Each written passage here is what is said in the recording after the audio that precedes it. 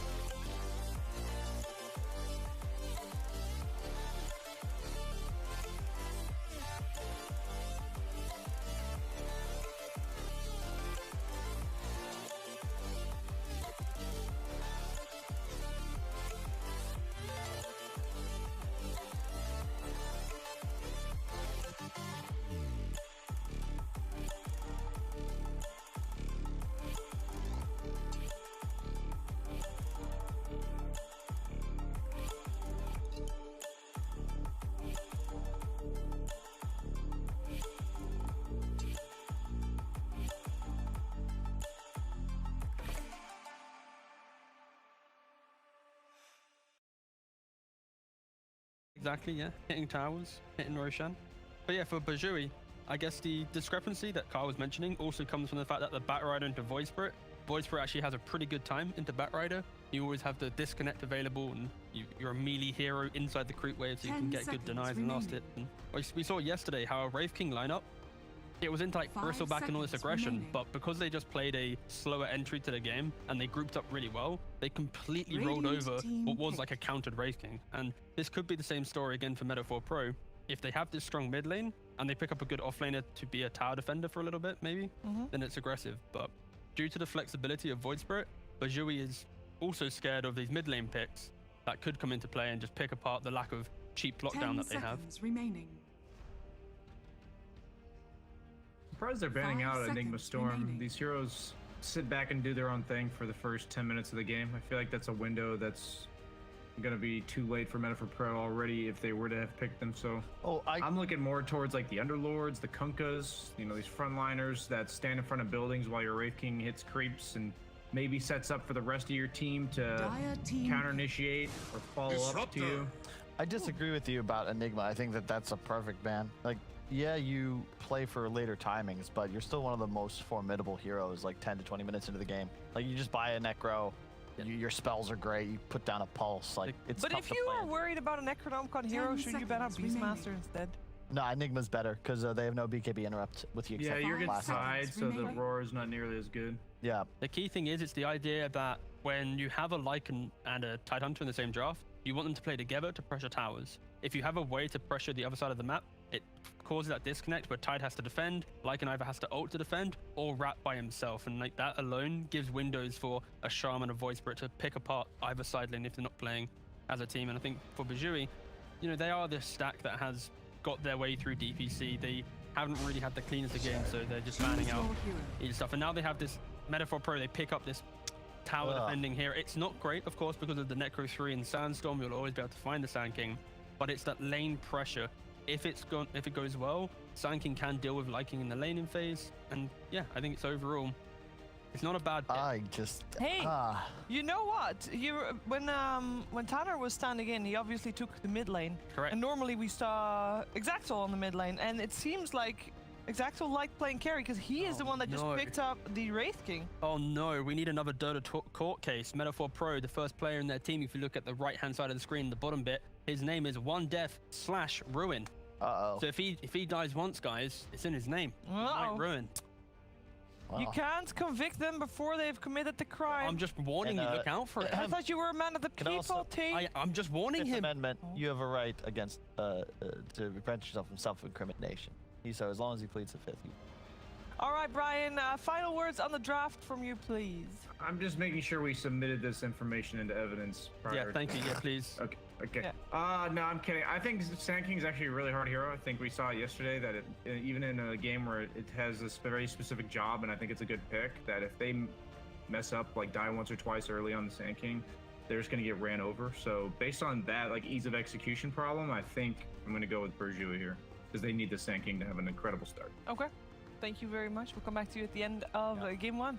Kyle, I got to agree. It's just I'm not a fan of Void Spirit Sand King combination. At the end of the day, Bajui, it's like you just hit your buttons and run at the enemy. Like they have great catch. They have insane team fight. They're gonna kill towers easier. You know. You think Bajui's looking better than Meta4 Pro for this first? Yes. All right. Give me something good for Meta4 Pro. They have not got a win series on the board, and I thought this was going to be their chance. I think when we're looking at the kind of the bottom of the European divisions, inconsistencies are present. Yes. I like a lineup to have a perfect execution to win, especially when playing into it does, especially when trying to kill cores like Wraithing and stuff. So I think Meta4 Pro have the edge for eventual simplicity. But honestly, I don't know. It's like the Wild West with these games. And the Wild West. I like it. It's anybody's game at this point. Exactly, thank you. Yeah, but whose game is it really going to be? We're going to find out with our commentary team of ODPixel and Fogged. Thank you very much, Shiva. Yes, Bajui versus a Meta4 Pro. Fogged, what do you sort of make of the draft? So are you, and from what we know of these teams, two teams anyway, like what you've got from them here at the league, who's going to have the better shot here at getting the win? I feel like I like the way Meta4 Pro usually plays when they know that they have the win condition, when they can just like they play aggressive, but when they know that they can sit back and then eventually just win the game. And I think that looks like this game, honestly. I see Lycan, Batrider, and Tidehunter, where it's really strong on the side of Burjui if they get ahead and stay ahead. But if they start making mistakes, the looming pressure of Wraith King starts to get there, I feel. They do have solutions. Burjui, I think like I said, I think their lineup is a little bit better if they can play and click the buttons properly. But Burjui's been having a tough time if the panel didn't remember. I think they're like 2 and 14 or something like that. They've lost almost every single one of their games. Especially recently. They're on a 1, 2, 3, 4, 5, 6, 7, 8, 9, 10, 11, 12, 13, 14, 15, 16, 17, 18 loss streak. Oh no. So that's where I look at these heroes where I'm seeing lots of ultis that can work together. However, long cooldown. So if you do mess them up, you can be very pressured, especially versus a hero like Void Spirit. So that's my only concern. They have to click their buttons properly, and they've had a really rough month or so. See if maybe this game where things there's always going to be an end to those sort of streaks.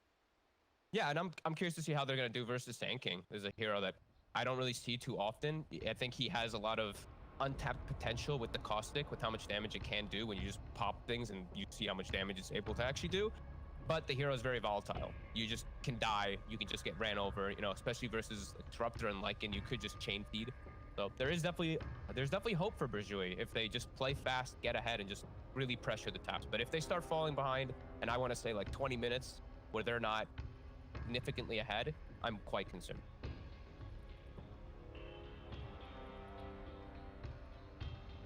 Do wait for this. Apologies, ladies and gentlemen, for the it was a beautiful drawing. Why'd you guys. pause? Someone's drawing a flower. Let me get a star. Nice little star.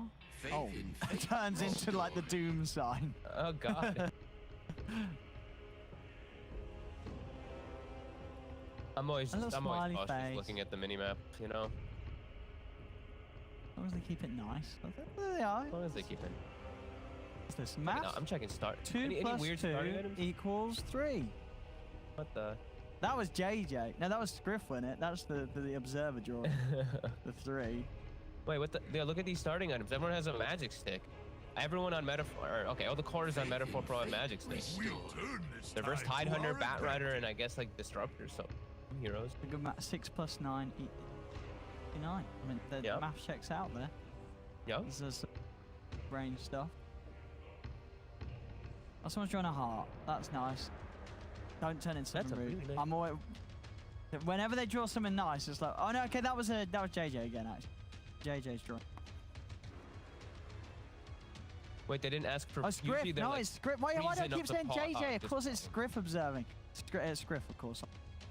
JJ's on the in-game production. Well, yeah, look how nice the handwriting is. Scriff has nice handwriting. JJ has abysmal handwriting, if I remember. Oh, but it is JJ that's controlling the flying. No, it's not JJ controlling. It is. No, it isn't. It is. It is. Oh, they're doing Pythagorean no, theorem, dude. Look at Brown. A squared plus B squared equals C squared. Oh, that's smart. Captus Wait, who is on this point lad? right now? That's Captus, man. He's doing the. He literally drew the triangle and everything. A squared plus B squared equals C squared. Remember that, chat. That might help you in one of your exams.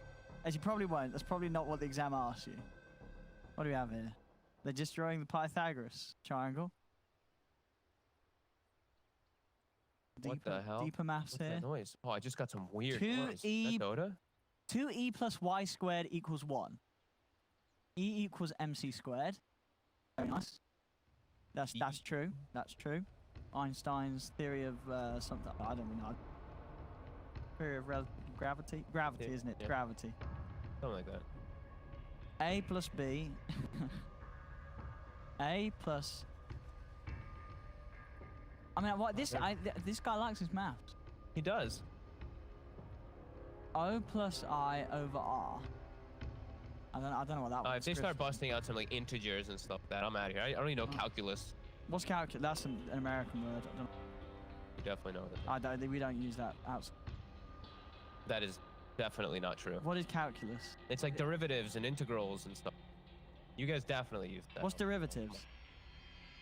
That's.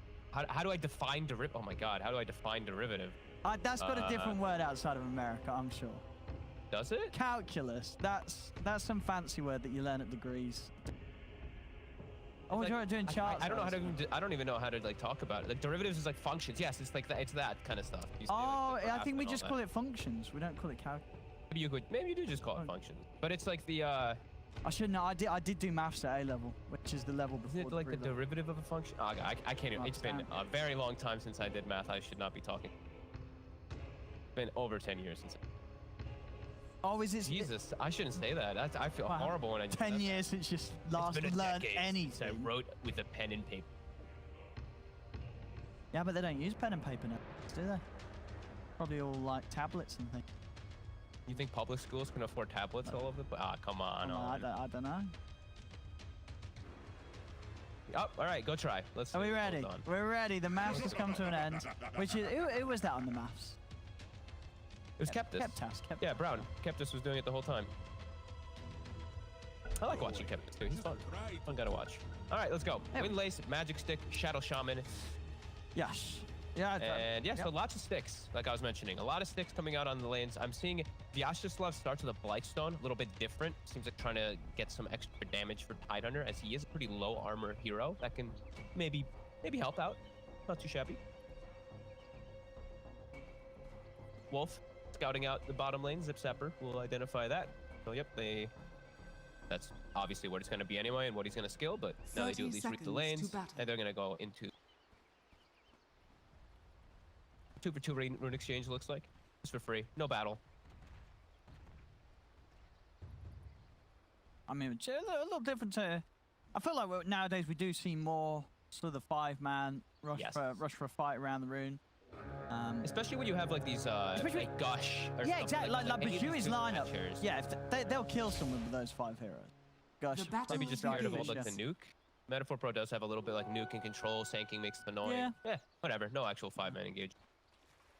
So let's see. Sanking, I'm gonna be mostly watching bottom. I'll be honest, because I feel like I've seen these other 2 lanes so many times. I've seen Bat versus Void Spirit like 100 times. Wraith King versus Tide. If Tide had a stronger support, then I would look at top more. But it's Earthshaker Fissure blocking for him, so they shouldn't be able to take advantage much up here at all. Tide's pressured a bit, but he'll also get his farm. So bottom is the fun lane for me, because I don't get to see Sanking much, and I think it has potential to hurt Lycan quite a bit. But yeah, this should be a good lane down bottom right. That's what I feel like too.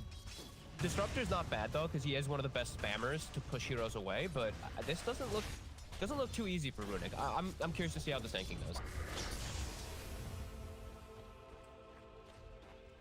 First wave, he gets all 3. I mean, it must be 3, something 4. that they're very comfortable on as well, because this was their 5th pick, the Sand King. Yeah. Decided to end the draft.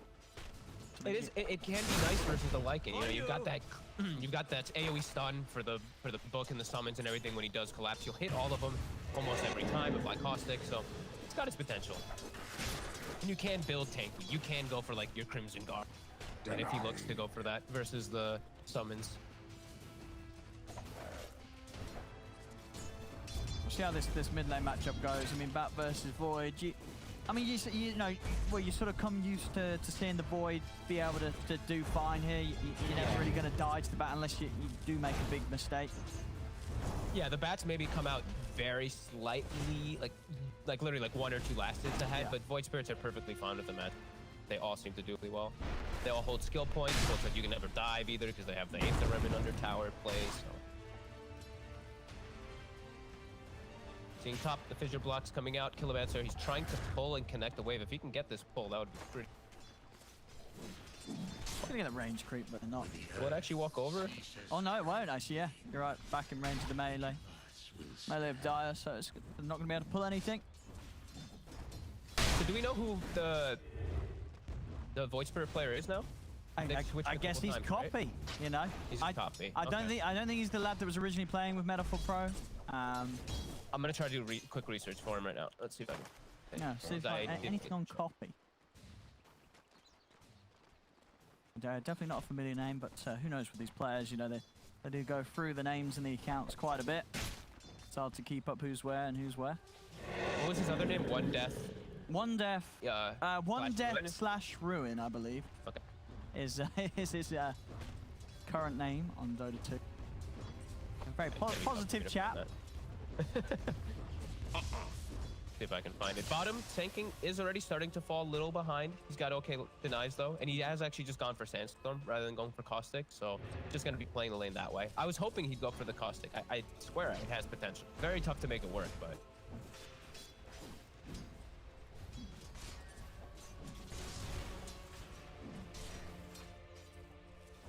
Gonna be a bit of a passive start, Owen. Yeah, we're not getting much going on at all. Hey, But bottom.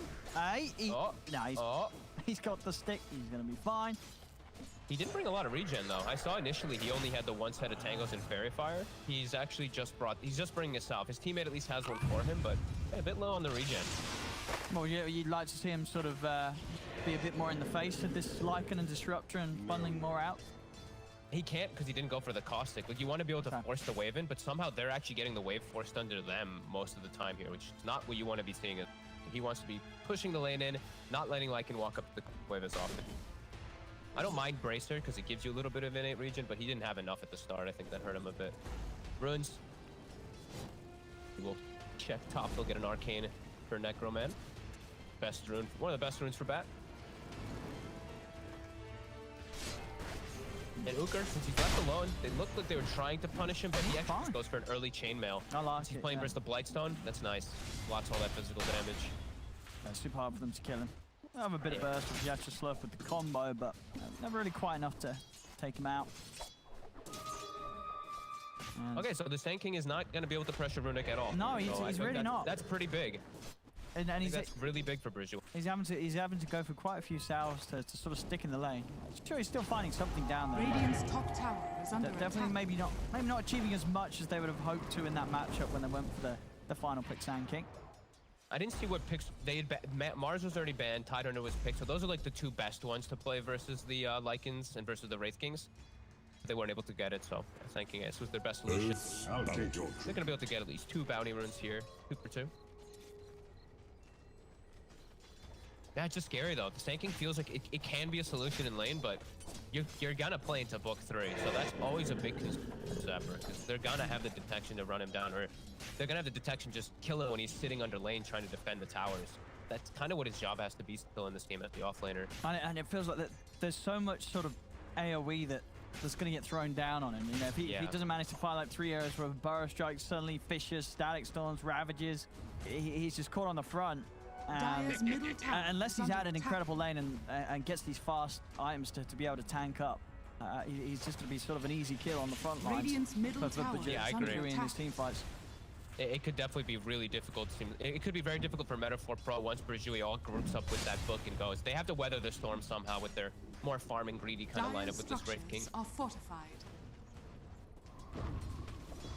Catapult top will Radiant die structures immediately. are fortified. Nice glyph till he's protected for a second longer. Satchel will last it though.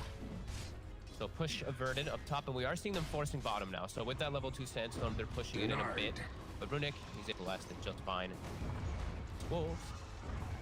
He's slowing down a little. 26 last hits, but it's pretty decent anyway for a Lycan. See, make a bit of an attempt onto Runic. The shackles, but the wolves are on to Keptest, and Keptest.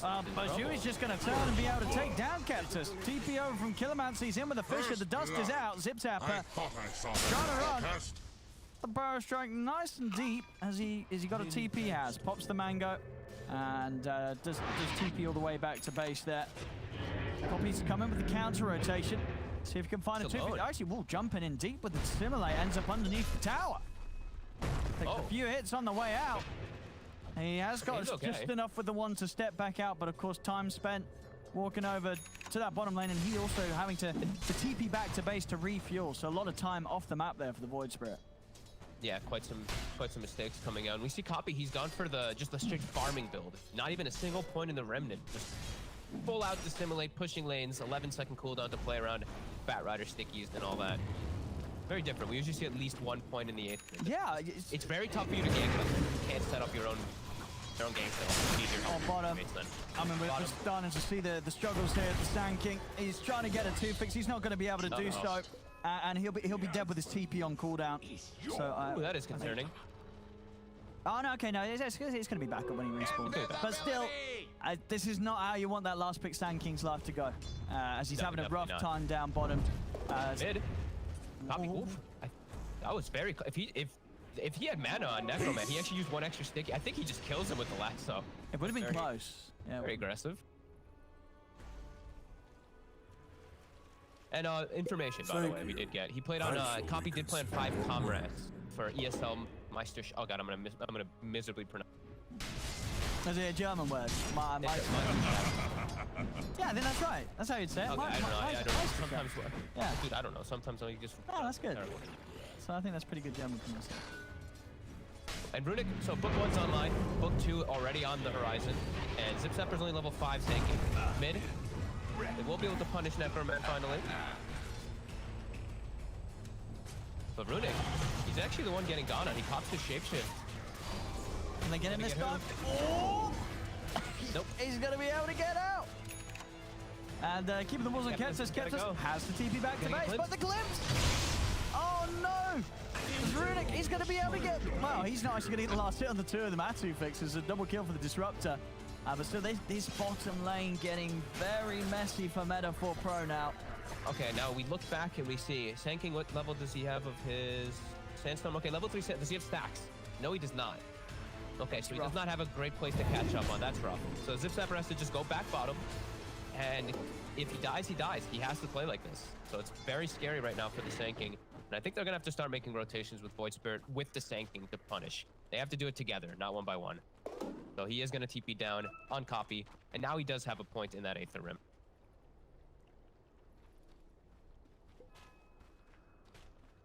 And they will have... Zacto is still farming well, is the one good thing for them. They do have him just backing up to the jungle. He'll get his good, like, 16, 17-minute radiance if he's not pressured, maybe even earlier than that. Oker starting to take advantage of that fact, and he's just going to press it out. He is going to go for that blink rush that they were mentioning. I think just because he's so ahead, I'm okay with it. I thought he would just go for like his normal items, but the fact that they're just dominating the lanes like this, I think he can actually play like this. And rather than just stand at the front, he can blink past the front. Yeah, he's been having brilliant timing on it. Now these towers, these won't be defended. As diving onto a 2-pick. They'll get it. Pressure comes in with the 3 of them. Runic, of course, already out of there and just focusing on getting that Necro book leveled up as quickly as possible. And he's going to hit good timings on it. And Zip Zapper has shown that he's not gonna. His lane hasn't gone well enough to him actually to be a tank, so he has to be just a straight up initiator as a tank. He's going for the blink. He can't actually just stand face to face versus Blake and Tide. Like you said, too many spells that are going to be coming out. He has to play. Radiant's bottom tower yeah, and he's got at least the follow up of the Void Spirit. Yeah. So you've got 2 heroes that are able to make the jump in. As he actually commits both Astros to kill the books. He's going to have the Atchus does have false promise if necessary. The Ravage though, oh, it's a perfect Ravage. It catches them all, makes sure that there's no chance of a false promise as they take down the 3 of them. Brilliant stuff there from Uka. Nice moves from Burjou, setting up, bringing all their heroes down bottom. And hey, Copy just, he double Astral stepped and used everything to kill off the book and the wolves and just dies because he has nothing to get away. A little bit over aggressive there by Meta4 Pro. They even feed all the wards. That is pretty rough. Oh, was he not able to deny any of them? I don't believe he did get many of them. We're going to come straight back out with the smoke. They know there's no Ravage now. So maybe... No lasso, no Ravage. There is Disrupt roll and an Echo Slam. And there they go. Fully jumping in, onto the back. They're going to be able to get him. If you're greatest ambition, exactly what they needed to do here. Meta4 Pro, just keep it quick when they know that these cooldowns aren't, you know, the ults aren't there. Yep. That is one of the bigger things we look at for Burjoui's draft is it's super cooldown reliant. Everyone's ults, they don't have great ways to kill heroes unless they commit an ultimate. You know, Disruptive Glimpse and all that can put people out of position, but yeah, their damage is really, their damage and control is coming out from those ults. While Meta4 Pro, they can make quick moves around the map. Sand King always allows you to do that. That's how good Burrow Strike can be. And he actually is going to have a pretty okay timing on the blink for how atrocious his lane did go. See how active they're able to be once that's up. And how ready he's going to be ready for turning it. And Uker also switched his build, so he's actually going to be going for the pipe. I mean, I guess this is cool because I mean obviously Pipe's a great item this game, and maybe because he does see the Sand King not buying anything. He knows the Sand King's going to be going for that initiation, likely building up for the Blink Dagger, and he knows the fight's going to come to him. I mean, we already saw him hit a great Ravage without the Blink. So I think we get more from this. There's the smoke as well from Bajui. They've got the book 3, and they see the Wraith King. Yeah. They could kill him twice, or even just burn him. once with no reincarnation. Just burn him, yeah. His team is near him, though. Pipe is very valuable this game on the Titan. First, you just look at the enemy lineup, and it has a million different merits. Actually, yeah, knowing that Radiance will come out relatively soon on Zach. Jackal walking up. Runic there. Oh. Oh. What happens? Doesn't need it. Okay, I mean, Zach's... Oh, he got stopped. Keptus, he did catch him in the back. All right. I mean, Keptus, are they going to pop a Ravage for him? Oh, they don't need to. They got the last one. So they'll get Keptus, but yeah, I mean, I guess he did.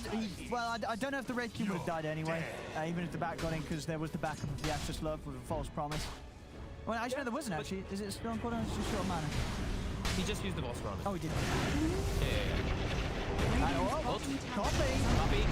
Oh, they're dropping everything. Slam, static storm. It's not enough though. The walls are going to get him. Ravage out from Uka. They're going to be able to get the 2. They'll catch Vyacheslav as well. Oh no. They're just clicking the buttons. I was a little worried they wouldn't be able to just walk in and get them off in this game, but so far, these first 14 minutes, they're getting these Ravages off. They're connecting. Metaphor Pro is kind of walking into it. Wraith King's still farming really well. But yeah, this is all starting to combine, connect, and Bajui with these 2 towers. The next book summon, they could look to start threatening that Roshan. Dire's middle tower Gush has with fallen. the Howl. They have a decent amount of minus armor, and they have to fight around it. Maybe want to wait until their ults are closer to being up before they just straight force it, but pretty soon I think that's the next thing you want to tick off the list. Booker really wants that bounty rune, but you get it. Question is, can they kill him? Tanky. He is very tanky. Dire are scanning. They're going to try. Glimpse to break the shackle. They're really going for it. They're actually still going. I don't know if they kill him. I don't think they know can. if they do either. No, I hope he's still going. Though. He's still going. They do get the bow shot pull up onto the 2 of them. And they'll get at least kill him answer. But Uka he's still fine. He's walking away.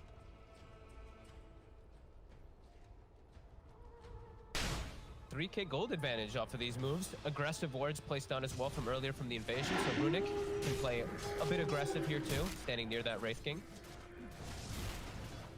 Stuff so far from Bajui. They got to keep up that pressure though. We know that the Wraith King is gonna get that Radiance really soon, and it is good versus Lycan. Radiance versus all those summons is gonna be annoying. Sure, they have the pipe to counteract it a little bit to protect the summons, but that miss rate will be annoying. So yeah, Bajui, I think definitely the next thing on the docket. Try to get set up for that rush, since you do still have a good aggressive ward. Can kill it extremely.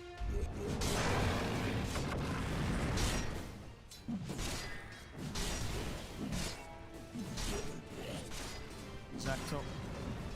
See what he gets after the Radiance. I mean, is it going to be sort of Radiance into Blink still? You don't feel he's going to be pressured to maybe get like the BKB because of this Necro book? I think there's options for both of them, how he wants to play around the mid bottom. Well, He goes out, but Keptus is confident. He's dropping the wards. Have the Necroman come in and start fire flying into the last though. He's got one. Is he going to be able to get both of them? Ooh, it's close. Copy's out, but the ult's coming in from Runic. He's ready to start chasing them down. He's on to Zip Zapper. Can the rest of Bajui find Copy in the trees? That's the question, is Copy. He's out and away. They will find Vyacheslav though. He's got the Ghost Scepter. Saving him for now, but they're in with the Gush. An A-bomb. He's making them work for it. He's going to put the false promise as well here. He's got 21, so he's made survive for a second. Nice, he got comes back. It's gonna be close. That's a lot. Yeah, they don't try and commit on him any further than just putting the summons on him. So and the tower is able to walk away. Yeah, and that's the book summoned to not hit the tower at all. Literally 0 damage actually got put onto that tower. So that aggressive move by Metaphor Pro isn't really that much, except for just. Copy. Too bad. Got his Agnums. Fleet. A little low on the That's mana. gonna be really nice.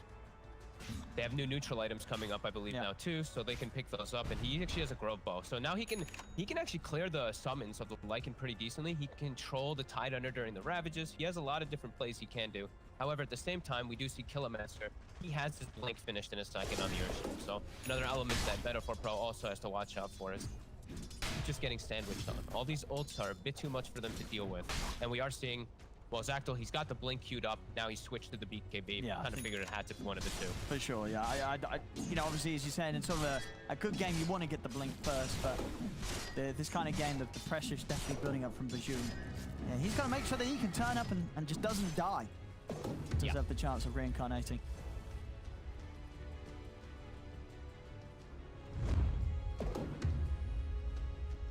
I think they should still press forward on the side of Burjui. They're doing a great job. They still have a good 4K lead, 7K experience advantage. I want to see them kill and get into a Roshan when they see an opportunity pretty soon. I don't want to see Metaphor Pro get too many more opportunities to sit back, farm, get Zactyl ready to fight.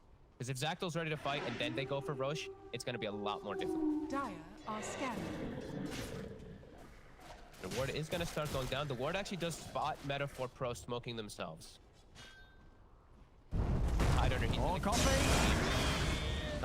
Instantly with the Fisher into the last note. They got enough lockdown. The false promise will come out. The Static Storm trap the two of them. They'll drop the Echo as Zactyl getting low. Copy. Is he going to be able to live? He is. That false promise enough to save him. A 2-6-1-4, but Uka comes through with the Ravage, catches the three of them, and now they look for a second round onto Zactyl. He's trying to TP out. He's not going to make it away though. So much damage from Runic and his summons. Now turns towards Copy. Does still have a step available in the ult. Comes to an end on Runic, so they won't chase further. Where was Zipzapper? Did he get glimpsed away in the fight or something like that? I feel like the Sanking was there and not... I mean, he's coming back over now. He might have the cleanup still. He's in. He's going to get the epicenter going. Runic's trying to TP out. Is he away? He's not. They've got the damage. They take him down. Because now, Uka, he's tanky. They want to try and commit to kill him. They're going to let him go. They're not going to waste any more resources and try to take down something that they just might not be able to do so. You see this replay again. As soon as Copy was spotted, instant reactions. But Metaphor Pro at least able to find something in return, and that cleanup at the end getting Runic. Very nice for this spot. Okay, Zipzapper TP'd in, and he got glimpsed completely out of the fight. I was wondering where the Sanking was during all of this fight, so he actually gets glimpsed away, and a great setup. Burjui invades. Runic does die at the end, though. Makes it a little bit better for Metaphor Pro. Still a win from Burjui. Yeah.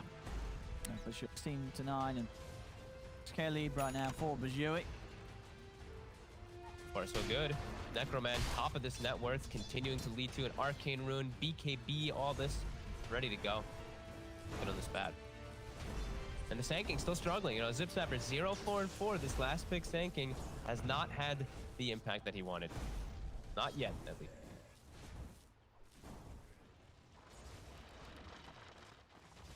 Killermancer.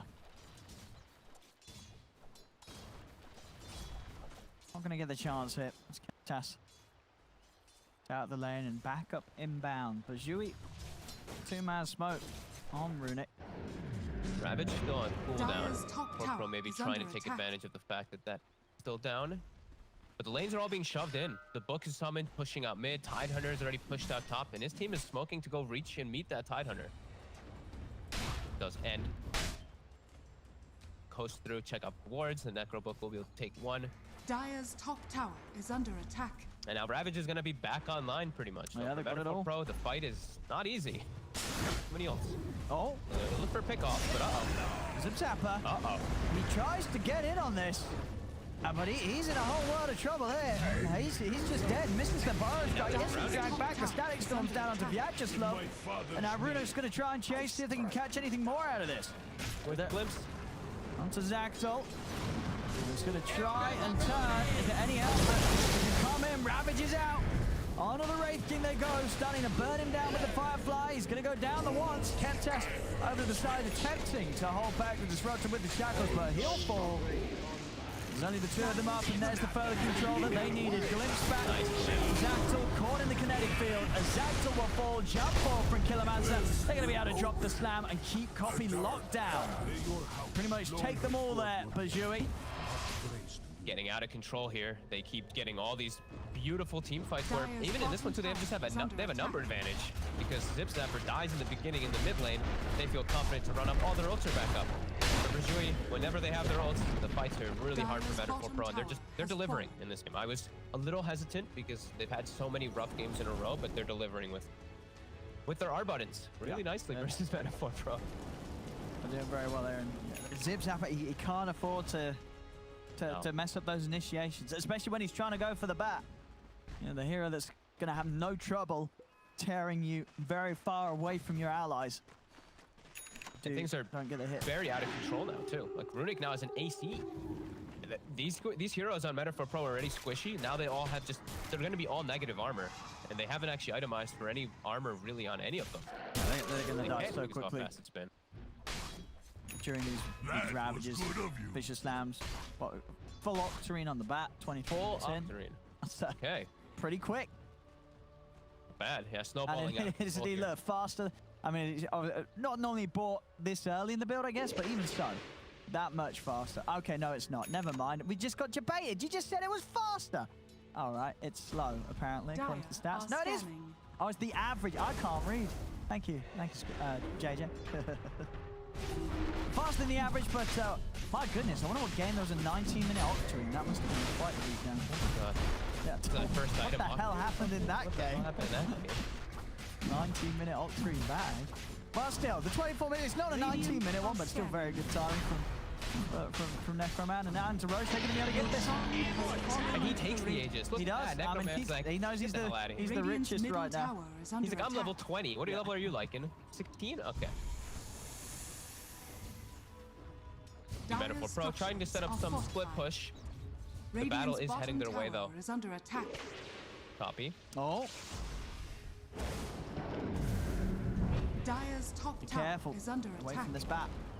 Dire's top tower is falling. They're going to put the ult. They want to chase. Yeah, I just love it. Yeah. Not going to make it away, my friend. I'm going to grab him. That's how we want. Ideally, they want more out of this with the ults popped. They can get vision of Copy and maybe get a set up here with Shaker. Fish jump. Goodbye. Oh no, he's able to get away. But Kektas, he's given his life. He gives his life. Oh, what a guy. Copy step back forward. Oh no. And now he's glimpsed. He's up to the high ground. And he will live. They don't have anything further to lock him down. So he gets away. Kektas having to give his life for it. 23-9, 13k lead. Teams will fall further and further behind here. MATUMBAMAN Pro.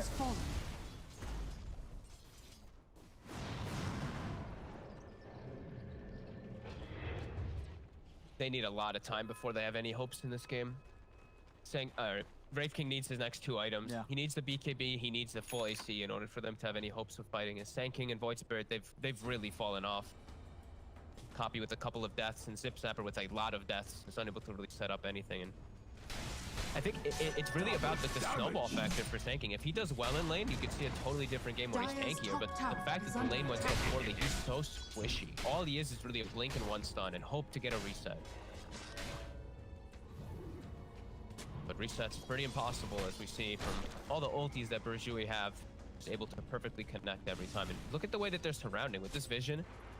Poor Kektas. He's trying to even sneak out for the Oh no. Oh no. He gets the blink off. They've got the glimpse. I mean, then they could start going for the high ground here. Brazui. Definitely should. Keep on pushing. This is their timing. Super strong right now with this lineup. Blink on bat as well. So what MATUMBAMAN Pro could do to stop this. Not going to be easy. BKB, but he does not have the damage anymore to deal with them. Uka just doesn't care. He just sits it. They can do nothing. That's a full set of racks and nothing achieved here by MATUMBAMAN Pro to try and put a stop to it. They know they can't. They've just not got anything really to fight back with against Brazui at this stage of the game. And the items are just coming out way too fast. You said Necroman, Blink Dagger, Lotus Orb, Tidehunter. They're covering all their bases just in case of anything. So now Sand King versus this Lotus Orb, your game gets infinitely harder. Yachislav, he's actually smoked on the outside. Necroman has the Aegis. No, he does not mind them doing this. not. He's more than happy for them to go on him, and it's going to end in the quick death from both supports. Keptas and Vyacheslav gone. And into the base then, grabs him, Zappa. He's into the last one. They even got the slam on him. Damn! Oh, yeah. They just... Why not? Radiant's courier has 3 been buybacks. Puppey, he's in the back line. He is. And he's away. Can he do anything, though? They're trying to fight Uka. I don't know if they can fight Uka. I think he can just stand there between all 5 of them. He doesn't care. Gets a few more 1 charges. He's going to have a Ravage as well. And Lotus reflects almost all of their spells. I mean, there's the epi. A decent epi. If they got enough damage, they're jumping in. Copy, trying to get the kill. They got the shackles onto Runic. Can they finish up this Lycan? Ravage is out, but Zactor with the PKB will be able to commit and take down the Lycan. Now they'll turn over towards the tie. Uka is going to get another smash off. Surely they get him in. I mean, he's able to get the Lotus off though, so he's reflecting the stuns. He's still alive. If he gets one more anchor smash off, he's going to be fine for a little longer, but he does finally go down as they will manage to kill Uka. And they get Runic. So 2 big kills. Does cost them 3 buybacks. Very, very expensive fight there for Metaphor Pro. Who gets all the kills, though? It was... Bactyl did not get any of them. Oh, man, he only got the courier. Oh, no. That's unfortunate. Well, he buys whatever he can. What? To be a bit stronger. Wait, what? The Did I mask. see that right? I think he's I think sold. he missed, like... Yeah, I was going to say it got sold. I was No. like, hang on. Mask of Madness. I mean, anything to speed up the farm. But no, that was instantly sold. So he's not trying the Mask of Madness, right? He gets some time to be able to try to farm this AC, which will help, but still needs a little bit more. AC and Basher would be the most ideal versus the Lycan if he's able to get it, but we're going to see them still continue to just collapse. Virtually not going to give a breathing room. First fight, Metaphor Pro can actually punch back and kill some hero. Blink on Disruptor now as well, so Oh wow, more even easier follow-up. for him to find these catches and 2 fix. Almost the Shiva's at least finished on the Void Spirit on Copy, so it's a little bit of that healing. We see that Vlad's being a bit of a problem to deal with Uker, and also just that Lycan. That'll be nice. Radiant structures A little bit less attack speed too. Radiant's middle Any little thing tower that they can is get in under this game attack. is really needed right now. It's really feeling like Zactyl versus the world for the most part. Oh! And oh! He's in with the grab. Got the lasso to start things off into the Bishop. False promise from Vyacheslav. Keeps Copy 5 for now. They're running in with the ult. They're looking for Keptas. Zip Zapper trying to get him with the epicenter. He's over onto our 2-fix. Jump forward from Copy. They're trying to burst the disrupt about 2-fix. He's still alive. Finally, the step will finish him off, but they've lost 2 on Metaphor Pro. They'll lose the Red King once. They're going to be ready for round 2 here. Though Bajui, as he may have the BKB, but he doesn't have the damage. He's got to try and run. Wait, he's not TPing. I thought he would TP out, for sure. Yeah, they don't have anything to go through the BKB. I mean, either way, it looks like he's going to be able to walk to safety. Okay. Zactyl will manage to get away from them.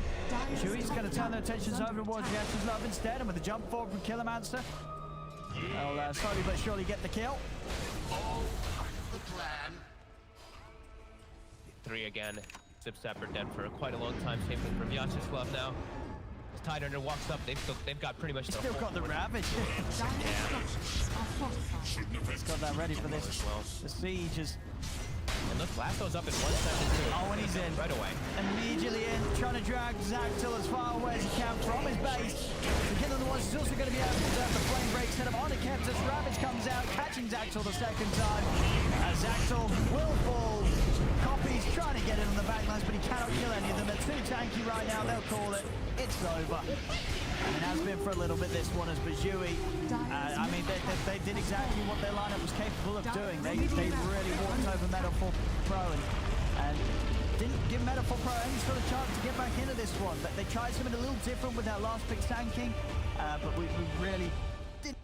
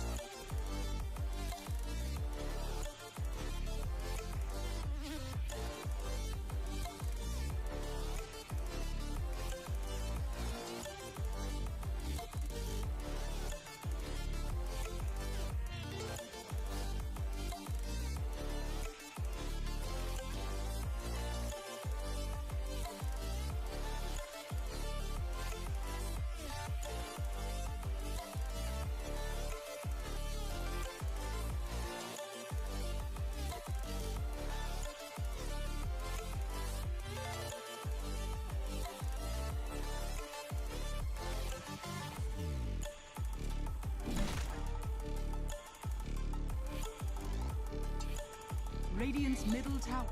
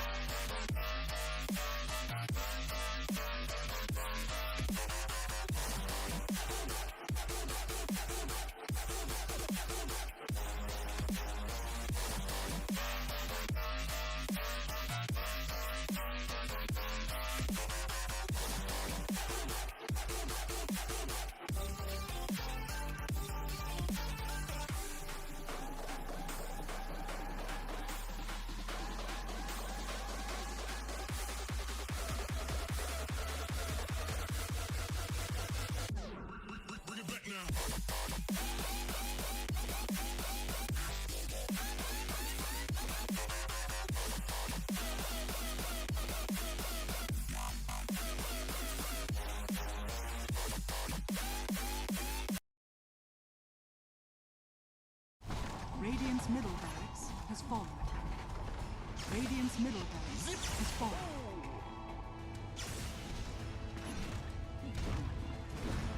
Radiant's bottom tower is under attack.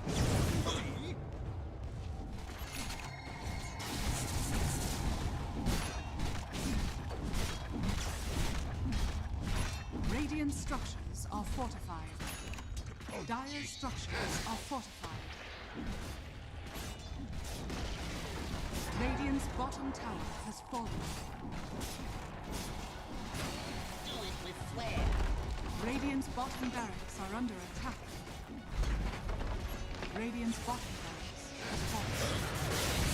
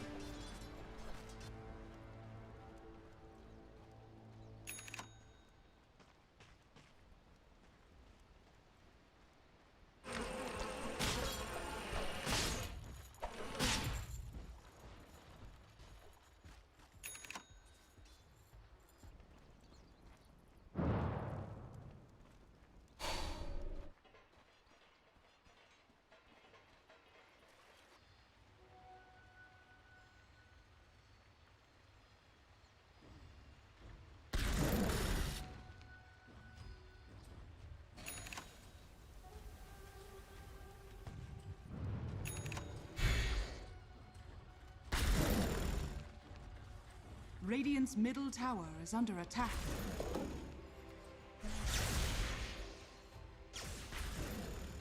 Never refuse gold given.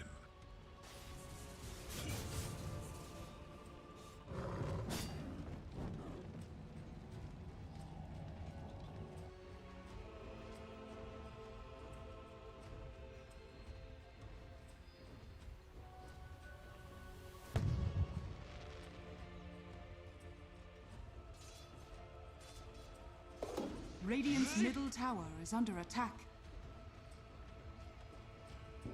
Huzzah! Radiant's top tower has fallen. Radiant's middle tower is under attack.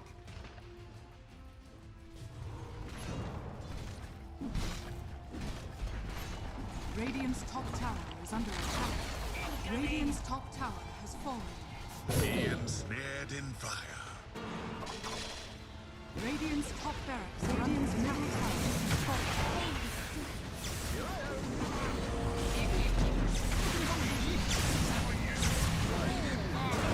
Radiant's top barracks is under attack. You are no more. Radiant's top barracks has fallen. Radiant's middle tower has fallen.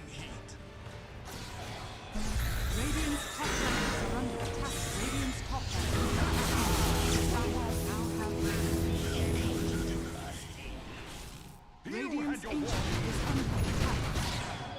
Ember strength now rekindled.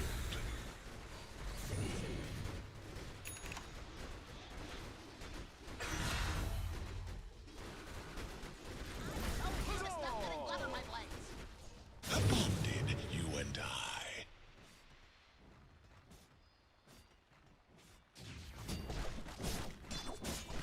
Radiant's ancient is under attack. Dire victory.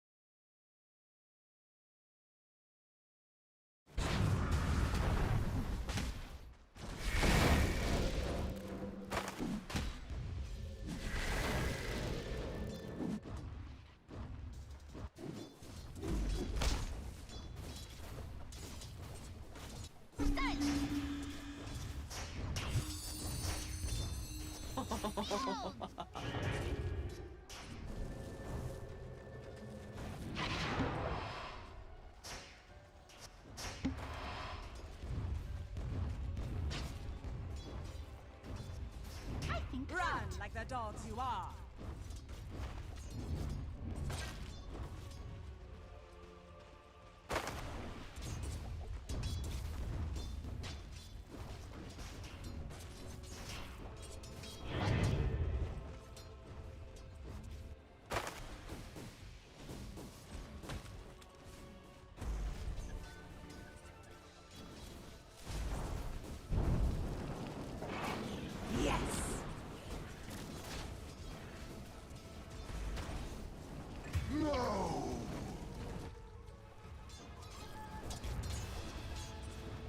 Silence.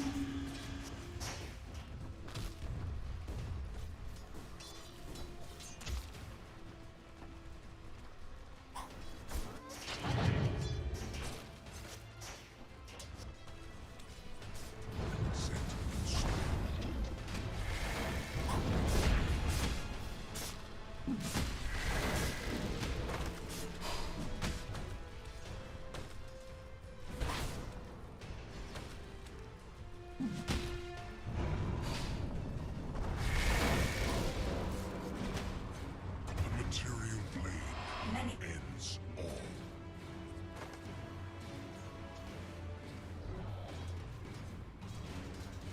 Radiant's middle tower is under attack.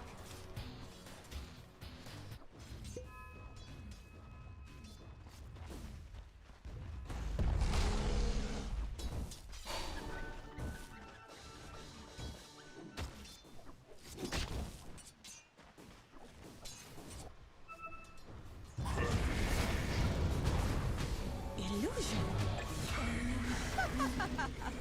Rises with someday.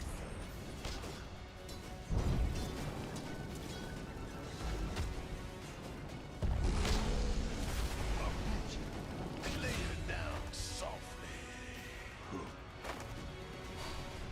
Do not mourn me, children. Not for you.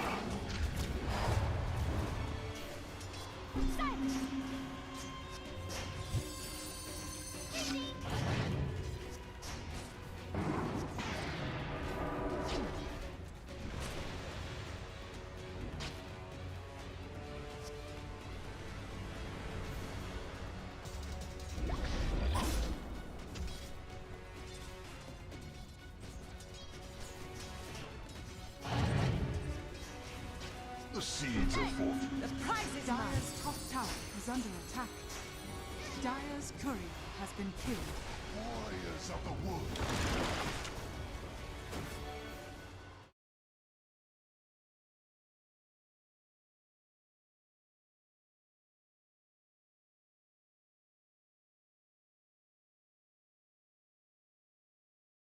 Dire team pick.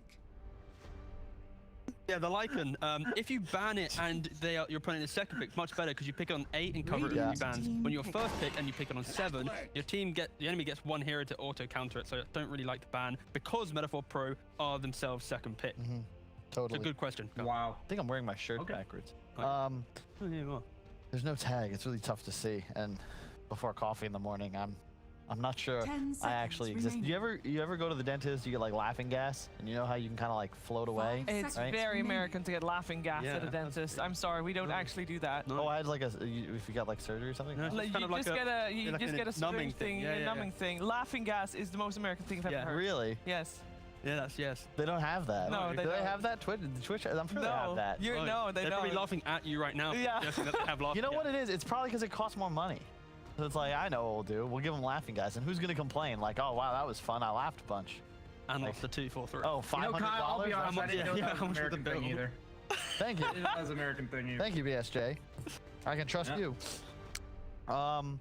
Yeah, so Clockwork into the roster.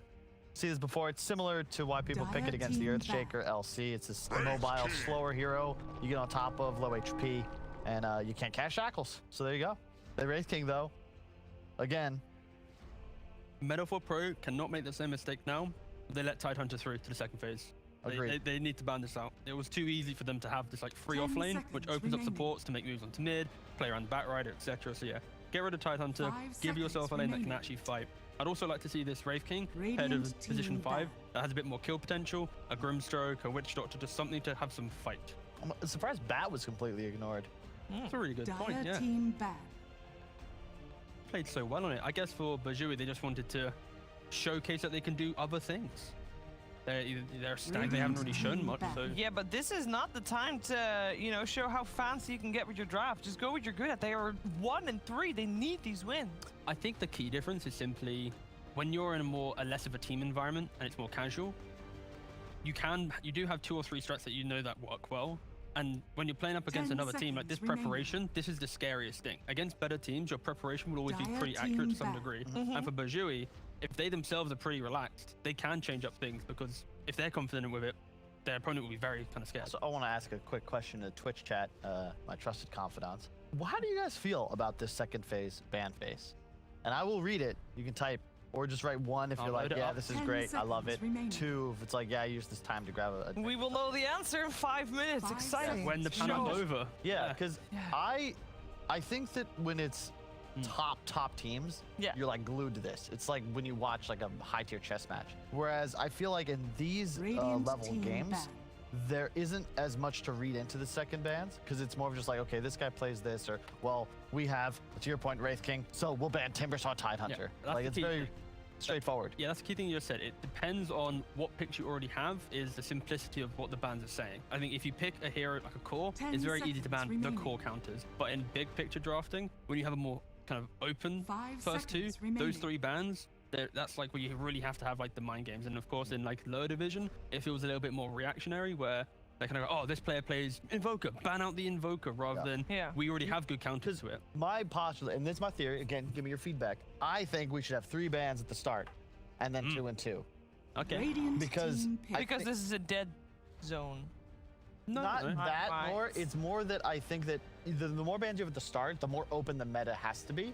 Whereas to T's point, like, oh, you pick a Wraith King, you ban 3 offlaners, like 3 heroes that deal with him. Whereas if the bans come at the front of the draft, it forces teams to 10 adapt to a seconds wider pool of remaining. openings. Exactly. The key thing there is when your bans are at the start, you're banning 5 potential seconds strategies, remaining. and then you're Dire kind team of fine-tuning what you're going to be Yeah. saying. When it's middle heavy, Radiant it's very team much pick. we can pick whatever we want first, and then it's Yeah. just we're doing this, you know. Yeah. So it kind of potentially takes away yeah, from you the get- beauty of Yeah, the Yeah. 4th pick core in the opening phase into we're banning things that we don't want to play Exactly, against. yeah. It's just, it feels too strong almost if you get the right opportunity. But it also depends. The flip side to that argument is when you're first pick and you 10 don't have this seconds ability remaining. to pick a hero ban 3, in the second phase you react. You know, you see a hero, you 5 pick. You see a hero, seconds you pick. remaining. And that in itself is also pretty strong when you've set yourself up correctly. You know what would be interesting? Well, Brian, Have a draft at Oh. some point when you have to pick 1 hero at the same time, oh, and then the next one also again at the same time while you see the first one. And if they're both picked, they're banned. I love that. Sounds That sounds very skill-based, yeah. Yeah. It is, sounds- because you have 2 ways you can do it. Either you can try to draft the exact same as your opponents, aka forcing out the ban, or you could try to do something else. Yeah. I've won pubs with that, actually. I'm like, I There know you they're go. This is like the perfect Phantom Lancer game. I'll just pick it because this guy's a scumbag. Let's roll the dice. Whoop. Oh, they I will picked draw. say- Haha, we won. My favorite Just to moment. weigh in real quick on your guys' debate over there, I just think the limited bans in the first round, there's usually like 8 to 10 super strong heroes per patch.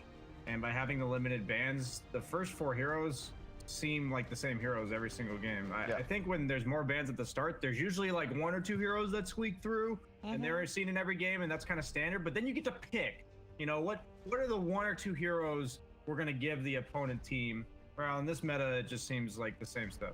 It's also because Dire it team feels like pick. Coddle, Nyx, Lycan are all like must-ban heroes. So we've been seeing a lot of Puck, a lot of Earthshake, a lot of Death Prophet. Whereas I think if you go back to like old TIs where there were 3 bans, that Shaker's Whoa. not making it a first phase. Whoa, you said Earthshaker. Where is he?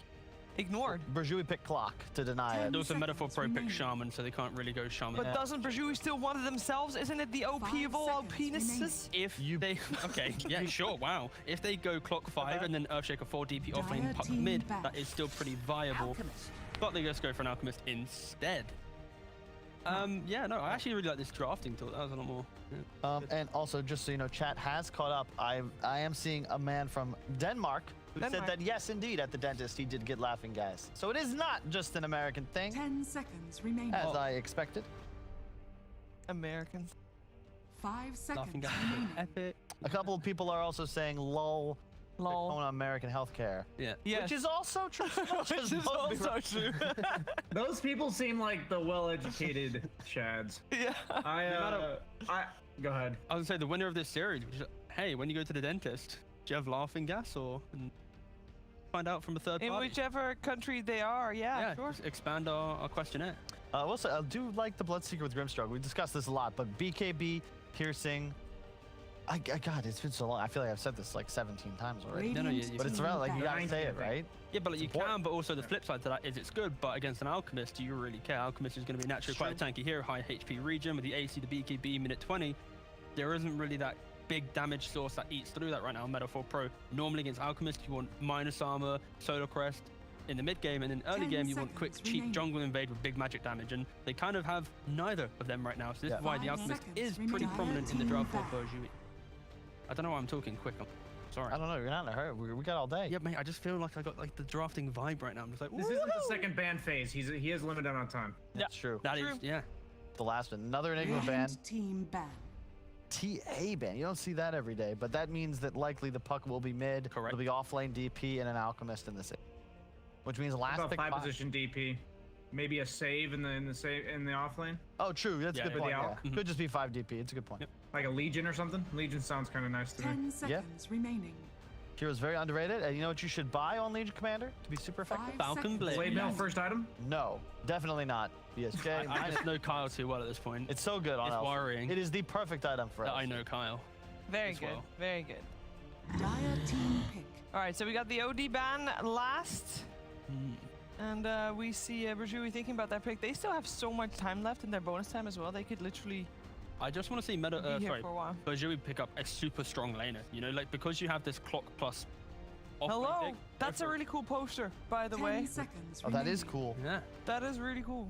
Just want to point that out. Is That it is, Brow and 5 seconds Omni Knight? remaining. It's Arthas. No, that's Sylvanas. that's Sylvanas. She who must and not be Arthur. named. Yeah, this is Warcraft IP. 3. Huh? You don't know? T-Gov was too young. Yeah. Warcraft Warcraft art. I love it. It's really good. Sorry, I distracted you from the draft. It's okay. It's a cool poster. We approve. Fine, it's good. It has been really interesting Like to the see chair, different though. players' backgrounds. Like some Same. funniest is just guys. I swear I haven't seen. Vyacheslav has just had lights off. Like, Yeah. and also, so it's like bright and sunny. It appears in some rooms, and others is just total darkness, depending on which type of gamer you are, the light or the dark. Yeah. Lights on or lights off? Well, it's Sith or Jedi, right? I'd like. I think It it's depends. I think it's not that good for your eyes if you play in fully darkness Yeah, with the lights on is screen much in better. your eyes. Let's see what I'm doing. Unless that is the only game you play, maybe. Yeah. As in, like, you only play one series and that's your Oh, I your see, yeah. environment. Because otherwise your eyes get too tired if you play like that the whole day and not then you have to face you up. Maybe it just turns the light off. I will say, I would highly recommend. It is free. A program called Flux. Just get Flux. Yes. Guys, Changes the lighting. on- PSA, I that have it lost doesn't have my blue light. long-range sight because of that exact thing. So, turn your lights on. Yeah, turn your lights on. Here from Brian, and I think I there's a can't lot see of past like 20 feet because of that. Yeah, I 20-year-old BSJ. you gotta I'm stretch glad your he's eyes laughing at me now. sometimes. It's true. Just look away, look further Yeah, than blink rapidly. than your monitor for a bit. Look around the Burjui room. Using all their reserve time, only Radiant 3 team seconds left, and they can. We blocked it. Got him! Whoa! Surprise! Witch Doctor coming out. Are we excited about that? Because that does mean that the I guess we like it. There is still a chance that Clock is also a core, and then the DP is support. But I think Realistic- Witch 10 Doctor 5. Yeah, seconds realistically, remaining. It's probably 4 o'clock, right? Yeah, exactly. I think I like the idea. Now Ooh, select your that's heroes. killer. Is that a mid Grimstroke then? That's- 5 AA? Or 4 mid Falcon? AA. Sure. Either way, it is Yeah. real rough playing AA into puck clock, but it dominates Death Prophet Alch's course. It is the counter to Alchemist. But I will say though, when it's such a good AA game, you have to hit both of them, right? And if you only hit one, the DP still will have a very good timing running into the Wraith King. When you pop that ult, you kill Wraith King twice. He doesn't really do anything in the second life as well. So I think it is a great AA pick. But the question is it too good where there's so many things that you want to hit that still one of them is going to come out and be a big force? And I like what Bajui's got. They got strong lanes once again and a way to push into that game. And it is going to obviously be the mid puck, off lane DP, and there's Witch Doctor to support that Alchemist with that hill in the lane. Yeah, and the Grimstroke is mid, not the Alch. Not the AA, Yeah, sorry. yeah, that's gonna be good. All right, Brian. Final thoughts on this draft now that we've seen all 10 heroes. My experience with Alk this patch is that he hits this ridiculous timing, similar to Lycan, but it's more like a Battle Fury SNY. And if you get that timing and you don't die, you win the game. If you die like once, you lose the game. So I'll say if he gets hit by a ulti sometime between 15 to 20 minutes, they lose. If not, they win. Simple. I like it. Kyle. Hard to say. I think that the AA is gonna have a tough time. It all comes down to the AA. Does he die? Does he get a nice blast off on 1 on 2 of the course? Because you can burst the Alk or the DP if possible. But I really like the puck clock. It's so much easier to win with an Alk draft. Okay. Yeah, that's the key thing. I think Bajui, they executed in game 1 and highlighted how with a hero that has a strong timing, if they play well in lanes, they can execute that. I think Meta 4 Pro, they look very disconnected. And against a light sort of an Alchemist, Lycan type draft, I don't think they're going to be able to strategically play the game that well. But the double No. Rapture. Underwhelming at best. It's good, but like, I don't I think guess it's you going to can't win run the away game. when you're spellbound anyway. Yeah, and I don't, Look, his name is Puppey. He's playing. Yes. It is. buy an Ags and then, boom. got Easy as pretty that. good chemistry. Prophecy will. Well, will the prophecy be fulfilled? Will AA get a Prepare nice for blast? battle. We're going to find out together with OD Pixel and Fog. Thank you, Shiva. Yeah, Fog, what do we make of this? The AA coming through as that last pick. Some heroes that fundamentally the Ancient Apparition is going to be very strong against. Is that enough to sort of make Bajui sort of worry, or do you think Bajui is going to be feeling pretty confident coming into this game too after what they were able to pull out in game 1? Looks like a really good Clockwork game. I mean, I feel like so many games I see Clockwork just looks godly. There's so many games where he's just the killer of both supports because they don't pick a tanky frontline for it.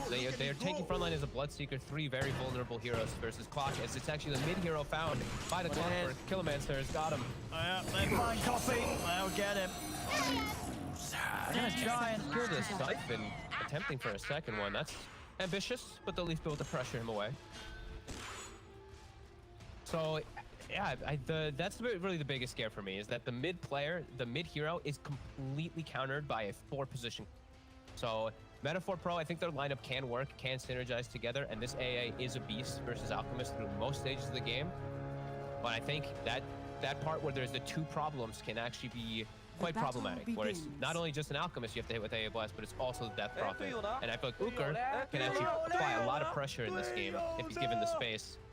And then Runic is going to get the space. It's going to be like back and forth where both of them are going to be playing off of each other. And Alchemist versus Wraith King matchup, it's good for Alchemist. Just gets so much gold whenever he summons the skeletons in those fights. And we will see him go for that Battle Fury SNY. So I like this Alk. Yeah, because pretty much outside of the Ice Blast, you don't think there's too much to worry about? No, I mean, the Rupture can be a little annoying at times, but if you're farmed enough, you don't care. Yeah, you just stand there. Here's if you're Ruptured. You stand there, they're gonna have to come to you. It's also Death Prophet that you have to worry about. So, a lot of different damage instances that Bajui can get online.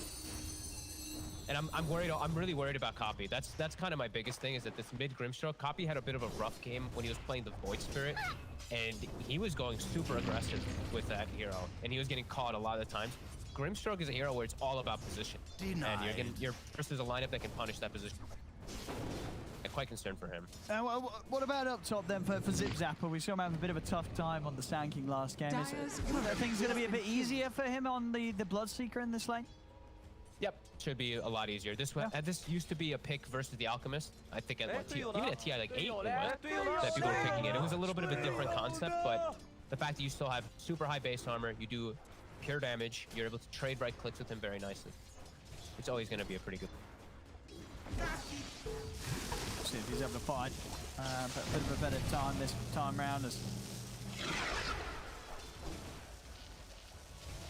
Solid lane too with the Shadow Shaman. Acid Spray does hurt you quite a bit, and Witch Doctor is one of the best supports. So don't kept us. Don't walk. Oh, he stepped back up. Oh my God! Is he gonna die to a cat? Okay, that was close. Jesus. I can't believe he walked into that. Oh, Zip Zapper. I mean, both of them getting very, very low on this top lane. Have they got any salves? They haven't. They've just got tangos hit. No. Dire's bottom They played a little bit tower too is under aggressively in the attack. first acid. They literally just sat in the whole duration of the first acid. Be a bit more careful. They want to be doing a lot better in this lane. Except Zapper does not want to have 3 lasts. He wants to be confidently playing in the Alchemist's space, not being at risk or at fear of the Maledict because he's healing off of his passive. Concern for the Bloodseeker for sure. It's in mid. You get what you deserve. Pretty even. I guess Puck's getting a little bit ahead. But Puck both should win this. Read every single stroke. You're gonna win the harass war as well. You're gonna win the regen war. Very good puck matchup. Killomancer's gonna actually smoke, so it is under a ward. So it should be read there by Copy, Yeah, he but won't he can get still caught kill by them. this, surely. That we hope. Killomancer's gonna be very patient, it seems. See how long he wants to try and wait for an opportunity. As bottom He's the lane. Death Prophet. Bottom, Uker. He's left alone now, so this actually leaves the Death Prophet very vulnerable. Wraith King AA, great kill combo. They ever do connect with this stuff. Radiant are And scanning. they're completely aware. The smoke happened under a ward, so he's Yeah, playing very Copy's being defensively on Copy. Oh. Say that. Oh, I say he that. stepped back down. Oh, he's very dead here, surely. I mean, he's got a fairy fire, but they're in underneath the tower, and they've got him. I mean, he was playing careful. They did drop a scan as well. Maybe he just felt that the clock had given up and wasn't there anymore. It was pretty Radiant persistent by structures Killman. are Persistent. He It stayed there was. for a solid 40 seconds or more, 45 seconds. So I must have just caught him off guard. As the Bruins double check because of the clockwork rotation, they'll be able to get that one guaranteed. Really good stuff there, but. And they're not actually able to pressure Runic at all top. I thought they'd be able to actually with Bloodseeker a bit better, but somehow he's just absolutely free farming up here. I don't think it should be that one-sided. I feel like Bloodseeker, they messed up just too hard on that first wave, and now it's just snowballing. We get the side pull. Yeah. But Alchemist can just acid spray it and farm it under the pull. Oh, that's true, actually, yes. It's even going to set up Actually for him just to get more some of the valuable. neutrals, yeah. Especially with the summoner being there with the extra skeletons. He got all the last hits. He got all the Almost at bottom. last hits. They're able to get the kill on Zactal. Killomancer was able to set up. He does die, but they'll happily take that as Killomancer throws his body in to secure the kill on the Wraith King in the lane. How is Uker? Uker's like level 5, and he was left alone bottom for a good 2 minutes. I've got a lot just given his life.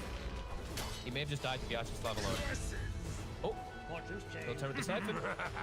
Meanwhile, they will lose Atu fix. Uker? And his He actually respawn. did die to Vyacheslav. Vyacheslav's going to die to Killomancer. Trade's going everywhere. A lot of back and forth brawling already. Strongest enemy I've grappled with. That was so Uker just. He literally just gave his life. He Yeah, just walked because we back were in. watching the kill somewhere else. The story is his life go down when you said that, and then it stopped going down. What happened? Did he sort of just turn back in, or? He turned back in. He was like siphon baiting in a way, and then AA just popped Mango and used double spells and just killed him under it. So slight mistake by Uker, playing too confidently and giving the AA kills, which matters. AA kills do matter. Top. Going to try and turn on Runic, but there's still a Maledict on the Zip Zapper. He's got to be careful about the damage he takes, as he will be fine. I actually want Vyacheslav to be pretty greedy right now on this AA. After he just got given these levels, he can get a pretty decently timed level 6. Mid, copy. Playing nicely around the coil. Oh, he was able to get the haste rune. He was able to, he's going to die though. But he got the rune. And now Killomancer is he in trouble? Have they got another stroke? Oh, they do. Lovely angle there from Copy. Yeah, they're able to pick up both the kills. And he danced. That was really nicely done. Him dancing inside the coil, avoiding the clockwork before all that kicks off too. Really well played by the side of Metaphor Pro. Top. And we'll run Zip Zapper again. He's got the stick charges though, and he's got the backup. Copies in. As well as Kevtas, they're going to turn, start running straight towards Runic with the Inkswell setup. They're going to be able to get him. Some good moves here as Copy having a good start. After that, some pick off around the mid. Those moves in the mid lane and then the subsequent rotation to top. It's looking pretty good for the Graham. Radiant's middle tower. And he's just going to do the normal build. This might hurt him a bit. He's just going to do the E-Blade Rush, which we've seen, the Topson build. I actually wouldn't have minded like Force Staff or something, maybe more protective since the Clockwork counters him so hard. Copy. As he's getting surrounded. My people We'll died spend for up on the nothing. Ghost Scepter portion at least. And okay, so they are giving Vyacheslav a little bit more experience, though. We're seeing this AA get level 6 after this creep wave in mid lane. So 7 minutes and 40 seconds he'll have it. Necroman's trying to punish it, though. He's going to drop the Dream Coil. He's going to have the burst. He's got another orb. And Wolf South. The South will save him. He's away. unless Killermancer can close the gap, but I don't think he can. Nope. The AA lives. Radiant's middle tower And hit 6. is under So attack. very early time. So now they can actually set up a lot of global kills. They also have Rupture available on Zip Zapper. So all 3 lanes can actually set up a pretty nice AA blast. No. Beware heads first. He's top of the other Runic leaving the lane. He's into the jungle. Yep. Wants to make sure that Get it's that. it's a little harder for Metaphor Pro to hunt him down. Yeah, he just farms better in the jungle, gets more gold, and then Witch Doctor gets get a lane. Killermancer's invis now looking to punish. To make a move here on the mid lane. Continuing to play around Necroman. Coil still on cooldown 20. But these two are being very disruptive, very invasive as well, as they do spot copy for a second. Can they catch up to him though? He's got Tranquils. Oh, he's in. Copy's actually going to turn and try and fight back here with the Phantom's Embrace. And the Inkswell. They've got the Blood Ride coming down as Killermancer Dire's will get bottom punished. tower is under attack. Like gears in the rain. A kill for Copy.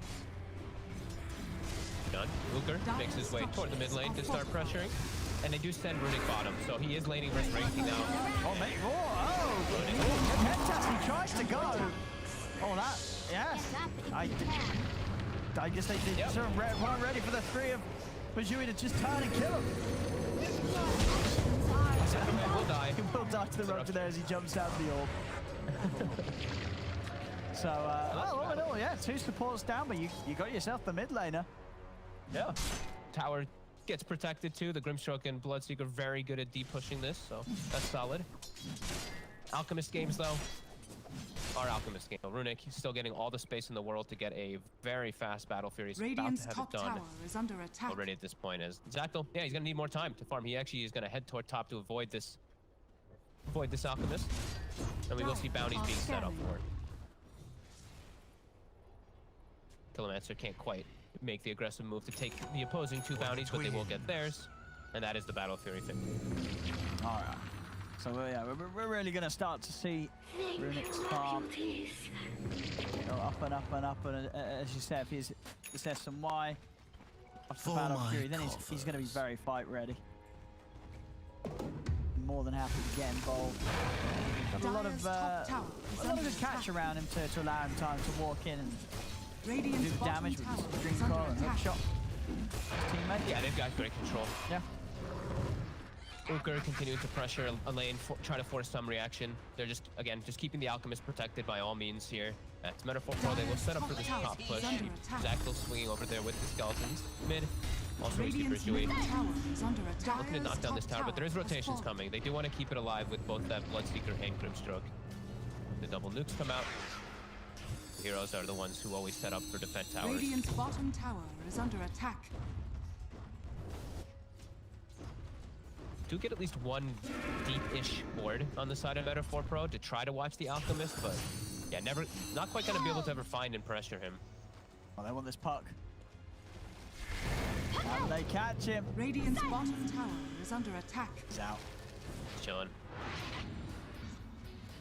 It's making And that's a lot of space. that's time, you know. That was 4 heroes. Anytime you can do this, especially as a pocket. Necroman actually Radiant's TPs to the bottom mid tower tower, has so fallen. he's still on the map. Nice move there. They get bottom tower out of it too, and Alchemist can. So these little small macro plays coming out from Bridgeway, bit ahead of Metaphor Pro.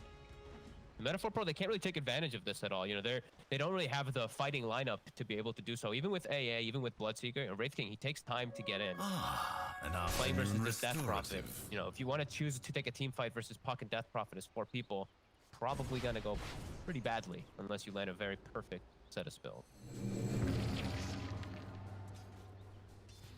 It's the easier to execute so far for Bridgeway is working out for them with advantages. The Alchemist game is, I don't know, it's getting to just do his own thing. It's going pretty well for him.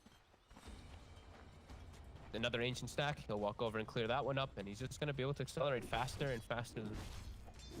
They'll need some time.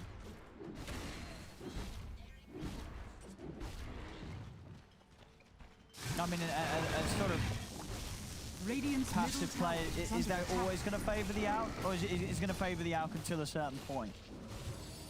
These moments absolutely favor the Alchemist. When Yeah. you have a lineup that can't take advantage of this downtime, like they can't even pressure the mid Radiant's tower, middle which is tower so has been terrifying. denied. The fact that Puck can just sit there orb pushing the lane in constantly, and they can't pressure this. They can't get kills. Alchemist is just chilling.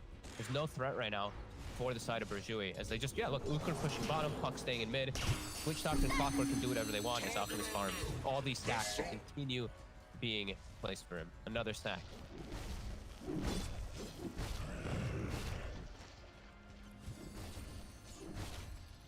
No, they're just completely on their side of the map, Metaphor Pro. No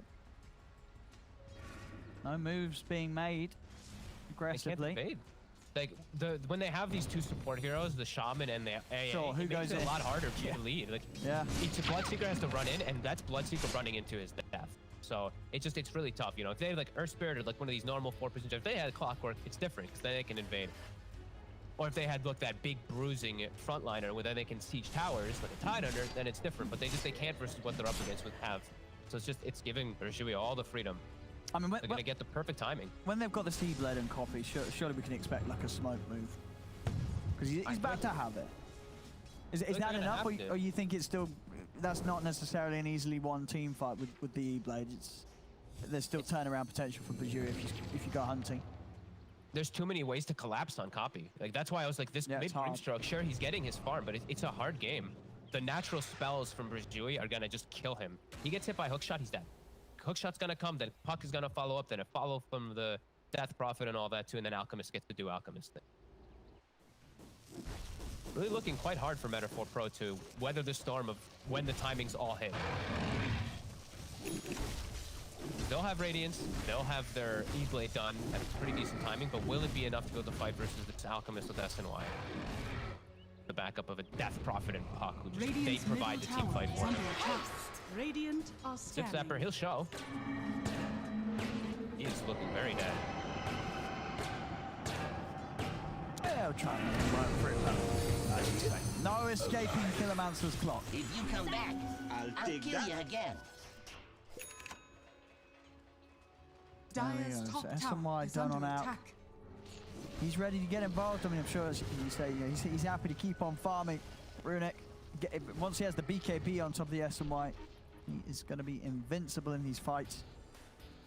Yeah, it's just the speed that you get these items. It's not Alchemist as the hero, as Brian does always say. It's how Dire's the top frequency and the tower speed is that you under get attack. everything that it really just makes the hero the hero. You know, these items, there's a reason that it takes so long to get them because of how impactful they are as an Alchemist, especially. Yeah, he just has free timing.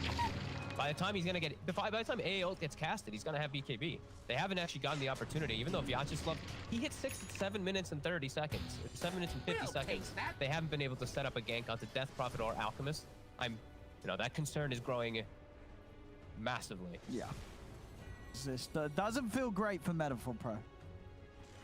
No, they're just watching Burjui do everything that they want on the map. Force the lanes in, farm his Alchemist, force the lanes in, farm his Alchemist. Runic dances even as the Alchemist. And he's playing the PvE game. Yeah, they've got the perfect game to do it. Well, Radiance is done on the Wraith King, but of course, that's not necessarily going to mean it's time for him to get involved. He's going to still need time for at least the item on top of that. I feel like they have to go though. Like you can't just wait for Alchemist to get BKB and then make a play. Like you're gonna lose the game in that BKB fight. I mean, feel like they it have to does press feel the issue if forward he here. gets This that doesn't look good. If he gets that BKB and then they turn up, then it feels like it's just over. How do you fight this thing? Yeah, like Death Prophet and Puck, they're gonna control and do Dire's a middle ton of tower damage in the is fights, under and then attack. Alchemist just has free reign. Like They're gonna going. start setting up the push They're mid. starting to They go. have to. Here we go. Illusion. No. Oh, no. Are they going to go? Too scary, it's the Puck. It's all these different deterring factors for them. They try to invade. Here we go. See the TP's already coming over. Clockwork's in position. Oh, And he finds that's their mid. He's in trouble. They've got to save the mid. I don't think they're going to be able to save him. The Dream Core's down. Copy's dead. An Ice Blast will fly over. They'll pass over Killmaster. Maybe they'll get him in return, but they're just all dying. They're just all dying. I think this game is impossible, and they might have to just call it. You know they haven't even gotten to Oh finish. no. Oh no. I mean, Zaxel, he will he will certainly die again here. Or will he? Yep. Maybe? He's probably dead. Alright. So their first So where they did go up- this all go wrong? Was this the draft? Was there something different they could have done at the start, or was it just always a? Is this always just going to be a hard game to play with their lineup? Radiant's bottom tower. It's a hard is game to under play with their attack. lineup, but I feel like they just let all this happen. And I think they have to be able to take advantage of some stuff. Like, the lanes can't go this bad either. Like, Uker was level 5, and Clockwork sat mid for like 2 minutes. And they So had to he should have been totally zoned out of that bottom lane. Yeah, they had to have addressed like the lanes a little bit better, and just they had to do something. Like the game is legitimately impossible. There's just no way that they can deal with this. Let's check the Dota Plus. Dota Plus says no. Wow. Okay. Gives him a Dota Plus. 31%, 16. And there you go. Shifty. No, it just said 69%. No. I thought it was just shifted. Nah. It feels I mean, like it might do. Those graphs have a bit of a delay. Oh no! It actually just increased the chances of them winning by 1%. Okay. So maybe it likes that lane. Probably gonna go back down after the rating, guys. I think Dota Plus is Dota Plus is pretty wild. yeah, it's a little. You know, sometimes Dota Plus is very genius, but I don't know. This one You is. don't agree with it here. This one's not looking like it. You know, this Alchemist says that he's worth almost. He's gonna be worth 3 heroes pretty soon. Just on that. Yeah, he's got the BKB, he's got the Is blink. under attack. The arms just keep coming. He's Does he even double need the the blink? net worth of the Wraith King. Just go Abyssal. Like Runic, man, you don't need blink. Oh, come on. All right, I mean, look blink, at it. dude, blink's always good for the. It's just, It is, it's it is. for farming. It speeds up everything. You're hopping around the map. That's fine. They don't need. The fact that the Clockwork pretty much solo killed their mid solo. That's the problem, And then you see yeah. Copy queue up the Force Staff. That's why I said I feel like he might want to just get a Force as the first item rather than go for this like Ghost Scepter you played, because the 4 position counters him. So. Oh, here we go. Let's see. Here we go. They've got the ground onto the pot. As Killermancer's in, deep with the hook shot. There's the backup. Oh, they get the concoction out. As now, Runic's ready with the cleanup. As did they actually use anyone that they lost Killermancer, but the puck ends up living. Zactal is at least got Reincarnate available, but Runic's chasing him with the BKB. Concoction down as Runic goes down the watch. So not Runic, as Zactal goes down the watch. Runic's more than fine. He's untouchable on this Alchemist. That's dead Wraith King. He's trying to fight back, but he can't. Wraith King dead. Zip Zapper has at least got the speed to keep himself alive. Copy's back in with the buyback. They're going to try and burst Runic. They put the Ice Blast. It's able to connect. They had the Hex. They're able to get the kill. They take down the out. They'll be able to find the Witch Doctor as well. Or maybe not. Actually fixes you away. He's not away. Keptus is able to grab him with the Shackles. So having to buy back there and Copy, but they're able to kill the out. Needs a lot more, but they do manage to kill him once. How did Necroman? I thought Necroman was gonna die at the start there too. He somehow survived. He lived through all after of it. that, sort of the blast and the Killermancer. shackles, yeah. Yeah, Killermancer hooks in and saves his life. And they actually get a pretty decent fight. Metaphor Pro, they get chased out. They do at least get the out kill, but damage is still definitely there as they did lose the Wraith King before all of it. And it was a buyback. Was, yeah. A costly defense and a big buyback as well for No, the mid. the top. Exacto, his reincarnate's not ready. Just Oh, Necroman. He might be able to run away though. Might be able to get out, yeah. They don't have the further catch, neither Dream Call or the hook shot available. Now it's 81%. It's starting to feel the pain.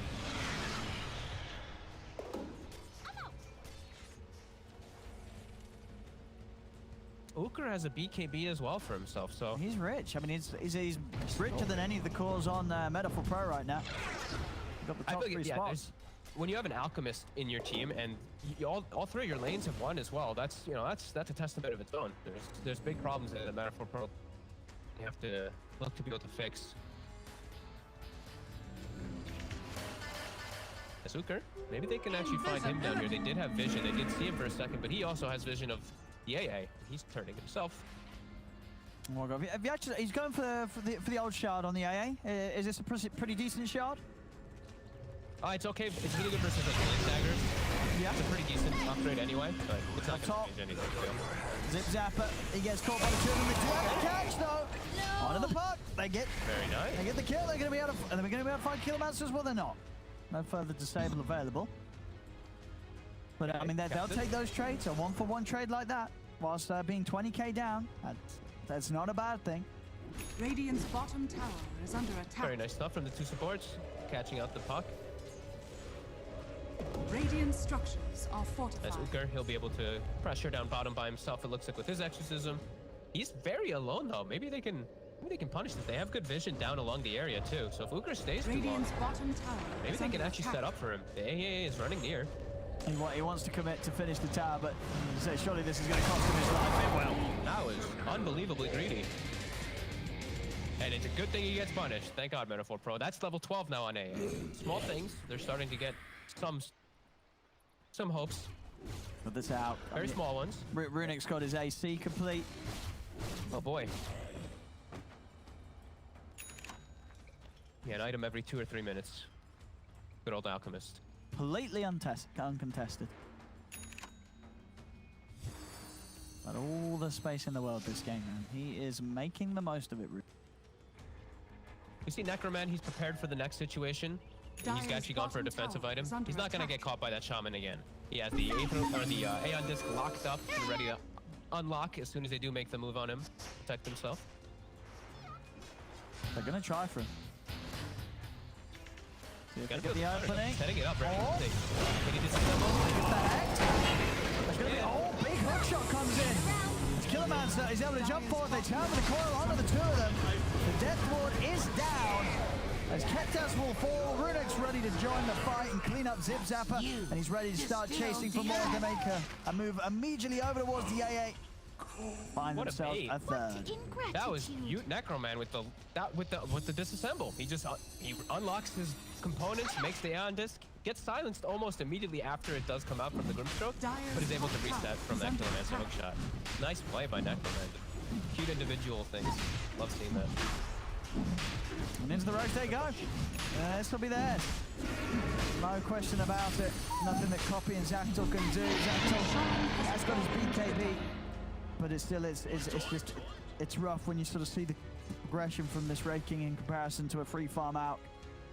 As here we have it once again, as you say. Full bait in on the puck and boom. Eon's out, he's away. And of course, Killermancer again coming in to give them the safety to turn it around. I didn't even notice that he actually picked up a bottle delusion rune right there and actually gets to dispel off the next thing as well afterwards. A little bit of RNG, fortunate for him to get rid of the silence too, but nice play there either way from the Aeon disc. Just predicting the play, predicting the smoke. As Uker immediately runs to bottom lane, and there is a lot of Metaphor Pro heroes. They might snag him again. He's given something here to Metaphor Pro. As in a game where they're eternally falling behind, at least they're able to get these kills of the Death Prophet. And we will see Runik, he has a swift blink.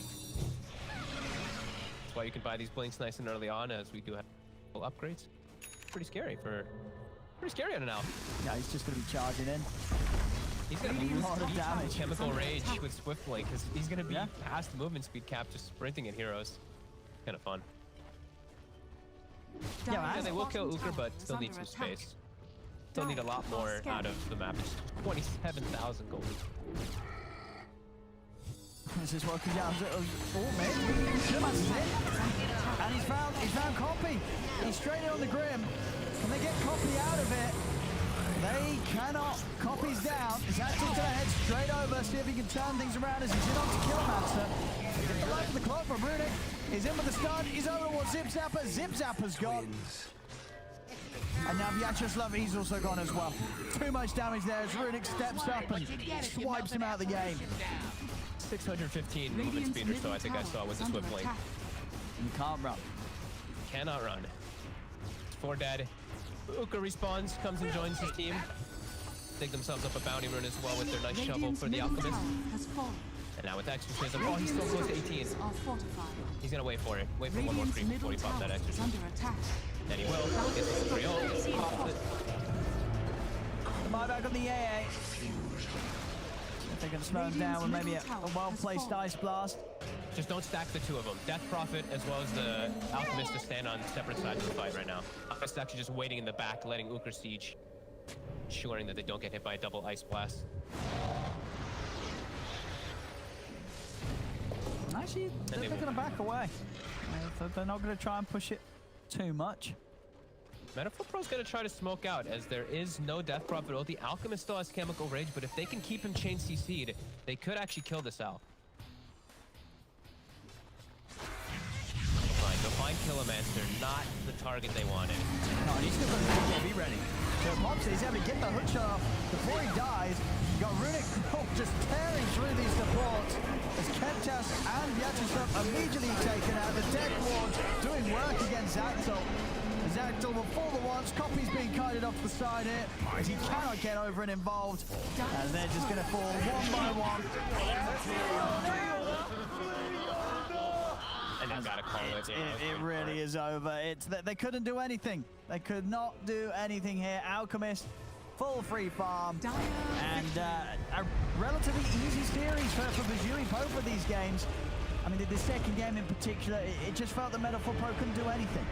No, it felt like their whole draft was countered, and they lost their lanes as well. That's the thing. I thought Bloodseeker Shadow Shaman would do a little better versus Alk. Alk dominated the lane, absolutely free farmed. Bottom, even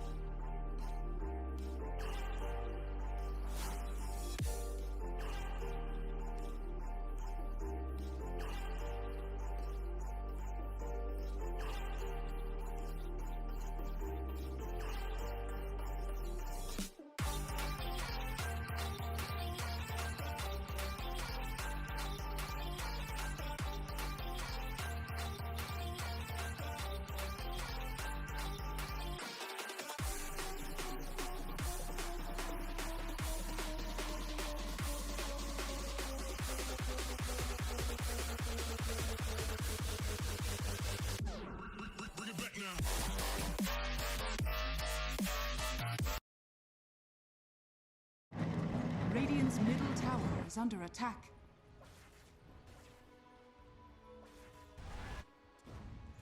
Dire's top tower is under attack.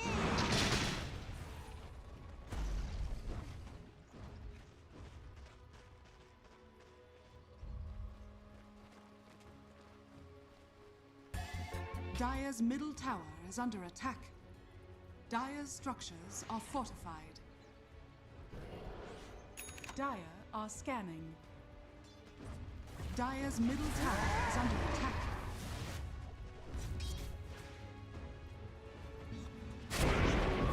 Shadows take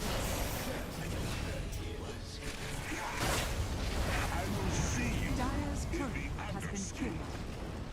Dire's middle tower is under attack.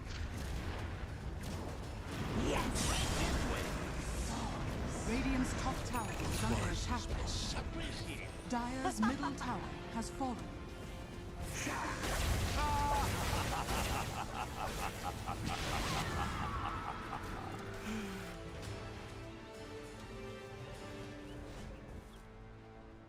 Radiant's bottom tower is under attack.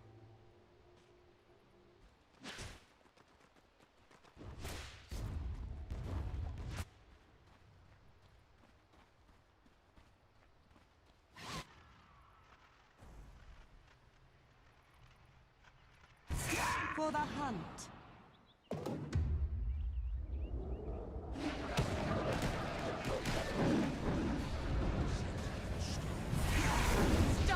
Dire's top tower is under attack.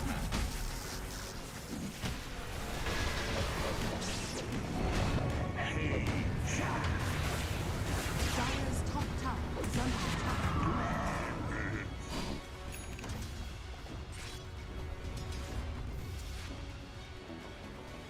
Dire's top tower is under attack. Radiant's bottom tower is under attack.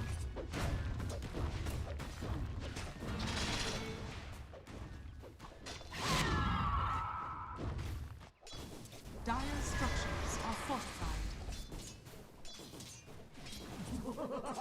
Radiant's bottom tower is under attack. Radiant's bottom tower has fallen.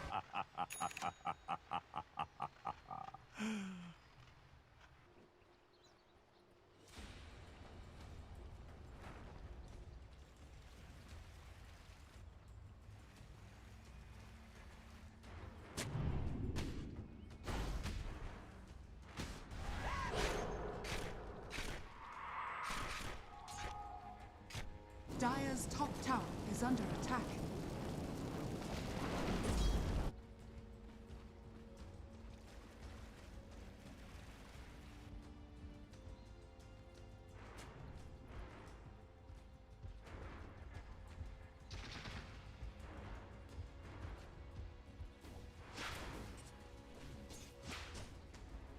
Illusion.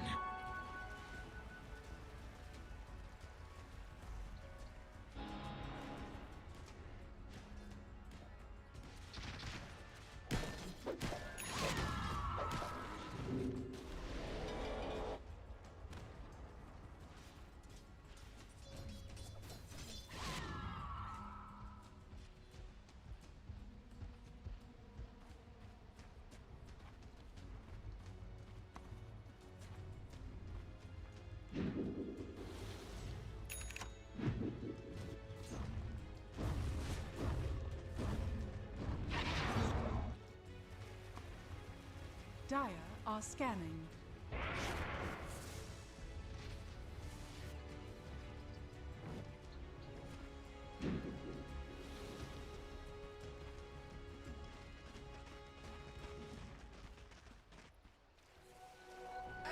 A little something extra for the effort. The prize is mine.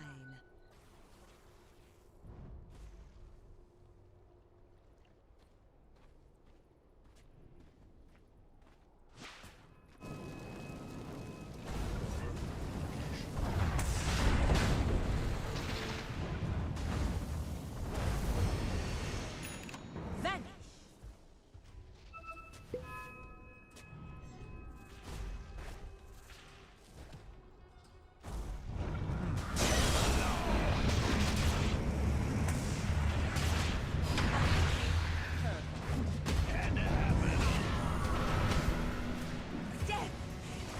honor!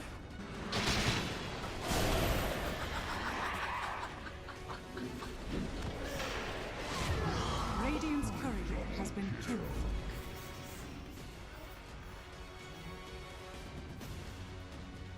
Dire's top tower is under attack.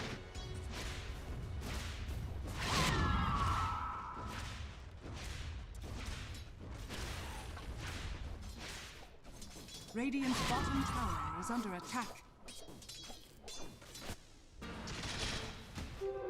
Invisibility.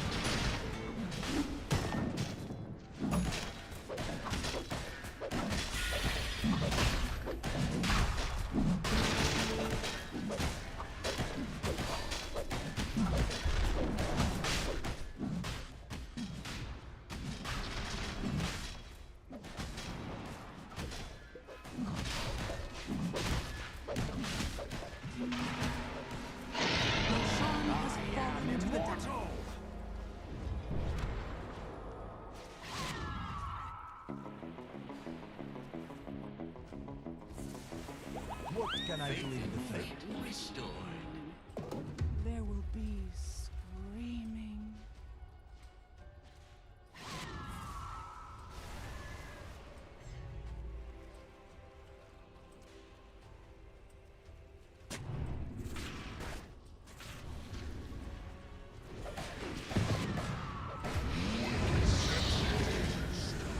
Come back for vengeance, and I'll do that again.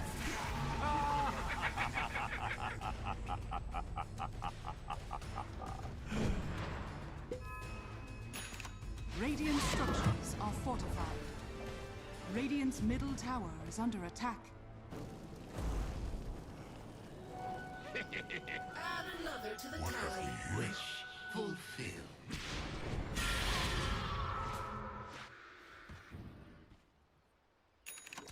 Radiant's middle tower is under attack. Radiant's middle tower has fallen.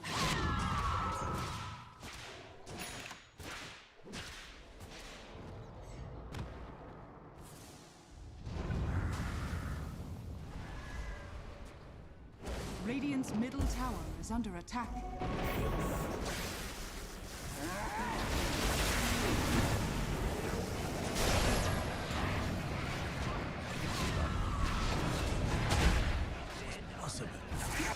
This forever. You think you can kill me?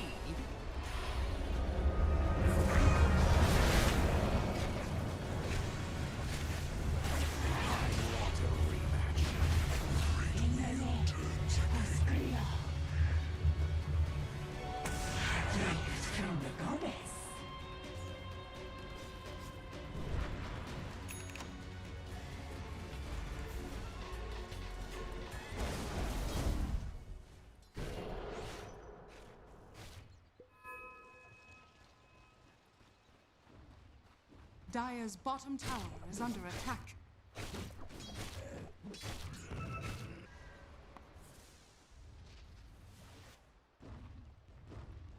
Dire's bottom tower is under attack.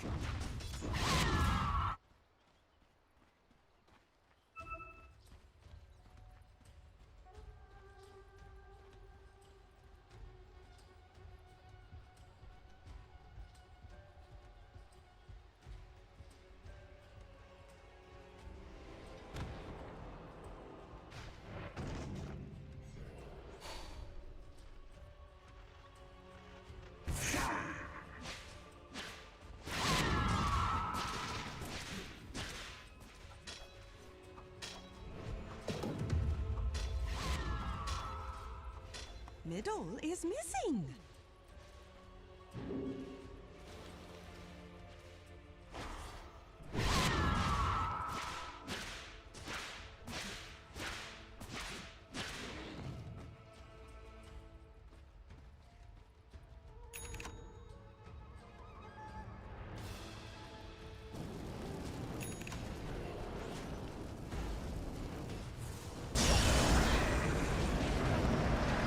Radiant's middle tower is under attack. Dire's top tower is under attack.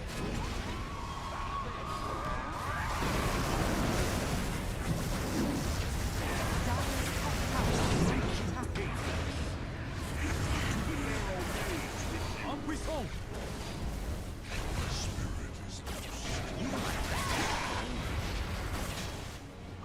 Grim rolls the dice. That's what you get.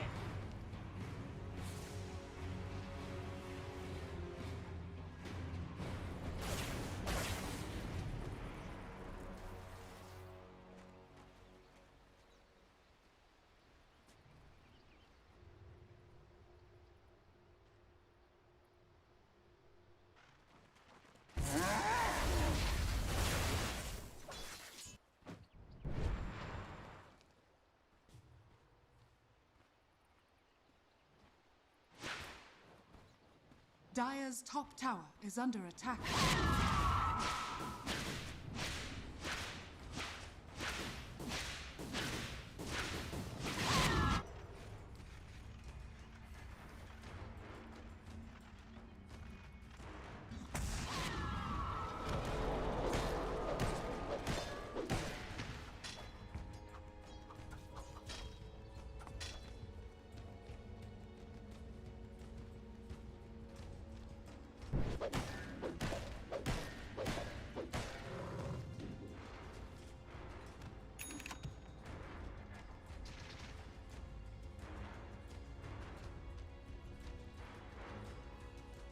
Dire are scanning. Dire's top tower is under attack.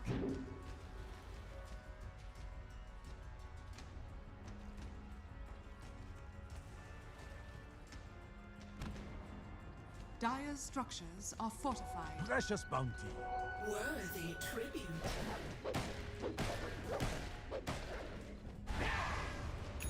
Dire's top tower is under attack. Radiant are scanning.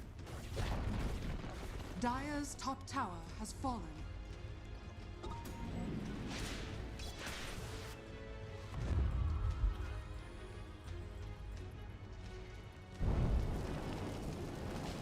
Dire's top tower is under attack.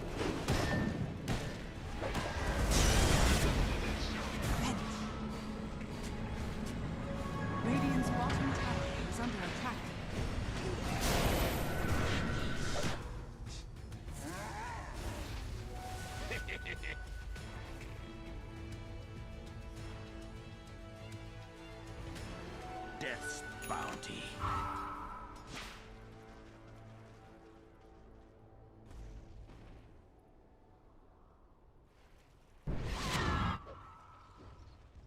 Radiant's bottom tower is under attack.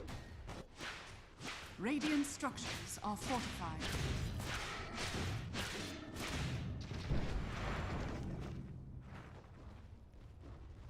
Radiant's bottom tower is under attack.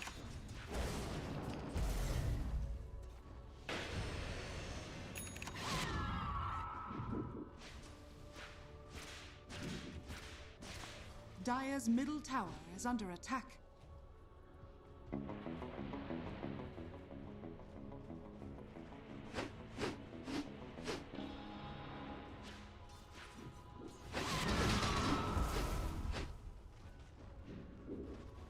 Radiant's bottom tower is under attack.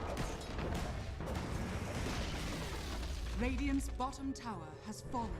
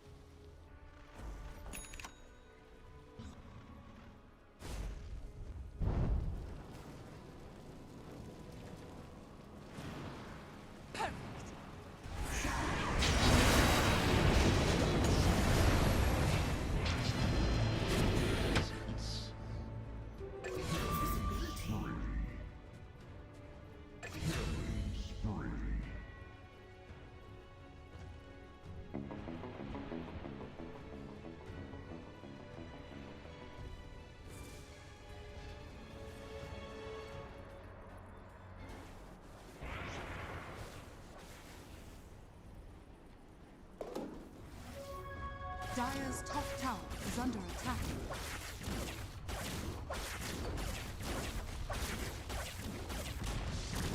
Dire's top tower has fallen. Dire's top barracks are under attack. Dire's middle tower is under attack.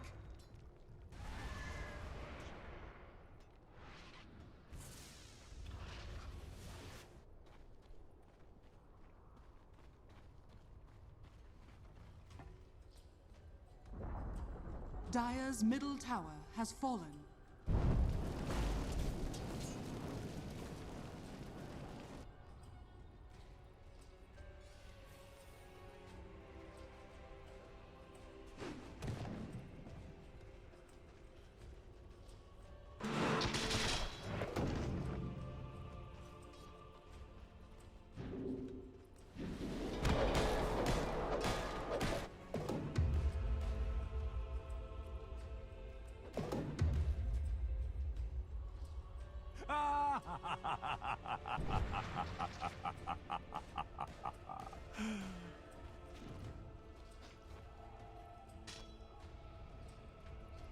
Radiant's courier has been killed.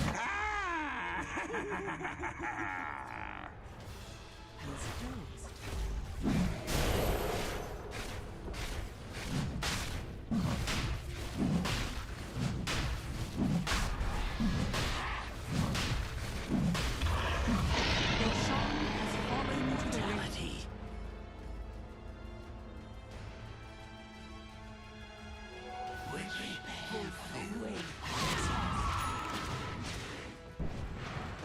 Shadows To the tally.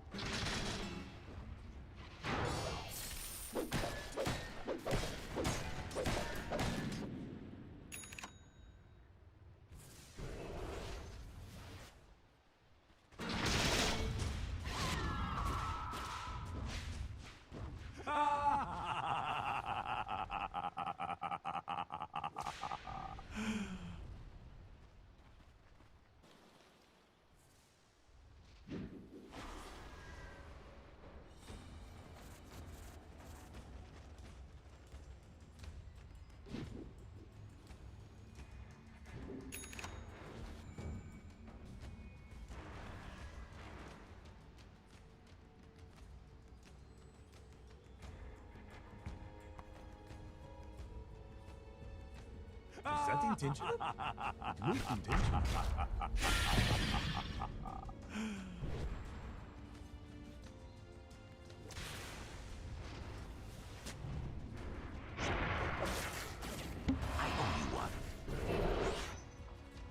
Dire's bottom tower is under attack.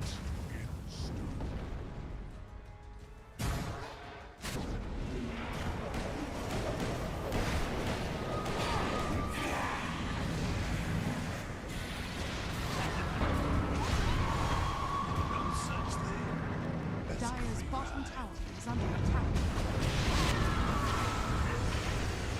Dire's bottom tower has fallen. Dire's bottom tower is under attack.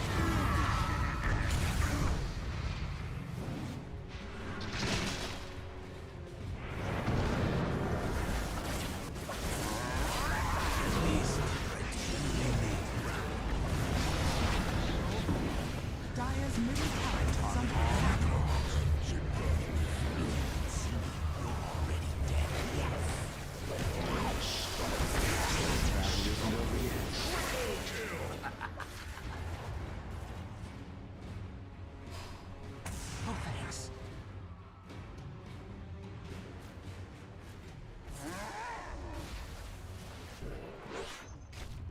Dire's bottom tower is under attack.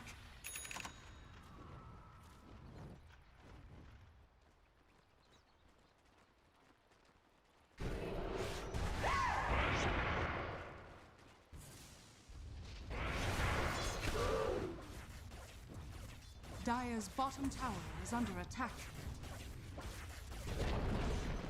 Dire's bottom tower has fallen. Dire's middle tower is under attack.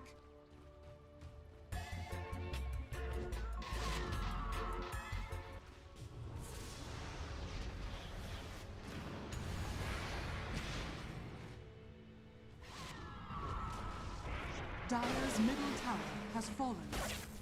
Dire's middle barracks are under attack.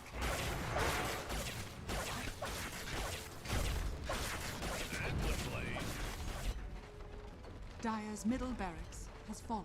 Dire's middle barracks has fallen. Dire's bottom tower is under attack.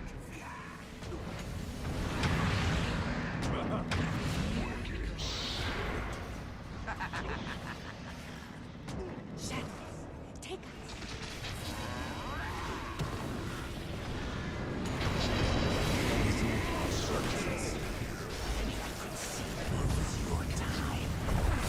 Dire's middle tower is under attack.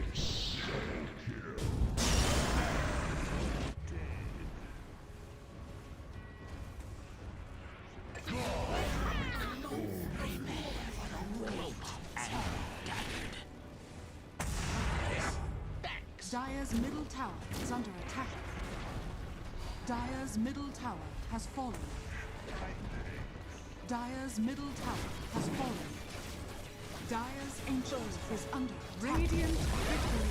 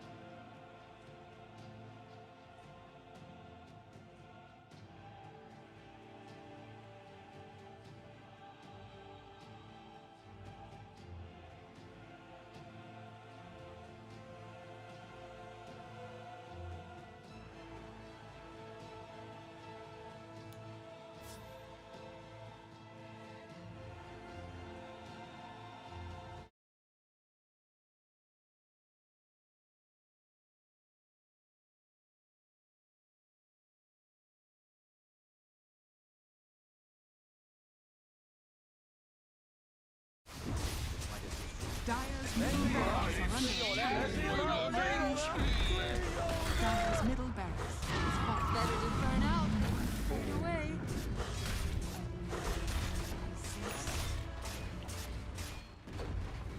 Dyer's middle barracks has fallen.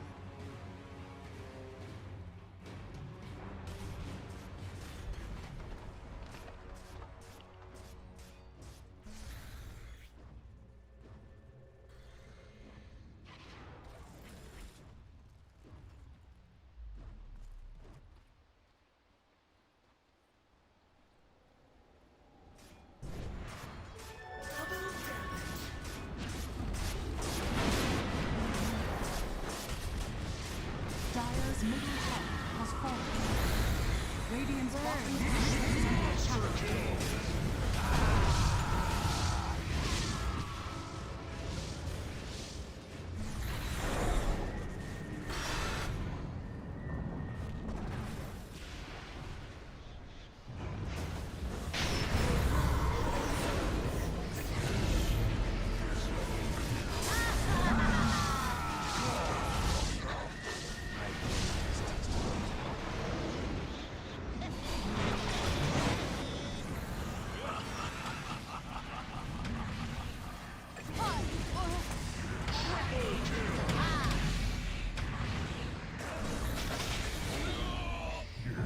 Dyer's middle tower is under attack. Radiant's top tower is under attack.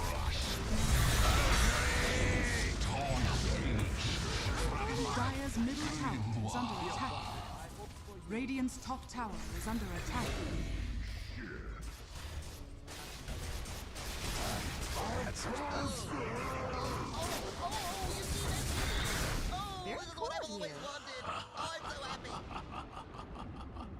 Dyer's middle tower is under attack. Ice never dies. Dyer's middle tower has fallen. Dyer's ancient is under attack. Dyer's courier has been killed. Dyer's ancient is under attack.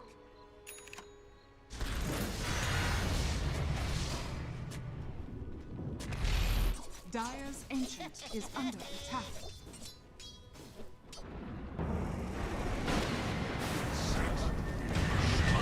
Dyer's ancient is under attack.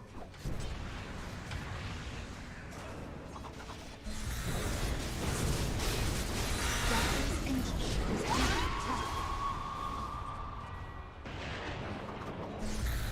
Radiant victory.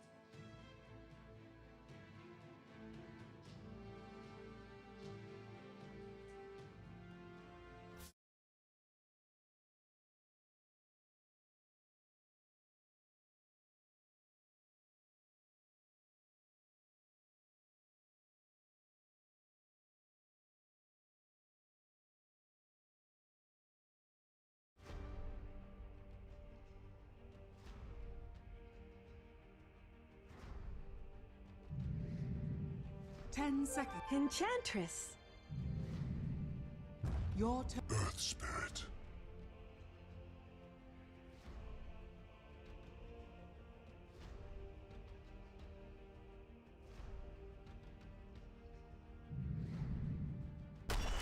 Flada. 10 seconds remaining.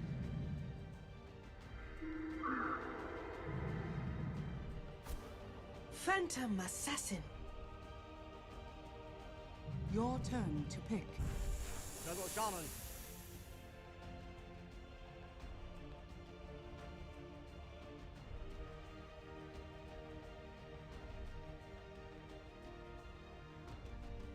10 seconds remaining. 5 seconds remaining.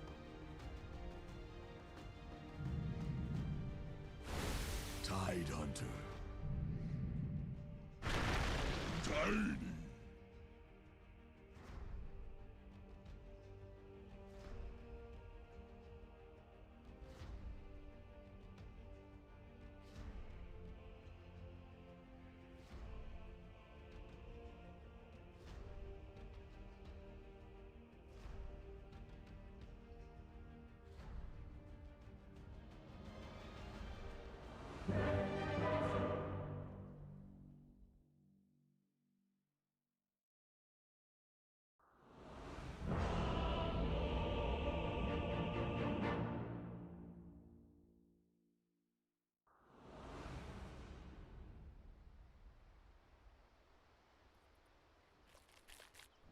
It's in the It's bag. in the bag. Prepare for battle. Oh, thanks a lot. Well, look at It's that. in the bag.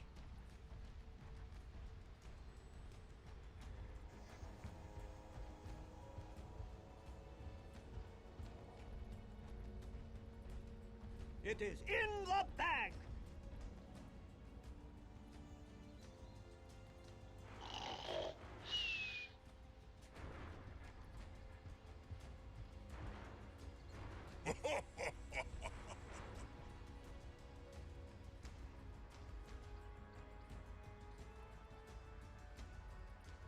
You rock. 30 seconds to battle.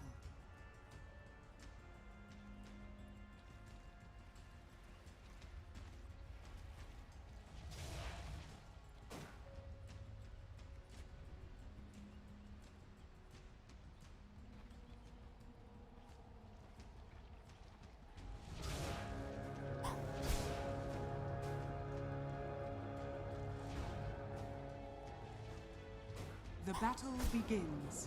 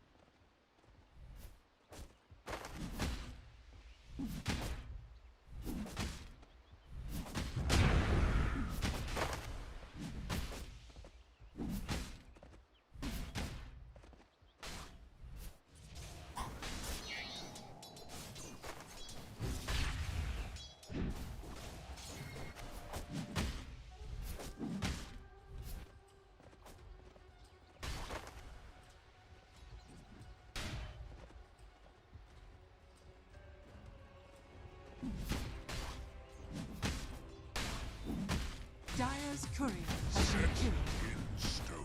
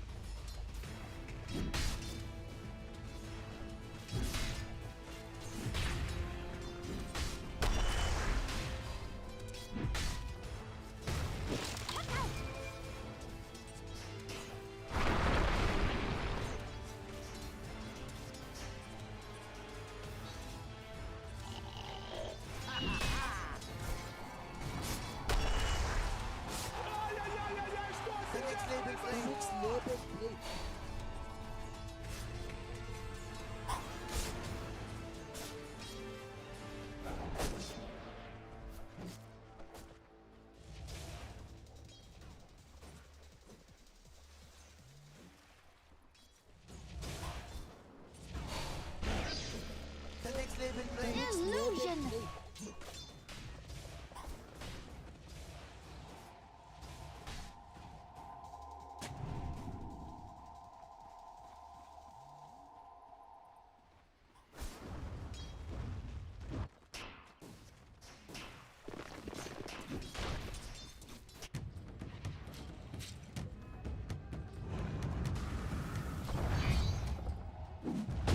Into the shade. Gotcha! What have we here? What have Radiant's we here? middle tower is under attack.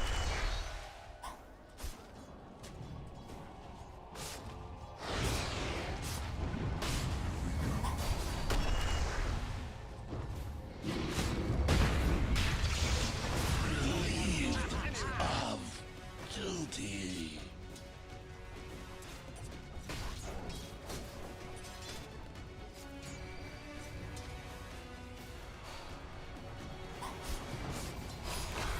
Radiant's top tower is under attack.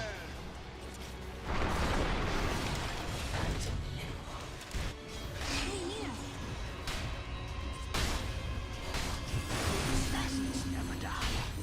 They just I hang a coral reef on your grave.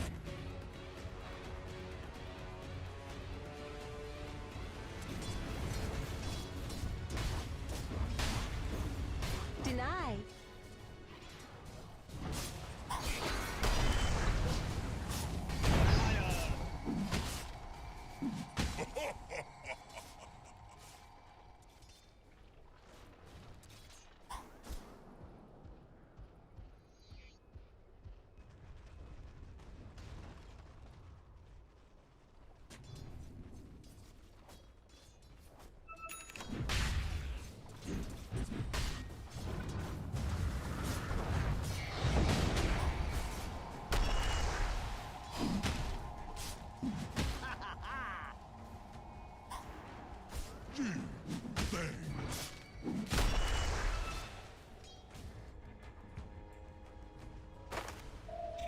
Dire's top tower is under attack.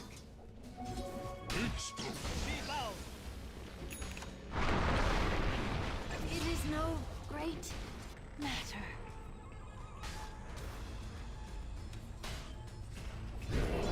Dire's courier has been killed.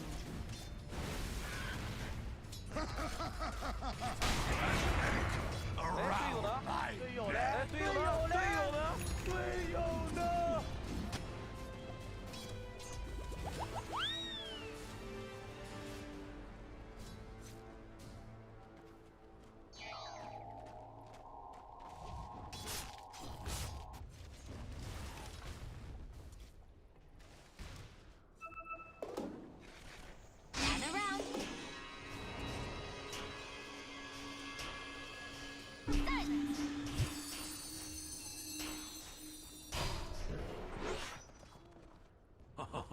Dire's middle tower is under attack.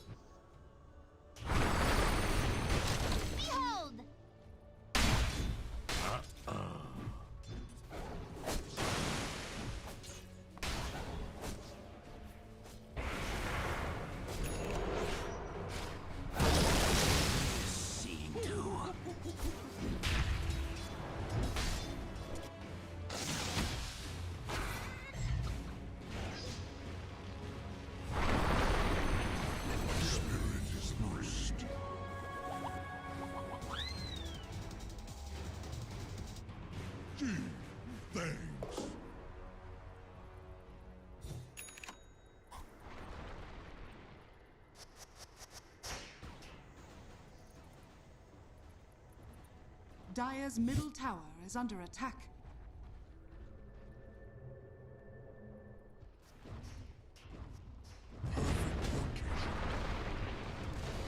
Gather round.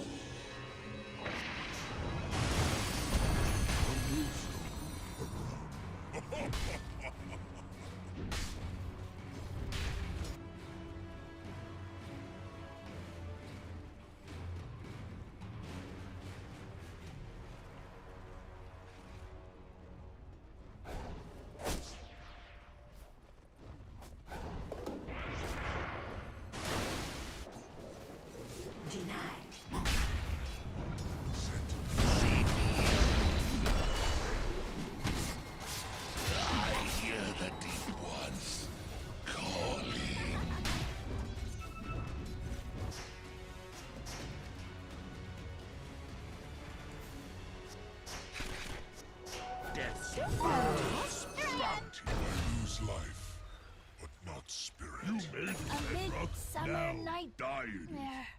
You okay? Gotcha. Dire's middle tower is under attack.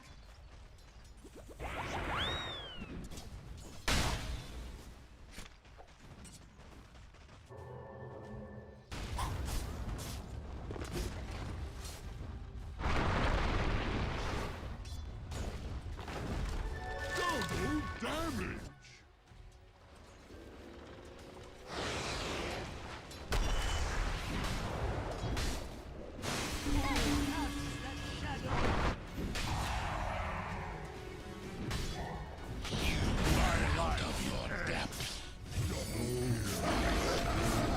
That's for your impertinence.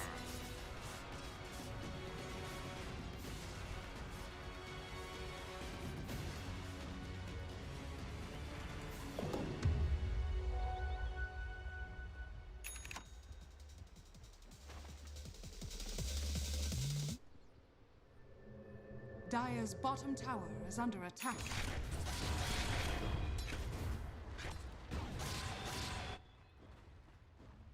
Dire's top tower is under attack.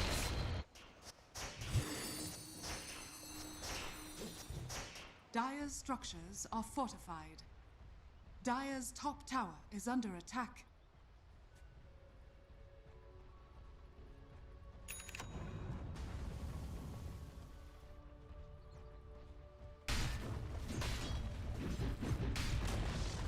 Dire's top tower has fallen. Dire's middle tower is under attack.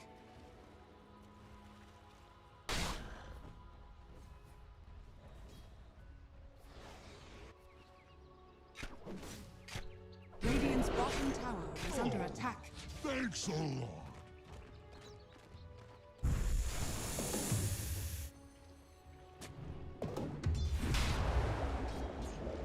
The next label play. The next label play.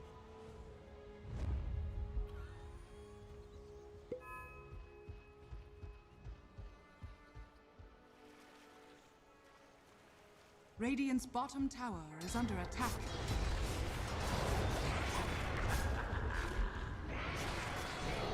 Straight up. I left my hoof prints in your backside. Away! I'm dead. Spirit is willing, and the flesh is weak. A lapse in vigilance. Ravaged. Dire's top tower is under attack. We two did sword, but in the end she tired.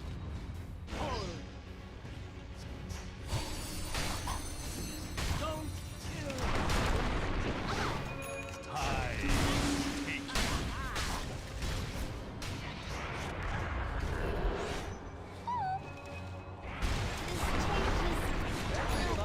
Radiant's bottom tower is under attack.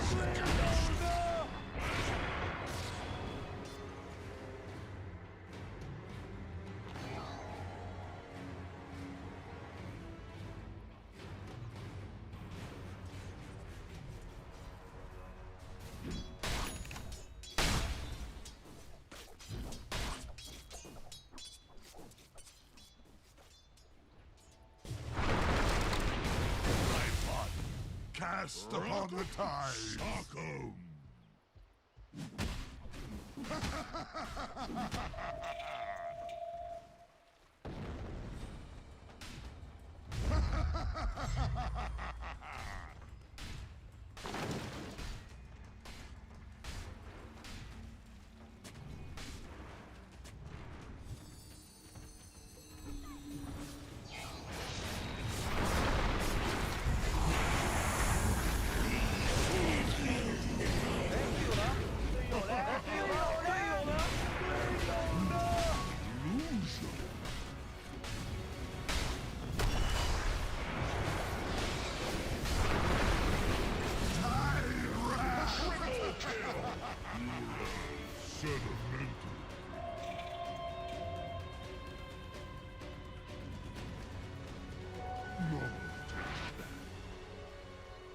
Fortunes change.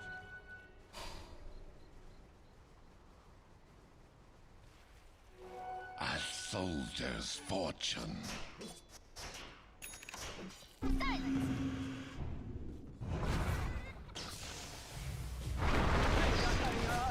Stop pressing, actually.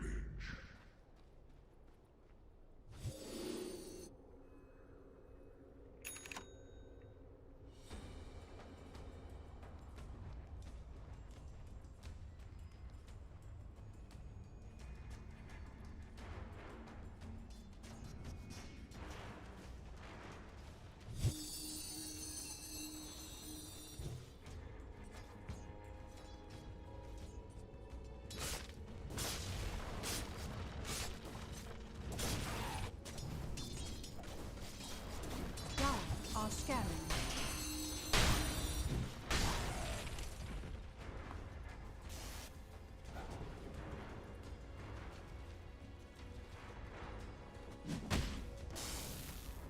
Radiant's middle tower is under attack.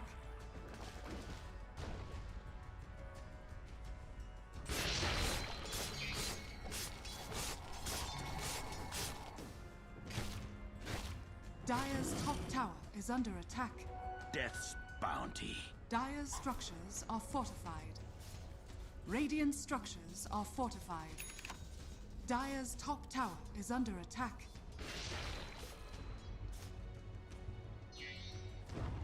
Radiant's bottom tower is under attack. Radiant's bottom tower has fallen.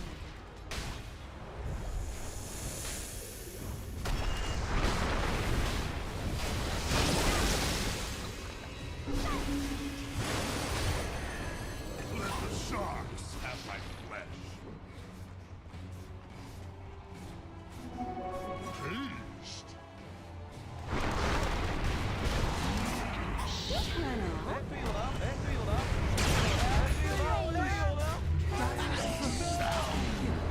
The depths. Rises must someday. Heal us. Turnabout is foul play. Thanks for trying. Dire's top tower is under attack. Dire's top tower has fallen.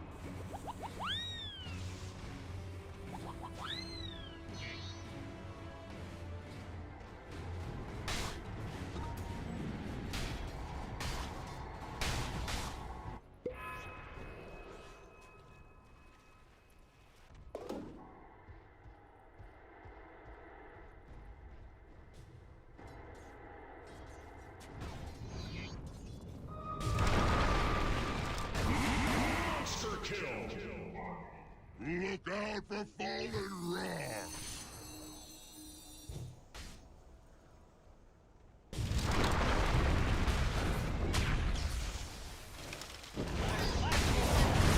Come on, sprites.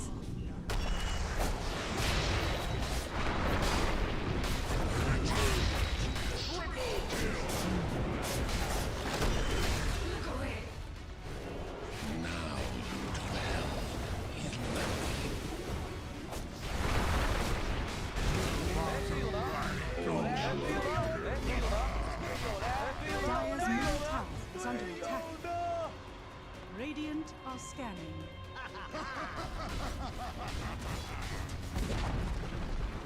Dire's middle tower has fallen.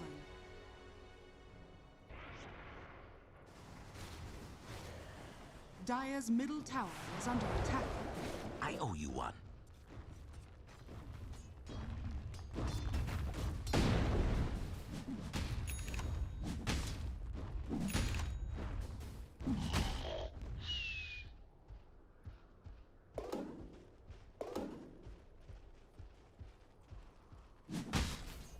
Dire's bottom tower is under attack.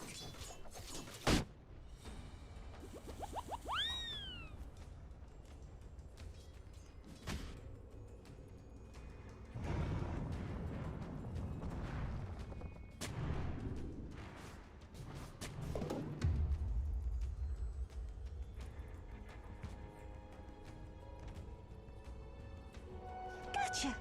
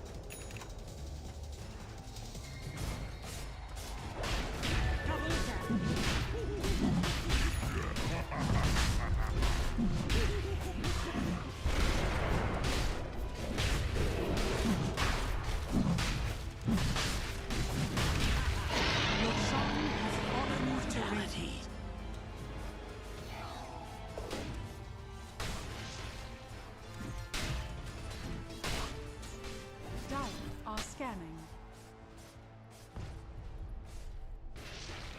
That rocks.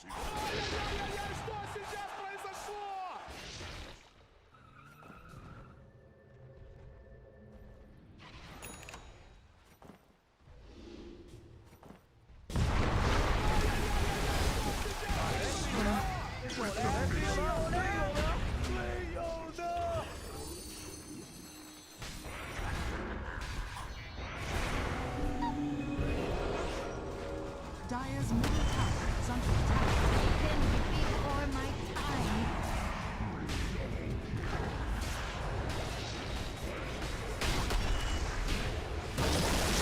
Dire's middle tower is under attack. Radiant's bottom tower is under attack.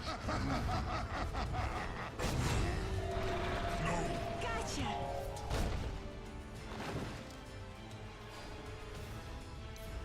Dire's middle tower is under attack.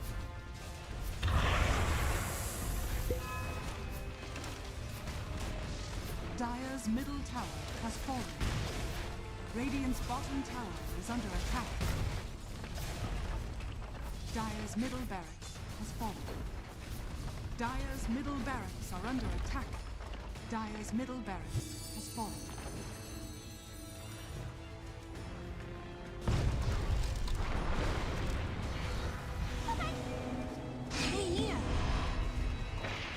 The next level players.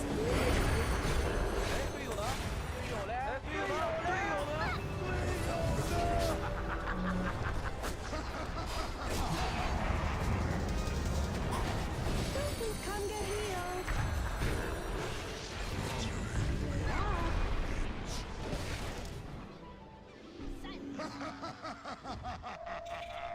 Dire's middle tower is under attack.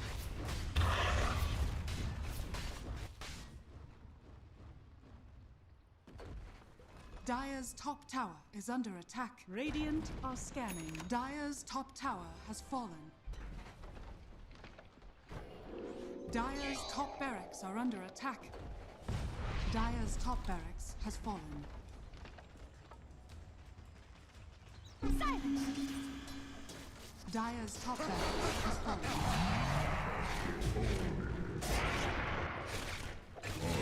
Unstoppable.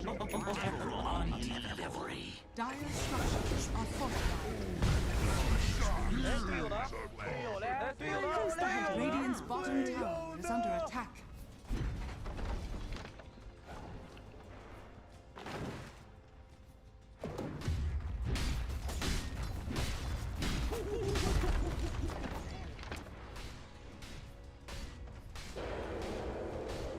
Dire's middle tower is under attack.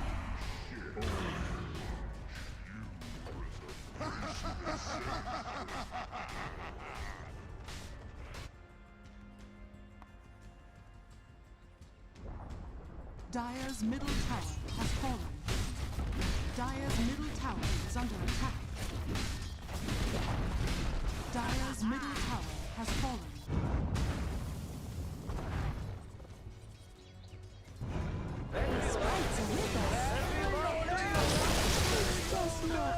Radiant victory.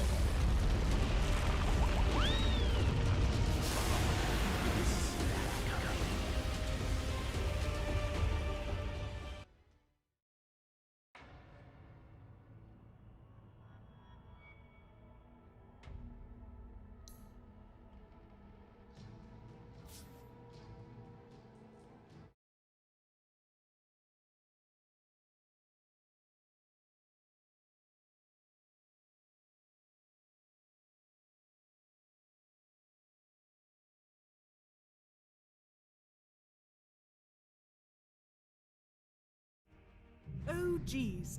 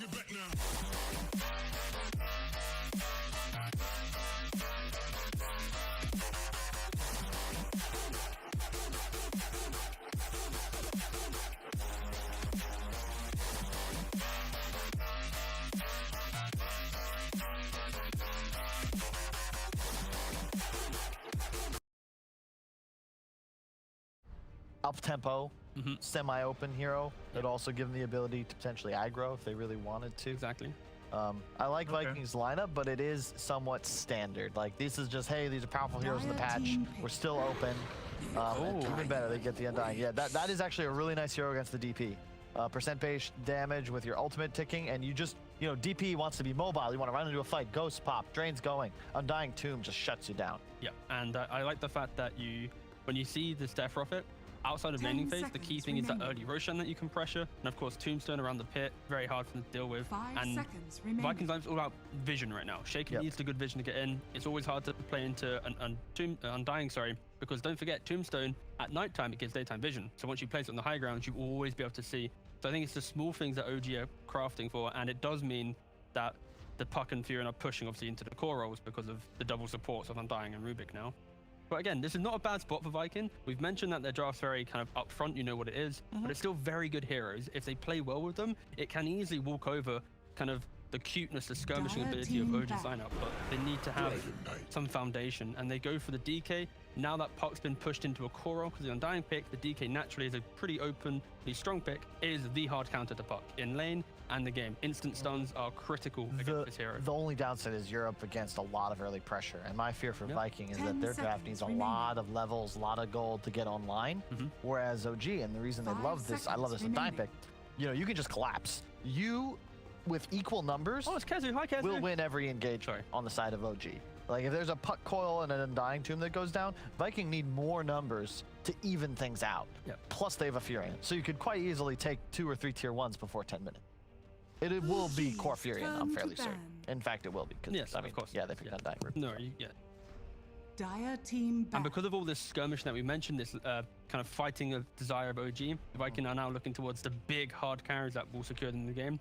I still wouldn't be surprised if OG just go for like a Juggernaut or something. Yeah, But they have last pick, so we'll think about Viking a little bit more first. Monkey King also still in the pool. 10 seconds. I like Slark a lot for OG here. Oh yeah, that's true as well.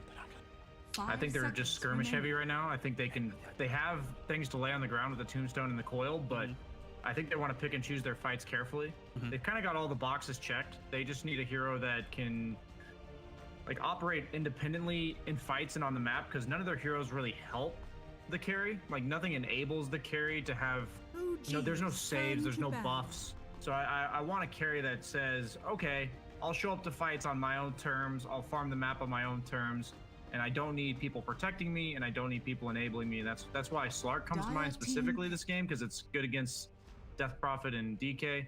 But yeah, I mean, what they go for. Their bans make you seem onto something, because Riki Bloodseeker are arguably the 2 hardest counters to Slark remaining in the pool. I think Jug is more likely, just because I think the way mid one builds it is independent in the way you'd want them to play as Slark. But the key thing is, stop looking at Jug and Slark and more the idea of what they bring to the game. It's the early quick fight, and then they want to run at you. And Viking, they go with the Wraith King to solidify the fact that once they get online and become tanky and they group up as 5, it doesn't matter if you have this cute skirmishing if they can move together around items. But it does give OG this massive window to exploit that greed, and the Jug and the Slark, what we previously mentioned, do fit into that role pretty well. And they help you keep map control. Yes, Slark even more than that. As a support player, I hate Slark, and the fact that Ursa as well comes to mind as decent, but it's not nearly as good as those. Just because I like Ursa against Earthshaker just because of the built-in stash resistance. Alk we saw last series, maybe that's too basic, but I'm just looking at a carry that's going to come online early enough to fight, but it should have a pretty decent early game. Ooh. They go for the Luna, so that is pretty heavy team fight. I've been skeptical of this hero this entire patch. Oh, well, I said it the other day. They're gonna aggro tri-lane, aren't they? Luna Undying? I'd say yes. Potentially, yeah. I just like the idea that they have a carry that can fight, that can go. No, it's right. Cats are very important. It's like Luna. Very Luna, important last hero. pick Cannon. I have seen a trend, everybody that gets a replacement person. We saw it earlier with Milan. Now we see it with Kezu. They have kittens on the camera. Makes a difference. Brian, final words on the draft. Now we see 10 heroes on the board. I've been debating back and forth about Luna a lot. I'm ready to see it in action. It looks like a really good Luna game, so I'm going to go with OG, but I'm skeptical of Luna and look forward to seeing what they do with it. 10 seconds remaining. All right, thank you very much. I think it's really important to see how they 5 play the seconds puck deep remaining. into DK matchup. How does OG respond? Do they just bring everyone there when DK tries to pressure? If they take that tower early, DK can often feel lost because you always need to be with advantage on that lane.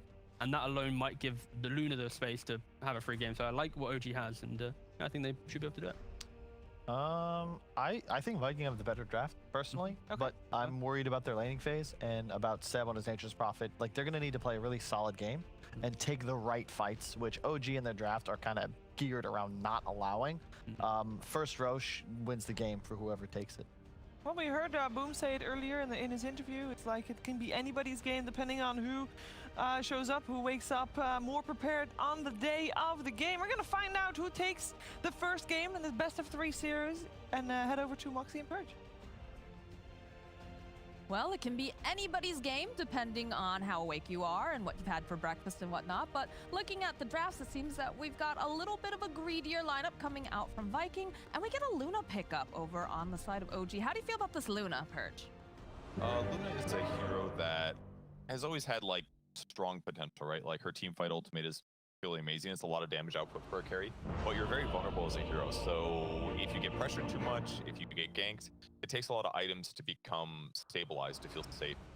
If Sterling's win rate is just lower in these top tier games because teams exploit her weaknesses much better than they do us. But like they mentioned, put her in a tri lane, she ends up becoming a lot better because her aura gives your support lots of plus damage, which is way more than what the enemy carries usually. So if you can exploit it in the laning stage, use this to get yourself an advantage, but also decrease your opponent's net worth, then it can be really effective if you can get that. Well, I'm always glad to see more cats in Dota 2, especially we saw Kazu's cat there earlier on. But yeah, the pressure is definitely going to be on, especially too when you consider that there is a Dragon Knight in this game. We heard our panel talk a little bit about the moves that are going to be necessary, right, when he pops that first dragon form. Yep, that's always a very crucial point. Like they said, Dragon Knight on paper counters Puck. Puck wants to leave the lane and go get ganks. Dragon Knight pressures your tower. When you lose your mid tower, it's very easy for your opponents to pressure your side of the map. So you don't want to give it away very easily. But lately what teams do is when Dragon Knight gets his 6 and he uses his ultimate, they rotate supports over, they just kill him. And then they do that the next time, and then all of a sudden Dragon Knight feels like a terrible hero. He still has disable setups and he still has some things going for him, but compared to a typical mid hero, it's significantly deep. So let's watch for that big rotation in Dragon Knight. We will for sure. I also am just a little concerned about the rotations that they do have coming out from OG going lane when Dragon Knight is in that form. Not exactly the heaviest hitters in terms of support.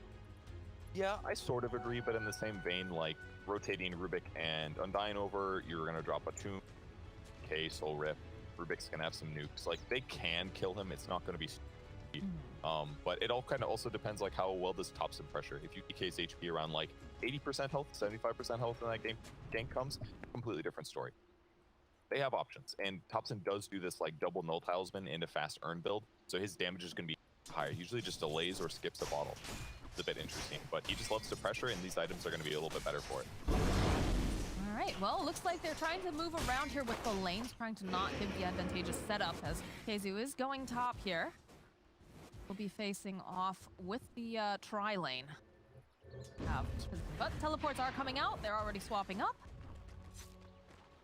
So heading to the bot lane. They obviously don't want to lane Nature's Prophet against a P in a 1v1. With the tri-lane against Wraith King, it would decrease farm. So instead, they're going to sit Luna top against Death Prophet. So not necessarily exactly what OG wanted here, but maybe the Undying and the Prophet will be able to decrease Shad's farm. OG does want to limit their advantages. That is definitely you have to watch out for, and we've heard the panel talk about it before as well. Having the skeletons over with the Wraith King taking down towers early just gives you a really nice advantage, and they feel like they've got a decent setup here for being able to push. Like we said, the Dragon Knight definitely wants to pressure the tower once he hits the 6, and then also you have those extra units out inside of Viking that you have their own deep push well. Point, yeah, it will definitely help offset some of the pressure that Prophet applies on the map. But generally Seb isn't as much of a pusher when he plays Prophet. It's more like he just plays with his team, he ganks correctly, he buys good utility items, so it should help, but it's not going to completely shut down Prophet like we do some games when Prophets rely a little bit too much. Effective.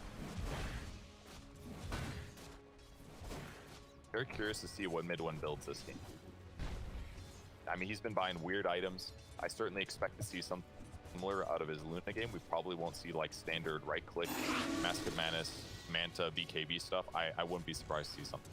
And Very curious to see what he. What has he been building on like almost all of his cores? The Boots of Travel Midas. Yes, Midas and the Boot of Travel, Right. which in some ways is kind of a cool idea for Luna. Like, she does farm quickly, but she does have issues at times. Both farming really fast and also participating well in team fights. And considering they have a lot of pretty solid disable on the Viking side, maybe some will help her to stabilize, and Midas will just help her to stick with her team, do tactical moves, and not also get behind a network.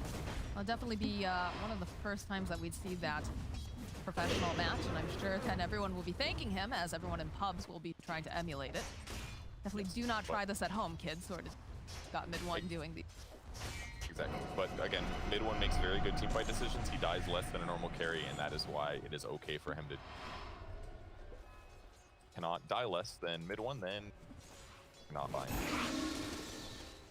Otherwise, we're going to be reviewing your case on the Overwatch live Dota 2 court here at DreamLeague.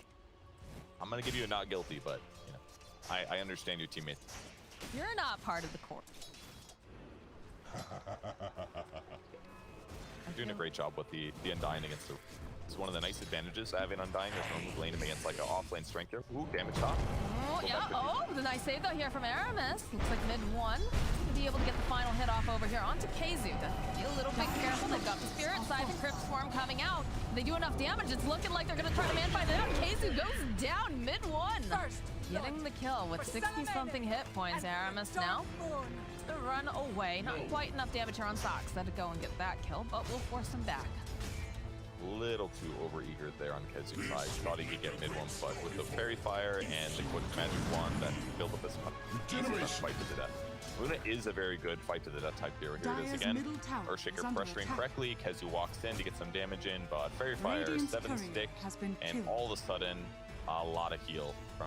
And just the right click you get from your aura, plus the 150 damage nuke every 6 seconds is a lot more than most carries output. He's got decent armor too, 8 base plus the Wraith Fire, or the Wraith Band. He's good. For pressure top, take a lot of damage here. I feel like that's one of the big weaknesses with the Death Prop. The offline is the fact that they're so susceptible if you have that lockdown. She just doesn't have a great way to escape it. She's not super tanky. Yeah, she is fast, and her strength gain is, her raw strength is pretty high, but you have to definitely be careful. I think the other issue is that you just don't have any control over whether or not they run away from you now. Spirit Siphon doesn't slow people anymore, so other than being fast, you can't just like run people down over these long distances. You do have to be pretty careful when you do like that. Interesting to note now that we do have the 5-minute rooms that came up, and still not a whole lot of action. Some pressure being placed on No Tail down there. A little bit of fighting over at the top rune spot, but they've already snapped it up. Aramis juking around the corner here. KheZu will throw out a couple hits. OG doing a really good job just pressuring whenever they can. Because they are going to win in these 2 scenarios, especially with level 2 Lunar Blessing. Both of these guys have 15 bonus damage, so every time they go in these 2, it's going to take a lot of damage. So I would say that this lane setup for Viking, this is one of the issues. Like, yes, Earthshaker can fissure them when they go on them, but they're still taking a lot of damage between the lift and the Lucent Beam and like 4 or 5 right clicks from each hero. So this lane setup is looking pretty good for OG, especially because they also have the Undying laning against Wraith King on the opposite side of the map and decrease damage and making it harder for him. Now, I like this movement coming out from Viking. We talked very much about how the supports are going to need to rotate when Boom's got the dragon form up, but we're seeing the supports also rotate from the side of Viking to try to ensure that they can put damage on this tower. In fact, you're seeing the Centaur creep. He's tanking a lot of these hits. They've got the Cardi off to the side. Put some damage down. By Celery. Instantly chance a new creep so he doesn't get the last hit. Once again, under tower is the perfect creep to have. It's going to split into more things to tank, and Boom just gets so much damage onto the tower here. Really well done with that Enchantress rotation. Thompson's just going to clean up the wave, though, and still, you know, we talked about rotations, and the rotations coming up from Viking are just very nice. Kind of anticipating the fact that they were probably going to see ports, and it made a little bit of space here. His courier did die during that, though. Looks like that's not, man. They're so happy with how much the tower here. Earthshaker probably dead here, though. Yeah, this is not looking good for him. He's going to go down. Mid one gets the kill. And KheZu is going to get hit with the Lucent Beam, but should be able to walk away. That was just an insane amount of damage to the tower. The enchant rotation with the double creep while the catapult was there. Really well done with their first Dragon Knight ultimate. To put pressure on the map, open things up a little bit, make it easier for Viking to go for ganks later. They don't have the best ganking heroes. That's one downside to this early tower kill, that they don't necessarily have the best heroes. Pressure count in a really strong way, but either way, mid one's still having an excellent game. On the top lane too, they're make Kezu's life hard. His net worth is not looking so good. Maybe we'll see another Dragon Knight ulti used again mid, so No Tail rotates to try to deal with that a little bit. But they've got Eclipse on mid one, so Kezu's got to be careful here. Certainly killable. See that he's hanging back quite a bit. Does have the Earthshaker hiding off the tree line. In fact, there's the lift right back. The Eclipse like we talked about. Fissure comes out, but it doesn't matter. Wrath of Nature comes out from Seth and cleans up on KZ. Yep, only one range people left. They're able to Radiant's get Rubik and off the board at the same time, so Kezu almost entirely. And again, this dual lane for Viking is... you guys aren't going to believe this, but Luna's going a completely standard item build. Mid one going for the Mask of Madness rush. I know, it's weird. Is this really mid one playing? Hard to say. Maybe it's a stand-in. Could be. We've seen enough of those. Oh, they get the kill on stats. Courier's Thompson with the Dream Coil, looking to finish off over onto this Enchantress. One more hit should do the trick. Down goes Celery. Short-lived creatures. Be happy with that. And he gets a couple of earn charges to boot. Took a little doing, but yeah, the 2 earn charges are going to be great. They end up denying the towers, so yeah, the tower pressure goes really solid. They lost mid tower 2 points here, where that one died, but it's gone. So Viking not necessarily doing the best in their lanes, but getting the double tower kill at this point. Top though, he wants to get a kill here on the Luna. He doesn't have his ulti. He's gonna get spotted by Soxa.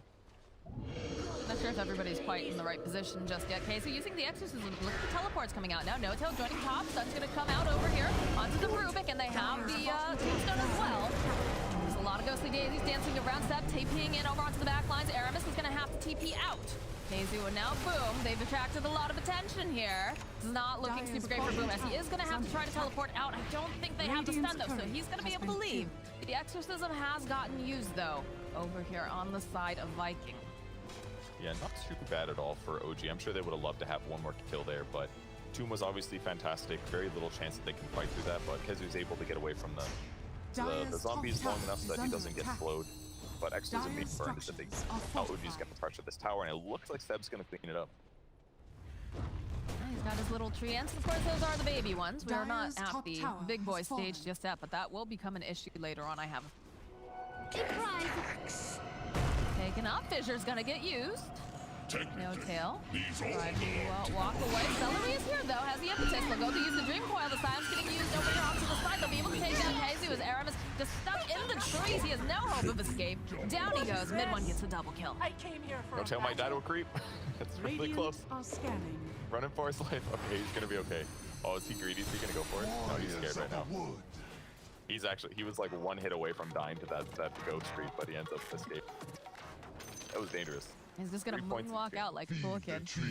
Yeah, took his time though. He's playing it safe. Very, very aggressive for Viking to go that hard on Undyne. They almost got him for sure, but great response by OG. I think Mask of Madness is on its way out, by the way. He doesn't have any points in his fleet yet. See how that adjusts here, but he's also got the Possessed Mask, which is a perfect early Luna item because he does want to spend a lot of time hitting. That feels so good. Item dropped over on the side. He just waits. That looks like bottom lane. More pressure being placed here. Celery trying to run away. Cannot outrun Thompson. A pity. And knows what heroes he can kill, and it's basically Earthshaker with a little help or Enchantress because Enchant isn't 6 yet. No untouchable. It's just a really easy kill every time right now. They want to collapse on Kid. Definitely one of the easiest heroes to kill right now. He's got a very efficient build for his net worth, just treads, wand, some other stuff, but he's got to be very careful with his movements right now. And because it's going to take some time for Viking to get ready to get ganks off, they do have Blink on Dragon Knight, so they have some options, but it's not easy for them to set up these kills. They kind of need to slow the game down and collect some items on probably Earthshaker, use the Blink, and maybe an item and a half on. There's Dream Coil snapped in the bottom. They realize they don't even need Step here. They find the kill on Boom. Dyer's structures using the Tor there. With Soxa stealing Enchant, the to get the kill on Dragon Knight in a place that he looked semi-safe. Hobson getting some nice pressure on the back, getting kills that aren't just squishy heroes that have low net worth. That Urn rush was very, very nice to deal with what the Dragon Knight has going. My question, we've been seeing more and more of the Death Prophet in the off lane. Has it just gotten to the point where teams have figured out what to do to really slow it down and make it less of a threat? Because I feel like the last couple games I've watched with the Death Prophet in the off lane, they've had a horrible time. It's not easy always just because of her lack of disable, but on paper she does look like a pretty decent hero. Like she's a hero that doesn't have much outplay potential right now. Like you don't slow people's Spirit Siphon, so you have to like ulti people to score really big kills. That's what makes it hard. Seb, the Blink 4, Dragon Tail comes out, they'll use the Exorcism. They'll slow him down, they've got the damage, so they do manage to find a kill on 7. They can put some pressure on the tower top.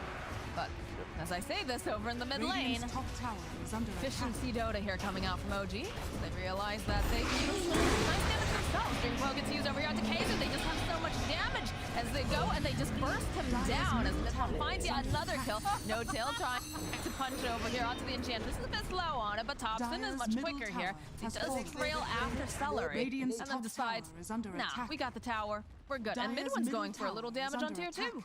Yep, he might as well. If he just does this by himself, it's not that big of a deal. He would have to worry about getting ganked, I suppose. But instead, he's going to do some jungling in this area.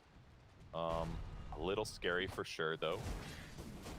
Got to be careful with this whole team running top looking for boom. He might spot him with the orb. Oh, they do. They see him. He can't blink for 10 seconds. He does have a quelling, so he can get out a little bit, but they can do some checks here. No quelling for Undying, unfortunately. And yeah, be able to get out. They spot him, but they don't have the Dream Coil. Mid one shifted to go push out the safe, and so no threat to him. But they're just playing basically really high-paced Dota this game.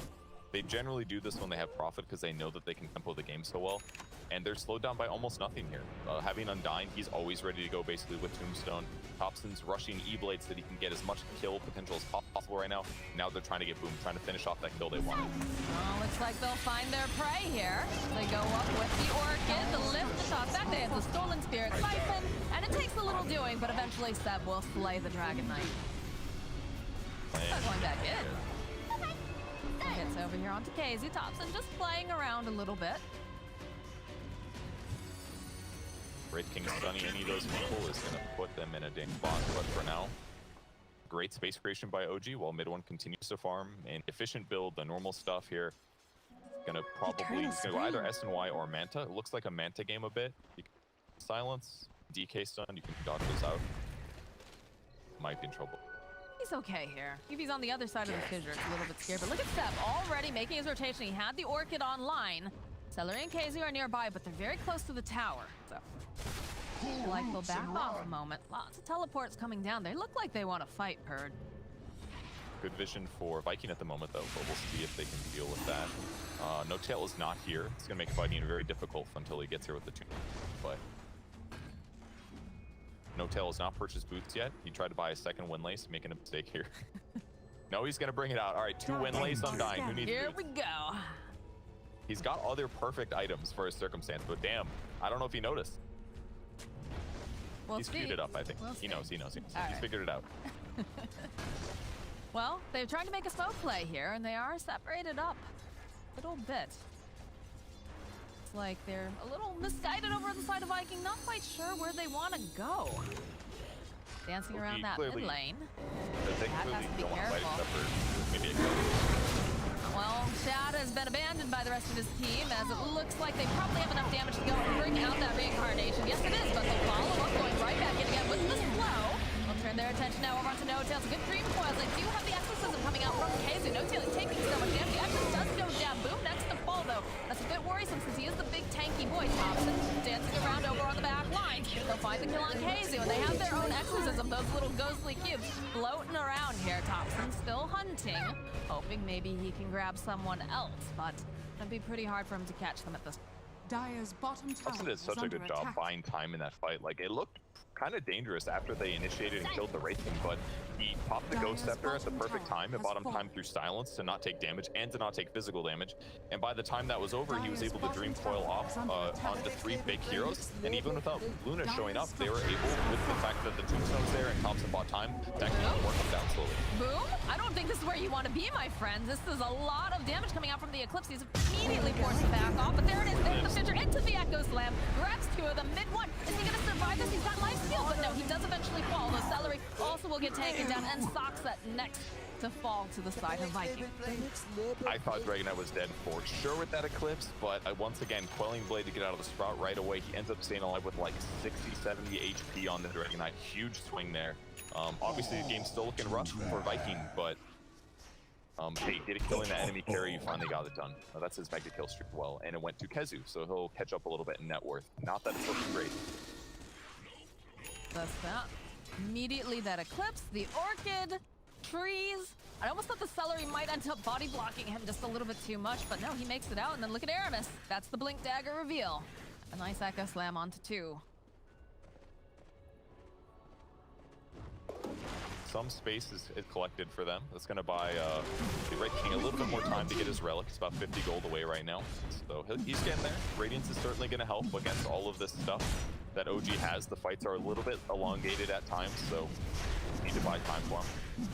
Roche is going to make the tempo go up. It is, and I believe it was Kyle who was on the panel. He said, you know, the first person to get Roche is going to win the game. And right now, OG, they're really, you know, putting the damage down, getting this Aegis here.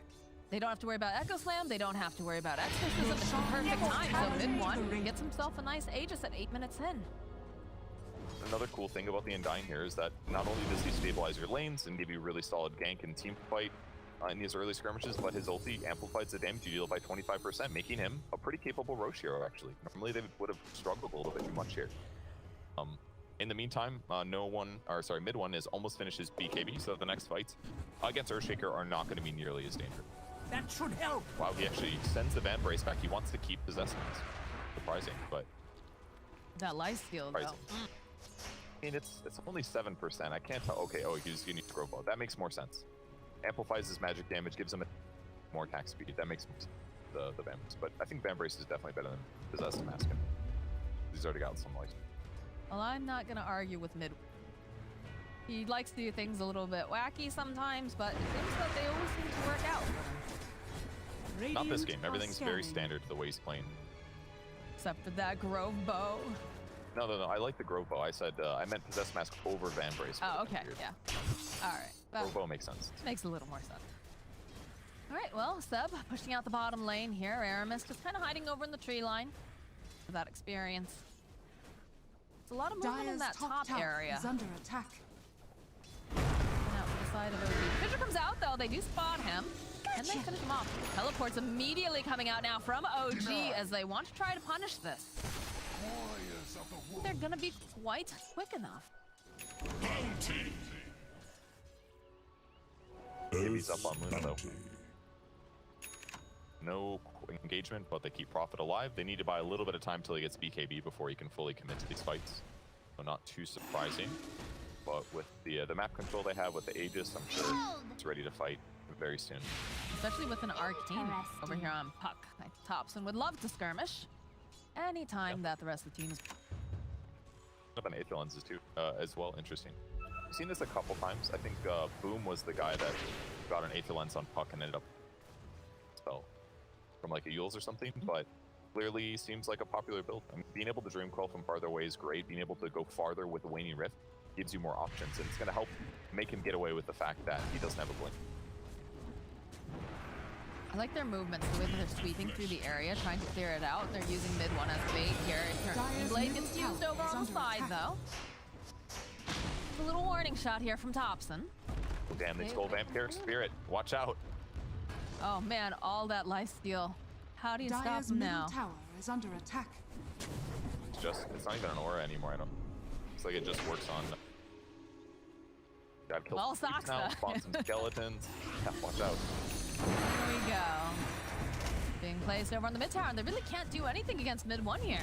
Slices through the tower, slices through the creeps, gets the little heal top off here from No Tail, and the pressure's on in the bottom area. Two-pronged attack. looking pretty good right now for OG. Smoke coming out, though, from the side of Viking. Can they get anything from this, though, is the question. Got Radiance on Wraith King. He wants to run into this, but running uphill into the tri-camp is really hard. Dire scanning, spotting heroes there. They just know that approaching that way is going to be tough, so they're going to try to see if OG will leave the orb. this tri-camp. Potentially.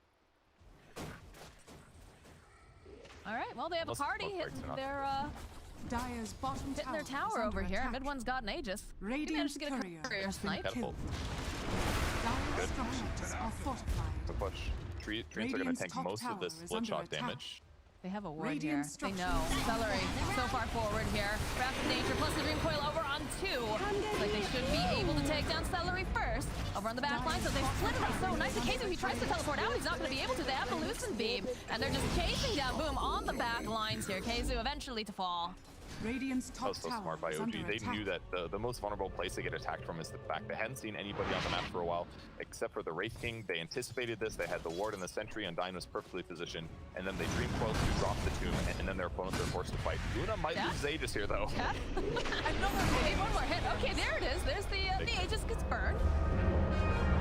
Gonna be right back up again, and she should be able to walk away unless Boom follows up there with the Dragon Tail, followed up with Great Fire Blast. Echo Slam coming out over on the back line. They do manage to take down mid one. A lot of damage though over on Shaker, trying to run away. He will eventually pop. BKB coming out now from Seb. No Tail tries to run away, tries to use the whip to his own advantage. Does get chased down by Celery. All right, nicely done. They lose the initial team fight, but mid one playing way too aggressively in the high ground, gets done under tower. Aegis gets burned, and that gives them the opportunity to finally commit all of their big ultimates and kill him. So, misfire there by mid one. Rare mistake. He does finish his Sanj and Yasha. Human up a butterfly. We're gonna see the replay once again. Walks high ground, finds a random Wraith King here, and yeah, there is the evidence that Luna is a bit of a squishier. He's got 18 armor there, but his raw HP was only like 1500, partially because of his itemization. Before he finished the SNY, his only strength items were basically a wand and a Black King bar, so that is why he was so burstable. Such mimicry. He'll be sitting a little tankier next fight, and status resistance be higher too.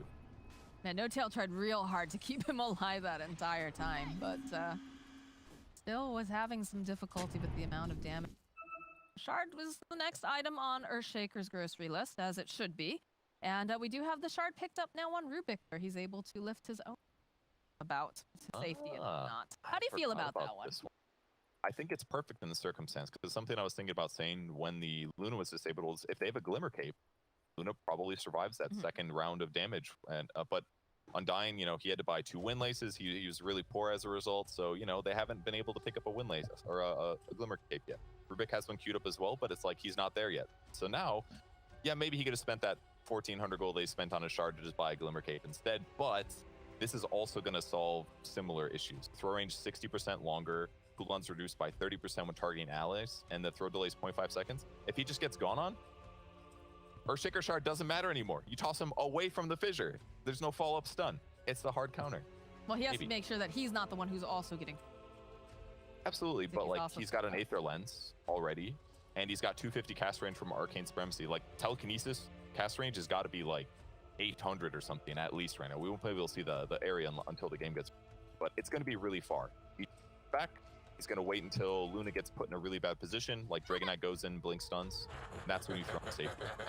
And then later on, they'll follow that up with Glimmer. Our observer's trying to show you the about the area that he... Trust them. You don't trust them. I mean, they can estimate as well, but unless... I mean, not the cast You need range, cold, hard, you know, facts there. You need to have the actual measurements. Something like that, yeah. It's not always accurate. The cast ranges get... That is true. I think this one will go. Got a decent Ray Fire Blast, so he's looking effective as great cast range. They will invade and reset the game. They still have a net worth advantage, of course. Seb finishes KB there. I don't know if he has another item coming out or he just has no money. Appears that he just has no money. Well, that's a feels bad, man. All right, Purge, moment of truth here. Tell me your estimations. Who's got the higher win probability right now? Oh, looking. Oh, look, yeah, you can't look. It's got to be OG, sure. Okay. But what's the percentage? I don't know. I'm not in charge of the observer, the camera, or anything like that. We're taking a nice stroll in the Radiant jungle right now. I mean, we just got them to guesstimate the range. telekinesis, I'm sure they could also press one hotkey and check the probability. I don't know. Sassy purge. It's got to be at least, I think it's like 75 right now. If they hadn't made those mistakes, then quite a bit higher. I don't know if they necessarily would have gotten a Rax there, but they certainly would have kept pressure on the map, and now they're more reset. But they still have a net worth advantage. They have a little bit more map control. Roche has got a ways till he respawns, but I just feel a little bit more confident in their Wraithking gets a... So how much then does it shift once they've managed to get those items acquired? Because it is the Wraith King factor, right? We've been seeing him a lot throughout the, the full DPC, and it seems like, especially if you get that magical item, the Giant's Ring, things shift a lot more towards your favorite. You're right that things could change heavily in the next 40 minutes, but I think what's crucial is that most of the Viking lineup is about blowing up the one guy, and the fact that OG has the one guy in the front hitting buildings, not that Prophet can't do it, not that Puck can't do it a little bit, but Luna is like the tower hitter. So they have all these great heroes for chain stunning and for bursting. So if OG gets a solution to that, it becomes much harder for Viking to play. So having telekinesis and target allies this game is actually pretty ingenious, because Glimmer alone would help, but if they have a dust and they combo physical damage with all these stuns, they can still kill Luna. So the fact that he can just do this while Luna is stunned has basically turned telekinesis into a disruption. Basically, could like absolutely with perfect OG positioning, like give them no chance to. I mean, they don't get picked up. So I think OG's in a great position, especially with that shard pickup, if it works as good as we are assuming it.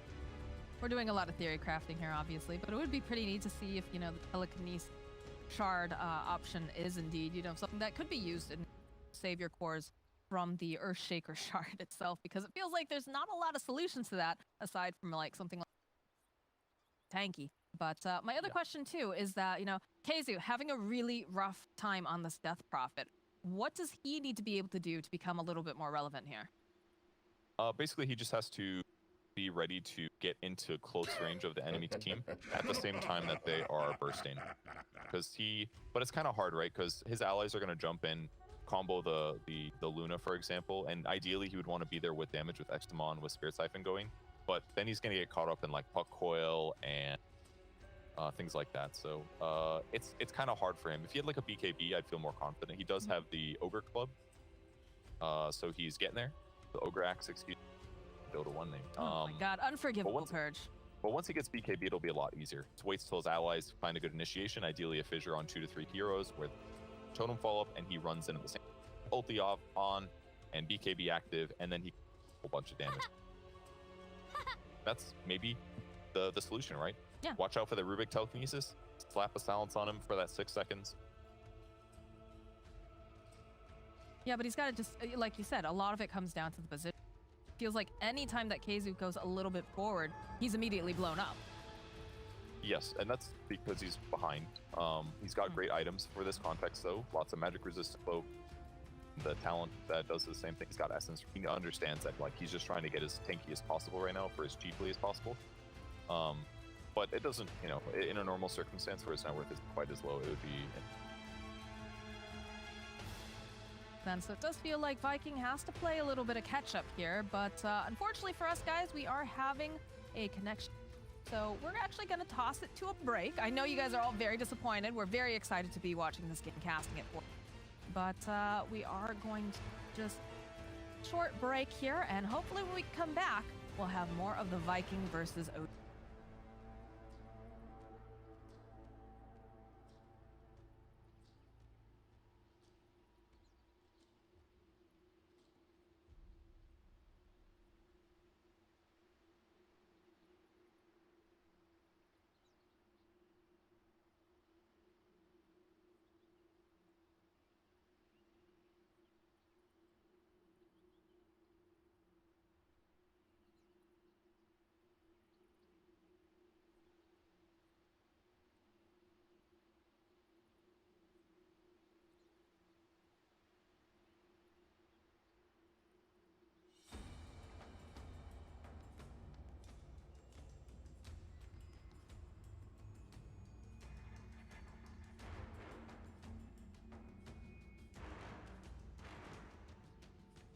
Interesting.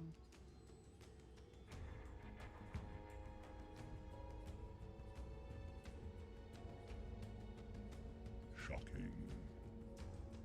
The next label play. The next label play. It was your own damn fault. Interesting.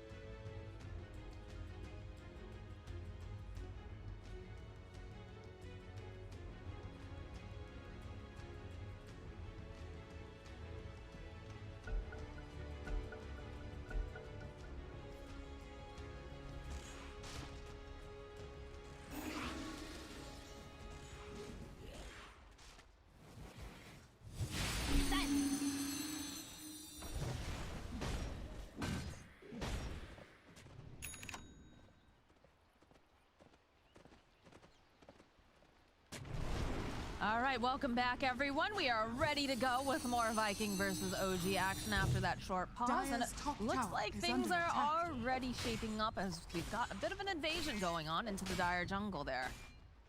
Yeah, OG basically just instantly smoked. They put a sentry on the cliff. They put a tombstone down mid to push it out, and they're basically just doing this to make sure that Viking can't pressure at the same time they take the tier 2. So everything's looking good. Something BSJ pointed out to me during the break was the shard on Rubik. If you steal Fissure, it also gives you the Earthshaker shard, basically. So it'd allow him to proc Aftershock with either telekinesis or they're going to catch Jampus over here. Yeah, Celery. It was a little bit of a hopeful move here. They still have the vision on her. I mean, they can't really hit her that hard, right, with the untouchable, but they can burst her down.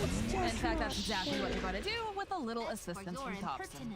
I don't know if that counts as bursting. That was like slowly completed a task over the course of like 4 months, and you feel really good about it. You call that 4 months? I didn't think it was that long. Considering it's a 5-position hero, yeah, that's the way to stay alive. Boomer Cape, the raw HP. Find some time. He wanted to keep blocking the Ancient, because he doesn't want those stacks to happen while they have really good control of the map, because then it's going to just make sure that Luna has way more farm. Some big boy items picked up, though. Bloodthorn just completed now for Seb. And, of course, we do have the BKB on Shad now. He's making his way towards this Nature's Prophet. Up here, turns with the BKB with Bloodthorn. Does a decent chunk of damage here over to Shad. Not sure if he was quite expecting that just yet. And you can see the other members of OG making their way down to help out their Seb. It's totally fine. I mean, they forced the BKB out. That's absolutely what they want. It's really an early Bloodthorn, though. But, in some ways, like, it's going to help them close the game out faster, potentially, because if they do catch a hero out of position, namely Death Prophet or Wraith King or Dragonite, they're just going to do infinitely more damage, especially because, think of the combo. This is a cool combo. Lunar Blessing gives everybody 35 more bonus damage on your team, so everybody's already hitting harder. And then with Bloodthorn, everybody's hitting guaranteed crits for 30% more damage on top of that. So that's a big damage amplification with combo with Bloodthorn. Oh! So probably the reason they rushed it. There's the initiation. They immediately spot out No Tail, so they'll be able to remove him from this next fight if they're going to go in for one. It's up. This must be... No, my bad for a 9, so if they can slow this down, it's going to be hard, though. Celery's already got wards in position. They scan it, they see it's up, but yeah, it doesn't look like it's going to be really hard. I mean, it's so scary, right? Especially Dragonite. All right, Boom making some moves over here. They're going to just try to blow up Saksa if they can. Needs a little bit more, but they will find it. Mid one here, trying to just put some more damage down. BKB does get popped on Boom as Keizu. They managed to go and finish off the Roche. And will get himself an Aegis. You know, all things considered, not terrible for OG. They do lose Rubik, of course. He gets stunned for actually 4 months, but The big thing is they pop BKBs and big cooldowns on the enemy team. Still Echo Slam, but this would be a great time for OG to go take a fight once Rubik comes up. The double damage rune over here spotted by No Tail. He's gonna snap that up. Be good neutral items for right clicking. Cloak of Flame.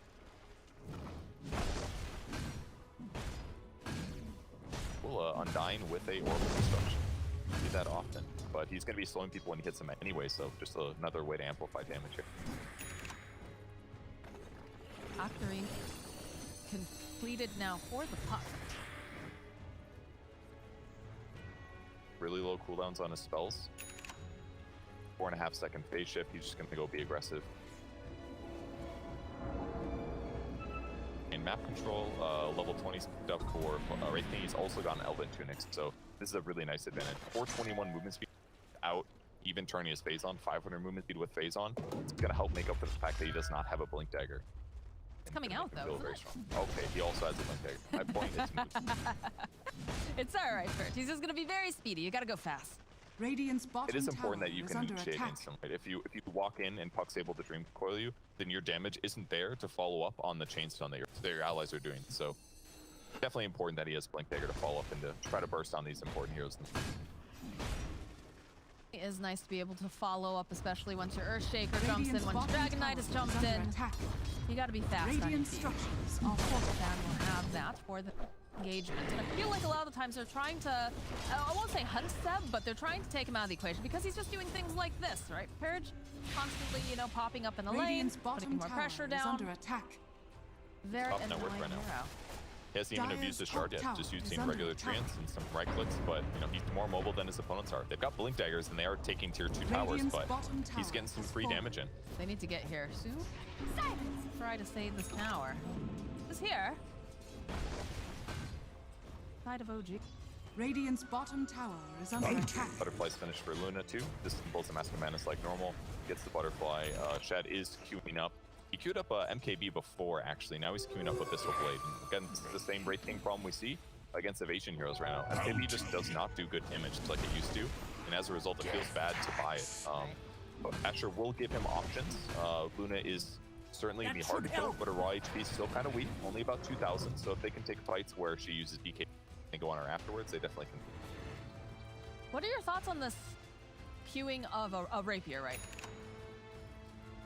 For Luna, I think it makes sense. This is like another one of those like death ball strategy things. They can just win a fight, they're gonna end the whole game. But Mid-one's gotta be careful here. One has to be very careful because the fissure, the blink forward from Bolden, and plus the Echo Slam. They just obliterate Mid-one, and now they're gonna chase after No Tail here. They even use the Exorcism. Well, does get snapped though on the side. To go and catch him, they need to stun him as well. He's hiding behind this tree, so he is gonna get out alive.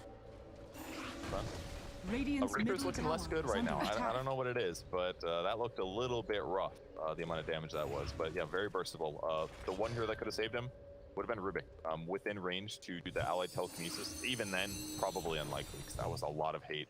Hitting one hero at the same time, you can tell you a butterfly. Well, he's sitting low ground, kind of dangerous anyways, but range fissure, stun follow-ups, they throw everything on it. Radiant are scanning. They got the burst. Radiant's top tower. I mean, to be fair, you know, that rapier, if she was picking that up at that point, she would not be playing that forward, right? That's not... Probably not. Playing that fast and late.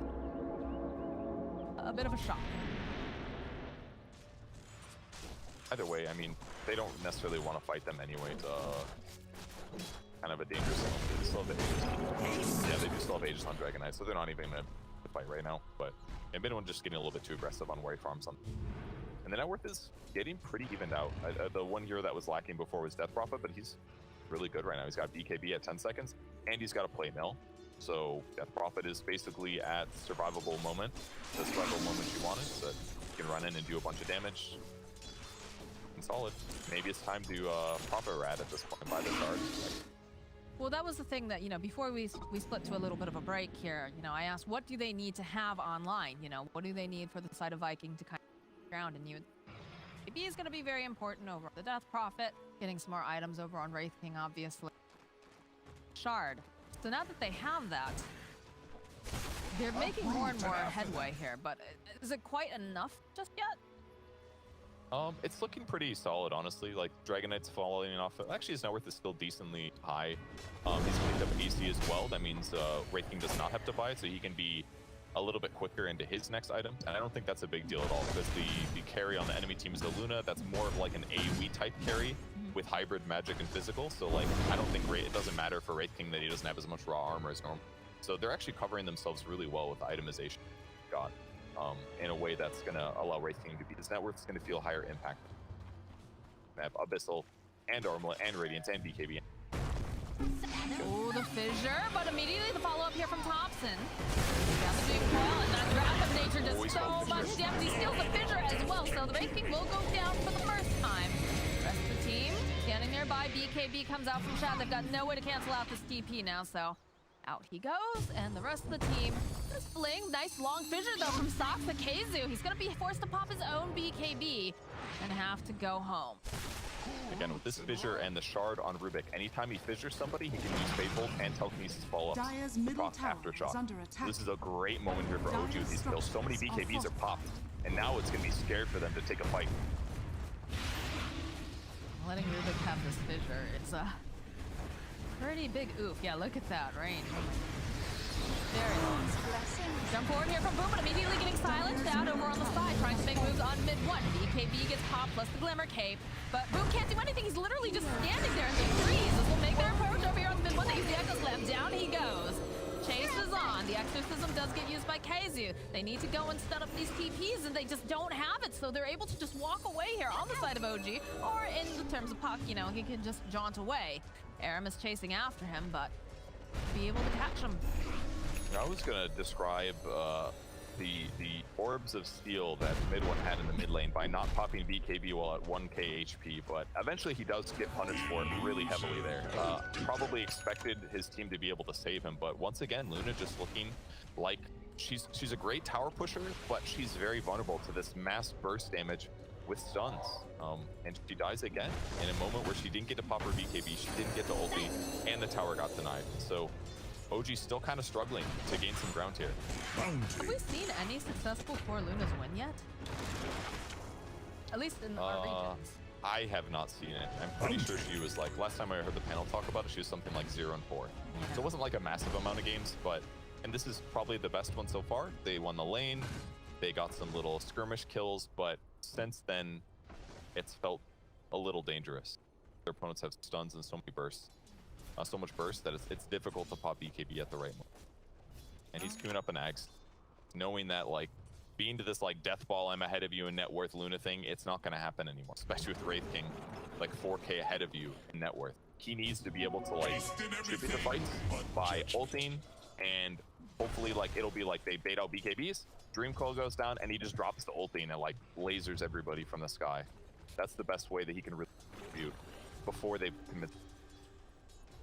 All right, well, the smoke is up over on the side of Viking, and the hunting do have Roche up. They've got their little cover in there, hugging that tree. Walking towards pit, they find the Luna. Can they blow her fast enough? Oh, good save here with telekinesis left, just throwing her away to safety. Fissure gets tossed out, Glimmer Cape, but they have the sentry. 4-step forward. Rip it down. Another Fissure getting tossed out here from the Earthshaker. Still down, they go right in, they blow up Nota. He's gonna fight back, but on the back end here, they'll be able to go get the kill on Aramis. No buyback on this Earthshaker. He did not manage to get the Echo Slam off either. With Rubik re-stealing Fissure, he's got another, what, 2 minutes? No, it's like 4 minutes or something. A lot of time to use this Fissure combo. Such a long range, too, as mid one putting out the damage here. There's going to be the lift. Followed up here with Thompson, the silence. They'll blow him up the first time. They need to kill him again. It's going to be very difficult. Shad just runs at them, has the Abyssal, jumps over here onto the puck. Can they finish him off? It's taking some time, but eventually Thompson does go down. But we've got a Nature's Prophet problem here. Forced to go home, defend his racks. Finally did the scummy Prophet thing, and that's by the shard, and it paid off big time. Gets a tier 3 tower and the melee rest. I cannot believe that mid one has not processed his BKB more than once this game. I thought for sure he was going to do it there. He just has these diamond hands, dude. He does not let go at all. And it's going to pay off because again, they have so many stuns. Keeping his BKB charges high is a nice advantage. But we'll see if Viking can pressure Roche with 2 dead heroes, especially the dieback on Undying. They've got some time here. Luna's 1 in 5 right now. Secret MATUMBAMAN is the one win. That makes sense. Secret makes miracles happen with heroes. That's for sure. Look at Boom. Oh my god, he has to pop the BKB. That's just doing way too much damage, but you do have the rest of Viking. They're in the pit. They have an Earthshaker, of course. Who can jump in with the Echo Slam. He's got to make his way over there first. There's Shad. He's taking so much damage here over on the side, but he'll turn right back around again. He's going to drop a fight. Can they get the kill? Instead, yes, they can. Down goes the Nature's Prophet. Now mid one, taking a little ride here up in the air. Does have the Eclipse Shad, though, jumping on the back end. He wants to get rid of that Rubik, and he will be able to. He's had enough of him. As they'll just turn back around in mid one. He popped that BKB, but he's going to have to run away from this pit. Shad's back up, gets right back into the pit, and this is going to be a Roche, I think, going the way of Viking. Perhaps the greatest Shad the Chad moment, honestly. Like jumping out of the pit and basically killing Nature's Prophet from full to 0. I mean, he got him down to like 30% before he even stopped getting stunned. And as a result, Prophet, who's like, I'm just going to finish him off, then maybe BKB, he got that extra Bastion, and all of a sudden it was just too late, and he ends up dying. Like, Luna had to finally commit to the BKB, use the Eclipse, and they still lost the fight. What a big one. Did they get it? I didn't check Roche. Was that Refresher? That was Refresher, yeah, that was Refresher. Yeah. Refresher for Death Prophet. She's got cheese on her as well, so Kazu's got to be pretty happy about that. She's also completed the Lotus Orb. Things are turning around for the Death Prophet. The very rough laning stage early on, where she did feel very effective, but to her own here. Ooh, they do get the Illusionist cape on Luna. This is probably one of the best heroes to get it on. Like, it's up there with like PL Terrorblight type stuff, because this illusion is doing 50% of your damage and it cleaves. Like, you can actually push out, so it's like free Manta. It's insanely good on Luna. And it's permanently up. Okay. Someone died. It's not important. It's not a How dare you say that the flower is not important? I mean, Undying very killable here. He opted for a BOT Sentry to help deal with the Prophet issue, but he's also still stupidly fast with Elven Tunic on top of this. 491 movement speed at all times. Double damage. Look at how hard shot. It's an.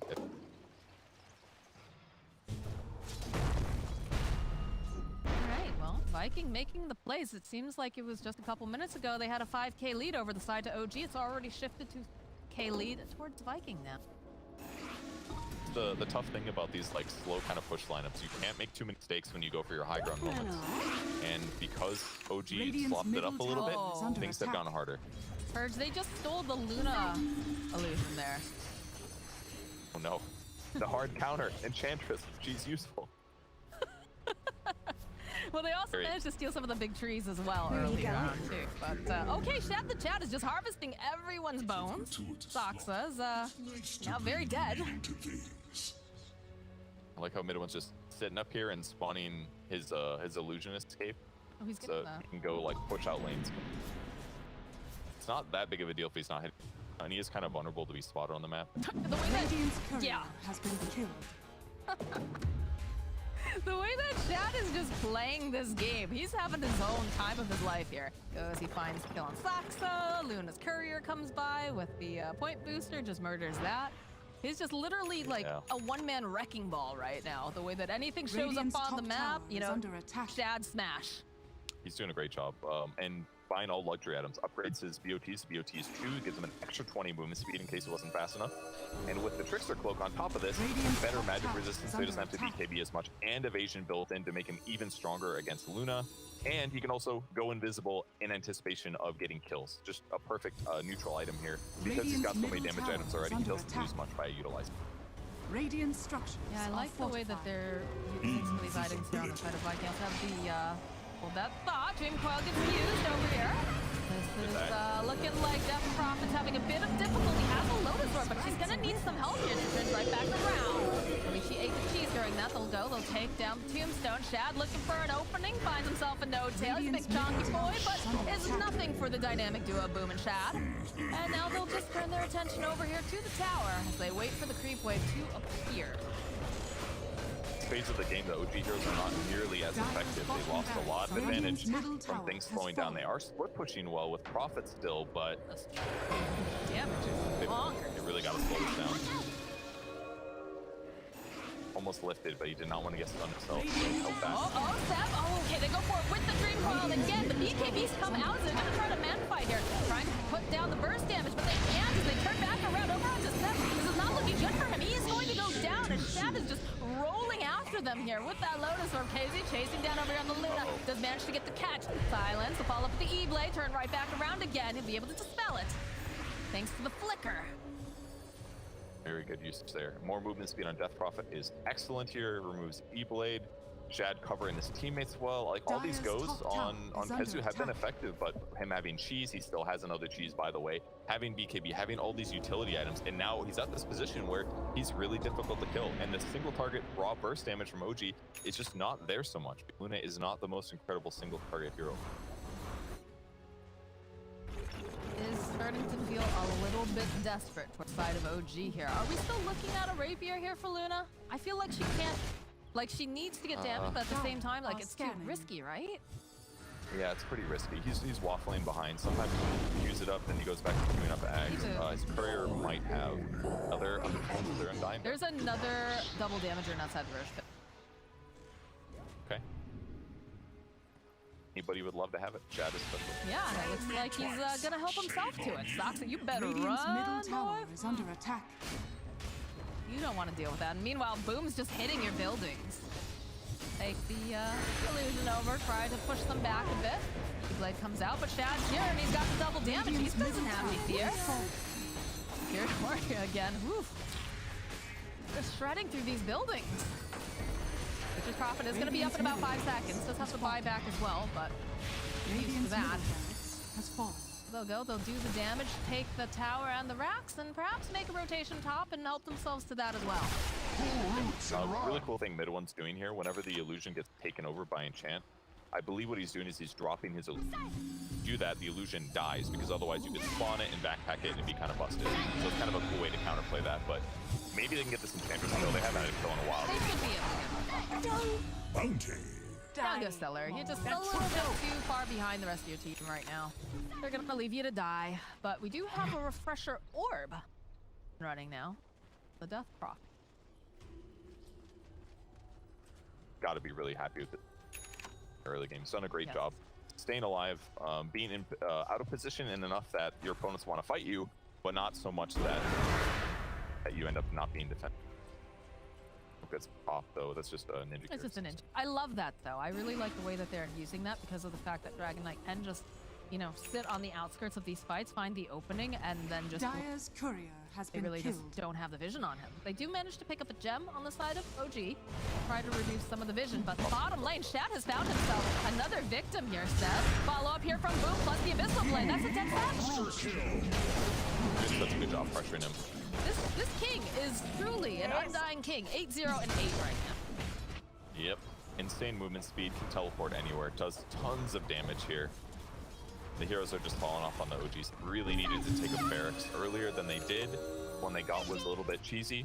They succeeded, but maybe puck itemization you can criticize a little bit, but his goal is to set up these kills and to start the team fights in good ways. And he's got really effective abilities. His Winging Whip almost perma-silence, 3.5 second uptime out of 4.3. Thompson, Aramis is here too. You've got plenty of stuns, and there's of course foot boots to travel. They jump forward here. Looks like Thompson just a little bit fast with the fingers though. Run away as Soxa hides in the tree line and teleports out. Done by Soxa to save him. It wasn't kind of funny there watching Earthshaker have to play his hero the normal way, where he like fissured, he gets thrown, he's like, oh man, I have to blink in to follow up stun. What is this? It's like just so much less effective.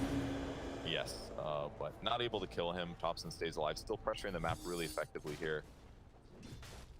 Ultra low cooldown stuff. We got the shard for the Wayne Rip to push his opponents back a little bit, deal a little bit more damage with Wayne. So we do have the Ags completed for Luna, and she's looking back towards that. Yeah, I mean, kind of have to, I think. You don't seem sold on it. Dangerous, but I like that he bought Ags first because it gives him like 2 different ways to play fights. He can either oh, the lockdown is real on this poor little puck, and down he goes. Took all their spells. They fly at the same time. Soxa trying to grind, but yes. So it gives him two ways to play his fights. He can follow up disable with Eclipse and kill somebody without having to fully commit. And it also gives him the ability to do instant physical. Kazu. Oh, these boots too are just doing so much work here. Shad just shows up. He says, illusion. You know, Casey calls him up. He says, I've got a hero over there. Shad says, I will be right there. Rushes over and he's dead. It's so scary. It is. And full itemization on Shad as well. Goes for a heart. Has almost no armor. What was that about? I don't know. I think he might have Probably figured it. Might have been safety. I mean, he went cooldown reduction. This is like the one thing that I think I can maybe criticize about his build. I wonder how different the game might have been if he went to 8 armor talent instead of 20% reduction. He probably went cooldown reduction so you get more done on the map, but some of those mid-game deaths might not have gone as poorly. The opposite. Radiant structures Dave, we are where we are. Viking pressuring bottom. Radiant's bottom tower is under attack. I'm waiting for middle. Oh, there it is. There's the rapier picked up now.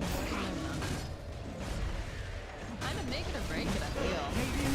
Goes dancing around here. Wrath of Nature does get tossed out. They just go rip down the tombstone. They do get a hit over here onto Seb. Gonna keep pushing, but again, you have so many ghosts here. Where's your question?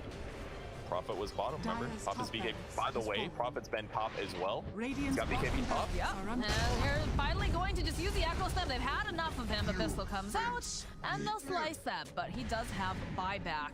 Like Celery again, just maybe a little bit too far behind the rest of the team. Has the Glimmer. Cape will just go and get 4 staff forward, but we'll get the leash up here over to Casey. Casey, though, using the Yule, buys himself a little bit more time. Celery still trying to fight here, not going to be able to, and it's not looking great for Casey this time around. He also will fall. Tries refreshing. Yeah, tried to BKB refresher into BKB to escape there, but a little bit tough, not able to do it. And kind of a perfect circumstance for Luna against Enchantress too. Just don't attack the Enchantress, you attack the Death Prophet, and then the bounces go and hit her anyway, so it works out. Rapier paying off there. Yeah. What else did I see that was... There's a lot that was happening. The Ag's Blessing is now the next gift that Roshan can bestow, if you can slay him. A lot of eyes. They got 2 dead heroes.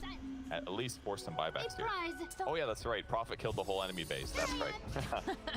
All the range barracks are gone. Yeah, they fought him. Fissure gets tossed out.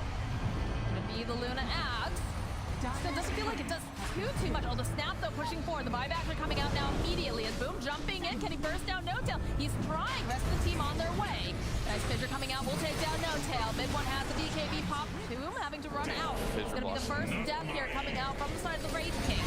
Come right back up again. He pops the BKB and is just gonna have to retreat as they go in with the Exorcism. They do have to take down that tombstone. It's still spawning. Look at the legion of creatures just coming out over here into the bottom area. They'll protect their king. Should be able to go and get this Roche. Doesn't feel like OG feels confident enough going back into the pit. But they do have settings at home right now. Shad's going in. There's a lot of stuff on the ground. Do they pick it up? It's going to be Boom who grabs it. Now KZ forced to go and use the BKB and the Lotus Orb. Gotta be a little careful here, but he should get healed up fairly soon as Shad's just chopping down trees in the base. Another Fissure gets tossed down. Can they find it? There's the Echo Slam. Can they take down Thompson? Looks like they'll be able to take down Hillary's Courier, but there's a lot of things going around on the back end as KZ was just trying to flee. Thompson somehow still alive during all this Aramis, though. He's going to buy back. Look at this damage coming out here against Boom. That's going to be the Aegis as it gets dropped down. Celery looking around. They'll turn their attention now over to the Luna. They need to get enough damage out. They need to be able to man-fight her, and it's not looking like they're going to be able to win this fight. They're taking too much damage. All right, Wraith King's coming right back up again, but the rest of the team is here, and they have the Abyssal. They're just slicing through mid one. Can they do it fast enough, though? Do they have enough damage? He's still alive. He's man-fighting all of them. Look at this beautiful dream coil as they go and they throw out the Fissure. Finally, they take down mid one, and they're looking for anything else that they can get. Kaiser goes down. No Tail next to fall. This is looking a little scary now for Thompson. He's got to be very slippery here. Uses the orb. Is he going to be able to make it out? Are they going to chase after him? It looks like they tried, but not going to be able to go get the final hit off. Boom, waiting patiently. Thompson, he's got those dancing shoes on, boy. He's juking around, but eventually they find him. They stun him up, and down goes Thompson. Buyback, though, here from the puck. And there was a lot of damage that just got placed into their base while all this was going on. Those melee barracks are at half HP, not low enough. but the amount of space that Thompson just made was actually incredibly insane. With these atypical items, he just sat there and bought so much time for Luna to get things done, but it wasn't enough. A lot of buybacks. Viking shows up and takes the Wraither away.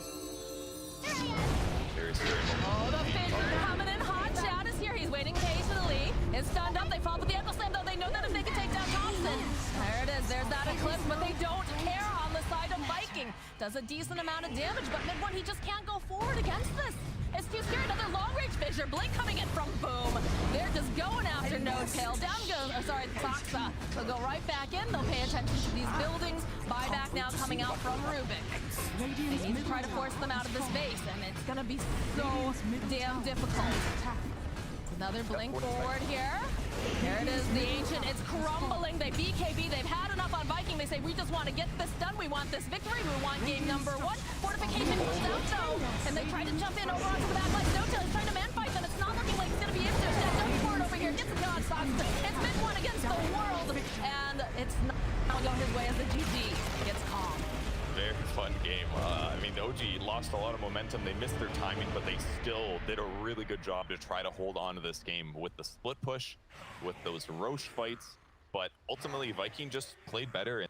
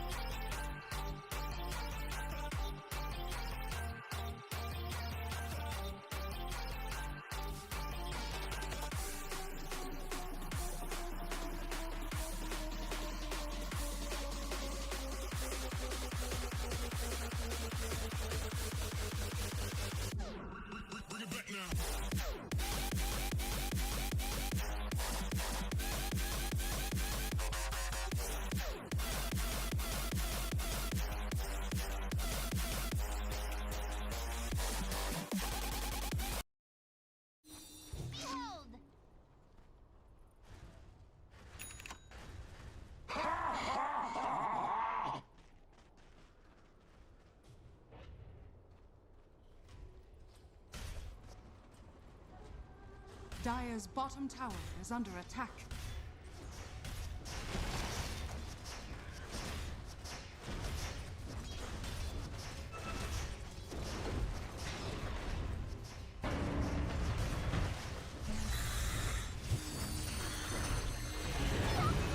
Dire's bottom tower has fallen. Around.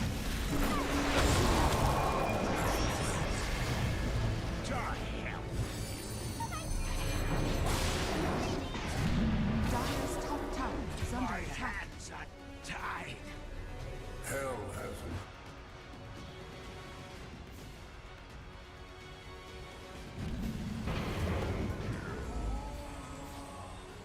You were click. Silence. Double damage.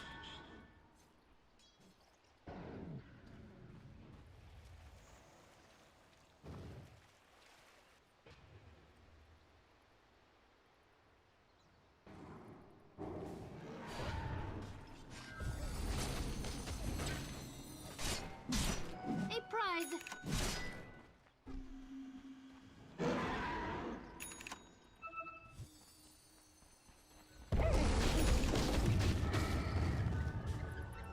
Radiant's middle tower is under attack.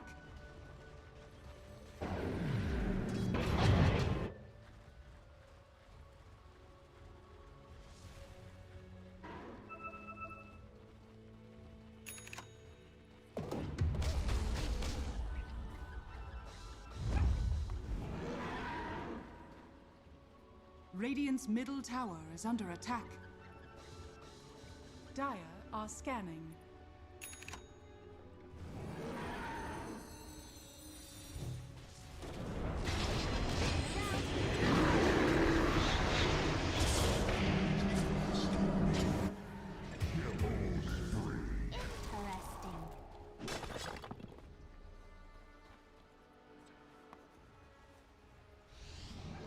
Radiant's top tower is under attack. Radiant's top tower has fallen. Behold! Silence!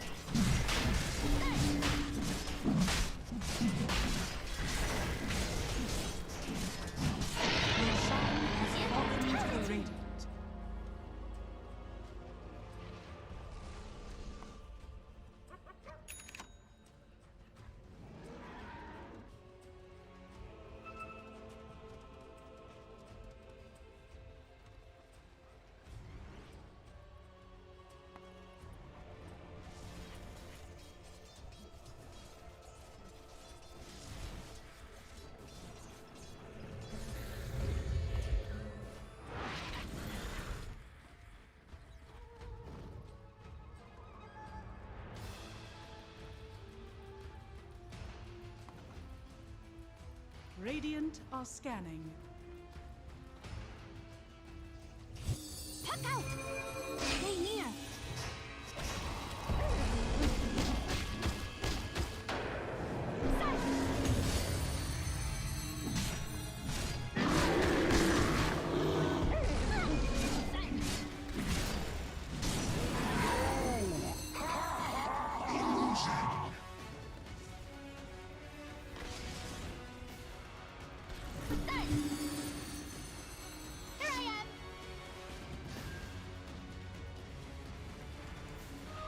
Void infusion.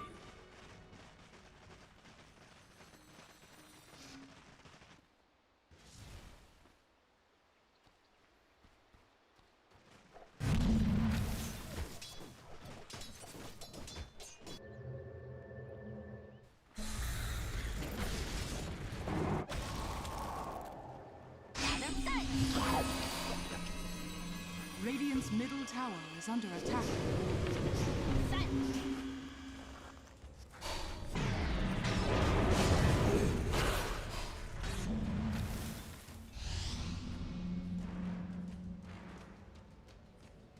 Dire's structures are fortified.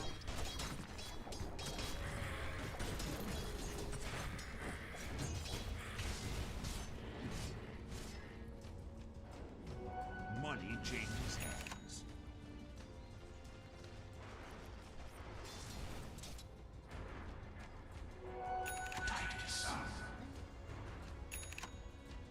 Dire are scanning. Greetings! A prize!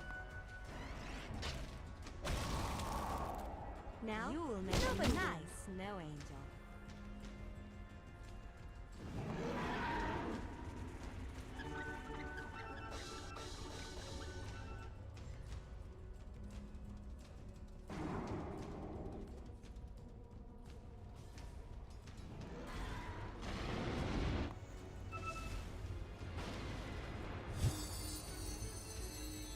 Greetings!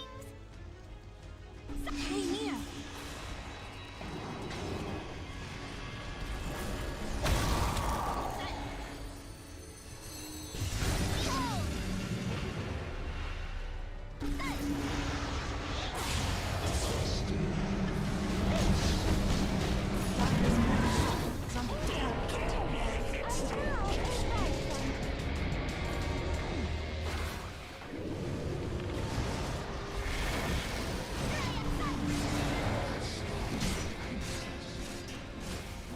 I'm burning up!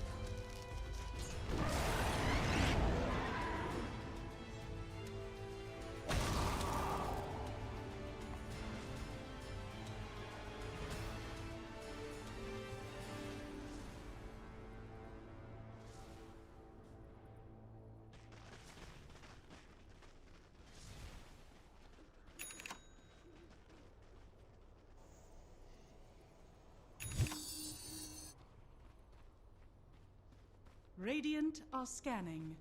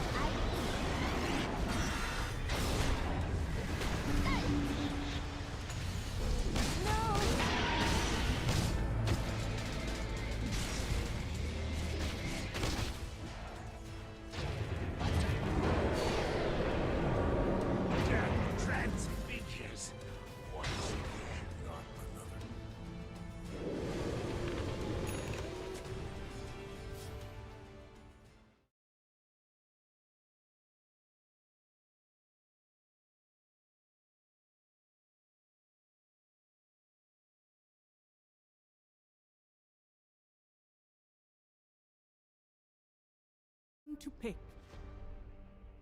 I only have the stat.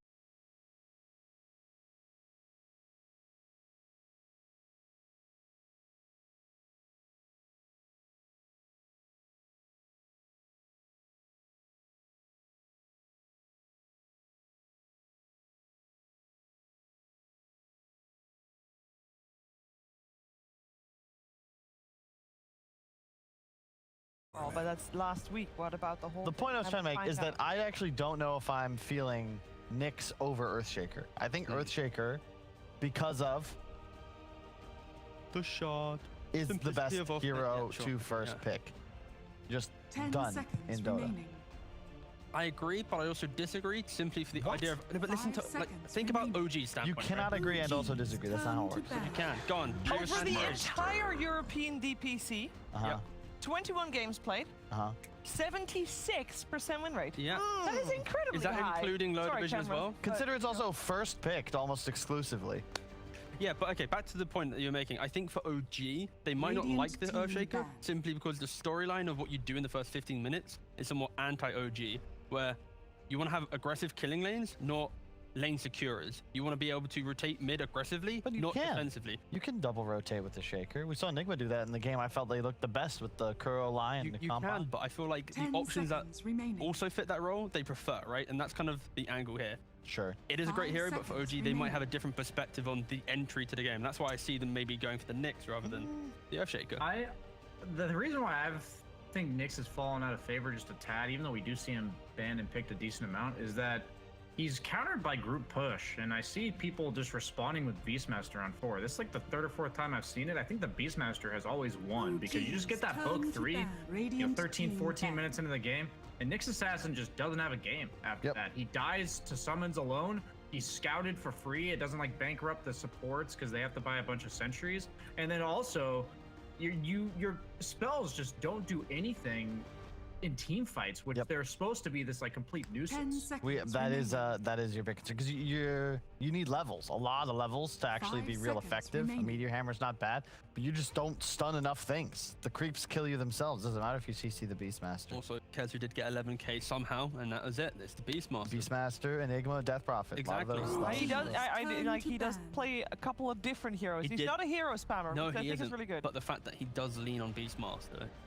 Hey, if it wins him the game, and if it can win him the game here, All I'm Right? saying is I actually gifted Kezu the TI Red Spear for Mars, and he promised he'd play a lot of Mars when I did it. 10 That was when he was on seconds crazy. remaining. Well, He then proceeded to never play Mars again. I gifted him a sub. What do you 5 think he seconds appreciated more? remaining. Probably the sub. That's right. He's a Sounds like he To got who? better monetary value, like per dollar, out of the subscription. who did you gift him a sub to, Kyle? I'm lying. I didn't gift. Which streamer? I Thank don't. you. I don't believe in gifting sub.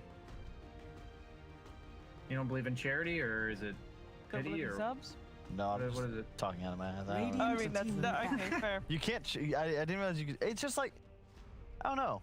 Here we go. Please Well, break down the Twitch no, economy let's- during let's- this draft, let's Kyle. stick to Let the me take a draft. seat real quick and I have know a we're in controversial opinion with no Radiant support. The team. glorious third phase of bans is a critical component. I mean, you said yourself that when we're watching tier 1 teams, this It is means something, yes. This means something. So what And- does this mean? Well, the Viking bans are straight up all no-tails heroes.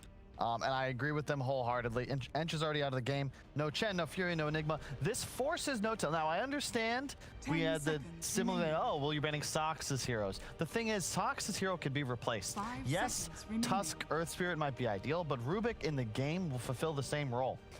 No-tail can't have the same game impact without one of these lane-disrupting creep carriers. Exactly. They're all heroes that annoy the Beastmaster, right? Yeah. Enigma, the Chen, and then of course Fury to some degree. It's the battle of, the summons. So yeah, I can see why. Flip side to OG, when he's talking about those bands, DP, DK, SF, all Radiant very good team heroes against Void Spirit mid. So you Phantom kind of would Assassin. feel that most likely this Void Spirit is just going to be standard mid lane pick.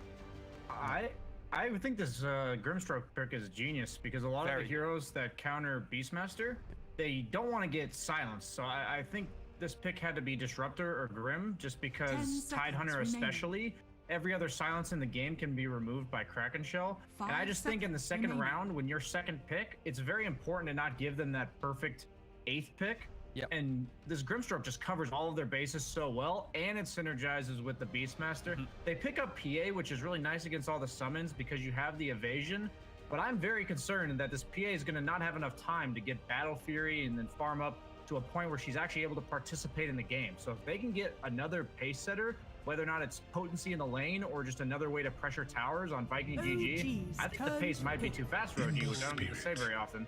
PA picked 5 times in European Dota so far. Won once. By the way. I don't think it's a very good hero.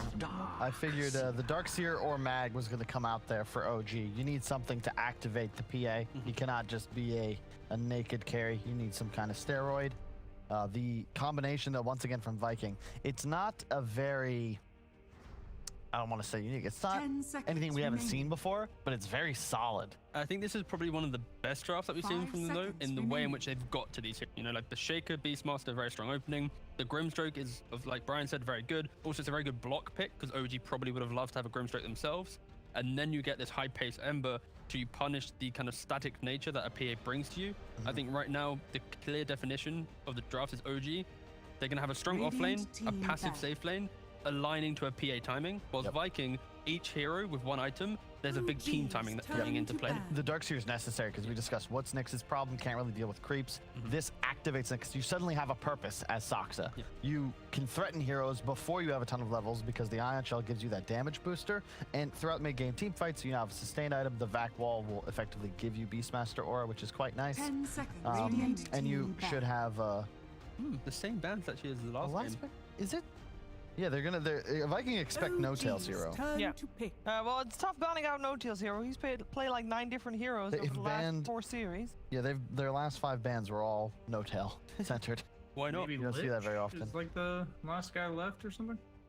The tower defense enables the PA to go in. There's like Witch Doctor as well, but I feel like the heroes that counter the Beastmaster right now don't provide you that strong lockdown to deal with the likes of the Ember plus aggressive that they still have left in the Viking draft. Did you go Naga here? Is that weird?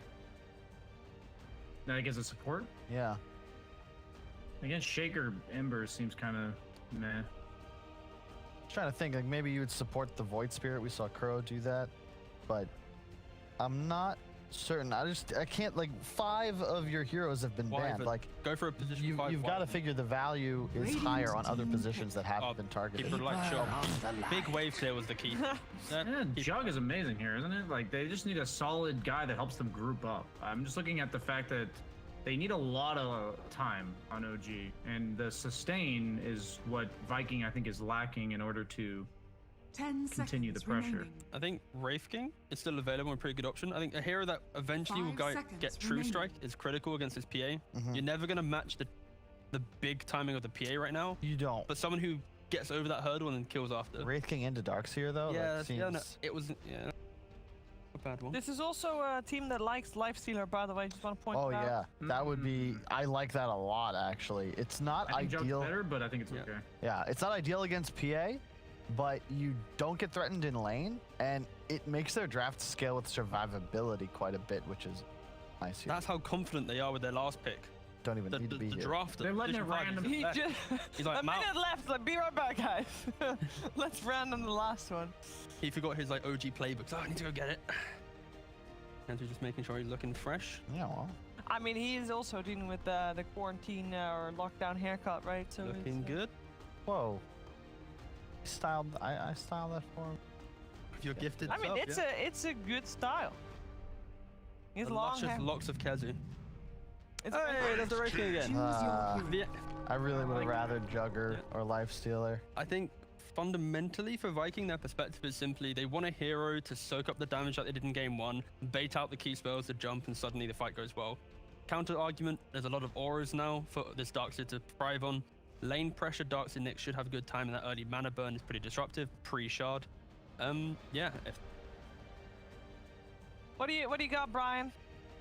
I think Darkseer is one of the best offlaners against Wraith King just because you reincarnate on top of the wall, and it's super frustrating because you don't feel any better after you've died the first time. Last game they had a single volley of spells with the Luna ultimate, and once he survived, like once he dies once, he's perfectly fine to fight at full capacity. So I don't love the last pick, but I think Viking GG might be able to just take this one because of their early momentum.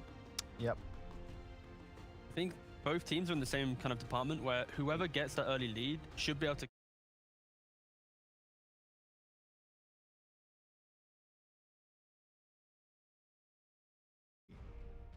I said Viking. Yeah. Okay, because I just disagree with the premise. I think OG will have the earlier momentum. If it was any other team, maybe I'd question it a bit. But this is what I want to see Kuro draft for his squad board. Just straight up aggression, cooldown reduction. They're going to run at people and be on map 24/7. I wanna channel the cap analysis here too, though, for a second. Wraith King good, Shaker good, both on the same team, T. That is doubling down on good, and two goods does make a good even better But good. you don't want to be too good. Exactly, and if you're too good, you can become bad because of your cockiness and arrogance. And I think I like the idea of what OG has if they execute better. I think after game 1, they did learn how to execute a lot better, so OG will have this second game. All right. Well, I wouldn't mind a game 3 of this series because it's a very fun one to watch, and this one will surely be as well, especially with listening to Moxie and Purge. All right, Purge, well, they're doubting the Wraith King just a little bit, it sounds like, just because of the fact that there's a Darkseer. But I have to say, Shad the Chad, that Wraith King looks so good in game number. Do you think they're just bouncing back to what worked? Yeah, I think it's just like one of those heroes at the end of the draft where after you've eliminated a lot of the options, it's like it still hits a lot of bases. It's still pretty darn safe in the lane. It still has great power spikes, a team fights, it can gank, like it just covers so many bases, and I think it's generally just safe to pick it. Like I definitely have more doubts about PA as a hero. She's not consistently effective. She can have some issues. Obviously, it's great with Ion Shells. This other kind of pressure, and OG is definitely going to be able to tempt quite well here. Ooh, that's a 5-man stroke of fate right there. Slow everybody down just a little bit. I guess it didn't quite land over onto top, so it looked pretty close, but 4 is going to take a little bit of harass here. Nice impale over onto Shad, but they've got the follow-up with Fissure with another stroke of fate. Now Sasha, he's totally just separated from the rest of his team, so he is going to be the first blood. Aramis happily will take that. Can they get themselves anything else, though, is the question, as they get a nice vacuum. We'll drag everybody back into that Illuminate. Looks like Aramis will go down. And it feels like now Viking just are pushed out of their own side here. Keizu? Got that Illuminate. Mid one thinks about it briefly, but I mean, on the bright side for Viking, they're very close to their fountain, so they can go and heal up again, but they are going to lose out on some very nice rune. Yeah, that's what's kind of cool about this. It looked pretty weird for OG to be that aggressive necessarily, especially like skilling Vacuum at level 1 to fight, but it's 100 damage. It's a lot, certainly. It helped them get a better Illuminate off, and now, like you said, they force them in their base. 4 bounties for the OG side. I think that's going to give a slight advantage. That does look good. Except I don't know how good Vacuum's going to work out, but yeah, that's a little bit of an oof. But you know, it's Seb. This is a world-class offlaner here. I'm sure it'll all work out. yeah, I mean, Ion Shell's not that incredible anyways, especially against Grimstroke, who can counteract this and push a bit. So I don't. Maybe they'll get a crucial range to be blasted with it. Possible. We have seen this matchup a million times. The 2 Spirit Brothers in the mid lane. I think a lot of it does come down, you know, I know Kyle gets very cranky about it, talking about the 4-minute runes. But I think we'll see, you know, one of those brothers possibly start to take off a little bit more depending on what up. Yeah, we've barely seen Ember far in the DPC because of the fact that the hero is just weaker generally. Somebody like Void Spirit. But hey, having roots against Void Spirit can be really effective. It's there potentially. Bit of trading back and forth up here on the top lane between Aramis and No-Tail. Boar, of course, applying the slow does make it a little bit difficult here. But I think we'll see probably a better game this time around for Keizu, as you know, this is his Beastmaster. He does quite well with this hero, and it's also just really in the meta. Do you think we're going to see a rush, though, is the question? Is he going to go for that Necro book just right off the bat? Yep, absolutely. You basically have to right now, in my opinion. The other builds are just not as effective. They don't let you pressure towers and farm as safely as other itemization. Absolutely. But is it going to be before the boots, like we saw one of the CIS teams do? Maybe. He might be able to get away with it, yeah. Especially because Coddle might shift out of the lane. It's like, yeah, it doesn't represent that much kill threat in the lane compared to a lot of other carries, so it certainly could be. Great blast here to hit both Keizu and the Boar, and this is a freshly summoned. So. Go throw the Fissure out over onto No-Tail and return some of that harass. And to see all of those voice lines coming out here from Seb. But Keizu has to be very careful, because mid one is chonking away on him. Gonna be doing fine. a great job hitting him. Gotta hit him, lowers HP, force him to back up occasionally. This mid one slightly more farm as a result. 9 last hits. Side of the map, there's 11 on the Wraith. Void Spirit's owning mid though. Holy crap. Thompson is 15 and 7 versus 4 and 0 on Boom. What is happening? He is getting dumpstered, is what I believe we call that. I mean, it kind of makes sense. Like, Void Spirit has guaranteed last hits with Resonant Pulse. Ember Spirit has to rely on Right Click or Flame Guard, so maybe it's just a bad matchup. Or Thompson's just amazing. Why not both, you know? Final couple hits, though, coming in here hot over onto Seb. He does go down, and that's a beautiful combo, of course, when you have the Inkswell and you have any other stun, but Soxa landing a nice Impale is going to be able to find this tower. A little tough sometimes for Darkseer, just, you know, all the harassment. Boom, getting drawn back in here. It's a lot of harass. Not quite enough of that bottle just yet. The next label play. Next label play. So if he lands Aether Remnant and Resonant Pulse, he breaks his Flame Guard.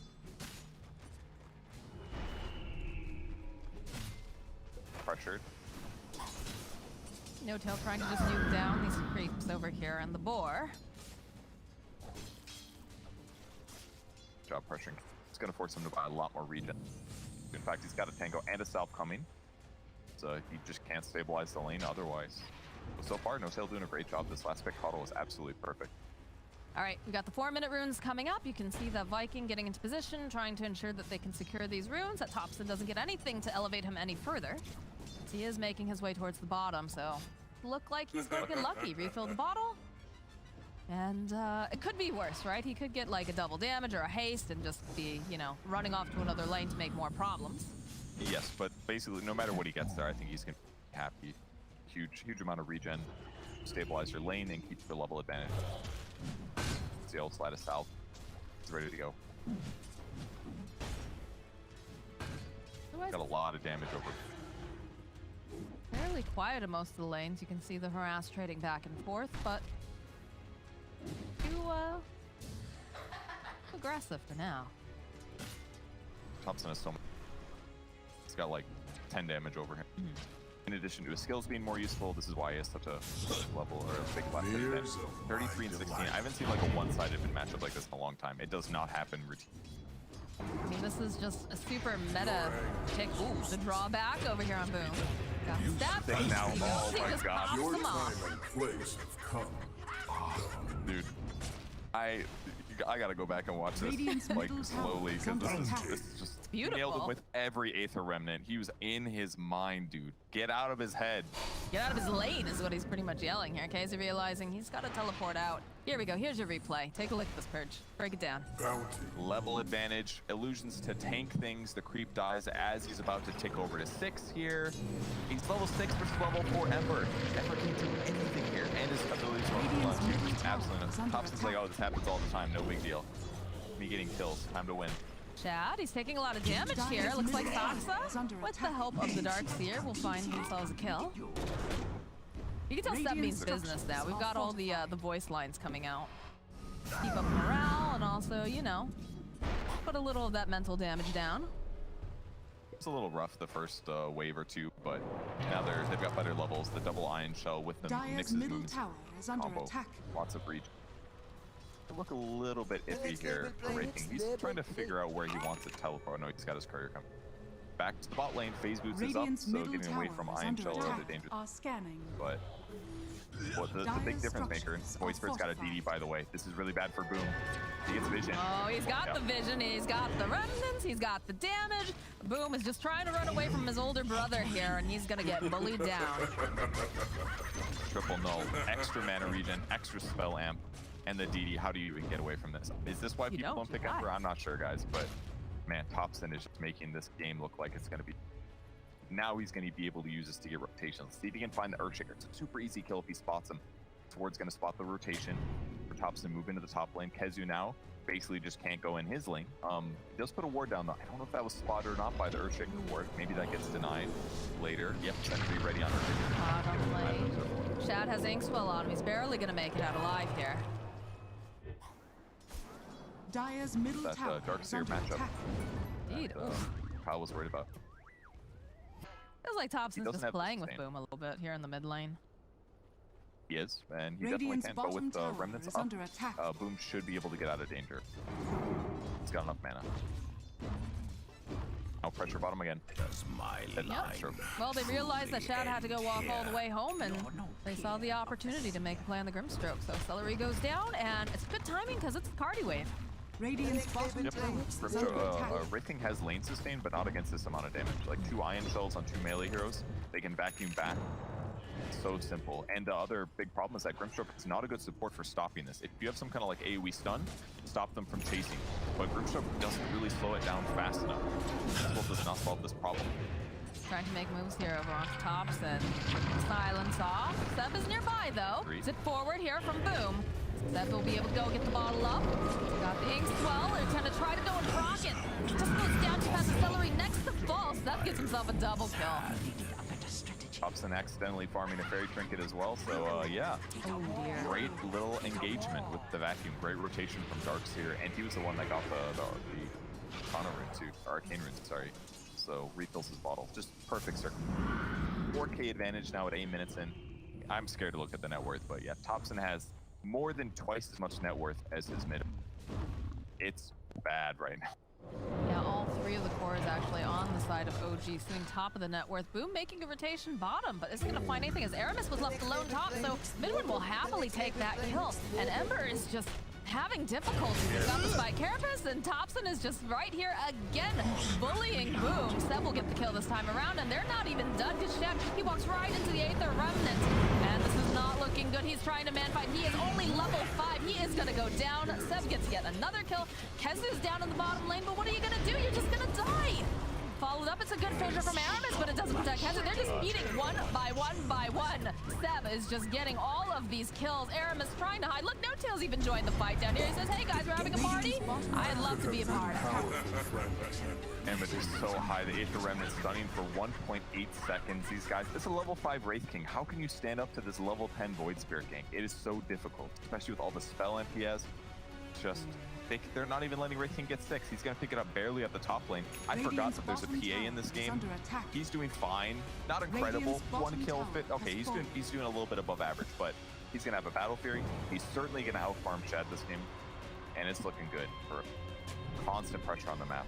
Celery is going to run right into Soxa, has the Impale. Illuminate comes out. He's got the ink swell on him, but crossing spike carapace. Under attack. The runes are up though. Some bottling up, Boom. Be able to grab himself the regen. Under attack. Zips on through. That's nothing to do with the Remnant. Okay. Nicely placed. He's so pressured. He doesn't even have a full Wraith Band. He's got almost a Wraith Band, a Magic Stick, a bottle, and a boost. That's all he's got, his levels. And he's trying to make stuff happen, but he got dumpstered so hard mid, he doesn't have enough levels to do this. He has to like flame guard and stand next to people until they die. That's all he's got.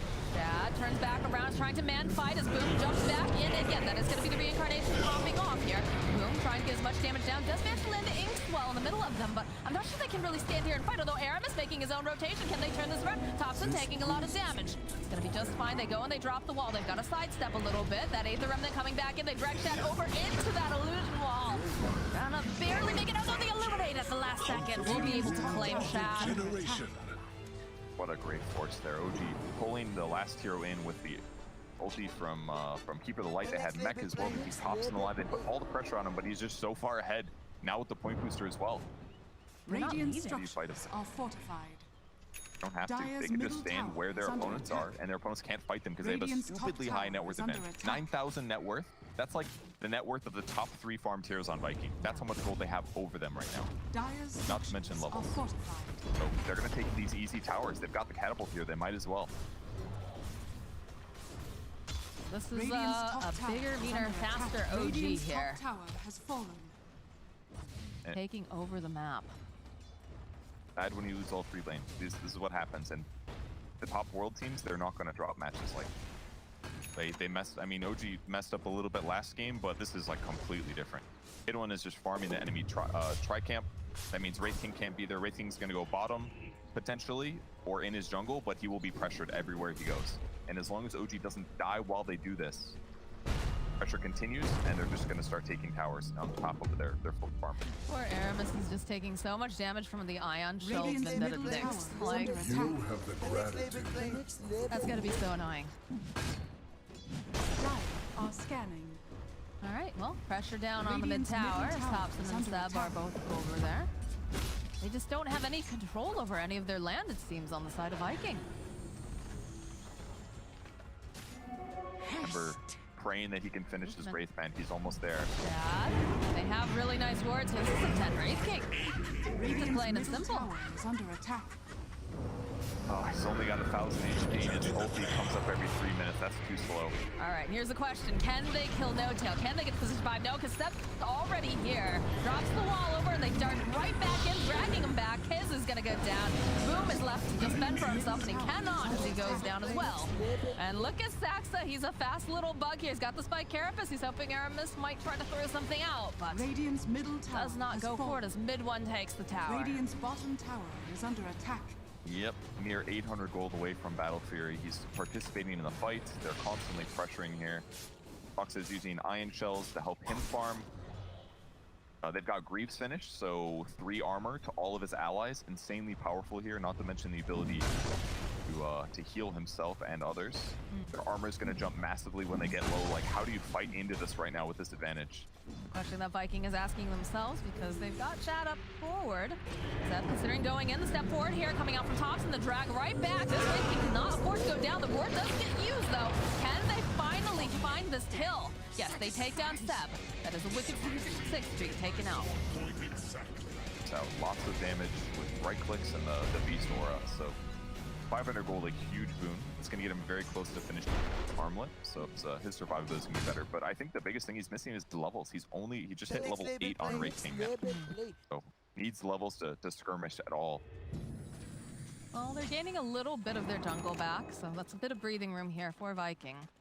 Definitely feeling extremely pressured. 12k net worth lead over the side of OG.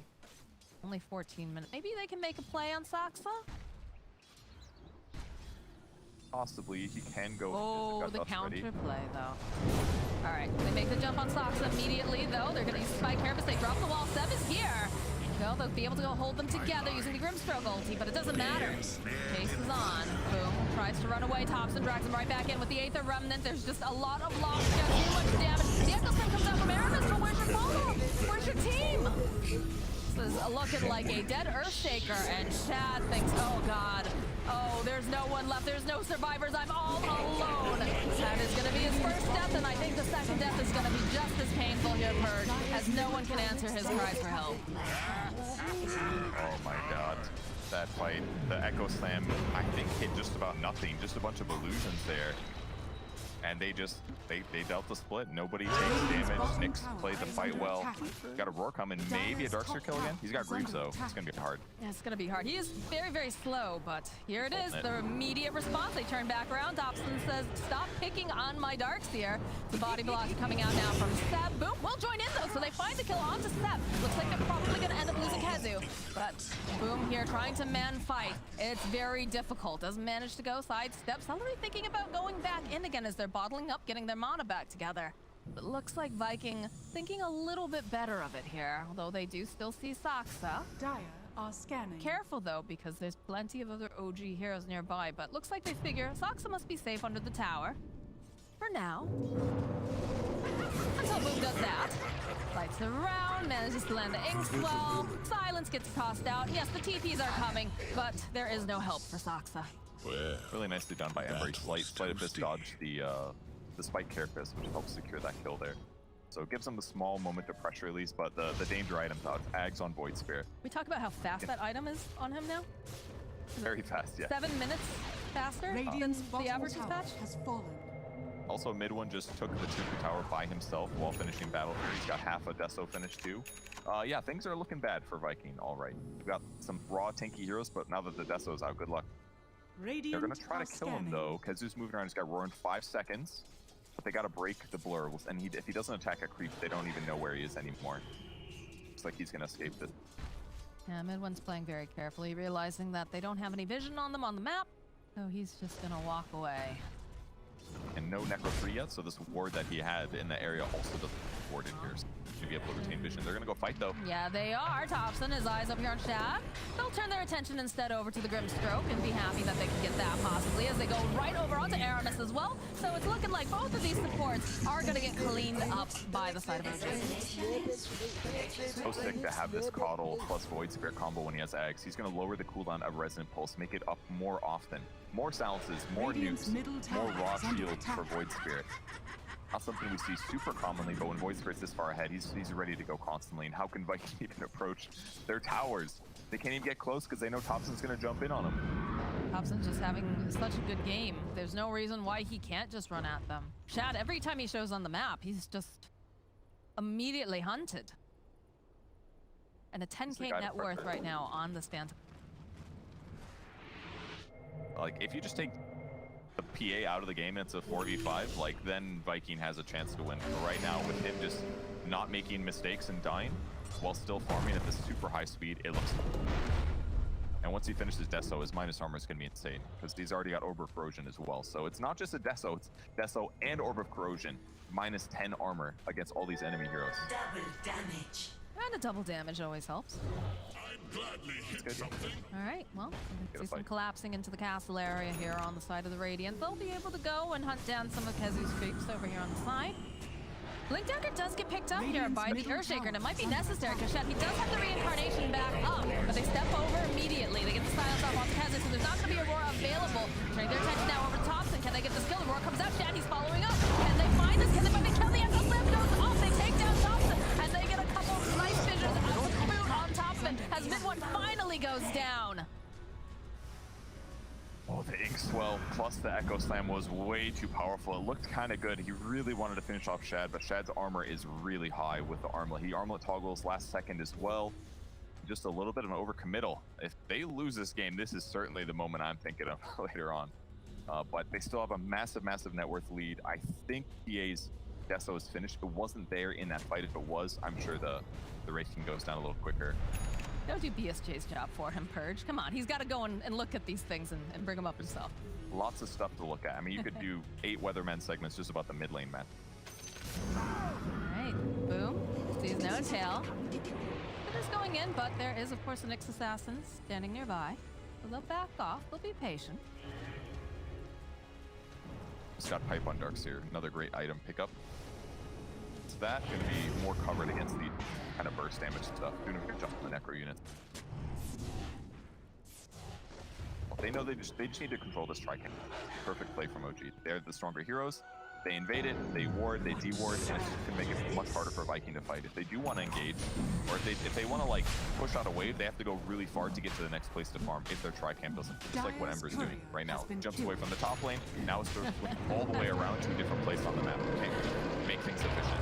Yeah, the second Celery showed on the map by taking down the courier, everyone just runs at him.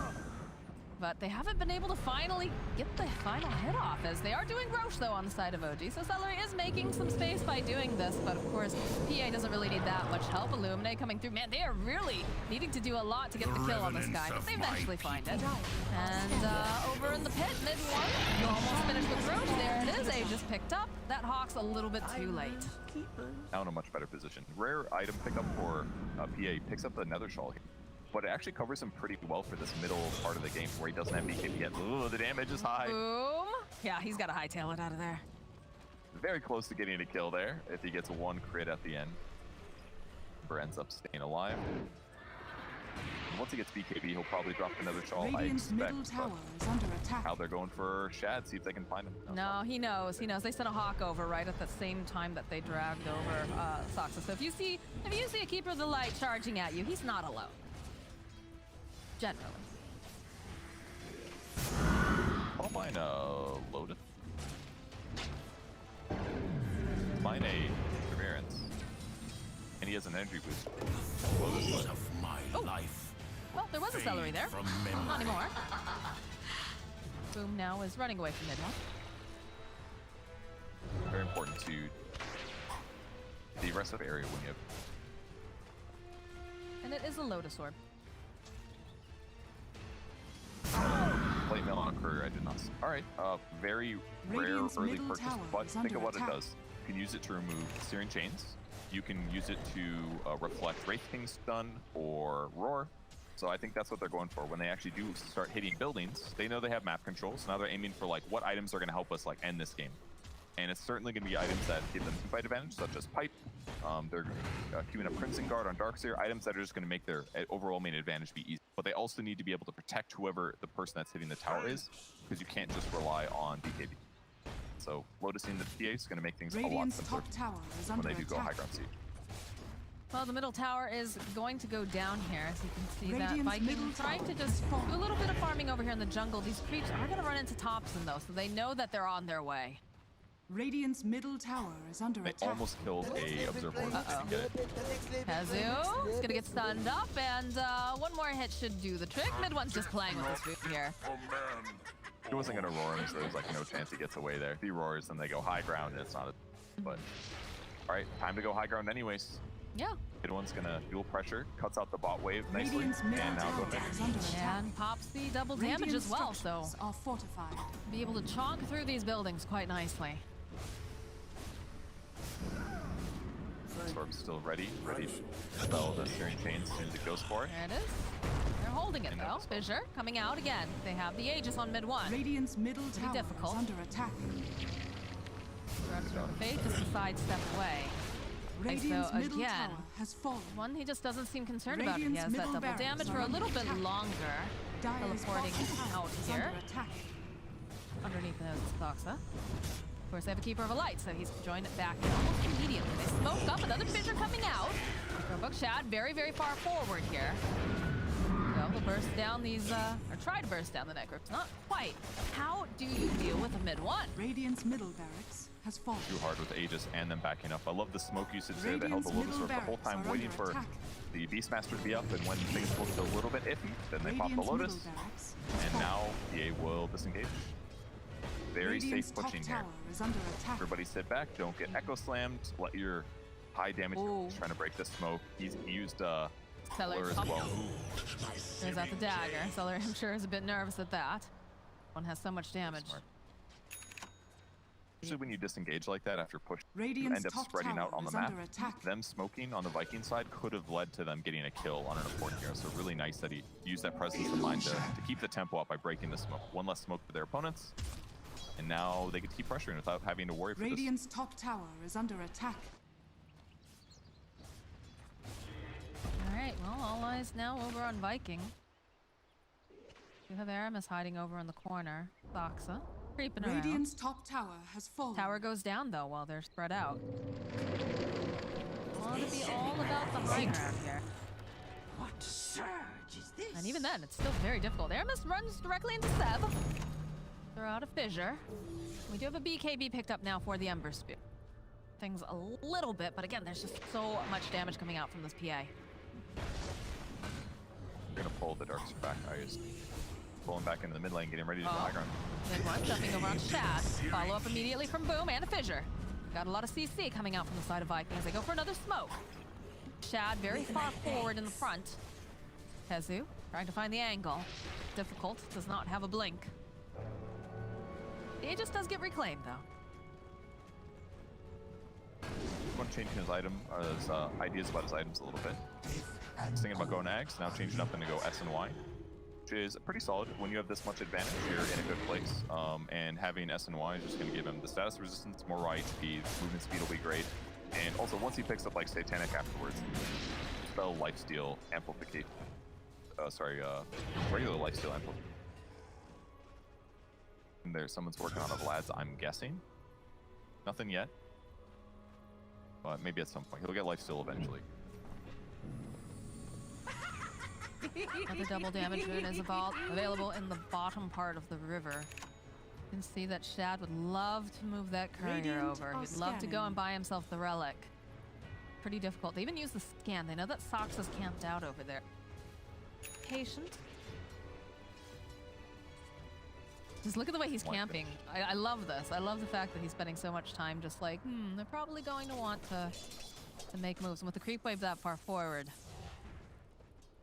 All right, yeah, they see it. No tail? Can he get there fast enough? No, not quite. Tried though. Oh, Soxa though. Maybe he'll intercept it. Oh. Sway. Thompson as well. He just They needs vision. want it He so bad. They don't have the vision though. Dire's yeah, courier not able. Did they has use? been They killed. used. Okay, I thought that was a. I thought they were trying to use a bait courier there. Fox's courier goes down. Bring it for vision, I think. I mean, either way, this is still just Radiance. Radiance is good on Wraith King by all means, and it's going to give some mischance to PA when the fight actually does happen, but that's them trying to stabilize and go even. 28k net worth advantage right now. It's hard to come.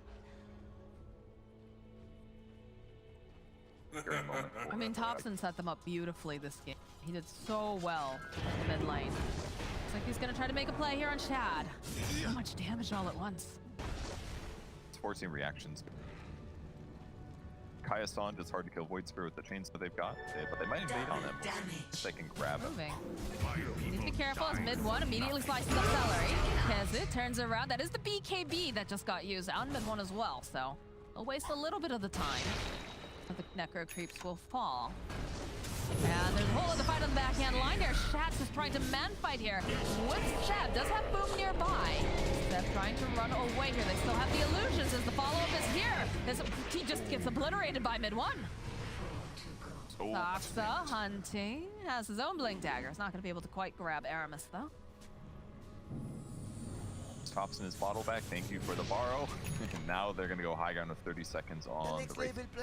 Aurora was using well in that fight. Still have to worry about. Gotta be a little careful. They do, but they have to be able to have the follow-up here. Fisher gets tossed out. And I assume Got that Magdine Boom still is too. gliding. So much HP on him. Radiant's top tower. Fisher tossed out. The leap forward here over onto Boom. Kazu, the drop back in again though. Silence is going to come out with the double hold with the ulti coming out from Grimstroke, but it doesn't seem to matter at all. It's a rough one to lose. They could have gotten a double roar. They just waited a bit, but it's so hard. Ember Spirit's trying to slow this down, but he gets disabled by the Remnant. There's always going to be follow-up with the blink stun from Nyx Assassin. He doesn't get a chance to pop DKB. 2 racks down now. OG's not going to let up. They don't need to let up. Look at them. They're just throwing their weight around. Mid one has just sliced people in half. That's all it takes. 2 or 3 hits over on the side here of Viking. Trying to make another play here. Wraithfire coming out. They don't have the reincarnation for another 38 seconds. Chad has to be very careful here as Sox was looking for the Impale. They just 80% evasion. How can you fight into him? I don't know. That is the question again hard. that Viking is asking themselves right now.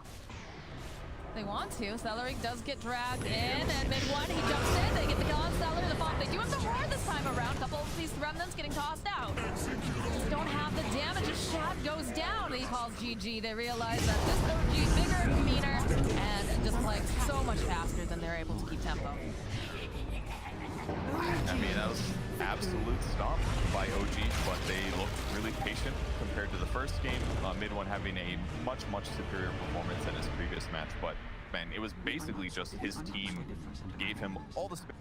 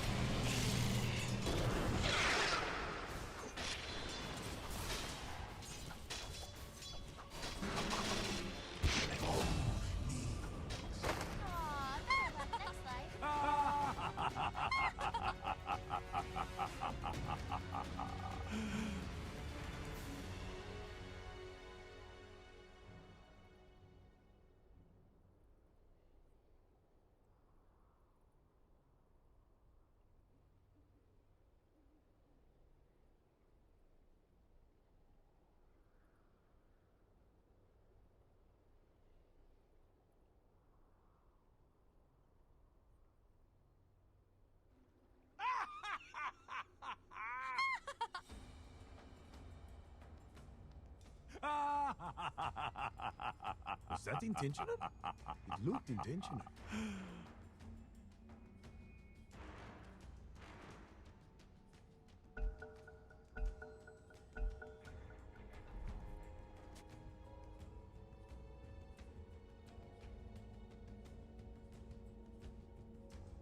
I should know better by now.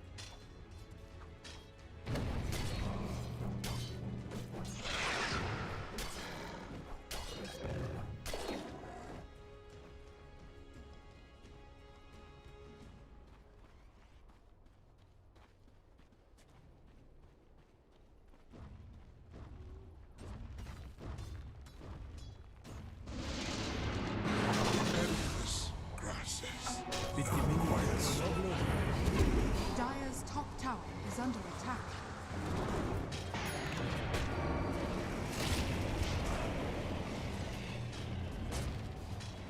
Dire's middle tower is under attack. You seem to have trouble grasping cause of your life.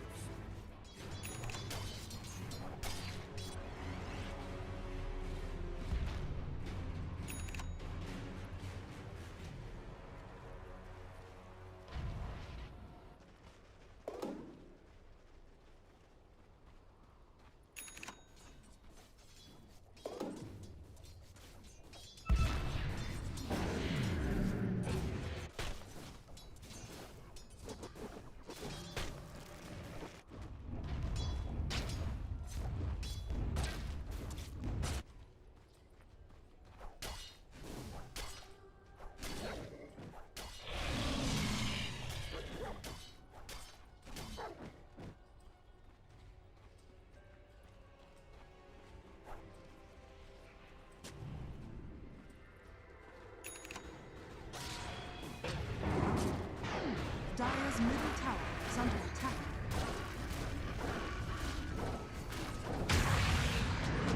Dire's middle tower has fallen. Dire's top tower is under attack. I must walk.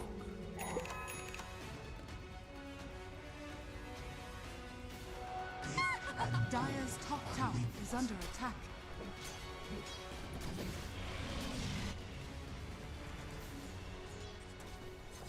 Radiant's bottom tower is under attack.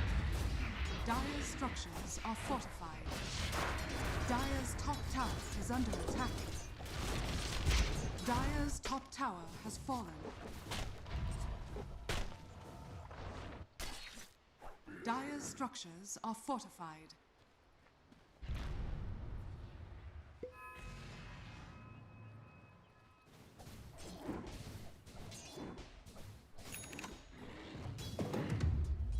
Dire are scanning.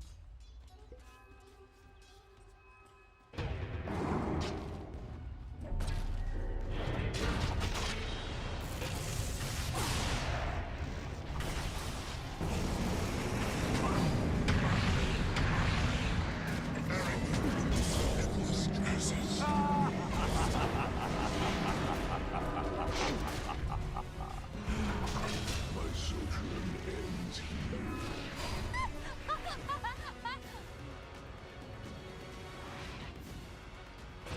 Dire's middle tower is under attack. I underestimated you.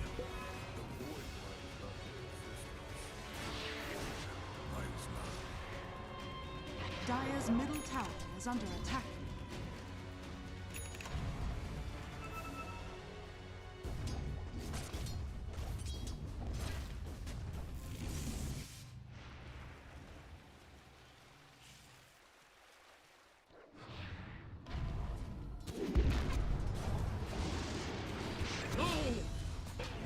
Radiant's middle tower is under attack. Regeneration. There is. Dire's top tower is under attack.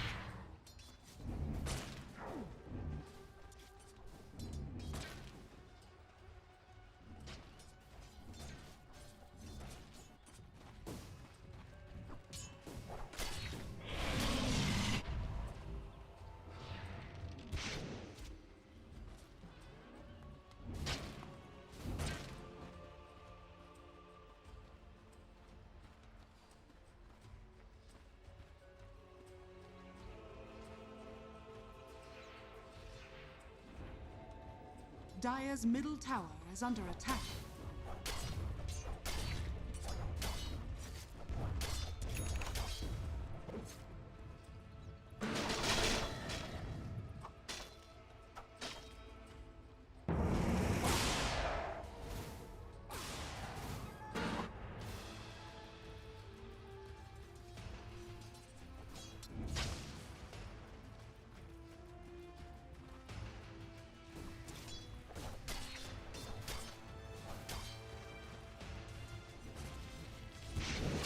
Radiant's middle tower is under attack.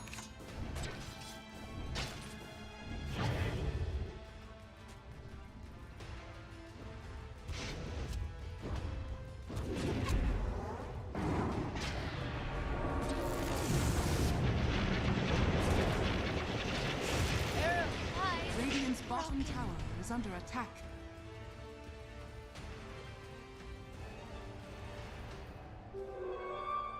Radiant structures are fortified. Radiant's bottom tower is under attack.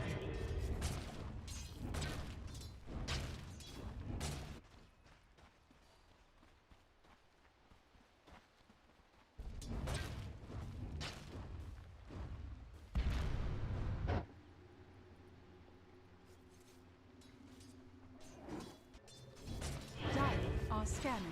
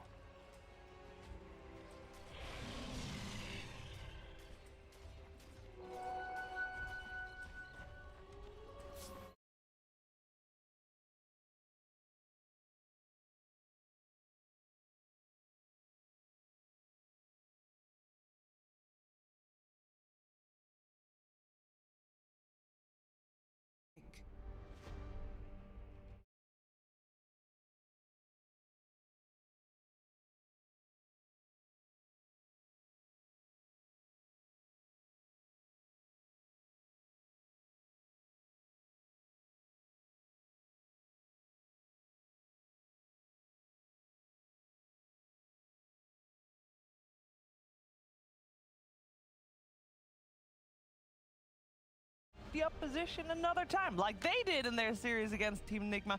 We're gonna find out. We are in the draft. Brian on the big screen, of course, helping us dissect this draft. Still joined by Kyle and T-Governor, and we have a little bit of a different opening this time around because Shaker ignored for now.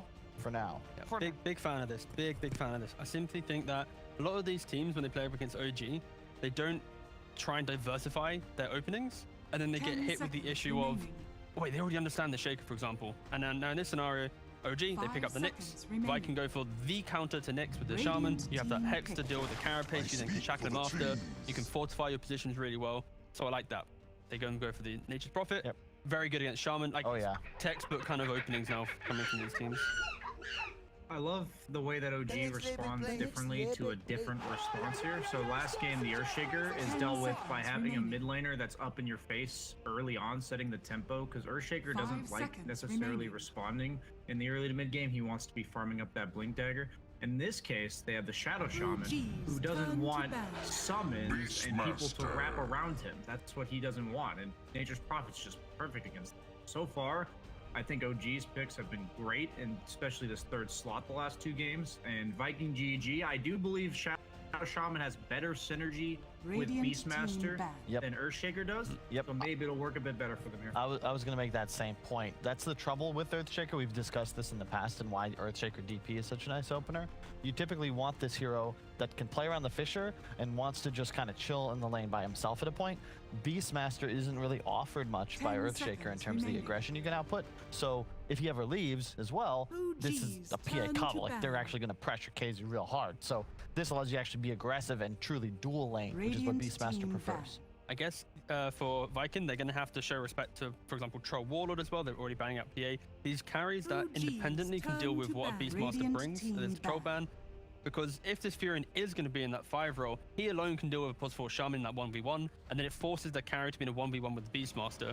I wouldn't be surprised, like Gyrocopter as well, for an example. We've seen this in some previous different regions, but the flat cannon build nowadays is an answer.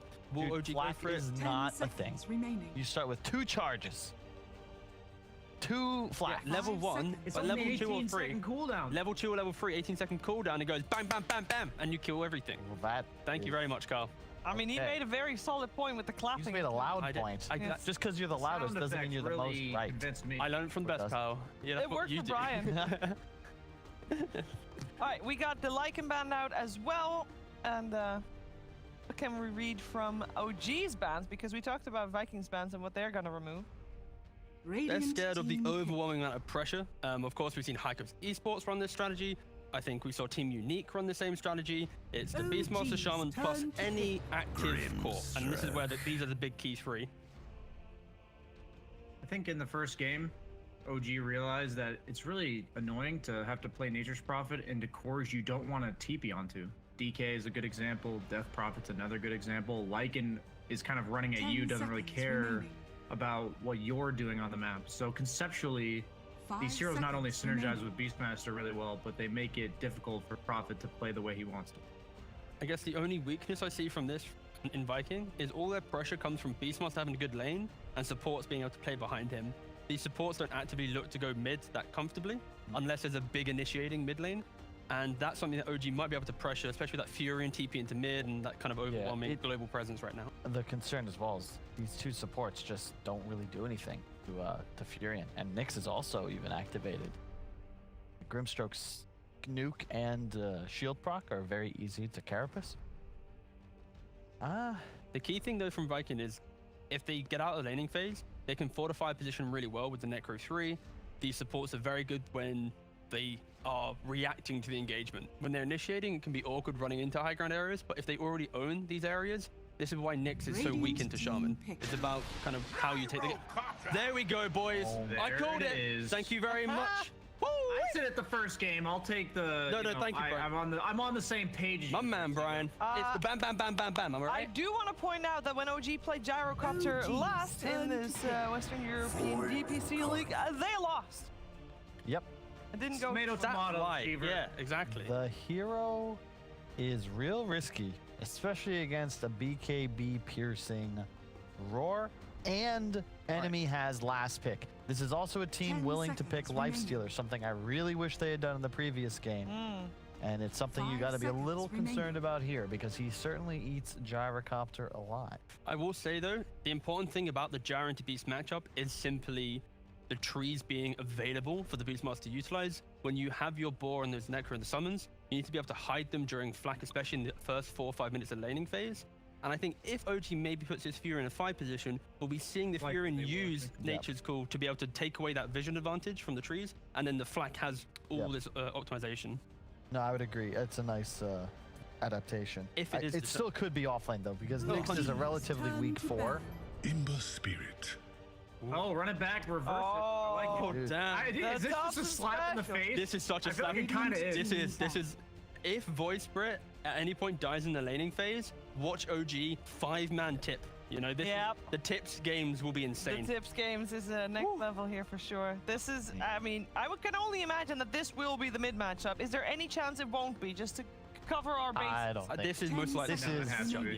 This is a show of dominance right here. This is unless it's some like mid. I would be intimidated. I want this to be the mid matchup for sure. I think in my entire casting career, I've only seen once or twice where 2 mid lane players have swapped heroes and the guys and the same players convincingly won both times. So this This is something that Thompson, I think he knows that this is already getting in the head of Boom. Oh, I hope for just the observing of the game, it has to be just mid lane the entire time. This just is a pure grub match. There is no side lanes occurring. I'm sure Scriff and JJ are listening If to you are, us. thank you. And they will We know not what's gonna happen. stray from the path. It's gonna be bam, bam, bam. Yeah. We already got that. We got the bam, bam, bam. Yeah. There you go. You may show like a respect second or two. This is the side lane setup, but then we want it locked in on mid. You can always, if you want to show the rest of the lane, you can always have that second cam. The off screen, yes. The off Okay, screen. yeah. The off screen for side lane and just focus it up on mid.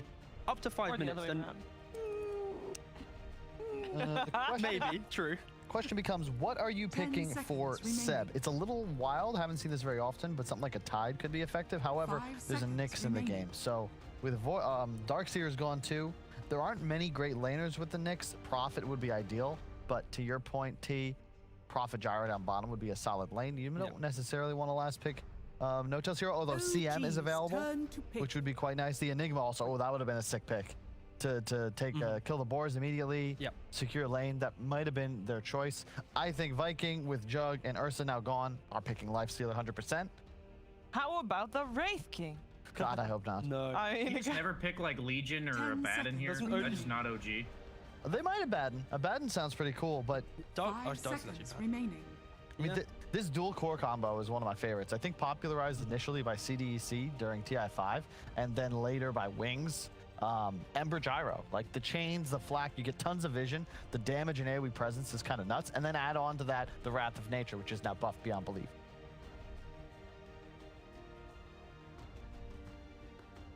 They're taking their time. I want somebody that buys items for the Gyro though. So if they leave the Nature's Prophet as a 5, that is the nice part about it. We've seen Nature's Prophet 5s go literally anything. I think like the Vlads, the ACs, if he can, the Solar Crest, those type of items would make Gyro just such a more potent hero, because Gyro's job in game is to stand still pushing flak. And there we go. That's good. I like it. It's just a hero that's going to buy items for this Gyro. And enable him to stand his ground. And the damage output for Vikings is super low right now. I think the key thing here is OG now has this reset potential, where obviously Ember can always be in the fight, TP back, Remnant back in. Underlord can always dictate the fight as well. And for Viking, their fight is either they're in or they're out. And if you can abuse that with this the Underlord or even just the Ember Spirit alone, very hard for Viking. And I think this Fury and Gyro lane, this Beastmaster Shaman should not be able to achieve anything. I've seen this before, and it's so hard for them to have entry to lane when you have no trees to play behind. The flak's killing everything. I really like what OG has. And I can't see any pick other than Lifestealer, which I believe under the circumstances OG is good. They just saw it, like it feels like forever ago, but that was the last series Viking played. They won a couple games with it. It's a perfect matchup in concept. But true, Kyle. What? That's not the last series. The last series that Vikings played was versus High Yeah, Coast. I forgot. They did not. That's why it does feel like a long time ago. Lifestealer. Yeah, they picked it in their series versus. Which is the only series so far they've won. This is also correct. They are 1-3 comparatively to OG, who is 3-1. By the way, for people that were not aware. So it's not just comfort. It's like what else is good here? Like you need a game winner. You need damage. You need something that would scale with the beast, like perhaps a Dusa, but I don't like that because OG is going to play with tempo. You need this hero that buys cheaper items and is online fast. You know, Armlet, Deso, S and Y, let's go. Like you can't lone druid. Lycan's already banned. I just don't see the options left for them. Viking right now are in recovery mode for their draft. They've realized how bad things have got, and potentially they need to look at maybe changing up the lanes. I think that's a key thing. I don't think you can allow. Into Prophet? Not really. I'm not saying trying. They gotta pick something though. Here we go. It Random. will be the Monkey King. Random.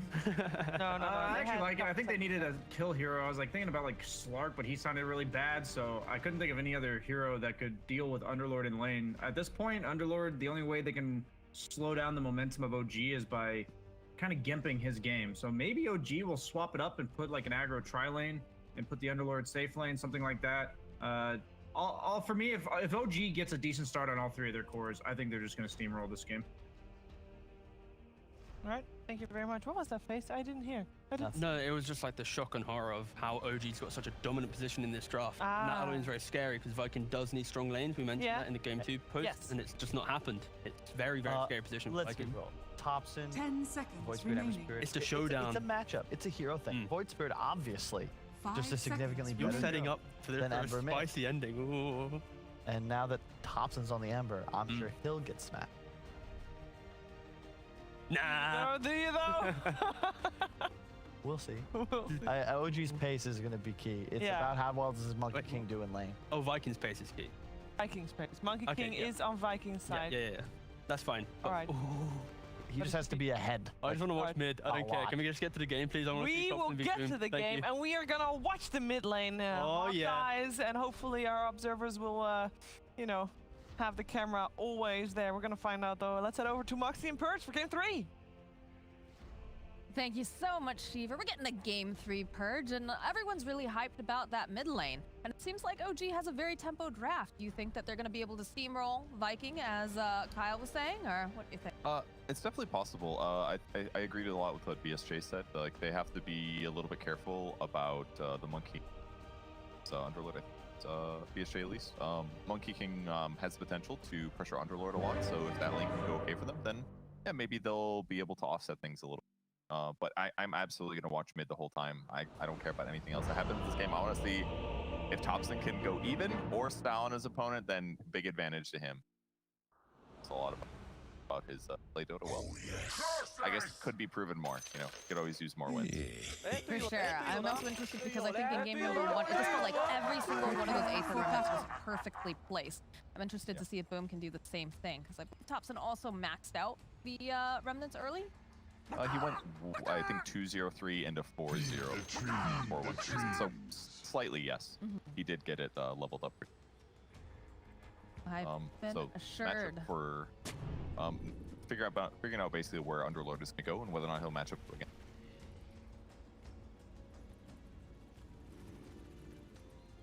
Not really. Well, he was smoked briefly, there. But they spot on mid one. And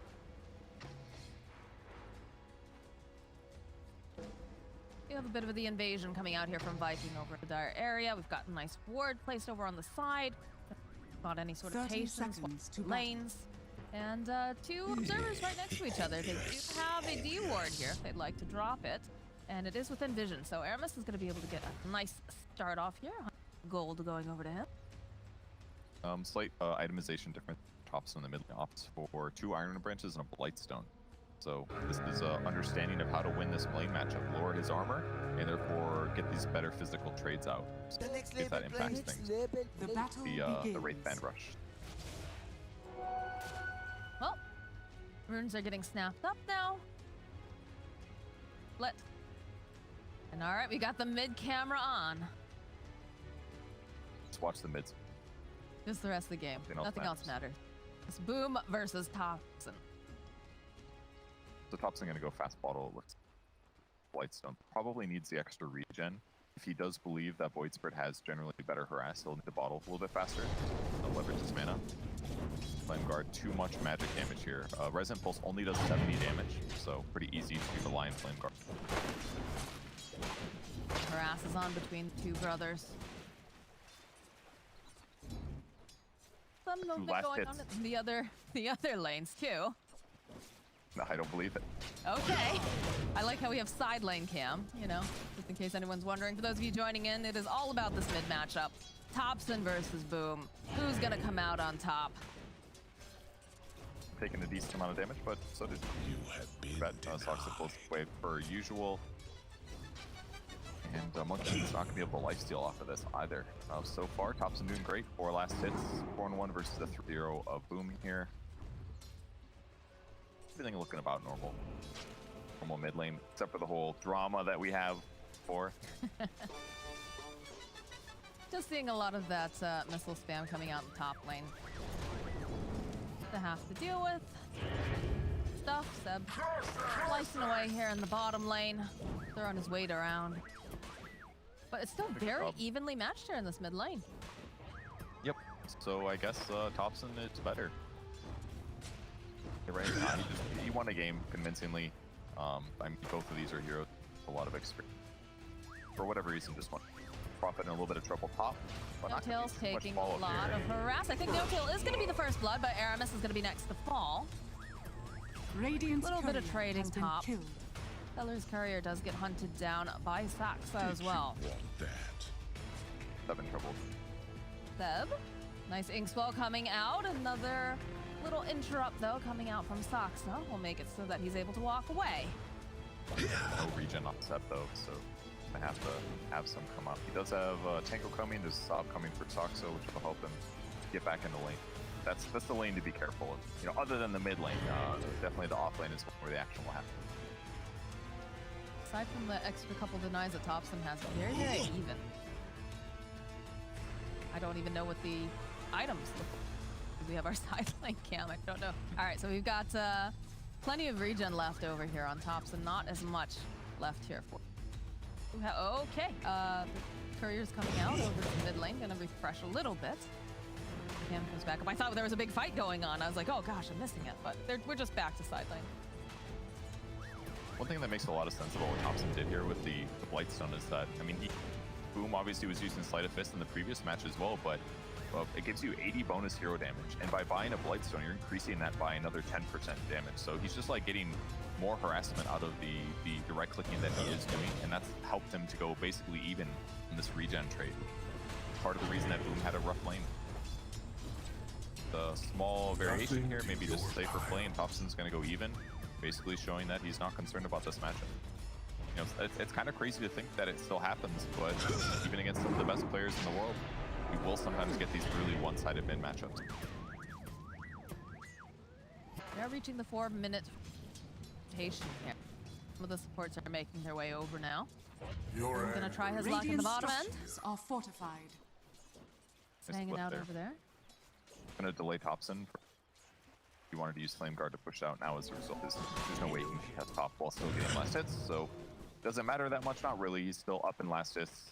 Thompson has the matchup under better, but Seb pressured again here. The bottom lane, they have the ink swell. They start winding up, and that'll connect. Nice impale again coming out from Saksa. Boundless, not quite enough damage to get the kill on Seb. He's had a couple close calls at this. So I do see that Boom has teleported out of his lane.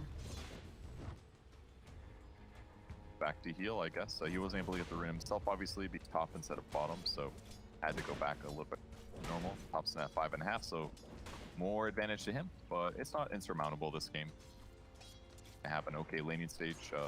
Once he hits 6, we'll see him probably move around the map, probably to the bot lane to really.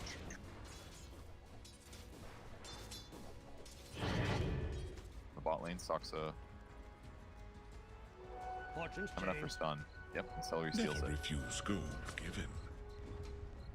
Dire's middle tower Word is is under attack. teleported right back down to the bottom area now. He's refreshed, ready to go again. Closer to the level 6 over on Thompson. Like that's really poking at Celery in the bottom lane, not to be able to get. Really see Thompson getting on, but currently gonna pressure him. Crucially, Thompson just waiting. He's been doing a nice thing in the mid. He basically waits to use Flame Guard until Boom uses at least one of his. You need both Remnant and Resonant Pulse to break through the Flame Guard. So as long as he just waits to use it until Boom goes for a last hit with Resonant Pulse, then he basically gets to abuse Flame Guard in a more effective way. Bottom lane, it looks like Seb is taking a lot of damage. The Boundless comes in. They finally managed to get that kill of that pesky Underlord. Not bad. The fact that it took that long was really towards the last pick of the draft. Shad's gonna have an above average laning stage, but his last hits are not like insane incredible. Gyro's doing better, 36 and 17 on Gyro. 26 and 2. The one's still doing great considering he has the weaker carry traditionally. The Gyro, I think this is a start. See Boom making a rotation. Now actually gonna go top, maybe slow down mid one. His Aramis is in position here. Does manage to go and land the shackle. His is taking a lot of damage. He has to step forward though. Call down coming out from mid one. Not to be quite enough damage. His is able to step out of it, and Boom collects himself a kill. This ward spot I'm going Star one. I don't know if Radiant's it middle might not tower be old is enough, under but attack. either way, mid one gets punished. Now mid pressure comes in to offset this. Boom rotates over to help play. With no astral step abilities, he's got to be a little careful. And a DD on top, so look how much damage they're getting into this tower. Celery's going to try to slow down the stroke of fate. It's going to help a little bit, but keeps her lasting a long time. Throughout the remnant, draw Thompson back underneath the tower. Sox is also here though. They're gonna try to punish this. Position looking for the impale. Will be able to land over here onto Boom as they'll try to save him. As they throw the Inkswell out, they can turn this around. They do manage to get the kill onto No Tail, but Boom will go down as Thompson's able to just go right forward. Final hit off. Mid one rotates as well. They want to just take this tower stupidly early here. And they've still got the DD. This is like one of the most valued DDs I've seen in a long time. And yet, tower goes down at 7 minutes. All they lose out of this is slight farming time for Gyrocopter, basically. Yeah, they lost the, what, Nature's Prophet 5 position? Who cares? Absolutely great rotation here from OG to solidify this map control. Now the game's going to get a little bit harder for Voids here. He's not going to be able to just, like, play in the mid lane, hit creeps, accelerate. He's going to have to move around and get kills. Shad needs to be so careful. The Pit of Malice comes out. He throws down the Boundless, but they have the Impale. And just like that, down goes Shad. They're just playing with so much tempo right now, Purge. They are, yeah. And now Gyro basically making use of his levels. He has a lot of damage output as a carry at this phase of the game, and if you gank correctly, then it's absolutely going to pay off. So big rotations there. Thompson thinking about heading over, but for now he's just going to farm. We'll see if they try to respond to this, but it looks like they're just trying to do the opposite thing on the other side of the map. Eyes the No Tail. Yep, they definitely spot him over here. The Hex will come out, and we do get these teleports, though, coming out very, very quickly. No Tail taking a lot of damage. He goes down. Thompson now trying to punish Boom. He managed to put the missile over on him. Monkey King, though, Shaz standing up on the tree line. He's going to hop down. He sees mid one. Doesn't quite manage to land the bandless, though, as mid one tries to run away. Kazu using the roar. He'll find the kill, but they also manage to take down Kazu as now Shad. He tries to dodge. He cannot do it. Thompson gets himself a double kill. Aramis now trying to run away. Celery, he's got the Inkswell. He's trying everything, but he cannot save the Shaman. As now the rest of the side of OG, they're here, and they're ready to try to get the final kill. Thompson gets the triple kill with that last slight. Under attack. Man, what good play there by OG. No Tail baiting, basically saying, I'm gonna run for it, haha, and they use their spells that instantly gets canceled because they, at the same moment that he gets shown, they start teleporting all their cores in. And even though they lost the Gyrocopter, Thompson getting all of this net worth is certainly gonna put them in a good spot. He went for a quick Orb of Corrosions, queuing up Maelstrom afterwards. His damage output and amount of disable is just really strong. He's also just left his Flame Guard at 2 points. He's all about disable and nuke right now with his, and his Searing Chains is so leveled up now. We're kind of in a similar situation as last game. The only difference being that his opponent is not as behind as they were. Very quickly turning into the Thompson show again, like we saw in game number 2. You gotta be a little bit nervous about that if you're a Viking. Dire's top tower. Ooh, cancel TP in the top lane. No Tail tries to buy himself enough time, but they do have the damage. Kazu will find the kill. One of the other crucial difference though is that Gyro's not going to be as stabilized as the PA was in the last games. OG will try to defend top tower. Careful here. They have vision on him. The double damage pop, but they'll turn around. They'll clean up some of these boars and these little necro trees. Nice goal. Harder for Gyro or for B. They almost timed out. So much effort into that. I mean, you don't ever know how long they're necessarily going to be up for. Yeah, then here's the issue with Gyro. Pressure's out the lane a little bit. It's picked up a Falcon Blade, normal Gyro item here, but they rotate and defend against it. So it's got to just farm a little bit slower than he might want to. But now they're rotating bottom. Now that they've defended top, they feel like they can pressure themselves. Thompson has his eyes over here on the Monkey King. Shad trying to hide in the trees. The teleports are coming out from the side of Viking. If you do manage to go in a hole, Thompson over in the corner. They have the Astral Step, they have the rest. Now goes Thompson. They took down Aramis. Shad's not looking too great here. Doesn't have to get the lifesteal off, and still, boom, he's able to find the kill on Sox with a little bit of help from Celery. Great rotation from Aramis there to react to that, locking down Thompson, making sure that he could not escape from the danger with the wards and everything, and they keep Shad alive. They need a little bit more damage. They needed a homing missile to hit, I don't know, maybe somebody else instead, but it all went on Shad. Shad ends up getting himself, and Thompson's first big error, and a lot of gold going to Boom. He Void Spirit. By the way, he's 4-1-1. The laning stage didn't go amazing, but he's been there for the crucial rotation. Even though he's died once, he's doing a great job to offset this. I mean, that's what you have to do as a good mid player, right? If your lane go correctly, you've got to go and make your own opportunities. Out of game. Mid one, level 9 here, queuing up an S and Dire Y. are scanning. Fox are rotating down, ready to fight as well. See if they grab Shad. Smoke play coming up. Hobson and Fox are just combing through the jungle and maybe thinking of making a play over into the mid lane, but there's no one there. Shad, though, take a missile to the Radiant's head bottom tower eventually. has fallen. Not under any direct pressure here. Top lane, they are trying to make the moves over onto Seb. He's very tanky, but he's not tanky enough because he does go down to Kazu. Dire's Hunting top now for tower this is Monkey under King. They're trying to attack. break his tree, but at the last second, Shaddy's just hippity-hoppity. Land over, and he's eventually found by Thompson. And he is just gonna get chopped down here. Is under attack. Fear not your death. Fairy Trinket definitely going a long ways there. Had to do a lot of remnants, a lot of extra mana, and able to go all the way and grab him. It's a nice advantage. Great advantage now for OG despite losing Seb on the opposite side of the map. And now they invade. I think Gyro pivoted on item builds. It's interesting how many different items they use up during this game, but he goes Mask of Madness in the end. Do we like Something that? that he can use. Yeah, it's one of Gyro's issues is he doesn't jungle very well compared to most carries. You can solve this by buying Maelstrom maybe or Ags, but both of those items are a little bit slow to get. Mask of Madness kind of solves the same problem. A lot of attack speed allows him to jungle without having to spend tons of mana, and should allow him to transcend other items. But I'm not really sure where he'll go after this. Common to go Ags, but some people find it's just weak right now for like BKB fighting items, and then they just get Gyro in the fights constantly to help leverage his net worth that way. Well, I think if they're playing tempo, doesn't a BKB here? It does, yeah. Yeah, for that reason, basically. He can show up to the fights, still feels valuable without having to worry about just being chain bursted by magic. Actually, they can go with it. They even use the Serpent Wards to help out. Nice.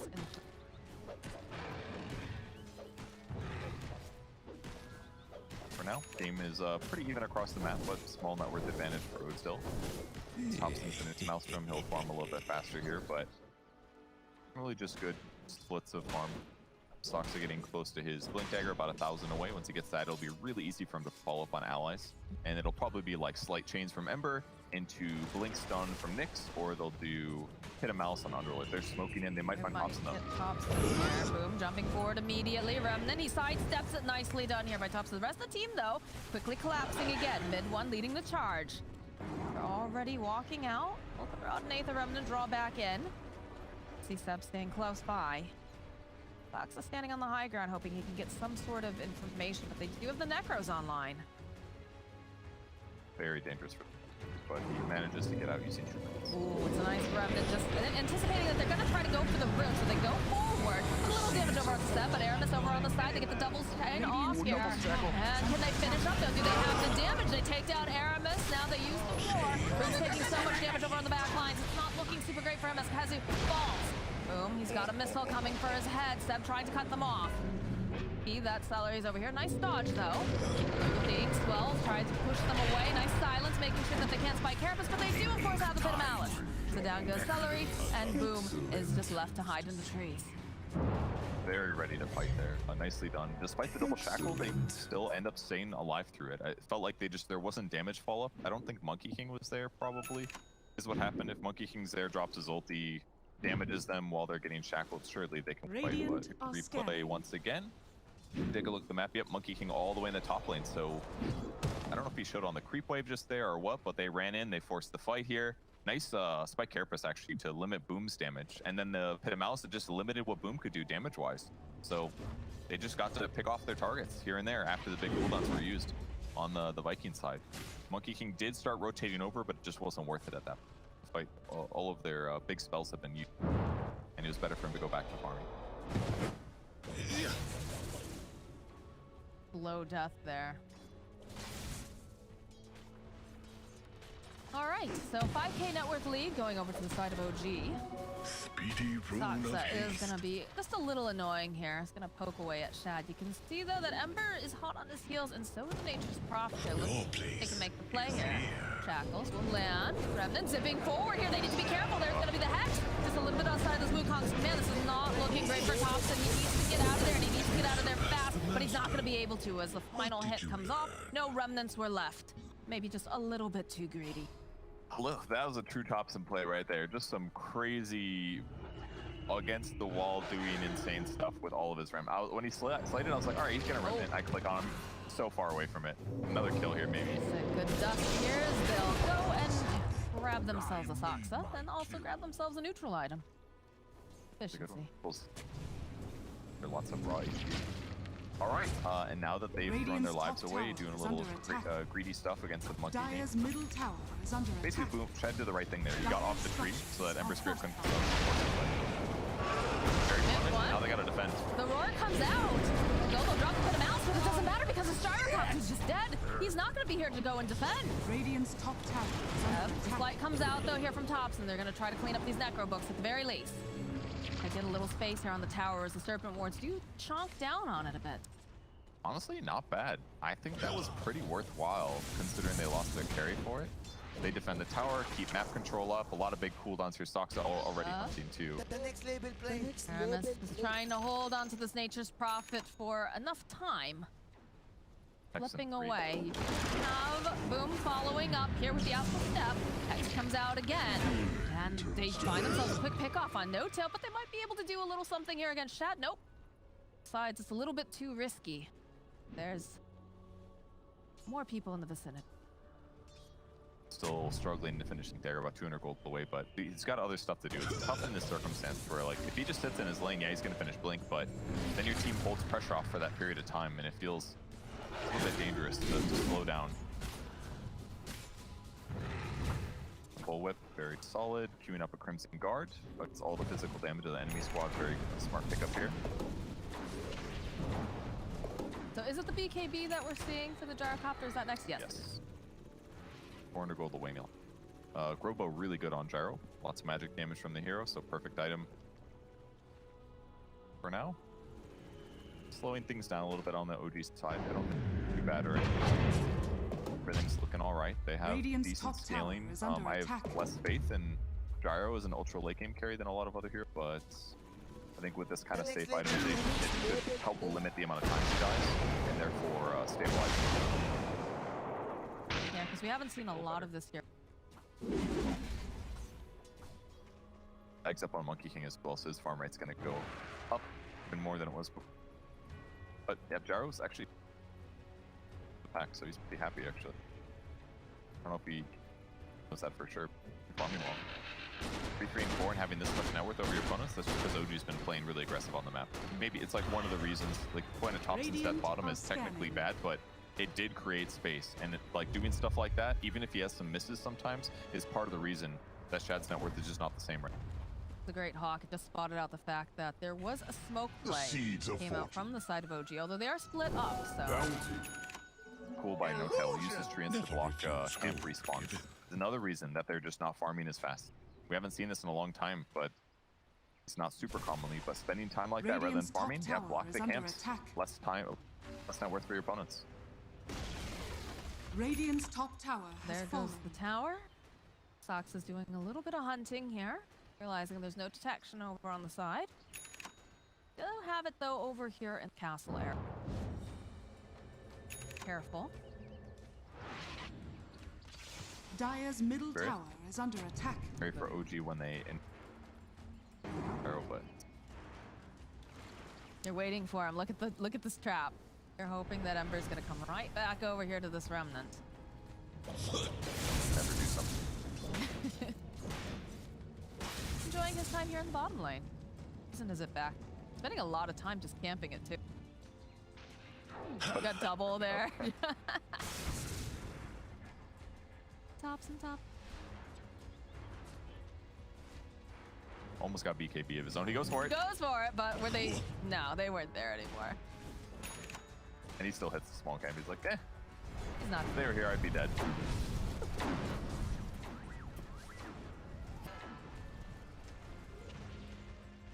$5K net worth lead at around 20 minutes. This Gyro has been farming very, very well. Queuing up Ags next. He's got the survivability from BKB, so now his team fight's still comfortable. Fine Ags, more raw HP, better team fight, just more raw damage, but he's getting smoked down. There's a blink on Beastmaster actually. If they spot him at all, he gets they spotted themselves a Gyrocopter. They'll use the roar, they'll use the Handsken, as he will collect the kill. Beautiful ink swell on initiators with long duration stun. So good. Makes like any hero killable. Wukong's command here in the bottom lane, trying to push back on Sox. So do you have to be careful because the rest of the team are coming in. They know where this monkey can. I think it's a 4-man gang just to take down Shad. Really good pressure by Soxa. He's not afraid to do these little pressure moments. And yeah, they're gonna get Roche out of this, but not terrible all things considered. Trading the carries for the carries. That's gonna do some damage. He runs in, but it's still going to the Radiant, and they still get themselves the Aegis. Nice hail, Soxa. He finds the kill on Kazu, and is not going to be able to go and get the kill on Aramis. No.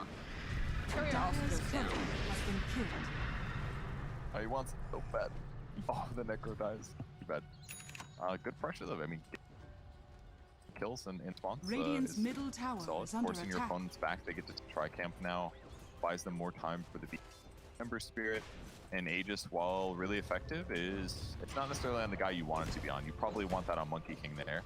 That way it becomes harder for you to commit to killing him. But now, kill Monkey King, and yeah, Boom is still there, doing AoE damage, getting some harassment in and stuff, but Monkey King is like by far the bigger damage output for a slightly longer fight. So.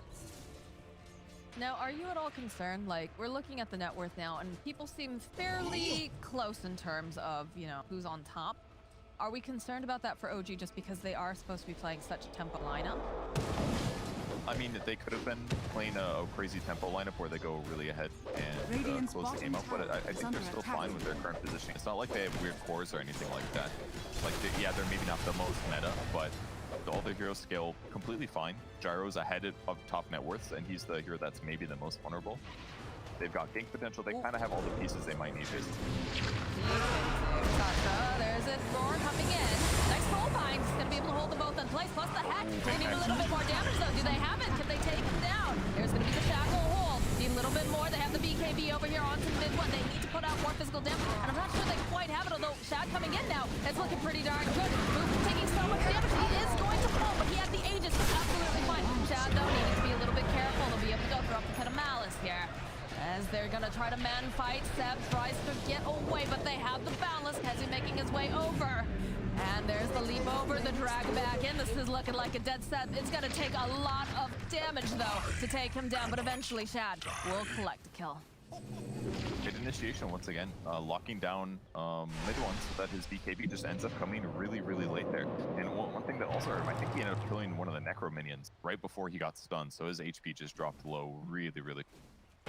Also, because he was so low, he couldn't pop Massive Madness. That was a little bit of a tough thing, too. Losing the bounty and your life. Oh, no, he's going to be merciful. Not bad. Okay. Yeah, just a little limited on mid one so far. It's difficult for him to engage because nobody else in his team really going in other than maybe Nyx or Emperor, but in these circumstances, it's actually kind of surprising me that his net worth is still the most farmed hero. He's 3, 5, and 4. But he's just been doing such a good job farming that it justifies it, I guess.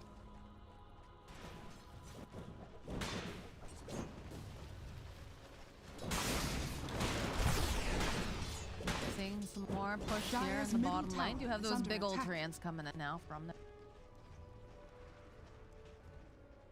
Still up their mid tower. A little bit low, but one in there. He went back for the Ags over here. Radiant's bottom tower is under attack. Gold to go, and he's got out there. Don't somehow they go bottom with everybody. Yeah, they want to press the and mid instantly down the bottom. Very cool move, nice and fast. And I don't think that Viking's going to be able to get down here quite fast enough. Just lack the sort of movement that they have coming out from the side of OG. And also, they're just already camped out here. It's pretty scary to go into that. Radiant's bottom tower has fallen. Dire's structures are fortified. Okay, they're going. Dire's middle tower is under attack.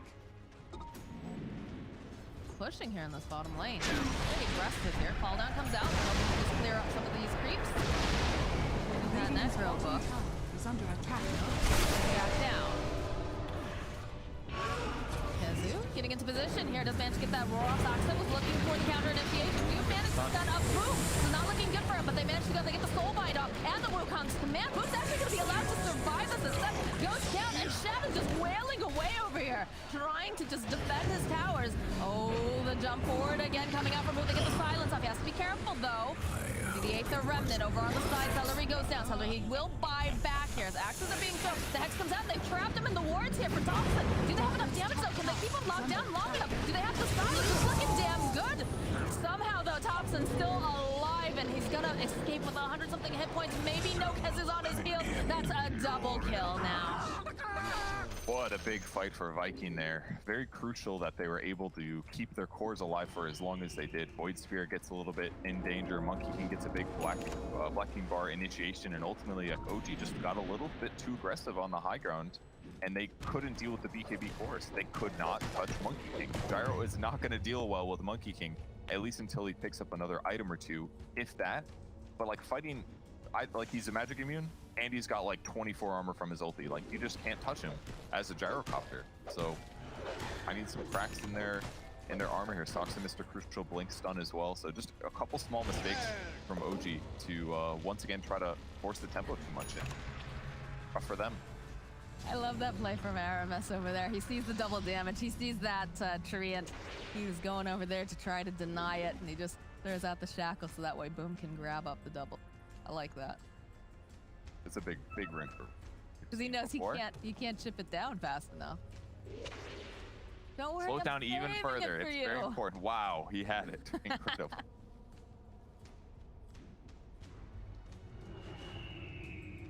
We had a very large fourth lead over at the side of OG, and we've shifted considerably. It's about even here. Really looking scary for them. Mid one's queued up a rapier. Maybe get there eventually. It's a perfect gyrocopter item. Is it going to be enough? Maybe. It'll help. Oh, But here there's comes a the fight. lot of people here. Seb considering it. They use the stuff already. They'll drag back over here, try to take them out. The mid one is here. Got the BKB over here on Boom, followed up with the roar coming out from Kaiser. So Seb is the first to go down. This gyrocopter cannot stand toe-to-toe with them, as he also will end up. We lose No Tail during all of that to Boom. Foxa is going to be able to teleport out. That's a big team fight loss for OG. I mean, once or twice here or there, it's fine, but now it feels really bad. And I think the crucial thing was Grimstroke's silence there. Throws it onto the Underlord. Underlord cannot dispel that with Guardian Greaves. And as a result, he doesn't get any spells off other than his items. No Pit of Malice, no Firestorm. And that just means that their opponents can do whatever the heck they want in that fight. Doesn't force BKBs defensively. They just get to do everything they want. Gyrocopter didn't get BKB off, but realistically, I don't think it mattered. They got everything they wanted on top of their opponents and heavily punished. And now things are starting to look really bad for OG. They even go and they use the wards here. Fox is going to be pretty happy about that. It's fine, but realistically, not much is happening right now. Is Roche up anytime soon? Could respond here. BKB puts out a lot of damage over here onto KZ. He's going to be able to teleport out, looks like. Yeah, Shad is now trying to man fight, and you can see that the Underlord is making his way over. Glimmer Cave, though, coming out. They have the detection. They'll drop a ward. Shad with the BKB is going to be able to just teleport away. It looks like Celery most likely going to die here, as he does throw out the soul bind. He's hoping he can buy a little bit more time, maybe make some space, but down he goes. But over in the mid lane here, Aramis and Boom, they just find a kill on mid one. Aramis with the Hex again. Boom doesn't want to stay here any longer. He knows that everyone's on their way, but they teleport out. Pressuring the map so much. I feels like Ember Spirit's just not a useful hero here, honestly. That's what I'm feeling out of this. He had a great laning stage. He pressured well and got some kills. Yeah, he made some mistakes, but also like his impact compared to Void Spirit or Monkey King just doesn't feel the same in these fights. Maybe it's different if they have a different carry or something like that, but it just like he's slight chaining people and that's fine, but it's not doing enough.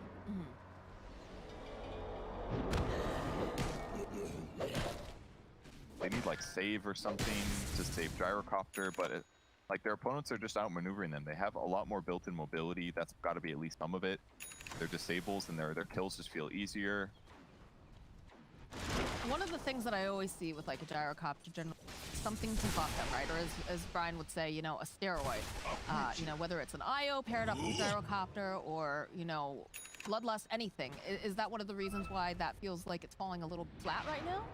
I would agree if mid one's net worth hadn't been so good. Okay. Like he clearly stacked, his allies stacked for him.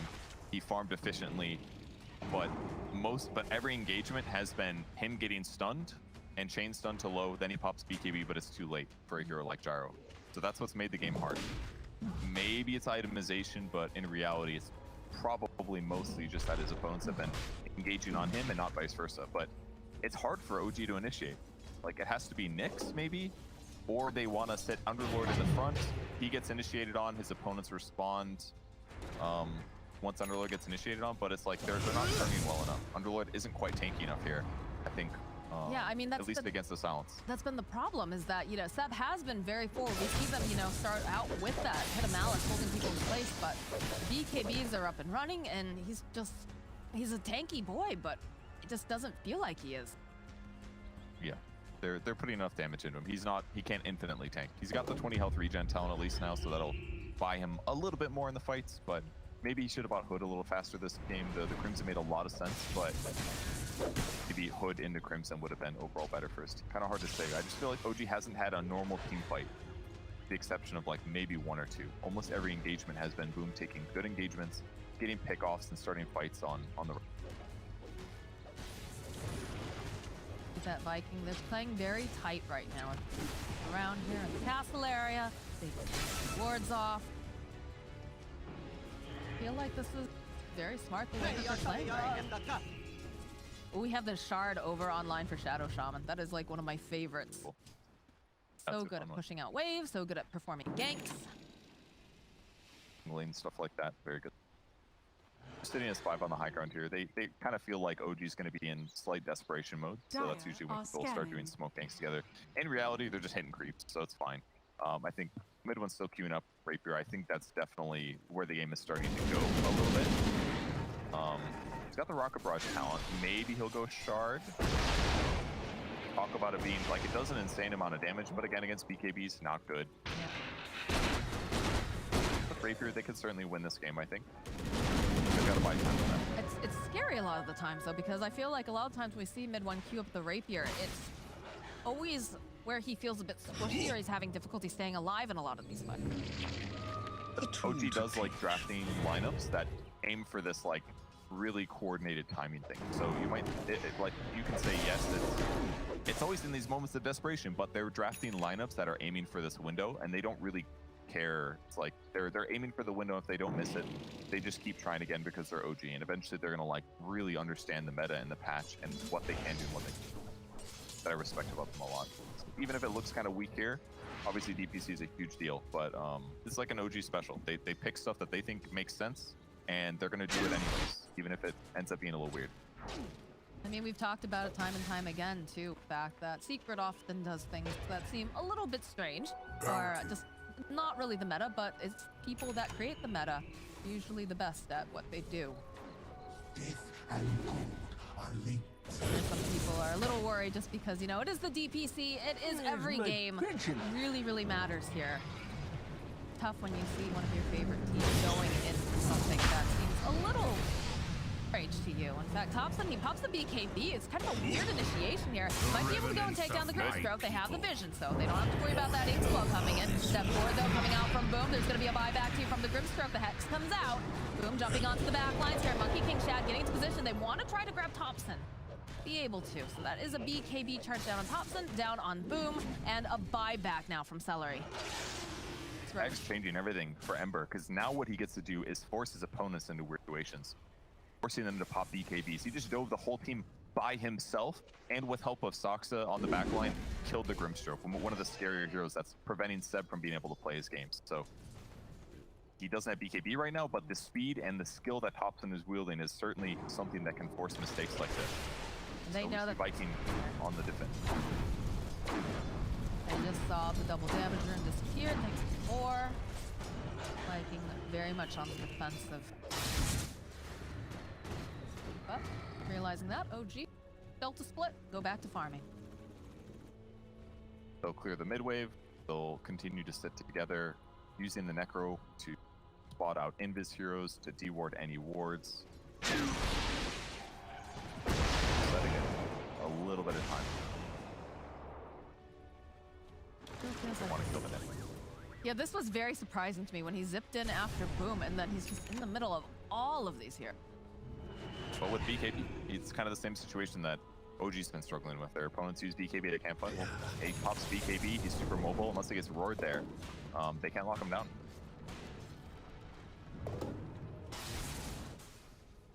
Leveler picked up and mid one only about 1,600 gold away. Lots of attack. Leveler really good too, bonus damage. If they do want to fight, he's going to shred buildings stupidly fast with Rape. Prison picked up as well. Now over to Ember Spirit, even lower Remnant recharge times. I like Flicker. I was going to say Flicker on OG would have been amazing. Out of the silences from Void Spirit.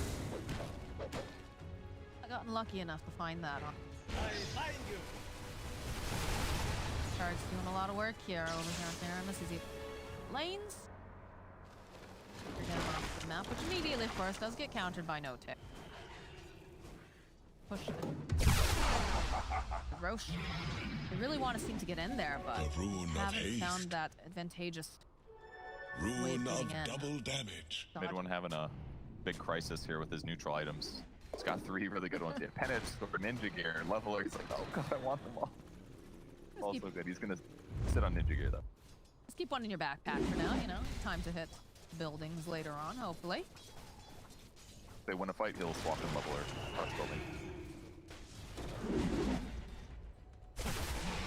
Quite get the range. But bad. Doesn't. Almost got the rapier. 70 gold to go across the map. I feel like that roach is going to be even more important for the side of OG. Yeah, with the rapier, absolutely. Sitting there though. Got a couple skirmishes around the pit, and we do have quite the pressure coming out from No Tail, especially when you have those really big treants. They do so much damage, health as well. Beast treants, if I remember. They're not obese, Purge. We've talked about it. He's very voluptuous. But look at that. They just immediately clean them up. That sweet, sweet 18 to 24 gold that you get for those. Not rapier. It's done. They really want to go in. They've got they do a better vision around the Roche right now. There's a lot of sentries on the side of Viking, but they got to be so careful. They have a gem too now over on the Viking. He killed all the trees by Roche too, so no Monkey King able to stand on the cliff. That's what they were waiting for, I think. Scary. Hawk is in the area. It's used. All right, smoke is up. Wait to catch them by surprise here. As Boom very forward. Use your initiation again. We talked about this. They can catch somebody with a blink impale with Gyro doing damage for 2.5 seconds. That's a kill. The Necro books out. Do a little scouting. Is the arcane rips up and running over there. Pops and bottles it up. They're aware. So got a nice ward here down over on the low ground. Pop. Just a brief flirtation back and forth between both teams. They're very reluctant to hard commit. The seeds of fortune. So scary. There's no buyback on Gyro. I mean, if he dies, Rapier's gone. The game is effectively over. Rapier in the hands of either Void Spirit or Monkey King would be really terrifying. Dire are scanning. So yeah, they have to be so careful what they do here. Dire now scanning because they're a little outmaneuvered for a moment. Gyro does have a TP available, so he could go to the shrine if the fight does start happening. Thompson's got buyback. Most people have buyback. Thompson's just gonna spend a little time chilling in the trees here. Let's have the arcane rune bottle that he got earlier. He just keeps seeing the battle of the units. Treants go in. Boars, birds, necro units. But they're in the pit now. He needs to get over there soon. How do they approach this? Hawk's gonna go out. Trying to gain a little bit of vision. Zip forward here, coming out from Thompson. Immediately the dodge from Boom. Oh, they go down. He's a Yules over here onto Kazi, but he does have the BKB, and over on the back, he's going and dropping down all of the damage that he possibly can. So trying to get everybody into the car, but mid-one he goes down. Vine Rapier picked up now on Void Spirit. Fallen to the Radiant. A rough one. They kind of committed. Thompson jumps in, trying to slow things down, but they use the trees near this large camp to jump in the rest of the way. And once he's in and pops BKB, he also stunned Gyro pretty early there. BKB didn't come out on mid one just fast enough, and as a result, he stayed way too long. Took too long for him to get out of that fight. Now they gotta get the rapier back. Yes, they do. That is what they're looking for here, but there's a lot of damage being dumped out over onto Soxlugo to get the stun up. Thompson running forward. He's looking to see maybe they can get it down, but not quite enough damage as finally they do manage to get that Aegis case. Trying to run away. He's just being chased down by Thompson. He's gonna go down. Boom, stepping forward, has his eyes over onto Thompson, but he's too far away. They're gonna be able to go. They take him down. They get the rapier back online now here for Ember Spirit as Shad is forced to run away. Yules will set up very nicely for the Impale. Thompson coming in hot here. He's got no tail as well. No easy team. BKB comes out, turn right back around again. They get the Hex. They're holding him in place. They have the balance. Down goes Thompson.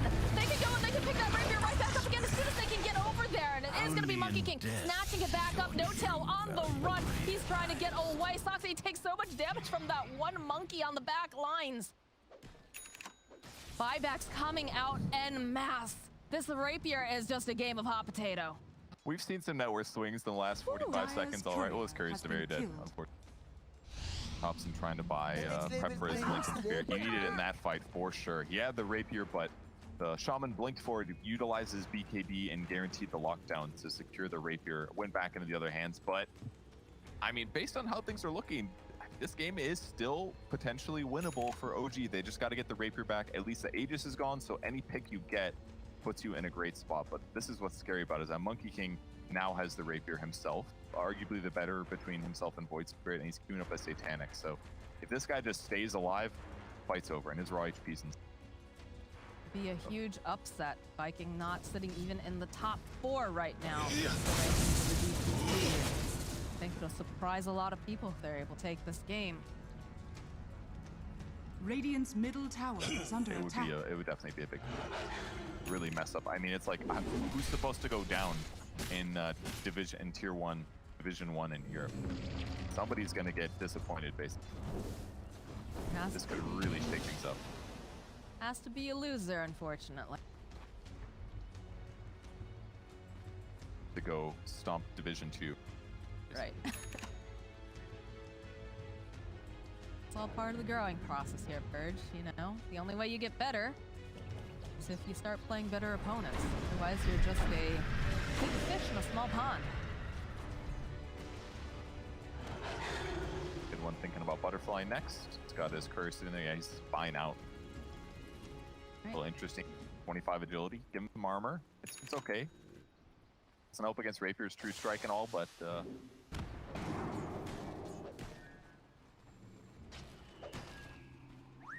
disgusting with Divine Rapier pickup. Big swings the last couple fights. Arrow's net worth below almost everybody's on his team. More, at least the two Underlord. We're all sitting high. Not fun to lose your Rapier. Big risk, big reward sort of play.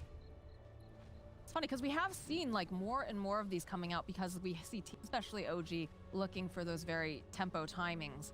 I kind of miss the old days where it was like the desperation play, right? Where you would see them pick one up and everyone would just get so excited. You'd be breathless. You're like, oh my God, anything could happen. And even though this game, you know, it did get picked up to be that tempo timing, I still really think that this is super fun to watch them around, and especially when you see it trade so many hands like. Radiant are scanning. Coming out here. Got Lincoln. So they pop the Lincolns with the Hex. Soxa running right back in, but there it is. There's a Rogue with the Wukong's command, and they just absolutely blow up Soxa. Thompson goes down. No buyback on either one of these guys, as now Viking will just slice through the tower like a hot, nice butter and make their way towards Radiant's those middle tower is under attack. Managed to farm the Butterfly in the meantime, but yeah, 2 heroes dead. It's dangerous. Oh God, the step forward immediately. Very far forward. Look at this damage. It doesn't have less BKB. Mid-one. He's trying to get out. He can't. He's immediately dead. No buyback on the Starcopter. You do have all of these trees making their way into the Radiant base, but look at how fast Viking just slices through these buildings. Radiant structures. Fortifications coming out on both sides. This is gonna be a very rough one here for OG. Again, no buyback on the cores, no buyback on Soxa. They're looking to just end this. They want to just take this victory. The Hex comes out as they just go right immediately over onto No-Tail. They get the kill there.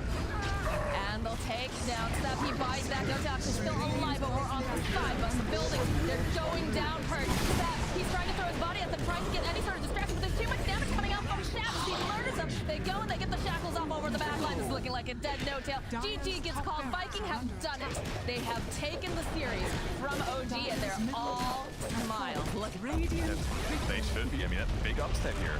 They were one of the lower ranked in the groups right now with their standings. They upset the two-time TI champs. They steal their rapiers. They shut down their cores. And OG doing some weird.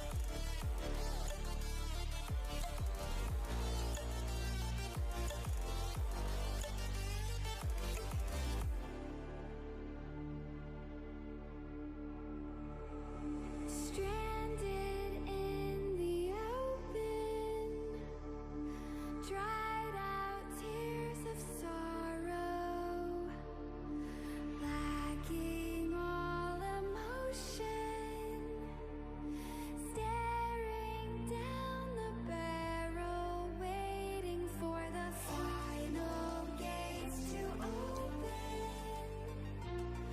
to a new tomorrow. Moving with the motion,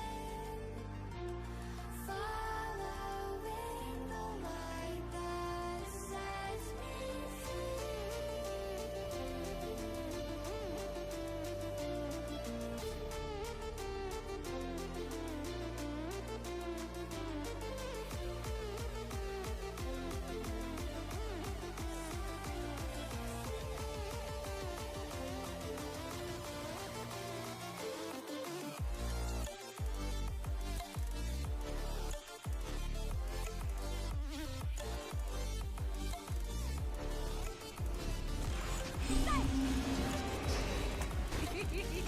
Dire's middle tower is under attack.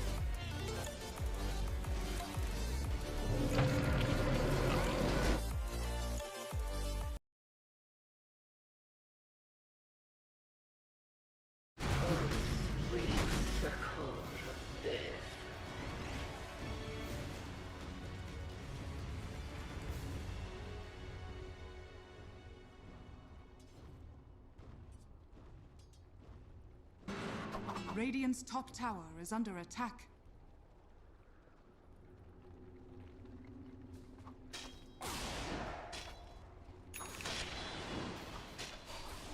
A stout heart was not enough.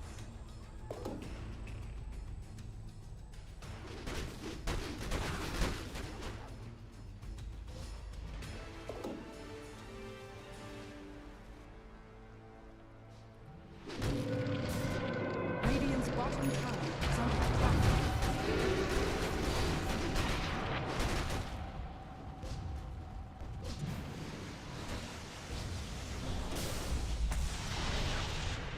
Dire's courier has been killed.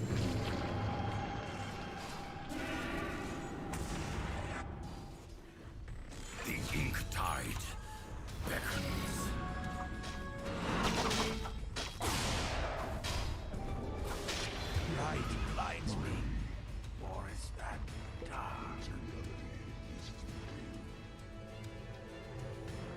Dire's top tower is under attack. Behold, silence near.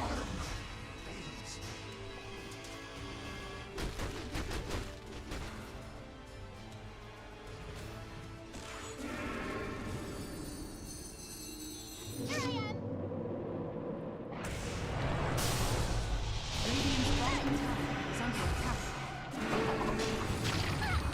Radiant's bottom tower has fallen. Dire's top tower is under attack.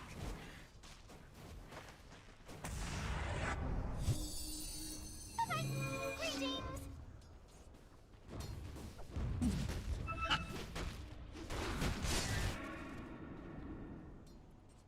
Silence. Strange transformation. Like a match already dim and dead. Not finished.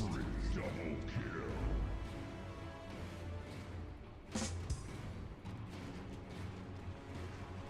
Dire's top tower is under attack. Dire's structures are fortified.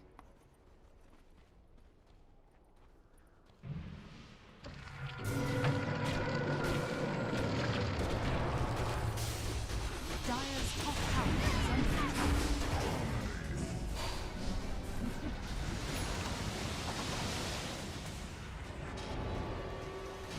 Dire's top tower is under attack.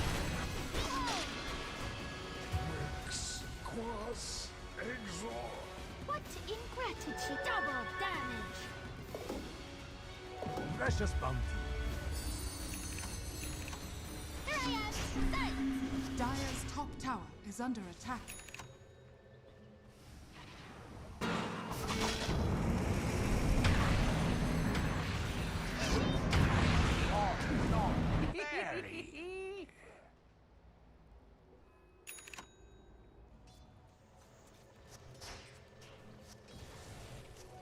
Denied.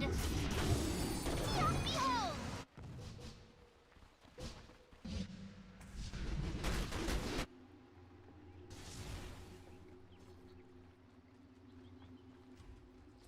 Dire's top tower is under attack.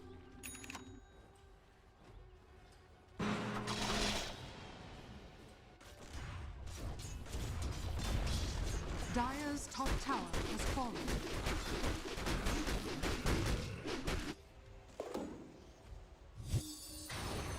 Greetings!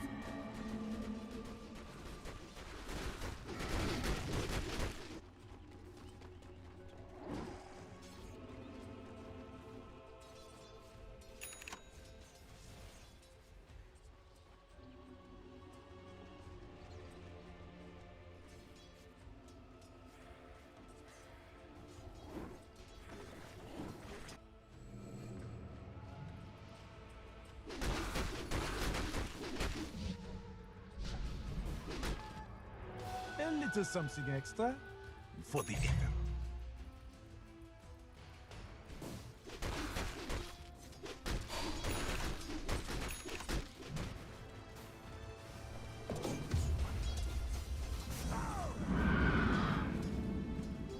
Invisibility.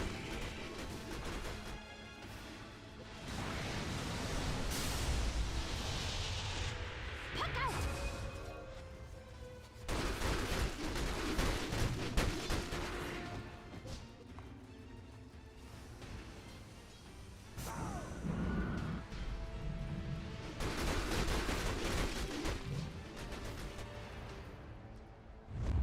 I will someday repay you.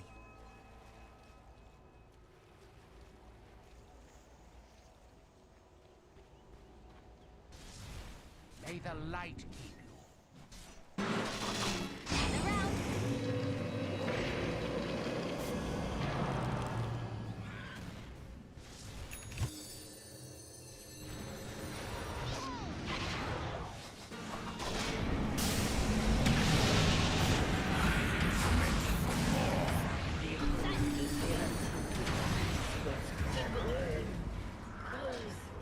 Radiant's courier has been killed.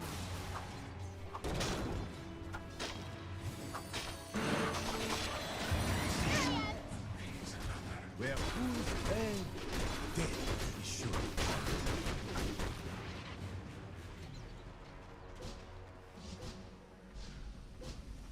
Radiant's bottom tower is under attack.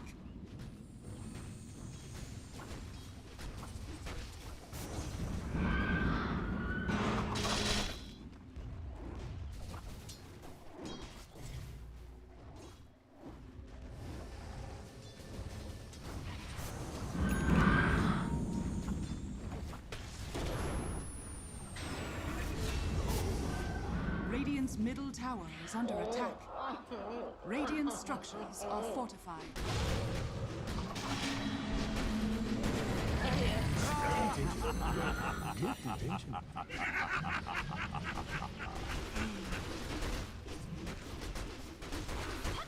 Radiant's middle tower is under attack.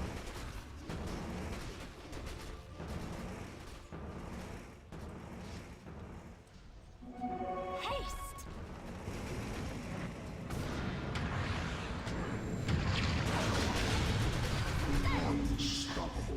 Radiant's middle tower is under attack.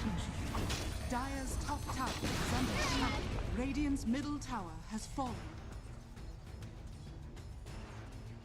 Stay near! Sight! Radiant structures are fortified.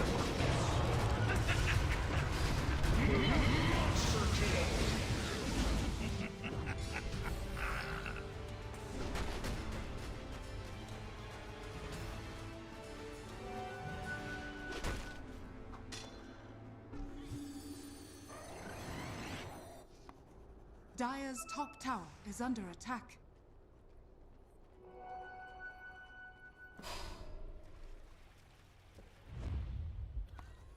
Dire's top tower is under attack.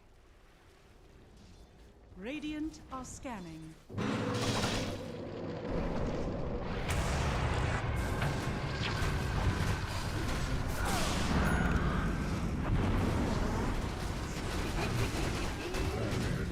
Two ages of learning.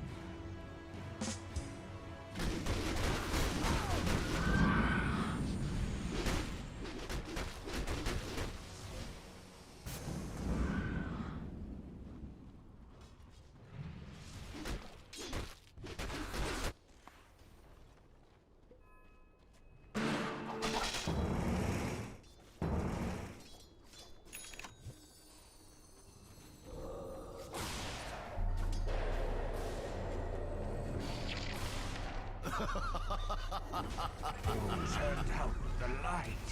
So please fight my minions.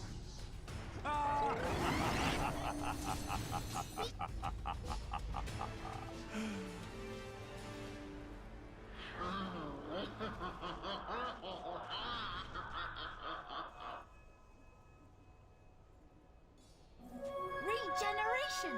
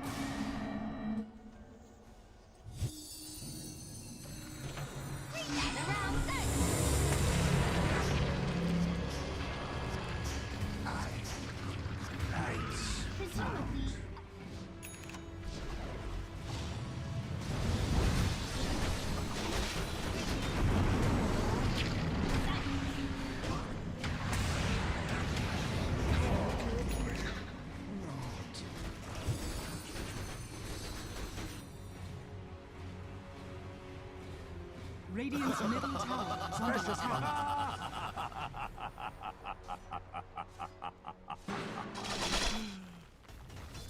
Radiant's bottom tower is under attack. Radiant's bottom tower has fallen. Dire are scanning. Radiant's middle tower is under attack.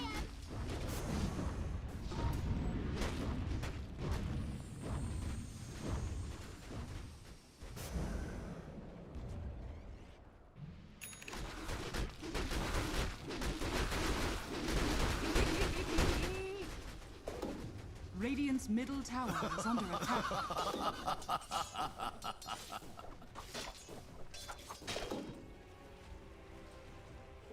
Illusion.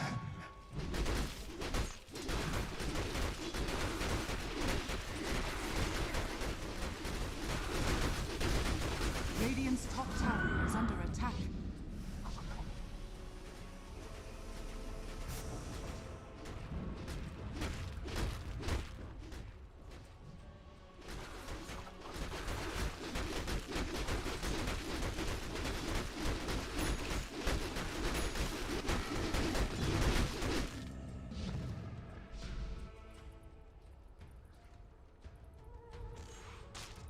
Radiant's top tower is under attack. Dire's courier has been killed. Dire's courier has been killed.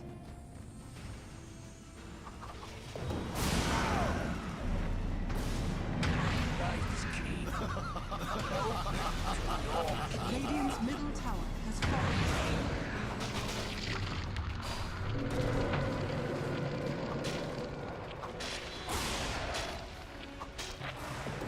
Radiant's top tower is under attack. Dire's courier has been killed.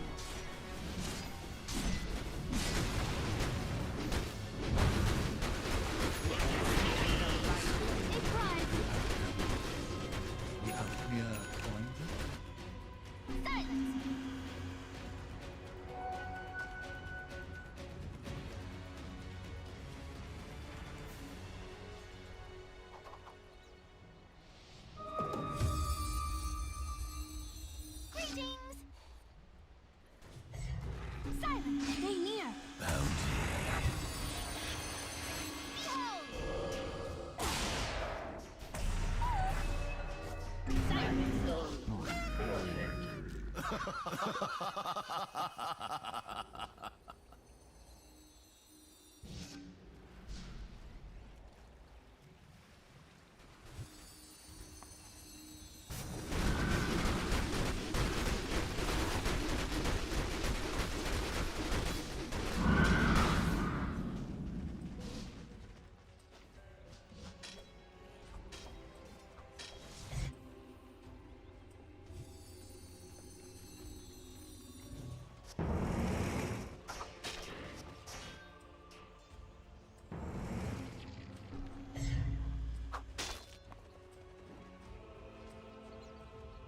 Radiant's top tower is under attack.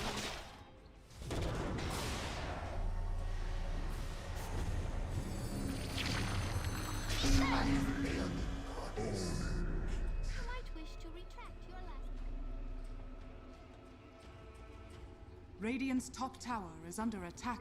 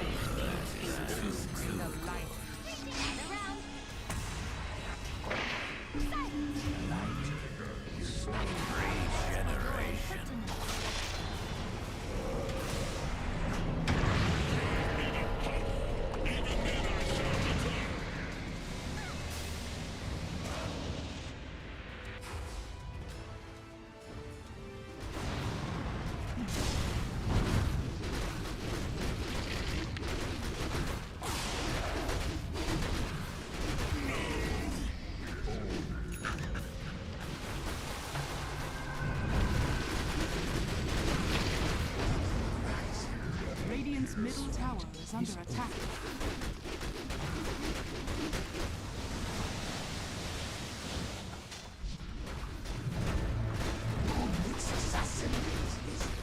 Dire structures are fortified.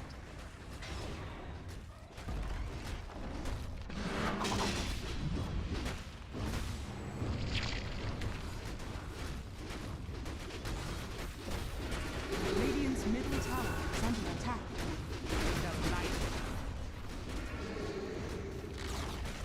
Radiant's middle tower has fallen.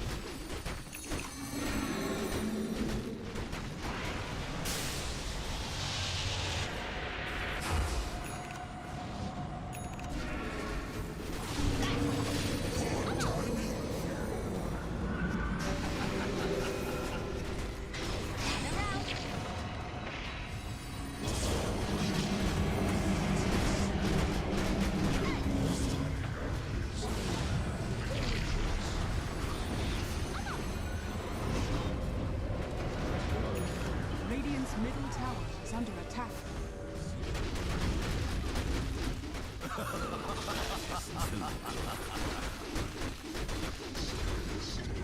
Radiant's middle barracks has fallen. Let the world end now. Radiant's middle barracks has fallen.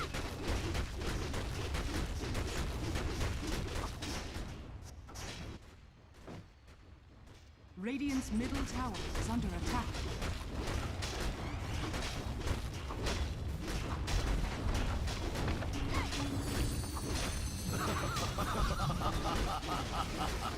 Radiant's middle tower has fallen. Radiant's middle tower is under attack. Radiant's middle tower has fallen.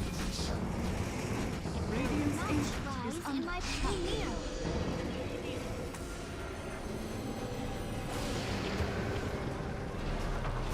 Radiant's ancient is under attack.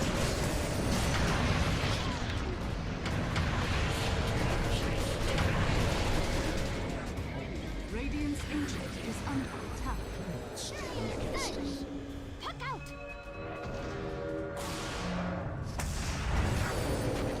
Radiant's ancient is under attack. Better luck next time. Radiant's ancient is under attack.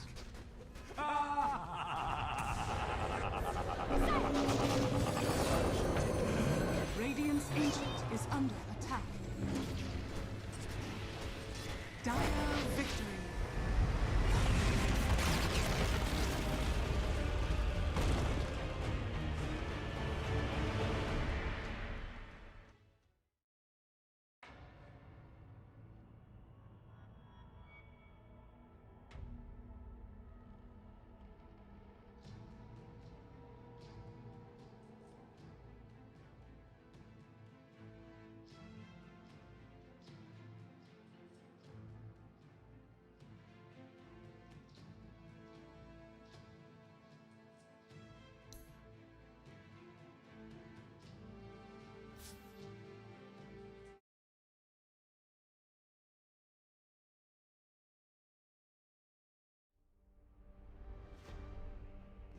They can do that, but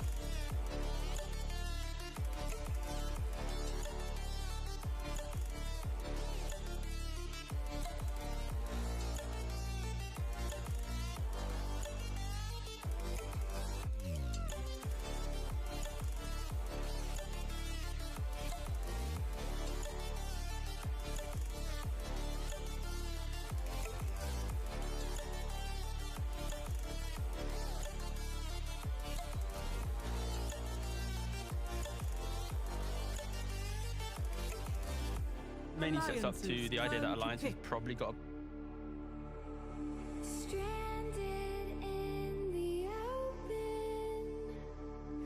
dried out tears of sorrow, lacking all emotion, staring down the barrel, waiting for the final gates to open to a new tomorrow, moving with the motion.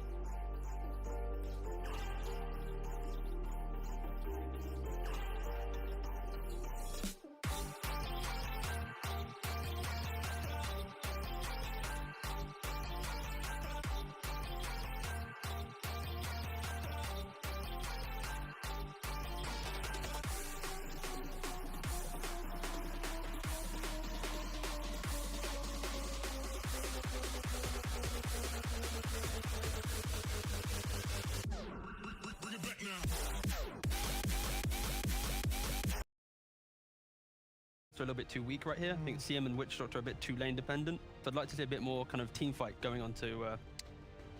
You could. Bat's still a possibility.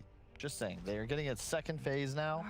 I do want to point out the Death Prophet. The last 2 games that Alliance has played, it has been DP for LIMP. Yes. And they have prioritized hard S4's hero for the last pick, setting him up for success most of all. And I think we might be seeing the same thing here. Also, the Secret haven't actually. I was going to say Timber. Oh, okay. I was going to say they haven't banned out the Timbersaw yet, and I feel like with the initial picks, it just gives S4 a free game. Yeah. And what's interesting is Secret cover their Beastmaster, but instead of banning out like 3 of the same role, they actually just remove what I would say are the 3 best heroes against Beast, even though they're all different roles. You say that, but there's still, for example, like the Troll available for Alliance. There's a lot of options. There's a FNG Chen, by the way. It's pretty solid in this game. Ooh. The heal is good with DP. The heal is... Oh, they take it. There you go. Puppey Chen, boy. Mate, it's DreamLeague. Say what you want. Do what you want. No, Puppey just that step ahead. Yeah, he is. It's also one of my favorite heroes with a Lion. Chen gives you a somewhat lack of control, and Lion gives you a lot of that, but you prefer to have these frontliners. You want something that can push towers, that can run creeps ahead of you, and in addition, Chen gets his farm from the jungle. Lion will be the support that can take lanes, and a YapzOr Lion's one of my favorite player heroes. I think it has to be Grim or Wyvern for Alliance here. I don't see any other 5 that has nice enough wave clear, but the issue is I don't know how well they do under the immense pressure you get like pre-15. You know, as soon as you exit laning phase, they're good going 25 minutes into the game. It's not so optimal. You already feel super good here because like you have Beastmaster Chen against the Nyx, and we talked about this in the game that OG won with the Nyx Darkseer, that you needed this Darkseer because otherwise Nyx is effectively a creep against all of these creeps. Oh, are they just gonna IO Jaro? They have played IO before, always Handsken playing it though, and Nyx Assassin would done be for FNG. But you pick Chen into Wisp. Like this is Puppey, Kuro, Notel, they fly. Every big captain likes the Chen strat against Wisp. 10 seconds remaining. Mind games, Kyle. Mind games. 5 seconds remaining. Kazu, are Chen players buying the shard? Do you know, like in your pub? What does the shard? What is the shard? TP people back to base. It doesn't come to the Chen. I haven't even seen any Chens in my games. Oh, it's the old time. Send back to found. Yeah. Because it's kind of like the poor man's coddle now, where rather than you take the fight, you TP them back to base, then TP back into the fight and go. So it's kind of like the reverse of what it used to be. Just trying to think about potential kind of int mid heroes that want to utilize that TP. But we haven't really seen it. Another deny pick, perhaps, with the troll pick up from Team Secret. Oh, this is on point. They're just in Alliance ahead. They saw Alliance do IO Troll earlier in this tournament. Yep. And I think that they've just got an incredible draft. And they have last pick for their mid. Like, they're in such an insane spot. Yeah, I feel like, I don't know, don't the Lions like need some gyro hero? Yeah, I really think they need to pair up this IO with someone which is gonna have a good game in the lane. First of all, a good lane so that you have a good game on your carry and to slow down this beast a little bit. And well, you need some AoE damage. This Nyx IO, they're not dealing damage. They're just enabling your other cores to do it. So you need to pick heroes that with this enabling achieve doing this. But Troll eats Gyro alive. Yeah, he kind of does. He does. Like, I think the key thing is, like Kezu just mentioned, it's the fact that they need to have a good lane here. And other carries aren't really going to fare well into the Beastmaster. At least with Jaro, we learned from the previous series, Jaro has a pretty good time into the Beastmaster. You kill off the trees, you have flak, you can't really save your board, they just die. Like, it's not bad, it's the post-laning phase. Your choices have to be so critical and correct, otherwise it just suddenly goes on your head and then the Jaro. I feel you guys, I agree with your theory, but this feels like I feel when I watch like Magnus Carlsen play other Grandmasters. Yeah, okay, like, here we go. Like, Didn't he actually just lose the other week though, right? It's good. Okay, yeah. But you just feel like Carlsen's going to win, and throughout the entire game, he just gets further and further ahead, and then in the end game, he crushes you. Yeah. Like, this lineup and the order, like, everything is just perfect. Like, Secret are... Such a Secret fanboy. It's biased. It's just good. He's not biased. I'm not, it's... out of here. Yeah. Thanks, Kezu, for joining us. Kyle was a bit too biased. Okay, but more importantly, right, when you see Alliance's lineup, Kezu, do you see how they have like the laning phase potentially? And, like, you're not clearly favoring Secret entirely, right? I mean, obviously I would say that Secret are in a better spot, but obviously, I mean, Ignore the Alliance team haven't names. lost yet, right? Ignore the team names and just look at like just the draft alone, right? Like. So the thing is, if you look at the draft here, I give a slight 10 edge to seconds Secret. remaining. Yep. The thing that you need to remember is that they have last pick. So if you like the second 5 team seconds picks, remaining. if you like the second team's lineup more, 4 picks in, they are most likely going to end with a better draft. Because you see 4 picks from each team, but the strongest pick is still left for the second pick team, which is Secret. Yeah, and they remove the big mid-game team fight from Alliance. The Kunkka would have been nice. Your spot, if you want to beat Secret here, you need the ability to battle for your towers early on and take advantage of map control mid-game, abuse the speed at which Wisp Gyro can play.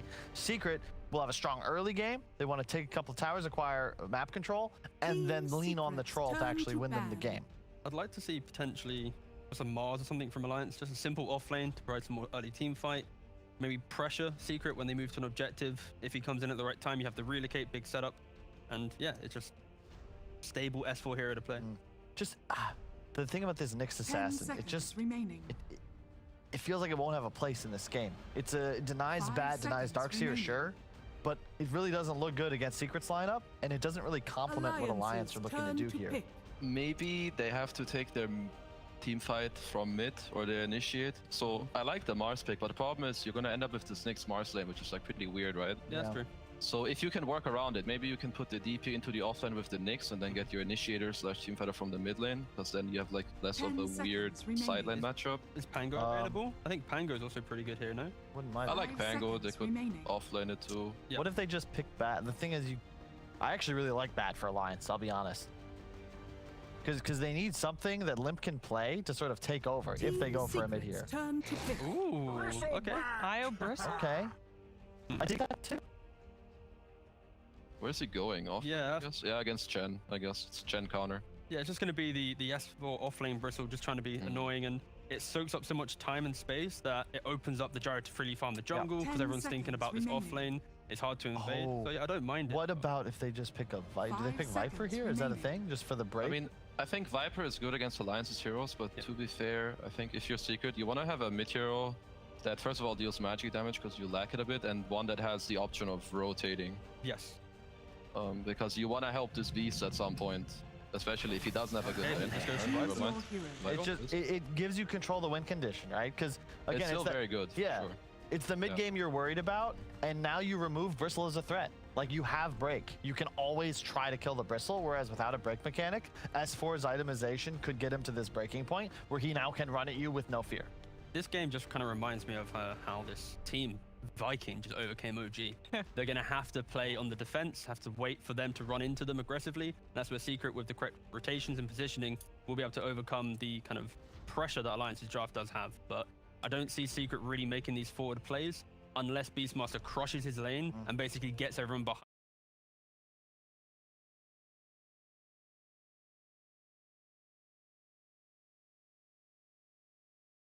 I'm generally a Secret fanboy, but I think even without trying to be biased, I think the draft is a little bit better than Alliance. But I think the game is fairly even. It's going to come down a lot to like the 5 to 12 minutes, some rotations to the lanes, and how people are doing there. All right, thank you very much for joining us for the draft. Yeah, lovely to hear from you. Thank you, Kazu. And congratulations again, of course. Thank you. Bye, guys. Have a good time. Bye, Kazu. Thank you. Look, I'm not a Secret fanboy. If anything, I'm a fan of Alliance. One of my favorite streamers is still a member of Alliance, and I just think they're outdrafted. I think that Secret have the answers. They pre-picked heroes Alliance may have wanted that also match up against what Alliance effectively had to pick. You say they had to Gyro, I agree, but it doesn't feel good. It's a Puppey Chen against Wisp. They got all the answers. They stole the quiz sheet. Yeah, I like Secret's draft. I think the quiz sheet, like you mentioned, what do you mean? How am I to like pivot off that? Anyway, more importantly, yeah, Secret draft pretty cool. Block pick a lot of times. I think if they play defensively really well, they should win this game. That's what they do in their nature. I think Secret should win. The win condition is great, the Io Bristle, but then they just take Viper and say, no, that won't work, sorry. You need BKB timings. But Alliance have the lanes though, and they're really good at laning phase. And if they win the lanes, then they could win the game. But Secret, These two could argue for the next hour, but you know what will be way better if for the next hour you'd actually watch the game. Indeed, and we're gonna do exactly that while listening to OD Pixel and Fog. Yeah, should be a good one here. Secret versus Alliance. We've just had the drafts done, Fogged. As the panel said, definitely some sort of answers to Alliance's heroes coming out from Secret. Does that make you believe that this is going to be a tough one for Alliance, or do you see something in Alliance's lineup that maybe the panel didn't quite? I think BKB timings could be pretty strong for them when they do get to those points, right? If the Bristle, unfortunately, he's going to have to probably go for it this game since he is versus that Viper. I think they can play pretty decently around that. But it is still this looming pressure. The Puppey Chen, we've seen him play it. He's one of the few people to still be playing it currently in this. It applies a lot of pressure. Even if they're going to be more on that defensive aspect, you know that they're going to be able to still hit back and look for these fights anyway into this big team fight lineup that Alliance has drafted. Oh, we're going to see if they get the catch-up. We've got the level 1 home and missile. Coming in over towards Puppey, but Puppey's able to get back under the tier 2. They can't chase him any further there. Yep, we see the ward coming out. Zai, as soon as he sees an opportunity, he walks over and puts one down too. So Secret putting down their 2 early wards, looking to get a read of where these lanes are going to be and just a read of that early aggression. You know, they have Lion Chen level 1. Same thing with Beastmaster. Not the strongest at the start. Take a little bit of, 1 or 2 levels, with a creep or so, to actually have their power. So they will be more defensive on Secret here. Kyle's whole phrases, it still has me cracking up.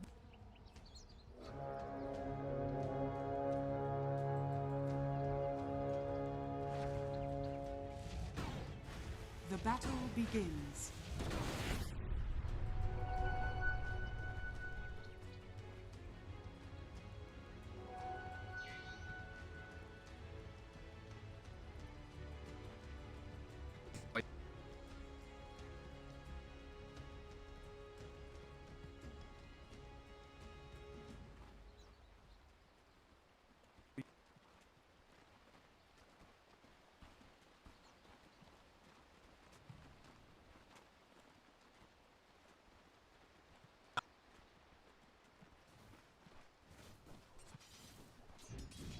Denied.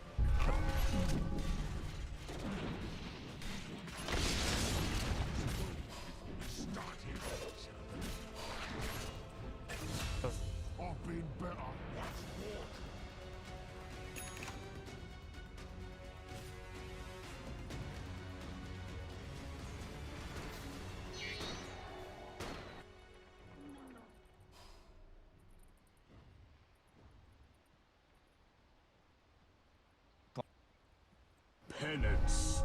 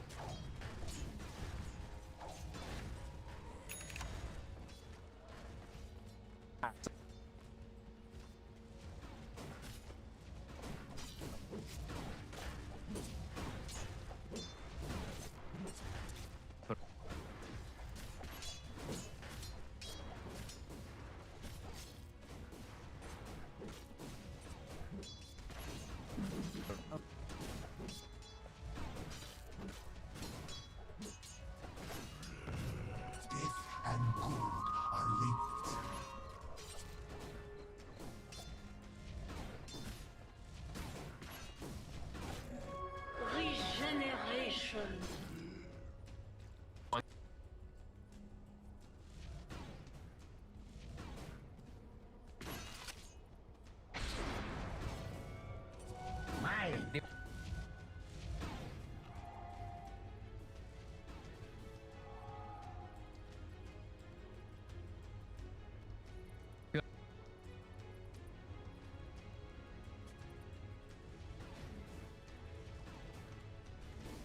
Repent.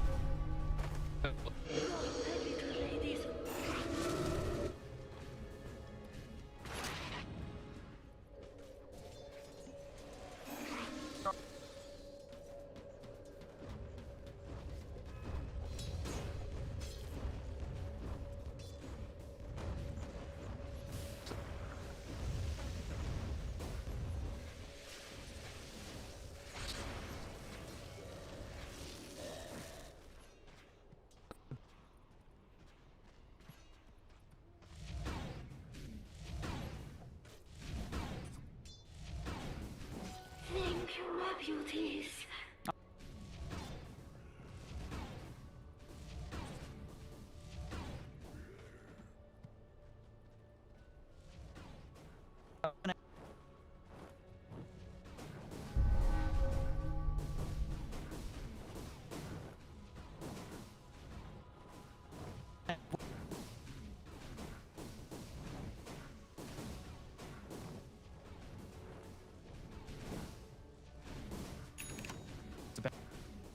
Dire's top tower is under attack.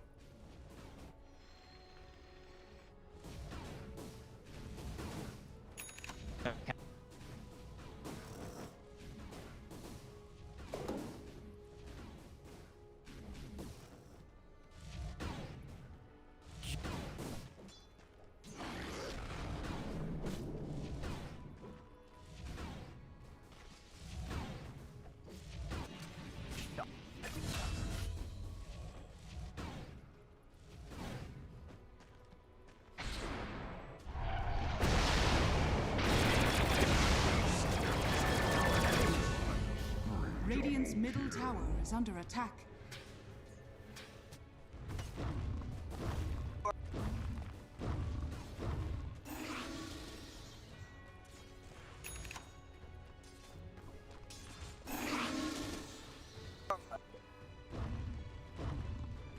Dire are scanning.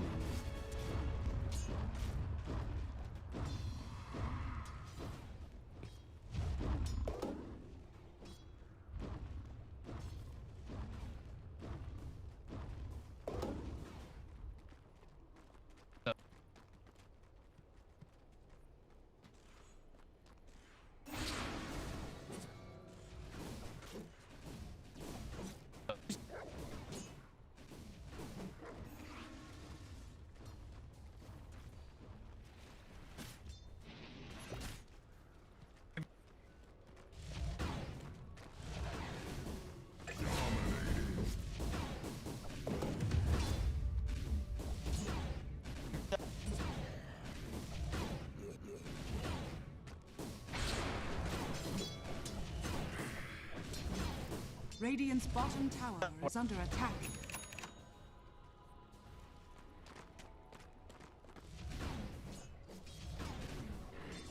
Dire's middle tower is under attack. Radiant's bottom tower is under attack. Dire's top tower is under attack.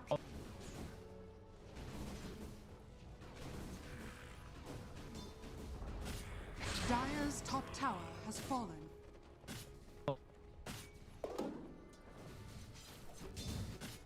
Radiant's bottom tower is under attack. Radiant structures are fortified.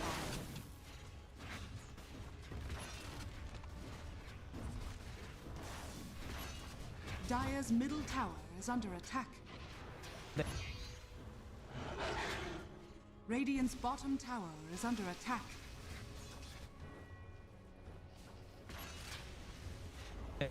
Radiant's bottom tower has fallen. Dire's courier has been killed. Dire's top tower is under attack. That's for me. Money changes hands.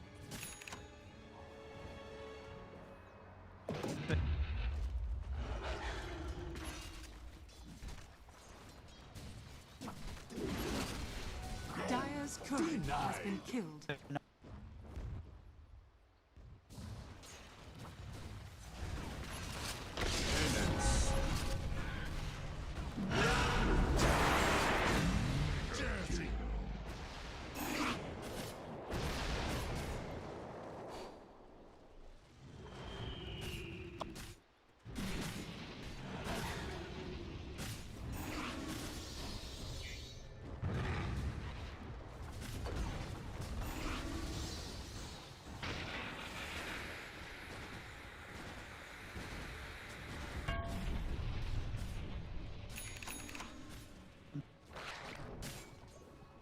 Dire's bottom tower is under attack.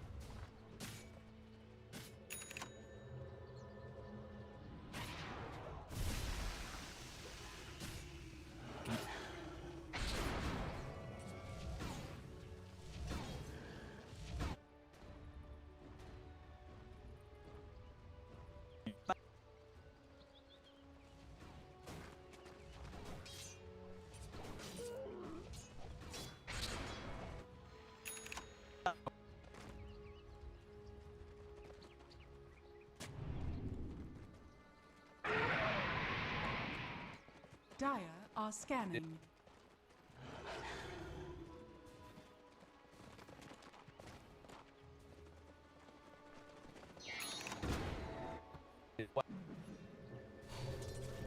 Dire's middle tower is under attack. Dire's middle tower has fallen. Oh, that can't be good.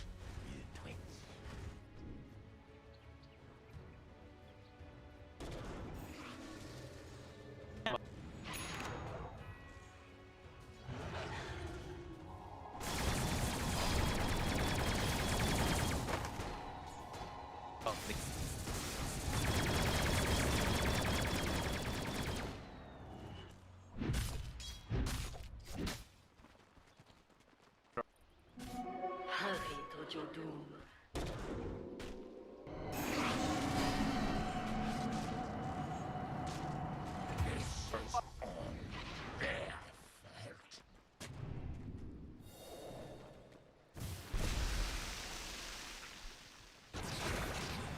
Dire's middle tower is under attack. Only the penitent can be forgiven. Dire's bottom tower is under attack. Dire's structures are fortified.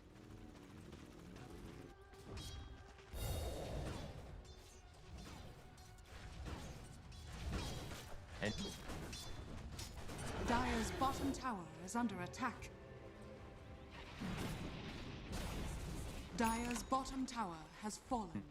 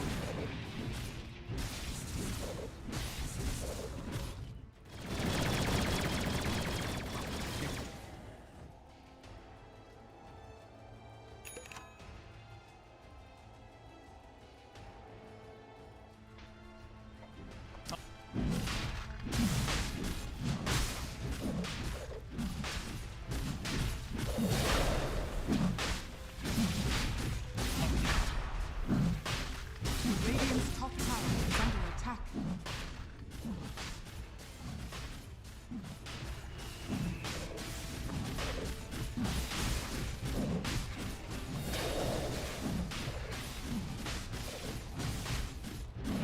Radiant's middle shot has fallen to the radiant. My thrift rewarded. My beauties.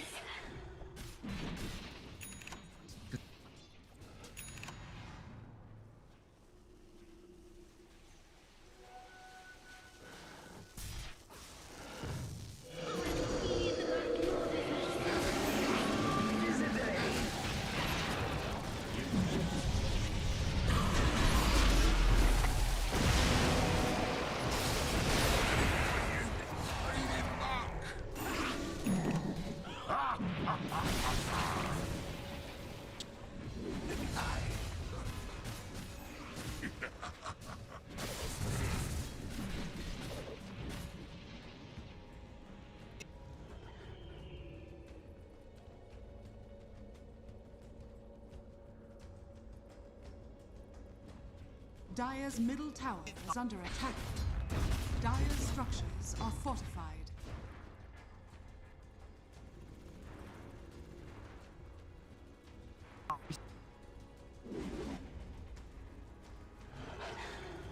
Radiant are scanning.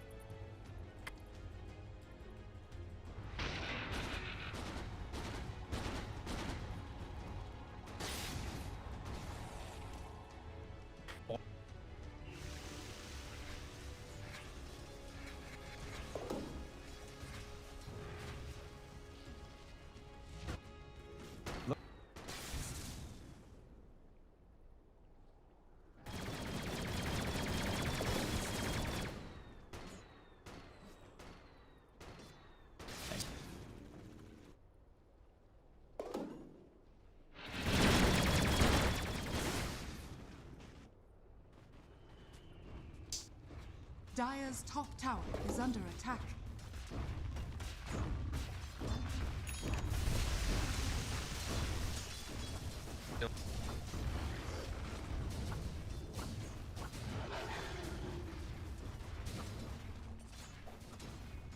Dire's top tower is under attack. Radiant's bottom tower is under attack. Dire's top tower has fallen.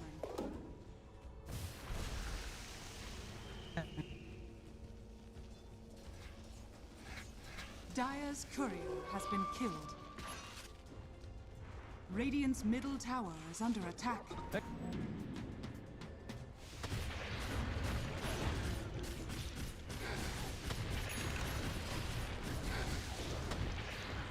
Radiant's bottom tower is under attack. Dire's top tower is falling.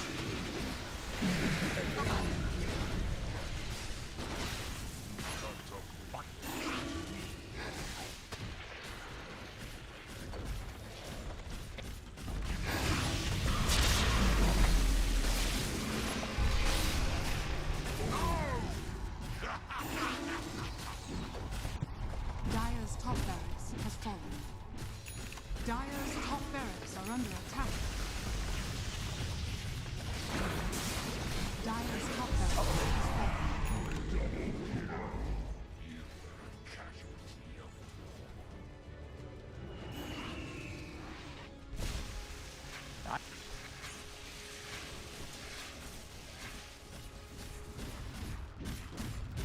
Dire's middle tower is under attack.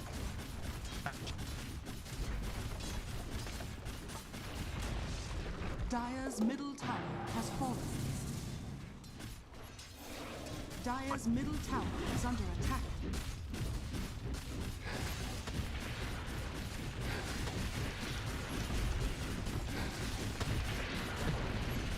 Dire's middle tower has fallen.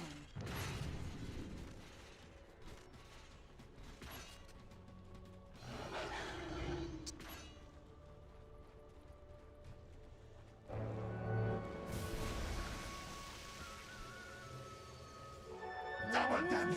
Radiant's bottom tower is under attack. Death and good are linked.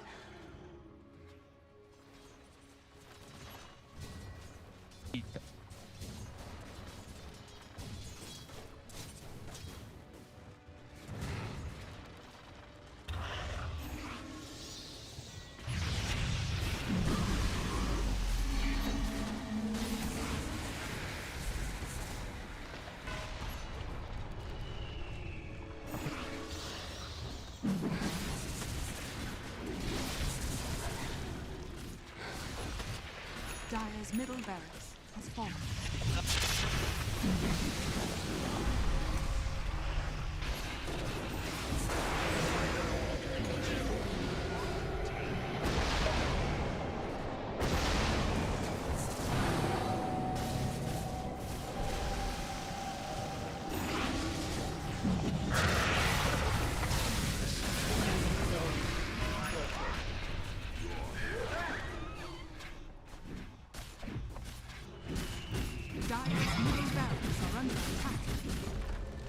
Dire's middle barracks has fallen.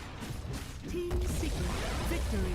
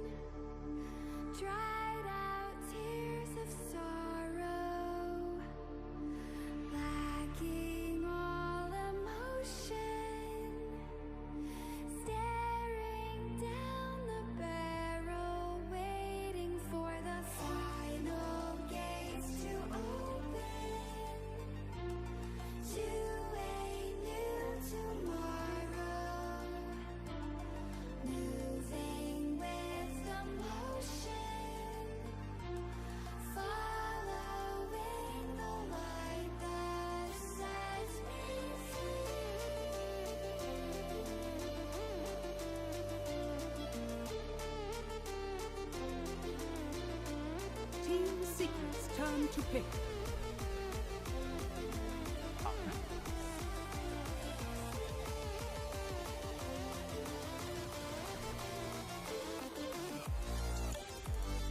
Alliances turn to pick.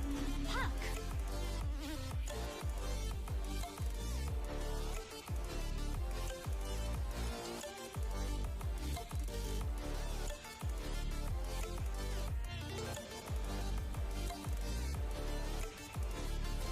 10 seconds remaining.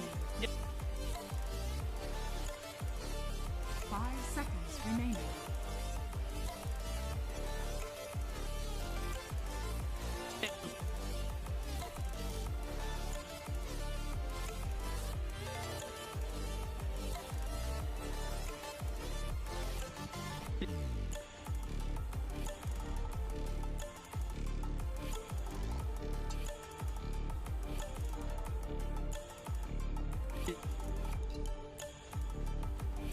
Team Secrets turn to pick. Lion.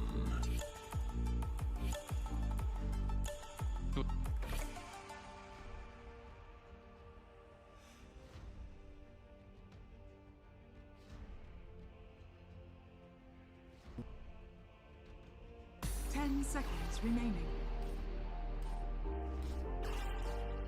5 seconds remaining.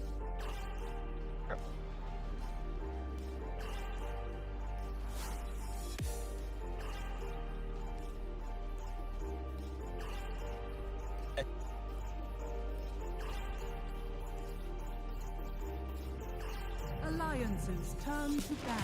I speak for the trees.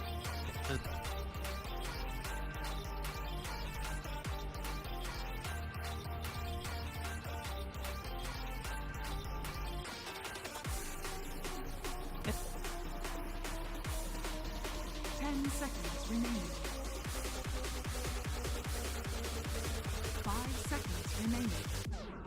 Bring it back now.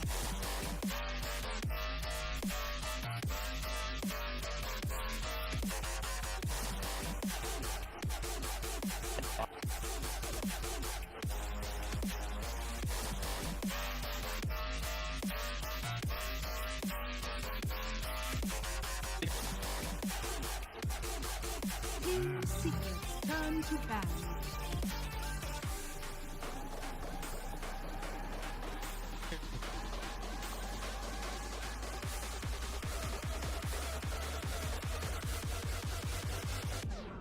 Bring it back now. 10 seconds remaining. 5 seconds turn to ban.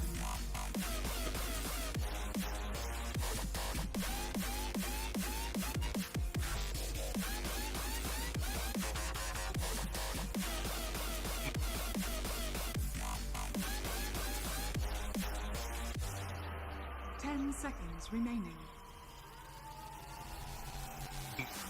5 seconds remaining.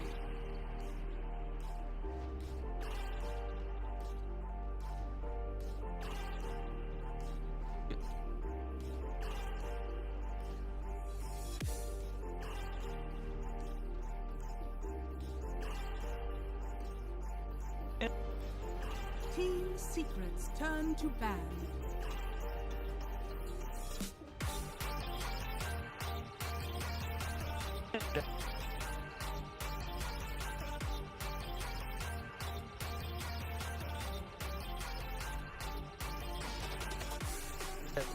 Seconds remaining.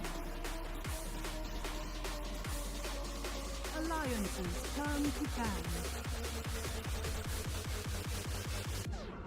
Bring it back now.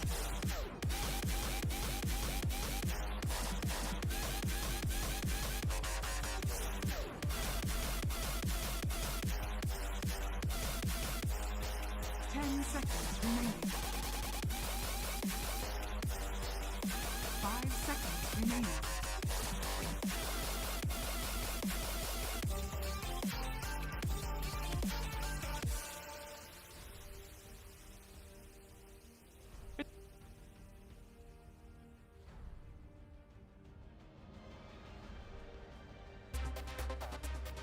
Team Secrets turn to ban.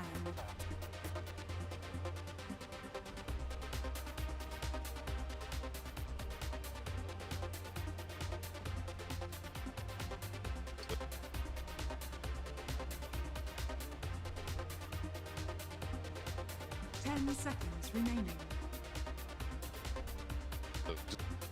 5 seconds remaining. Team Secret's turn to pick.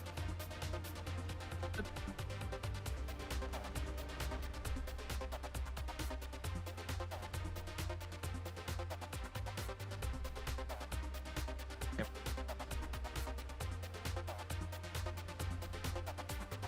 10 seconds remaining. 5 seconds remaining. Alliance's turn to pick. Earth Spirit. No.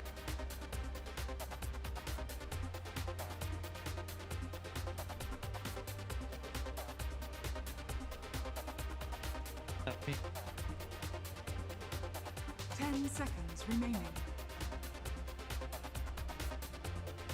5 seconds remaining. Second.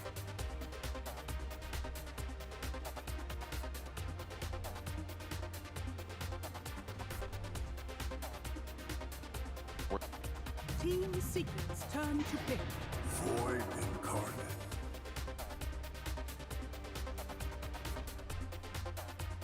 Perfect.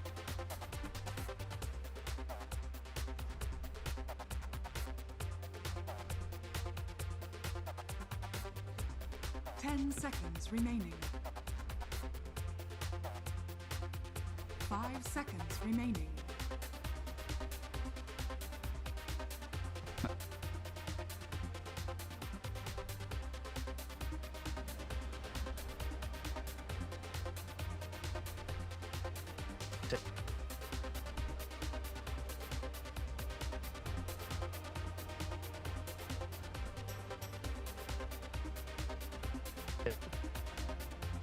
Alliance's turn to pick.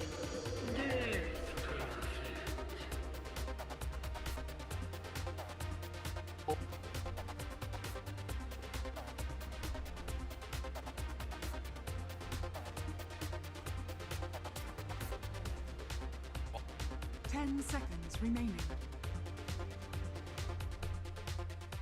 5 seconds remaining.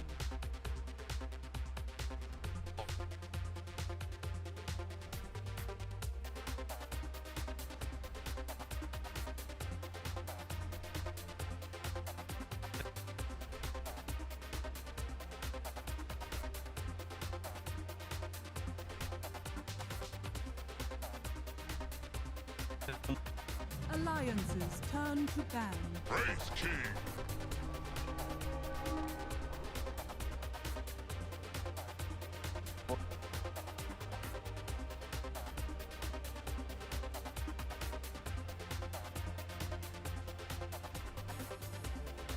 Ten seconds remaining. Team Secret's turn to ban.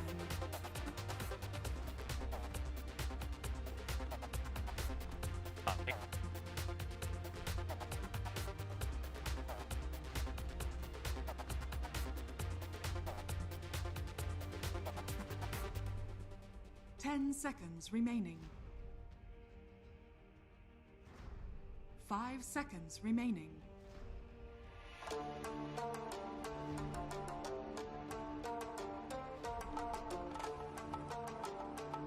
Alliance's turn to ban.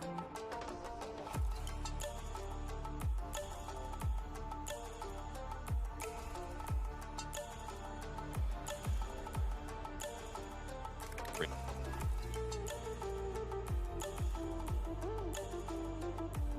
10 seconds remaining. 5 seconds remaining.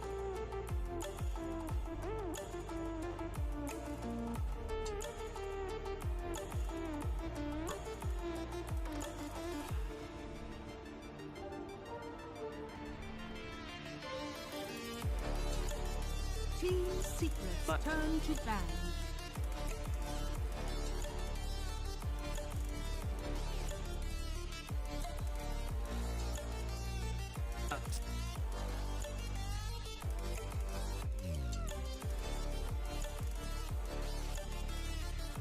Seconds remaining.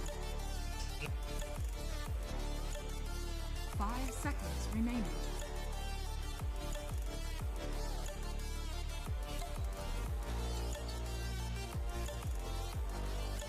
Alliance's turn to pick. Stranded in the open, dried out tears of sorrow, lacking all 10 seconds remaining.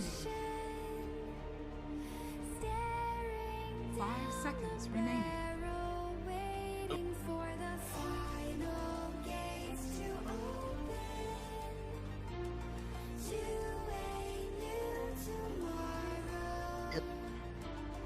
Moving with the motion, follow Team Secret's turn to pick. Tidehunter.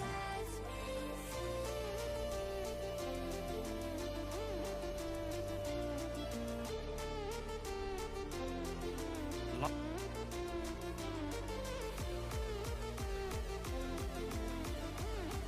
10 seconds remaining. 5 seconds remaining.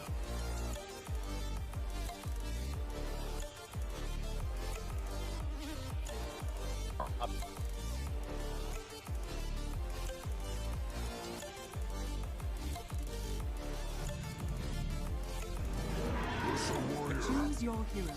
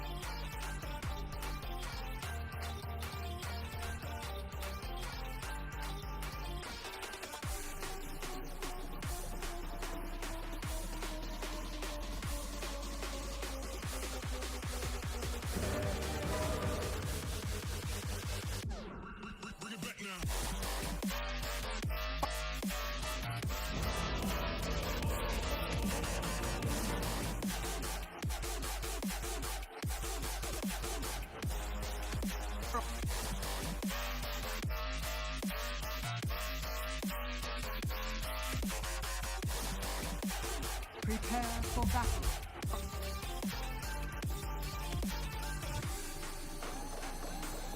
Here I am.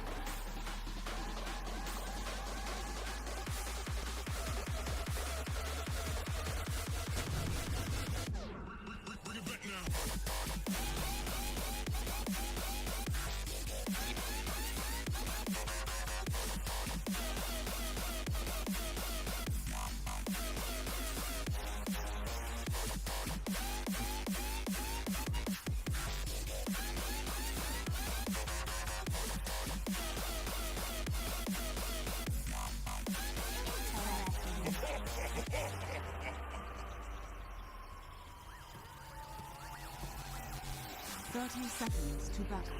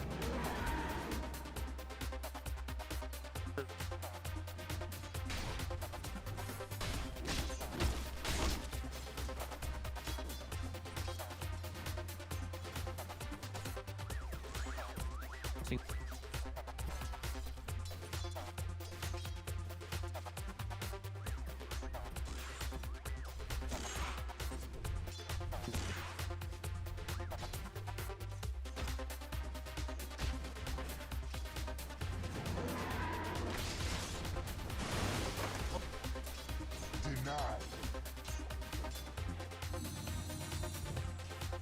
Be it not so.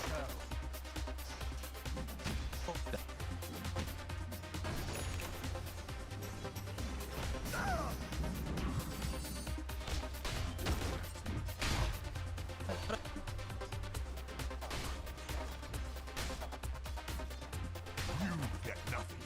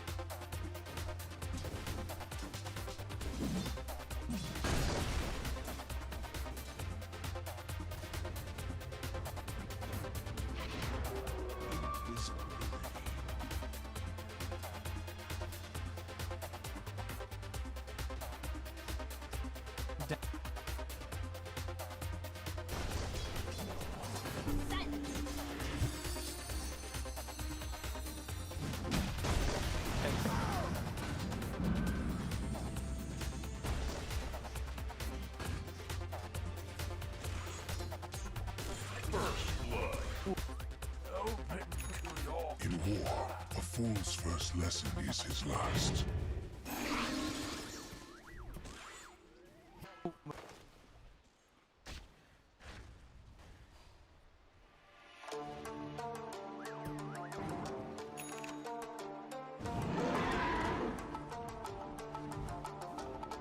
Bounty!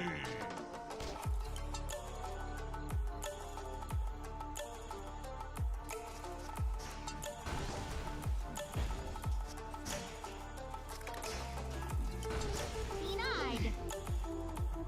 Radiant structures are fortified. Denied.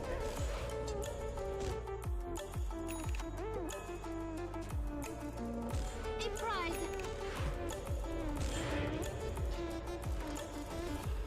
Dire's structures are fortified.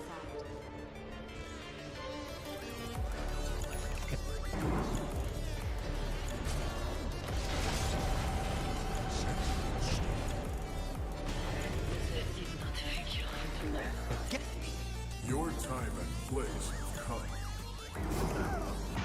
Return to ultimate.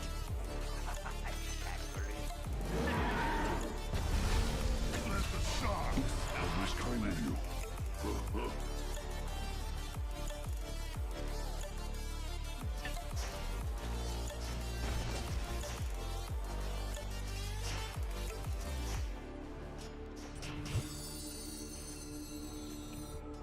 Stranded in the open.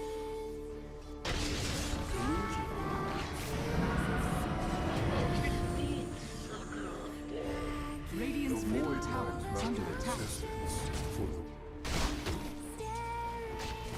Warriors of the wood. Waiting for the final gates to open. Tide rack!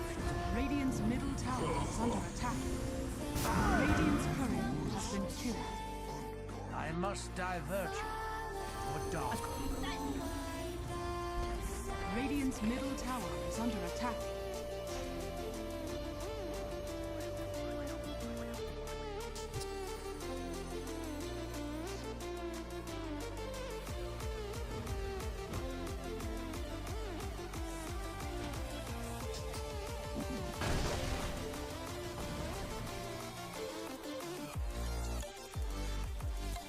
Radiant's top tower is under attack. Yeah.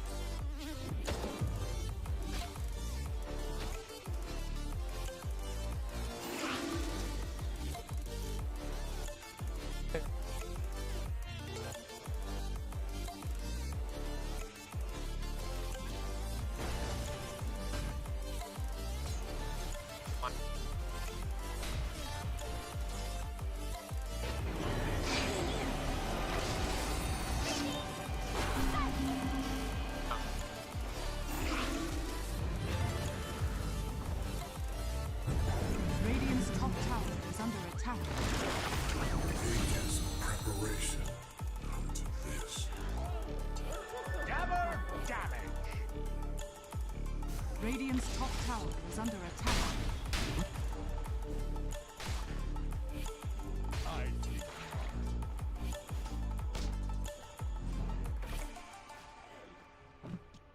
Radiant's top tower is under attack.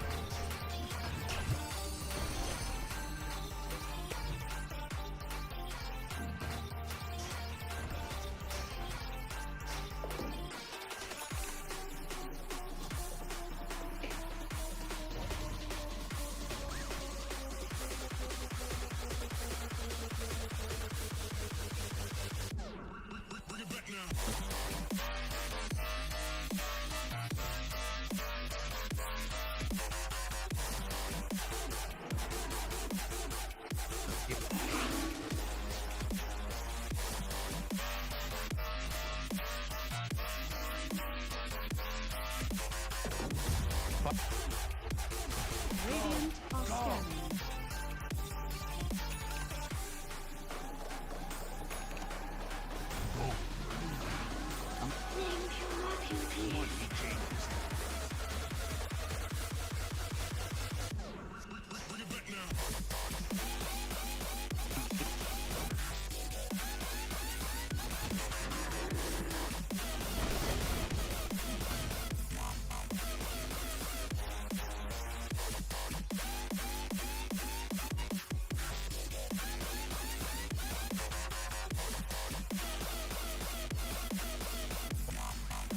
Radiant's bottom tower is under attack.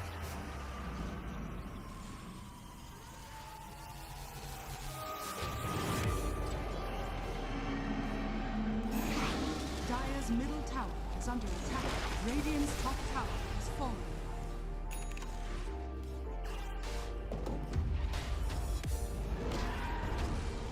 Dire's middle tower is under attack.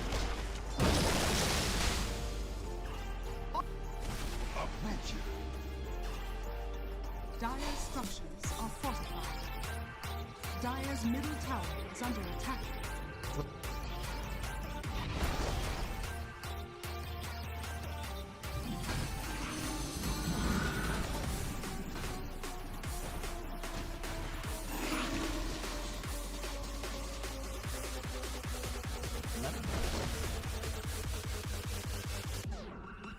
Radiant's top tower is under attack.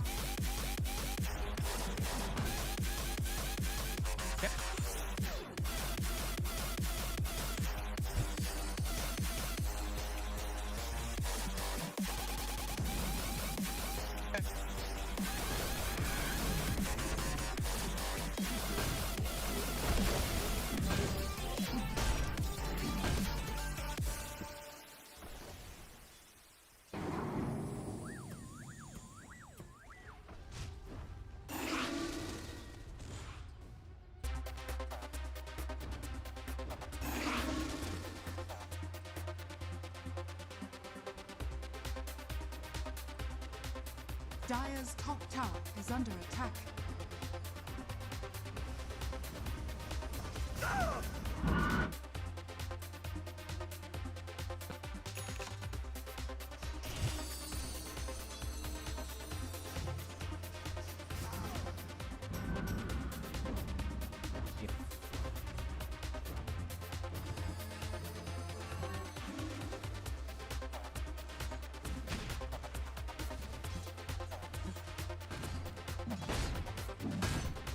Radiant's bottom tower is under attack.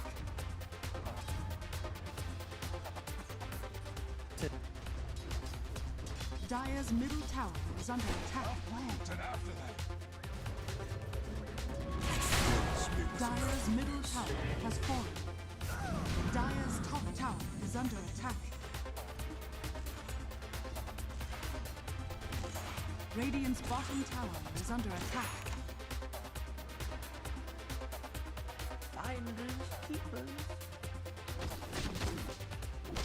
Dire's top tower is under attack.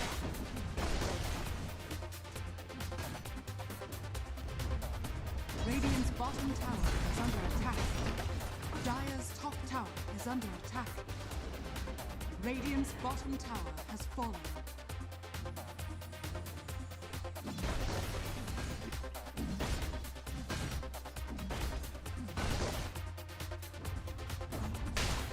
Dire's top tower has fallen.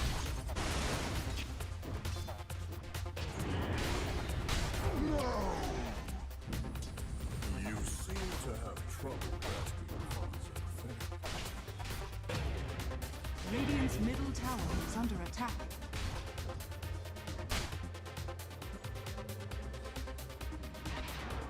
Radiant structures are fortified. Dire's top tower is under attack.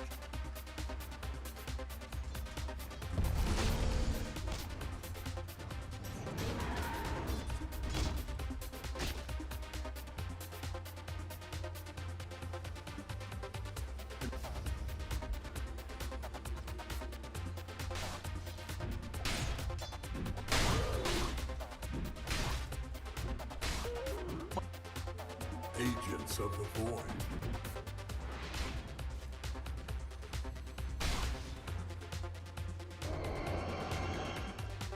Gold for me. Thank you, my beauties.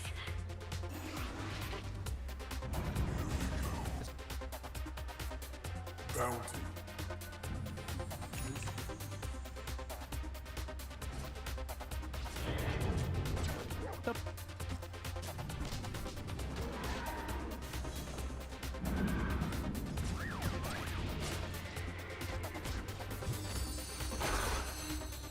Radiant are strong.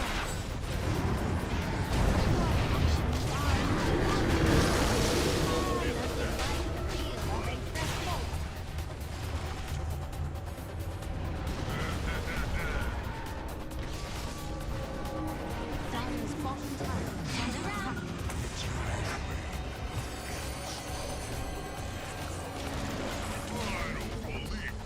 Did you need to, Ellie? Dire's bottom tower is under attack. Look out! My face.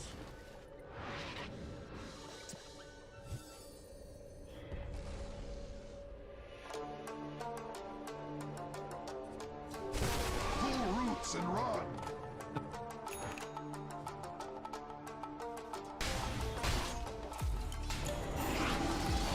Radiant structures are fortified.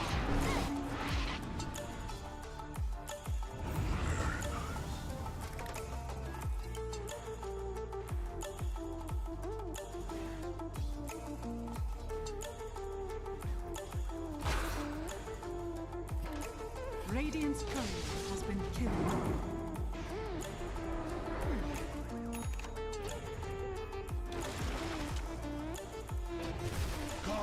Come. Your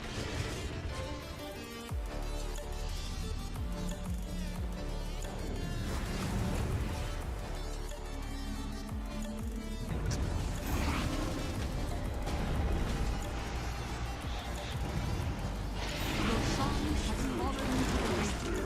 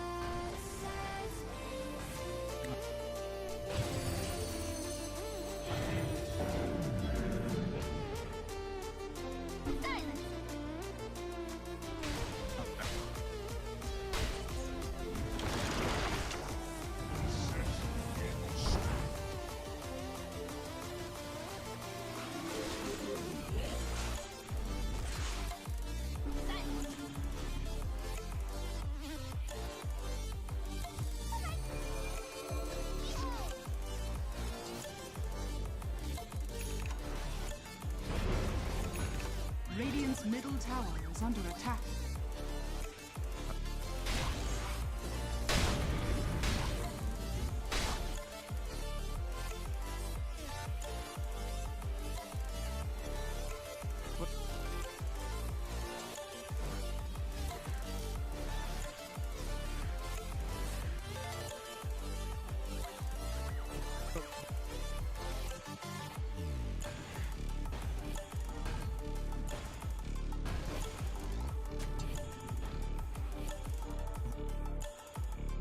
Dire are scanning.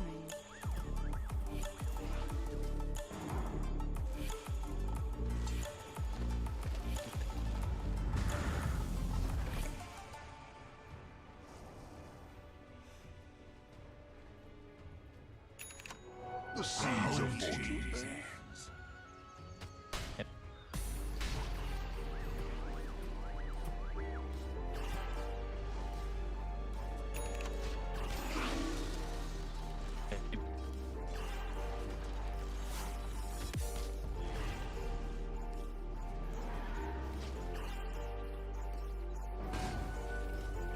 Radiant's bottom tower is under attack.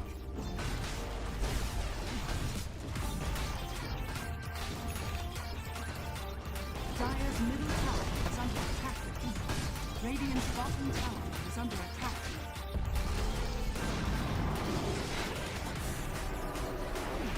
Dire's middle tower is under attack.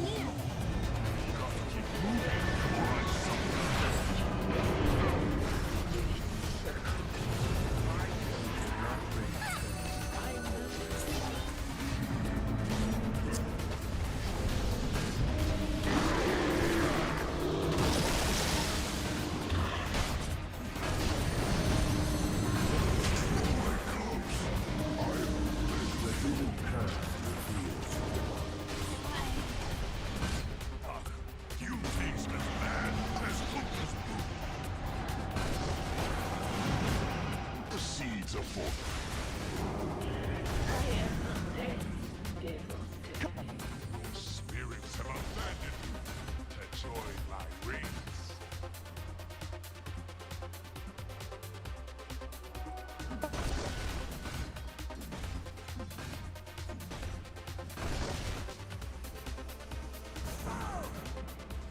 Radiant's top tower is under attack.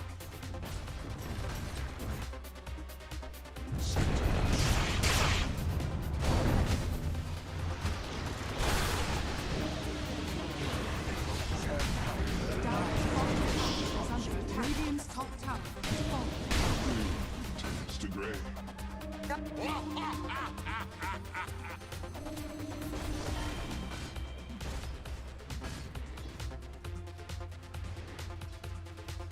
Yep.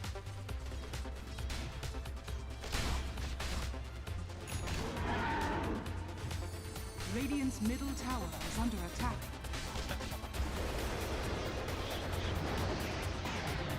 Dire's bottom tower is under attack.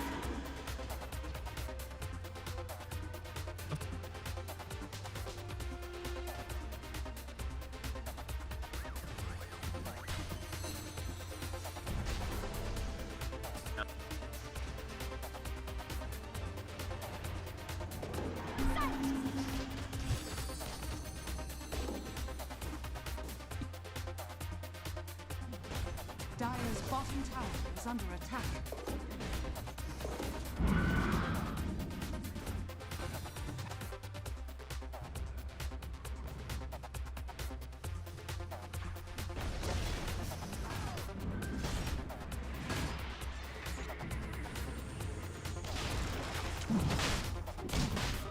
Arcane power. That was kind of you.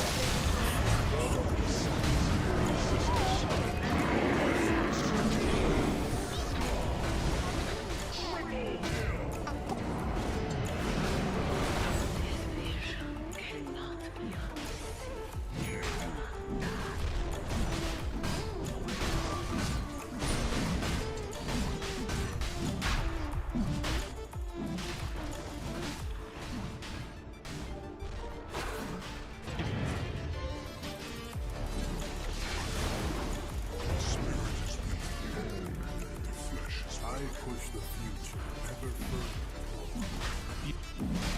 Dire's bottom tower is under attack. Nisha has fallen to the dark. Immortality.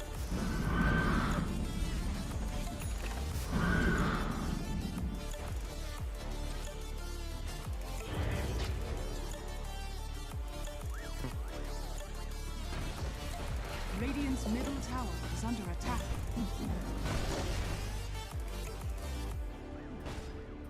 Dire's top tower is under attack. Stranded in the open. Dried Dire's top tower has fallen.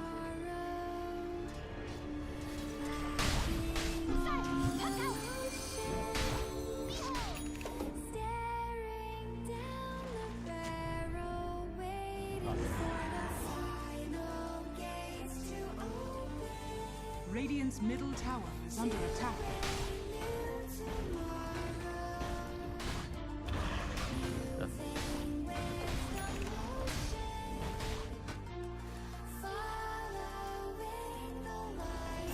Radiant's middle tower has fallen. Dire's top tower is under attack.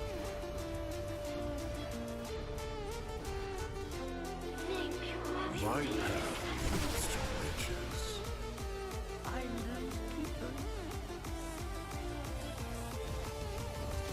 Dire's bottom tower is under attack.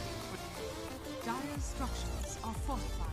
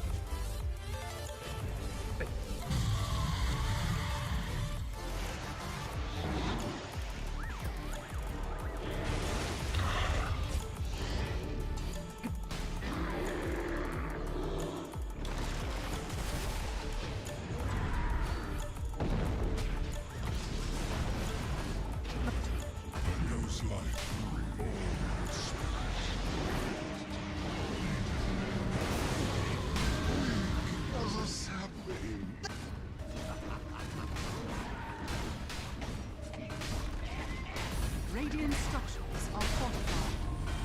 Radiant's middle tower is under attack. Radiant's middle tower is fallen. Radiant's middle barracks are under attack. Radiant's middle barracks has fallen.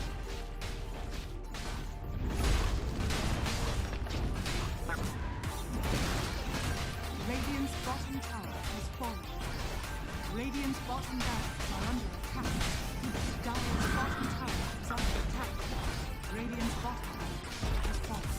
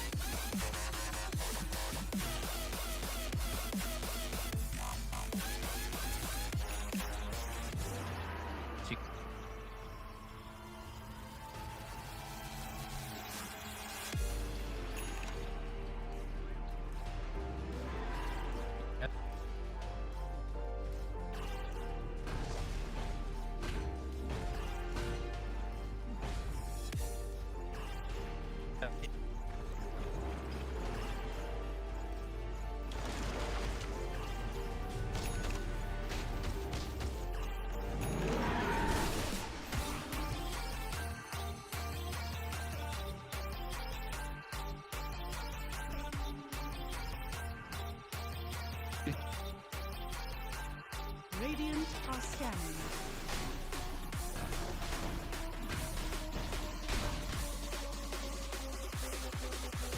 Dire are scanning.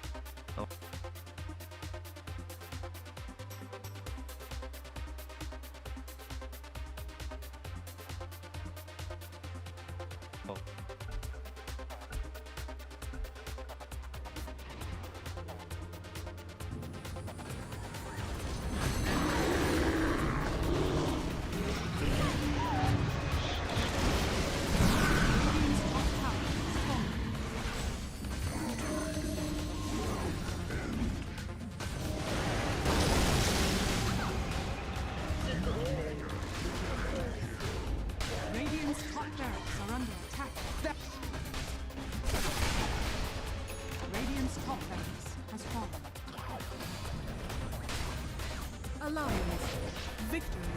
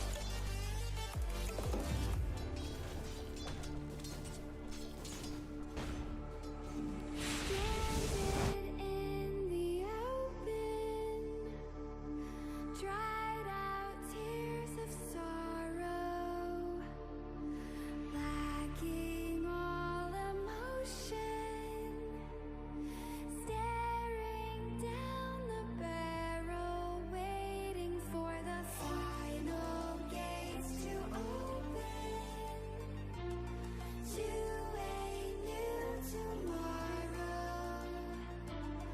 moving with the motion, following the light that sets me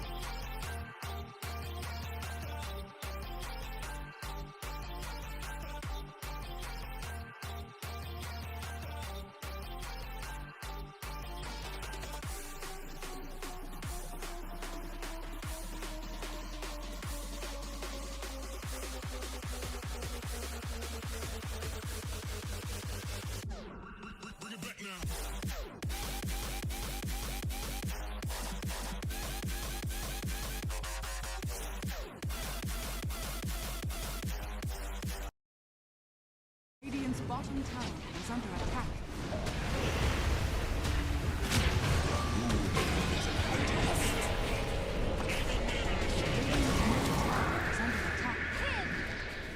Dire's top tower is falling. Be back for you. Or for your money.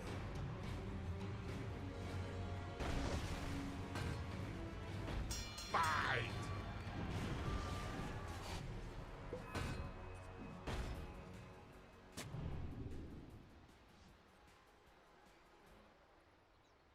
Radiant structures are fortified. Radiant's middle tower is under attack.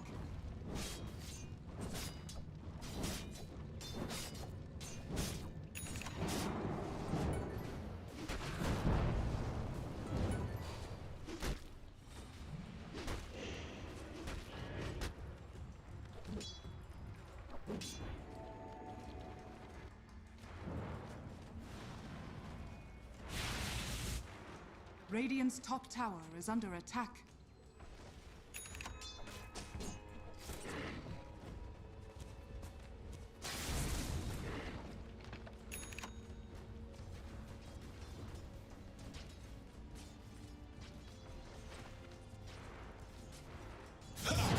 Radiant's top tower is under attack.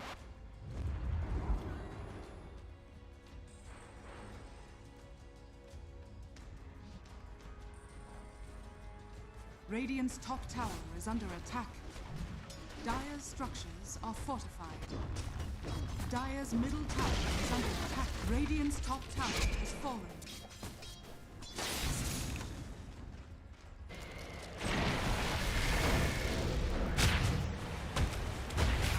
Radiant's top tower is under attack. Dire's middle tower has fallen.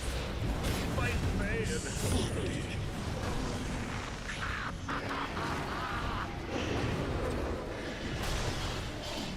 Dire's bottom tower is under attack.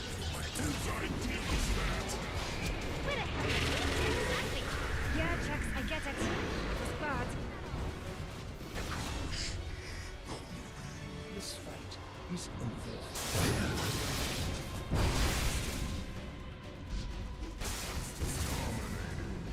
Dominating.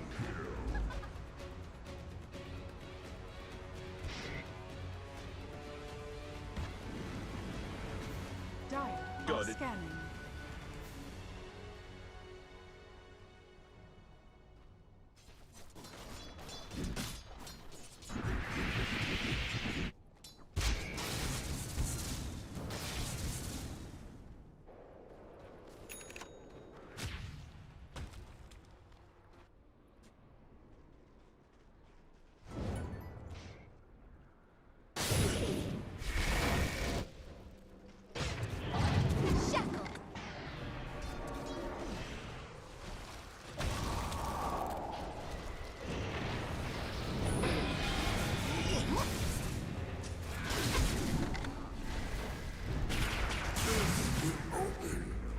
A dark path. You've been shut.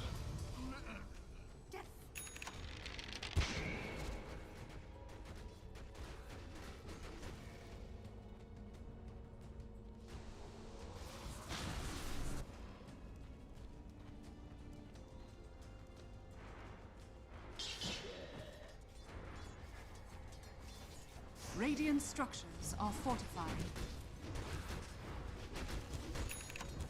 The dusk is always ready. Radiant's middle tower has fallen. Dire's top tower is under attack. Radiant's middle tower is under attack. Dire's top tower is under attack.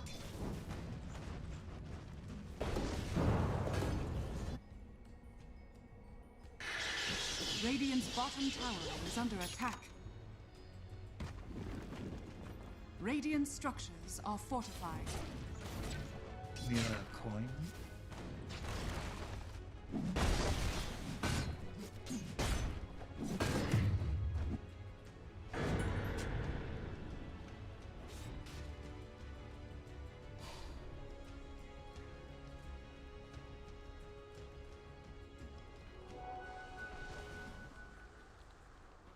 Radiant's bottom tower is under attack. Dire's middle tower is under attack.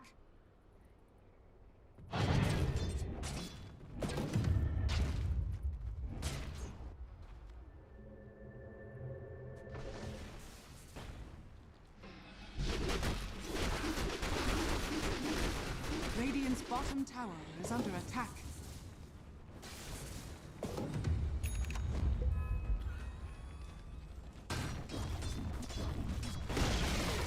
Radiant's bottom tower has fallen.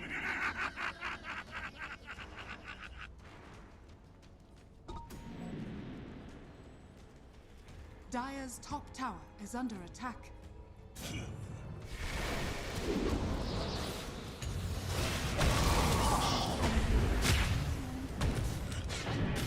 Haste.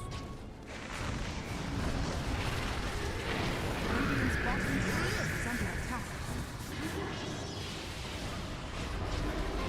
Wow, you hit hard.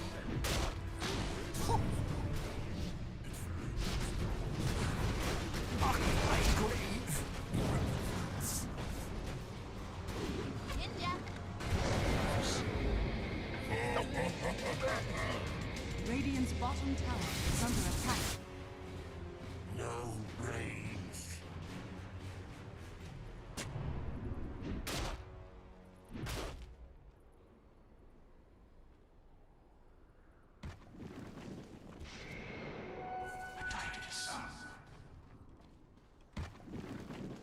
Radiant's middle tower is under attack.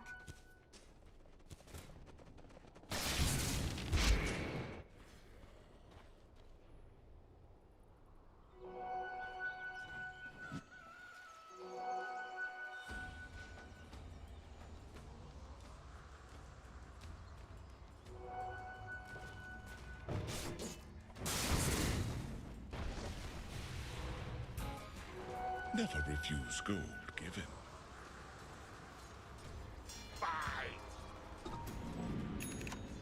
Radiant are scanning. Regeneration.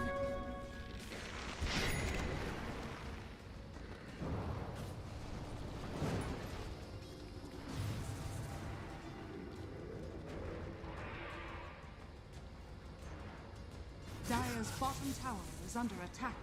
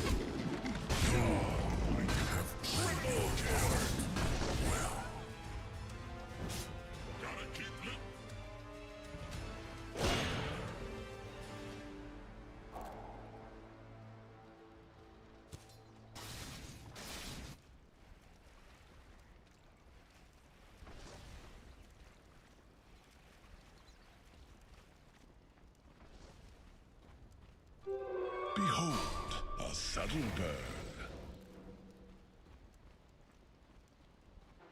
Radiant's top tower is under attack.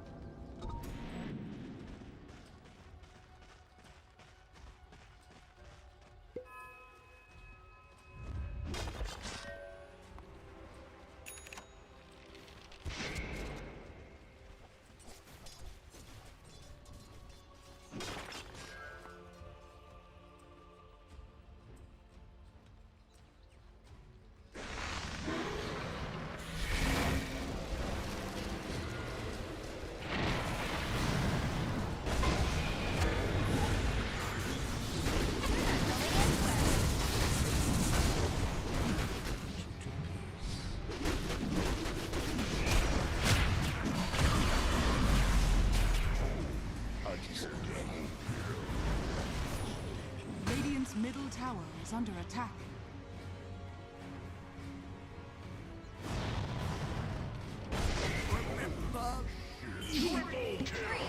Let us fight!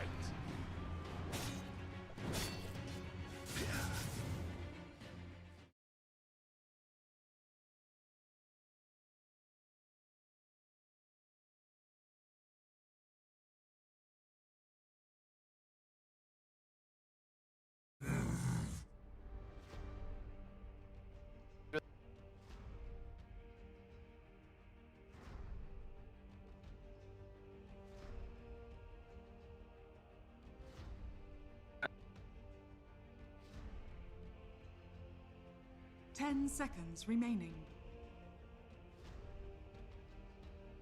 5 seconds remaining. Team secrets turn to ban.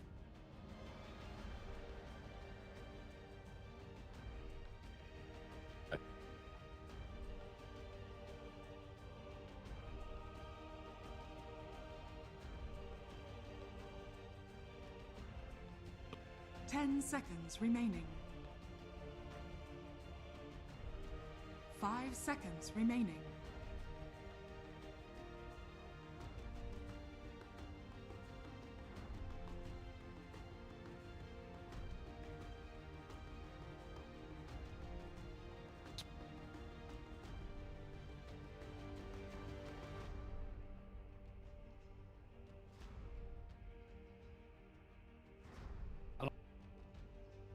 Alliances turn to ban.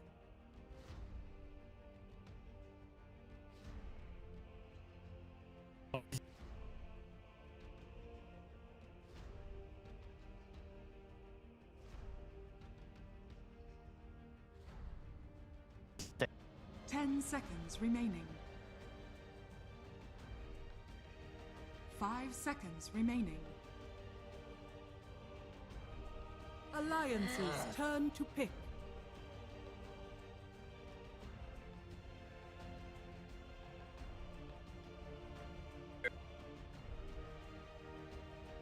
Team secrets turn to pick.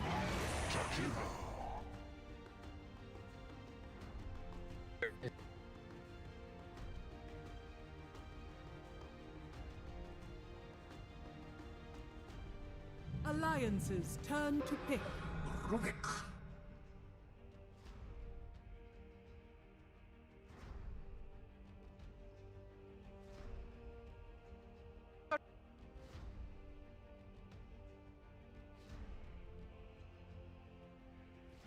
10 seconds remaining. 5 seconds remaining. Team secrets turn to pick. Monkey King.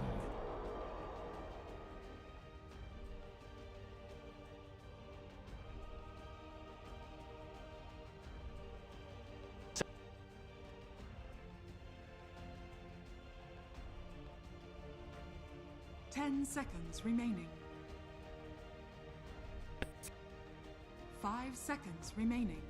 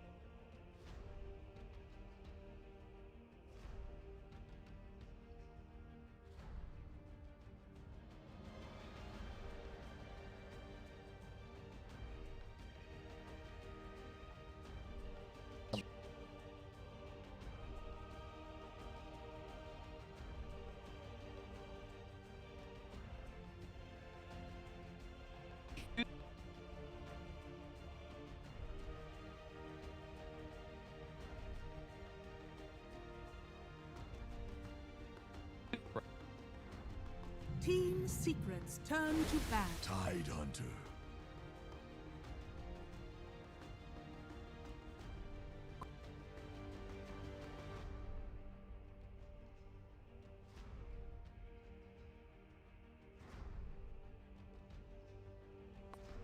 10 seconds remaining. 5 seconds remaining. Yeah.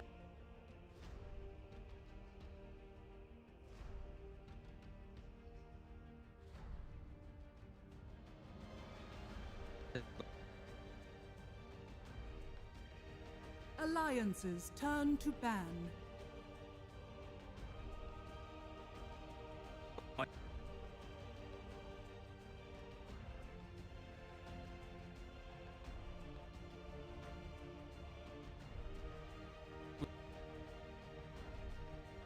Ten seconds remaining. 5 seconds remaining. See.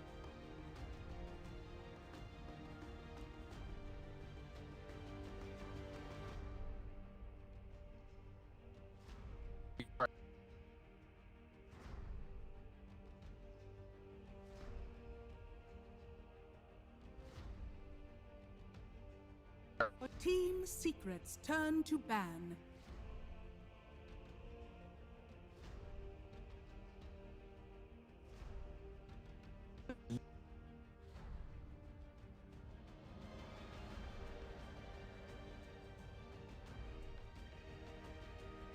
Ten seconds remaining. 5 seconds remaining. Alliances turn to ban.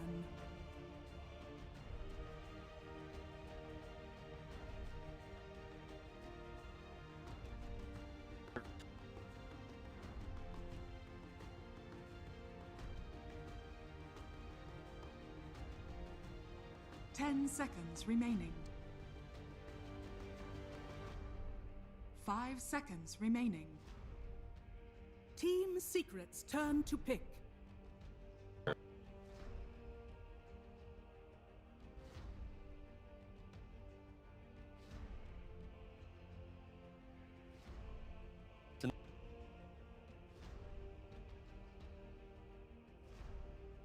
Ten seconds remaining. 5 seconds remaining.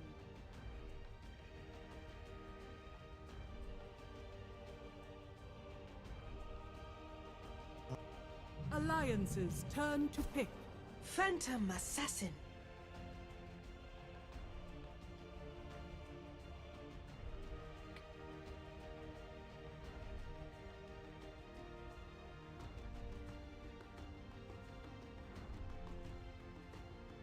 Ten seconds remaining.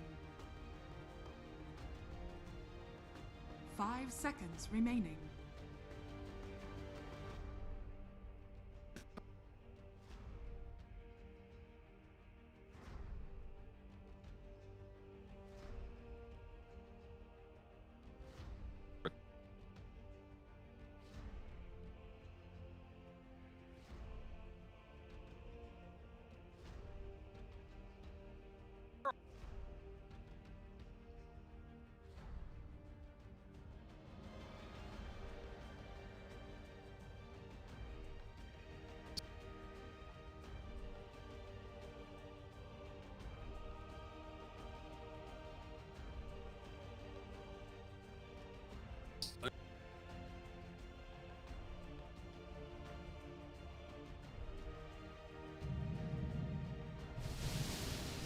You may now select your heroes.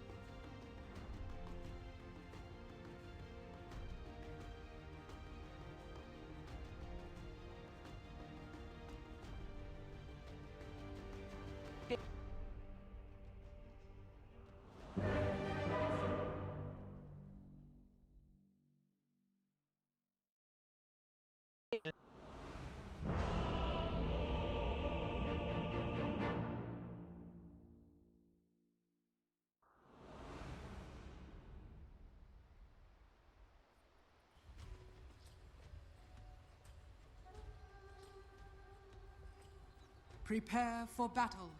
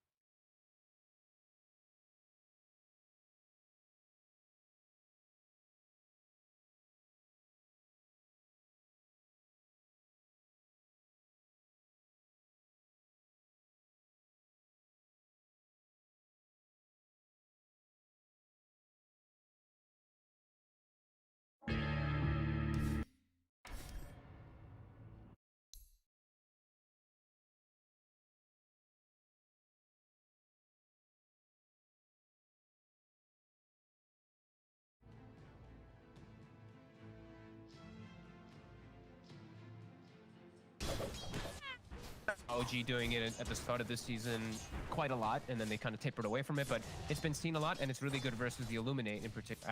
As Kevin did say at the end there, you know, the mischief dodges can be pretty clever versus those big telegraphed.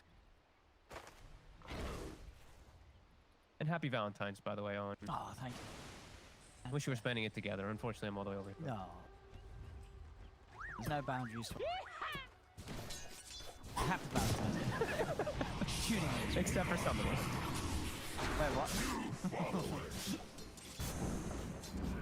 You go. Bottom lane, how we're seeing on the CS. 5-0. Dyer's Obviously, middle it's tower close. is under It's even. attack. We've got Close. sticks out on the two of them as S4 got himself a stick out. He does. He has. He's prepared. He's ready for those daggers. Not a lot of regen down here on the secret side. We see Puppey's already bringing some more, actually bringing a salve out, but Matu has already expended all of his. It's gonna be a Band of Handsken rush. That's a little bit different than I've seen from most of the PAs. Oh. Yeah, it is. It's not sort of your standard build-up. The build-up will get you to that treads eventually. Definitely interesting. Not a Wraith Band or anything like that. He doesn't want Wraith Bands. He doesn't like Wraith Bands. He just wants straight treads. Okay. Well, mid lane Nisha is getting nice and stinky here. Nine stacks up on him. 10 stacks up on him. Oh. But look at those last hits, though. He got his boots rushed out very early on versus this Batrider matchup, and 10-6 to the 7-1. Well, that's true, yeah.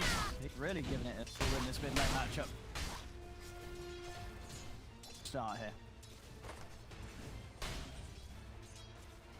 Top lane, I mean, Nikobaby. There's pretty much a lane where the more farms are pressured.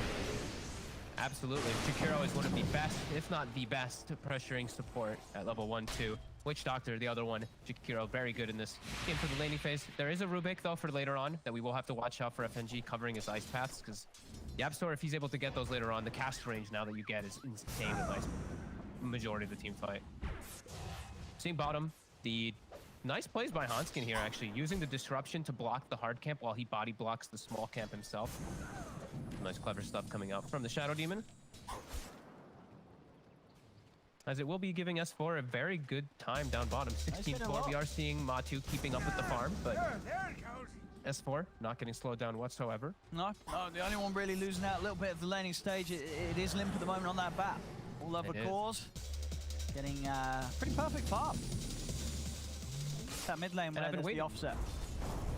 Yeah, I've been waiting to see this matchup of like these really dominant two players who are really comfortable on the matchup. 'Cause I've been seeing the good Void Spirits, they win the matchup, but the Bat Riders who are playing versus the worst Void Spirit, they take advantage of the.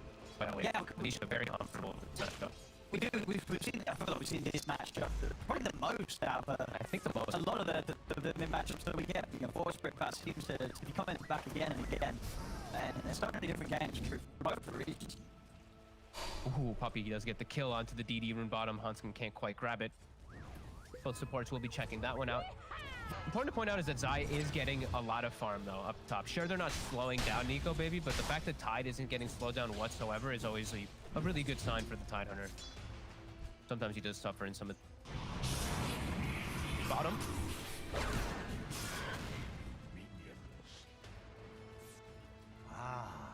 To share the field of battle with such beauty is an honor.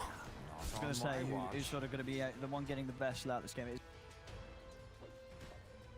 Oh. Because they're going to need it. Someone's got to get it right. Against this Morph Monkey King, it's pretty essential. It is super value, yeah. Nice build up too for his Tide Hunter. Like it does give you, everything you kind of want. You know, a little bit of armor, a little bit of stats, a little bit of regen for your mana. Very nice. As we see bounties being set up, Alliance setting themselves up for at least 3 of them. Does mean Nisha might have a slight level advantage. Actually, Limp's got a stack for himself to work on. So it's going to be really close between these two. But Nisha might catch 6 just a little bit before Limp. So waiting to see if maybe there's going to be a rotation that does look to punish with onto this Bat Rider. It does look like it. YapzOr maybe is making his swing over. Maybe just to grab the bounty, but... That should help. Nisha already getting aggressive on his own as soon as he has that 6 up. Trying to... YapzOr swinging over. He's got those couple of bold charges, so still... I think pretty high on the HP. Self a little low on mana. Come up with a full combo. I think YapzOr should just stay around here, though. Tidon is already fine on his own. I think if he plays around mid, controls the rune, it'll be really nice for Nisha. Limp will see it, because that ward he does have on the high ground over there. But maybe he can at least deny the rune or something. But nope, Limp's actually just going to go for the kill on YapzOr. He is. He's got FNG swinging over. And Limp's going to be able to do something about YapzOr hanging around for this. Remnant, the mark as well, so Limp, he's able to get away with that.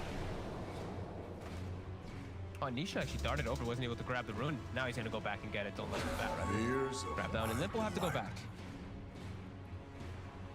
They've actually done a good job of slowing down Matu down bottom, too. He's actually only at 25 last hits. The Monkey King does apply that pressure.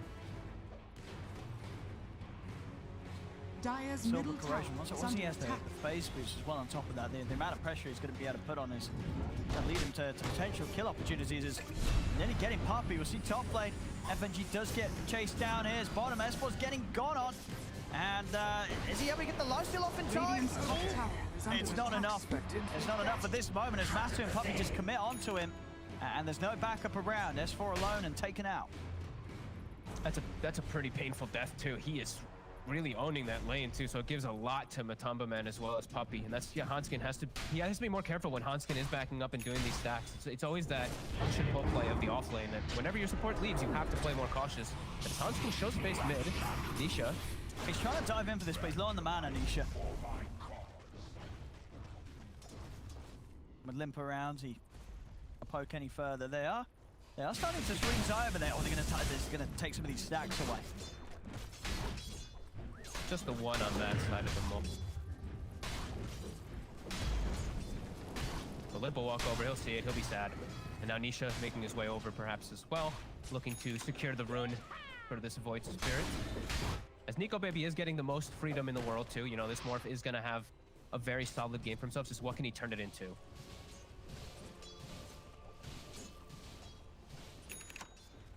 The bot's queued up. Bot's queued up, yeah, I saw that. I mean, why do you feel that he...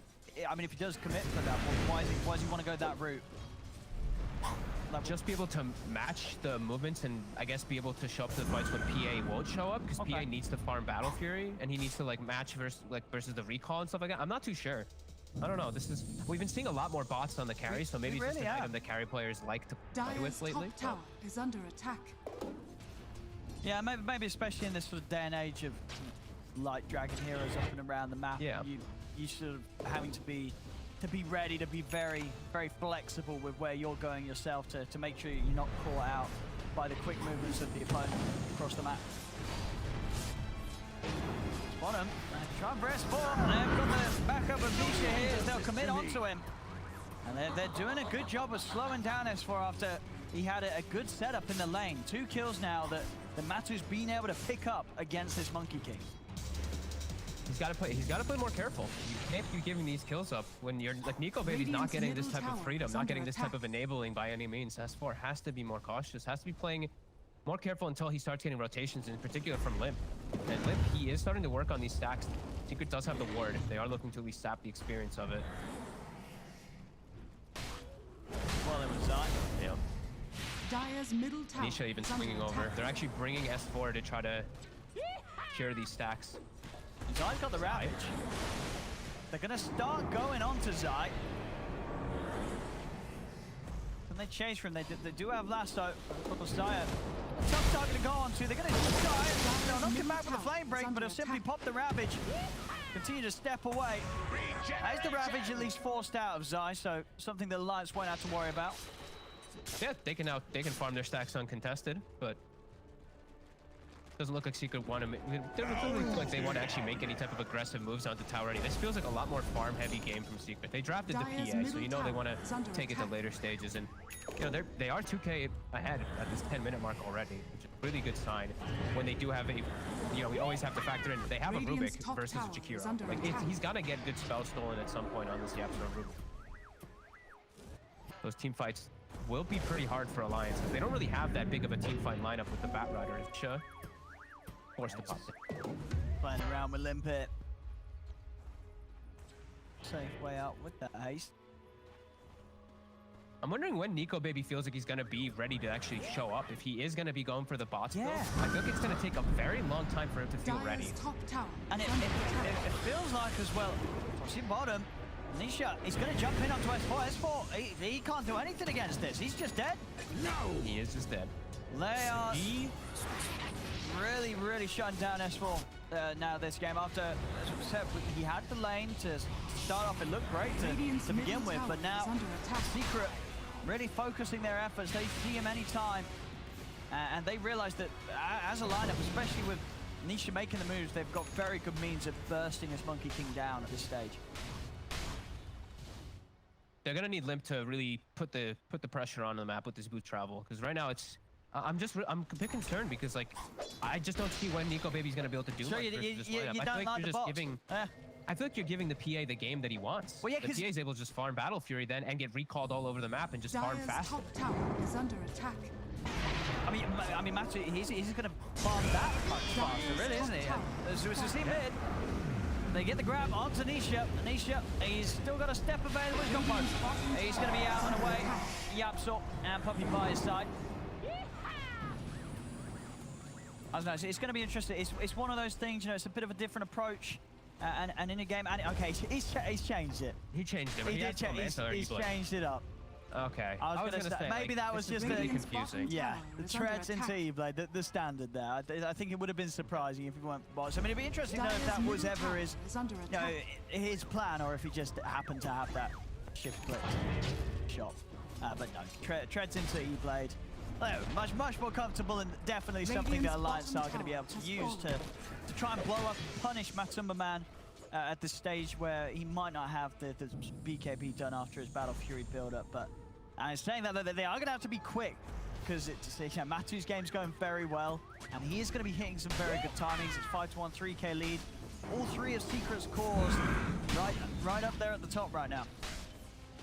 And I think Alliance is too scared to really fight into the threat of this Ravage, which is, it's just going to give Secret a lot of control and a lot of ways to just farm around the map. LIMMP, his lasso is down, so it feels like they just can't do anything. As the stack will get taken from the Tide, continues to get enabled that much. Just giving that space, you know, Matu, there it is. Battle Fury's done, Tread's done too. Just tried to rush it as fast as possible. That's how we saw no build up, no Wraith Bands, nothing. Straight Treads into the Battle Fury. It has paid off. It has. Fast time, and in a game where he was able to get involved in action already. 2-0-1, and with this sort of timing on the Treads Battle Fury, we'll see mid Alliance. But they can't set up for Nisha, it's impossible. Their draft, just especially without high points in Ice Path, it really feels just way too hard to go for this. Like, Shadow Demon and Batrider can't set up for that. No, they're They're best. gonna smoke. See if they can get up here though, because Secret, they're in their own triangle, and they're not looking to be inclined to head up and show themselves up top. No, they can recall the Tide. Like, let's say the fight does kick off, Puppey's gonna recall Tide, so Alliance have to be fast with their move if they make it. They'll get the catch on Puppey. They're gonna drop the ult here. I mean, Puppey's dead, but I don't think Secret care about that whatsoever.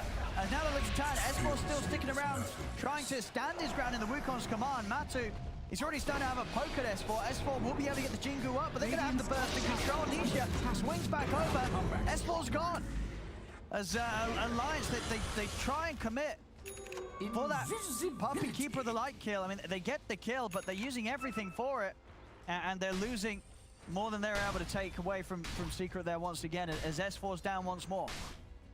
Secret was, they knew that move was coming. Like, Puppey was, even as he got disrupted, he actually got his spirit form off. That to me like shows that they were so ready for the play. Zai instantly TP top to come over and swing. Didn't have to use the Ravage, but just the way that they were positioned in that whole situation just shows that they read that move from Alliance perfectly. Radiant are scanning. We'll be able to just chill and farm. Matu, battle period, we said done, level 2. He's gonna be able to pass more of his limp. Trying to come out and get some bounty runes, but Secret's there waiting. Oh, he had a stolen. Is that a stolen SD ult that he had? I didn't notice that. Oh, wow. He had it okay. for the last bit of moves. And now fresh stacks that Secret can actually invade into, while we see Alliance. They can't invade. They can't even walk into step. I mean, what can they do right now? Is it sort of just waiting until Nikobaby has the E-Blade and saying, right, then we'll smoke and see if we can get something done with that first big item on the morph? Because until then, we're going to struggle bringing the fight to Secret.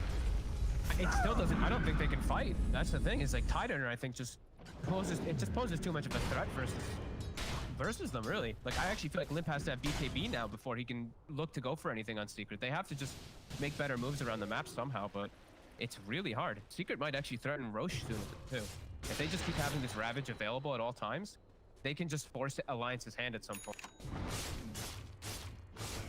And you do not want to fight with this draft. As a Batrider with your mid walking into a Ravage, it just feels really hard. Secret swinging down with the smoke. They know where LIMMP is. They have this lane ward. They saw him sneak into the trees. Oh, LIMMP. They're just catching them.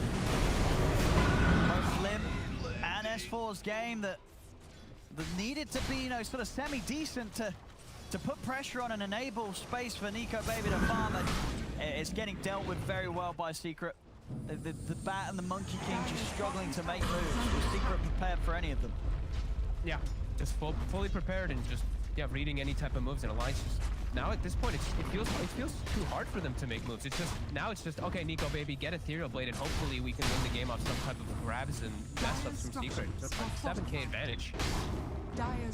And they just still always have Ravage. And Zai's just hanging on to it all this time too with this fresh blink dagger that he just picked up too. Yeah, and Matu's chilling. I think, you can tell he's feeling confident going for the Aghanims straight after the Battle Fury. Got limited control for him, so if he's able to just hop from target to target, if he gets a kill, he cleans up and just jumps to the next one. Yeah, and that Dispel is going to be very nice against the Sticky and the Jakiro, all sort of these dots that are going to be thrown down onto him. So we'll have to worry, of course, versus Demonic Purge, but, PA, you're mobile. You're able to jump around inside of the... And Nikobaby, okay, E-Blade is online, so let's see what they can make happen. There we go. There is a point right now where the PA isn't going BKB. Neither is Nisha. So they are poppable. They are able to actually die as long as Zai isn't acting as that big bruiser frontliner, which he has been. So they have to somehow get past this Tidehunter.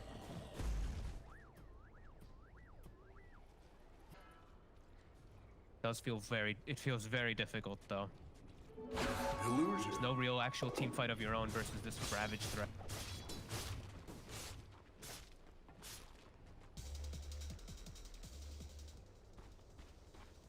They're gonna set up for a smoke, I think. Surely want to try.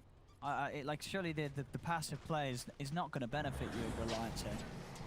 you have to play around like away from the Tidehunter, around your information. So whenever they do see heroes split up with wards, or if they do see the Tidehunter with the wards, they can look for plays. But this is what we're saying, you know, Secret, they're gonna set up and they're gonna force the hand of Alliance around this Roche pit. There we go. And this is into the Ravage that Alliance has to walk into. They're gonna need some type of blessing from them. How do you take cast spells? And it's gonna be so hard here. Eyes on S4. I mean, already. They're able to get the setup onto S4. They jump over into the grab. There'll be a bit of a defensive player from Handsken with the disruption, trying to save S4. He's able to get the Wukong's command down. But Nisha's actually jumping in. He's trying to fight deep into the ult. He's going to get punished for this. Nisha will fall.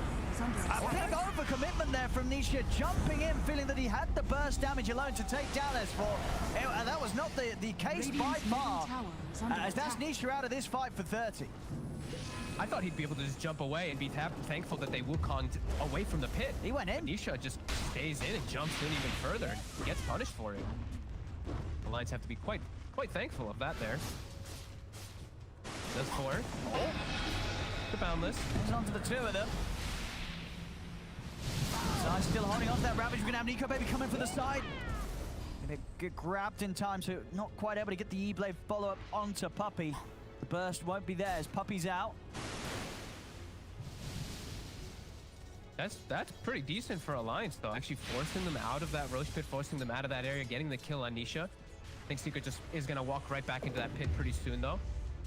They do know that lasso. I think they know that the lasso was used. I don't know if they heard it, because it was casted at the very last second of while Nisha was dying. But they should be aware at least that a couple of these ultis are down, so we'll see what they do with it.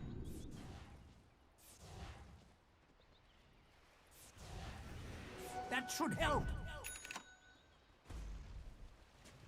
Alliance, they do split themselves back up. S4 going after the weak play, yet to see. Top lane. Oh, Matu. Oh, okay. Easily in. You can use your blur to set up for ganks pretty nicely now as it resets immediately afterwards. You can run away, reset too. And not go for the Roche play though. They're actually looking to pressure the lanes out a little bit more instead. Top tower is under attack. You do see LIMMP in mid. He's not quite at the BKB yet. If they do see him too far up, I think Zai is going to go for the opportunity to ravage him. They're going back for... do they want to... Dire's top tower is under they still attack. don't want to head quite back into the pit. I mean, Matu, Radiant's middle tower is under attack. He's blur hunting. He is. I mean, he knows that Alliance has sort of stepped back and split up. Question is, do they know that S4's in the trees still? No, S4 keep himself in. Range creep, no. Look at that. The range creep, the melee creeps now. Oh, they do keep very sort of aware swinging in. They must be catching a whiff of him when he jumps between the trees. They're going to smoke down here to try to catch this. Puppey's going to look for him in the trees. Or actually, okay. No, maybe not. Maybe just not checking where the creeps are heading. No, maybe not. Or at least, you know, like they're just grabbing the triangle. They know it's a hard catch to get anyway. The Apps are still chilling over here, just waiting to stop, maybe heading him at least when he does jump in. They're all set up on mid. They see Handsken for a second. He lays out the poison, gives up his position, and Secret collapse on him immediately. There's the DD rune as well down bottom. Certainly gives Secret tools to commit for the pit. Yep. BKB on LIMMP now, though. So he has a much easier avenue to actually walk in and not have to worry about the threat of the Ravage, at the very least. He's going to have to head in soon if they want to try and stop this. They are TPing over. Radiant are scanning. Nisha's running over too now with a fresh DD picked up in the bottle. They can get in the pit in time. It's getting low. Macropyre gonna cover it pretty decently. Zai is getting low. They'll have to give some respect to it. Radiant's bottom tower is under attack. Handsken to get back into the action, so they've got the full team ready. Roshan is very low. Secret themselves, they know that Alliance is here as they themselves can't really head into the pit and start hitting it. Is under attack. He's gonna look for some information. He's walking in with the blur. They're scared. They put down more. As soon as they get the vision, they jump immediately onto S4. That's the best target they can get at the start of the fight. He's a big team fight for Alliance. Zai. He's ready to set it onto Handsken. Handsken gonna get taken out. 2 quick kills for Secret and Nisha. He's got the setup for more Yules. Into the Remnant. LIMMP Getting burst now, holding back a little bit. They don't go hook on the BKBs. It doesn't even matter. BKB ain't going to do anything anyway. With crits like that, as Matu just jumps in, cuts off his head. Just such a quick move. The swing over, the ward gets placed down, and there's no hesitation. They just instantly jump because they saw the best target. They see the Monkey King, he is that team fight for Alliance to bring them together. And they do follow up, get the bat, get themselves Aegis. Yeah, it really does feel like it is going to be Nikobaby having to pull out some heroes. He literally only discusses his damage there, both for a crit. Yeah, he gets the crit on the dagger, and he jumps in, boom, first hit. Have another crit there. Just PA things. Matu, master of the RNG here on this hero. It feels like it happens every time, let's be honest. Playing versus PA. Yeah, when you're playing against it. Yeah, sometimes when I'm playing it, I have to check that I skilled the ult. Is under attack. Like, hang on, where are these crits? That is true, I do have to check your Dire's structures are fortified. Hey, I'll let you know, my 4440 build will catch on one day. Woke up from Alliance. Looking to set up Zai, still always has the Ravage ready. Alliance really trying to get themselves. Again. The Ravage is out, and straight away the fight starts with a dead Monkey King. S4's down, Matu's cleaning up the backlines. He takes down Handsken. Nikobaby will be able to get in and burst down Puppey, but that's it. That's all he's getting. He's not getting anything else out of this as they immediately surround him. It's a triple kill for Matu.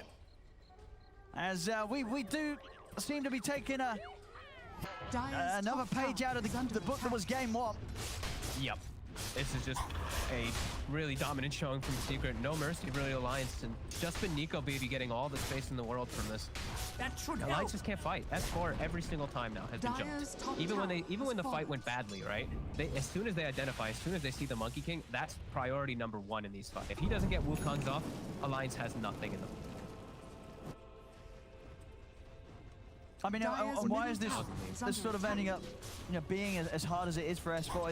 Is it just sort of that he is their only real front line, but at the same time, hero-wise, this hero is not really kitted out to sort of get in there and face the brunt of the attack that Secret's bringing.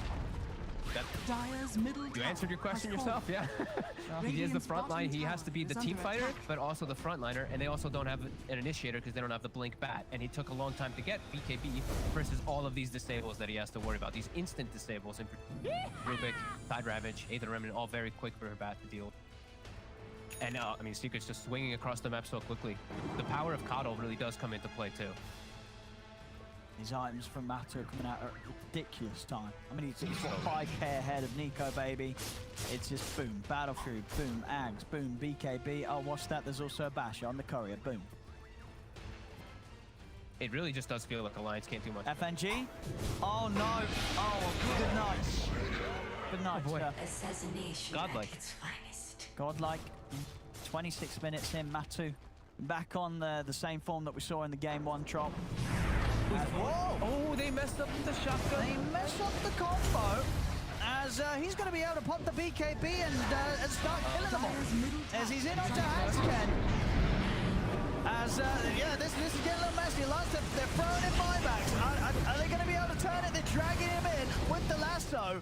They're able to get him down to half HP, but Matu, he's still good to go. He's in onto S4. The bashes are there. As that was not how it was supposed to go there for Alliance. Oh no, and they get Nikobaby as well. He's going to be able to retreat. That might be where you call it. That was a rough one. I mean, to be fair, he had the aces. So let's say they don't. Let's say they don't. Throw that combo completely out the window and lead it in with a disruption E-Blade. Oops, we've used everything at the same time. Then they kill him once. He's probably going to kill them anyway afterwards. So. Maybe they can find some sort of respite in the fact that even if they had landed that combo, they probably would have still lost the fight. I think it's those desperate moves where you want to just try to get anything you can, get any type of kill, reset the fight as LIMMP tries to find some stuff out on the map. And well, it's at least we got an exciting game, So, kudos to Secret for giving us that. Game 1 and Game 3 was Secret back to business, as it seems that this game, quite like the first game, seems pretty impossible right now for Alliance. Wait a minute. bottom Oh, okay. I was like, I'm so confused. How does Morphling have Aether? I mean, he stole it from the Dire's middle Morphling. How does tower Rubik is have under Aether? He attack. stole it from the Morphling when he turns into it. Yeah, it's good. This one has, they've just had full control, really. It's like just these ravages, just the threat of their team fight has been too much. The Batrider, it feels like he had to own the lane. Matches in. He did it. He's under tier 4s. He's ready to go. He's able to take down Handsken. He pops the BKB. He's going to look towards LIMMP. Nikobaby's going to stun into the PA. As the age is timed out, but Secret they're keeping tabs of that. Matu's starting to back away. Elias desperately trying to chase in with the E-Blade, but he's off to the side. Get a dagger down. Ice Path as well. They're moving in onto Matu. Can they kill this PA? No. He's jumping away. He's away once more. Over towards Puppey. He goes. Matu's out. Now they're ready to turn. Woo! Matu's back in. Ravage out. Edzai is ready to go for more. There's the backup required as they jump in onto S4. A Wukong's command comes immediately to an end. As it's getting messy. Into the force staff. Okay, they're trying they're for going Nikobaby in as well. They're going in deep here under the tier 4s. Dire's middle tower. They've got the control on Nikobaby. Playing around with this morph. He's trying to get back towards his fountain. They're not going to let him. They're not going to let him. As Matu's in with the bashes, they're calling it. They want the pain to end here, Alliance. As game 3, it was another game 1 hit. As Secret just coming out on another level. And just never a chance in this game, it seemed, for Alliance. Never a chance at all. It seemed like when, we saw the Monkey King doing well in the lane, he was having a great start, and then when he dies the 2 times, it just becomes, it really does feel like that. As the mid matchup, I think maybe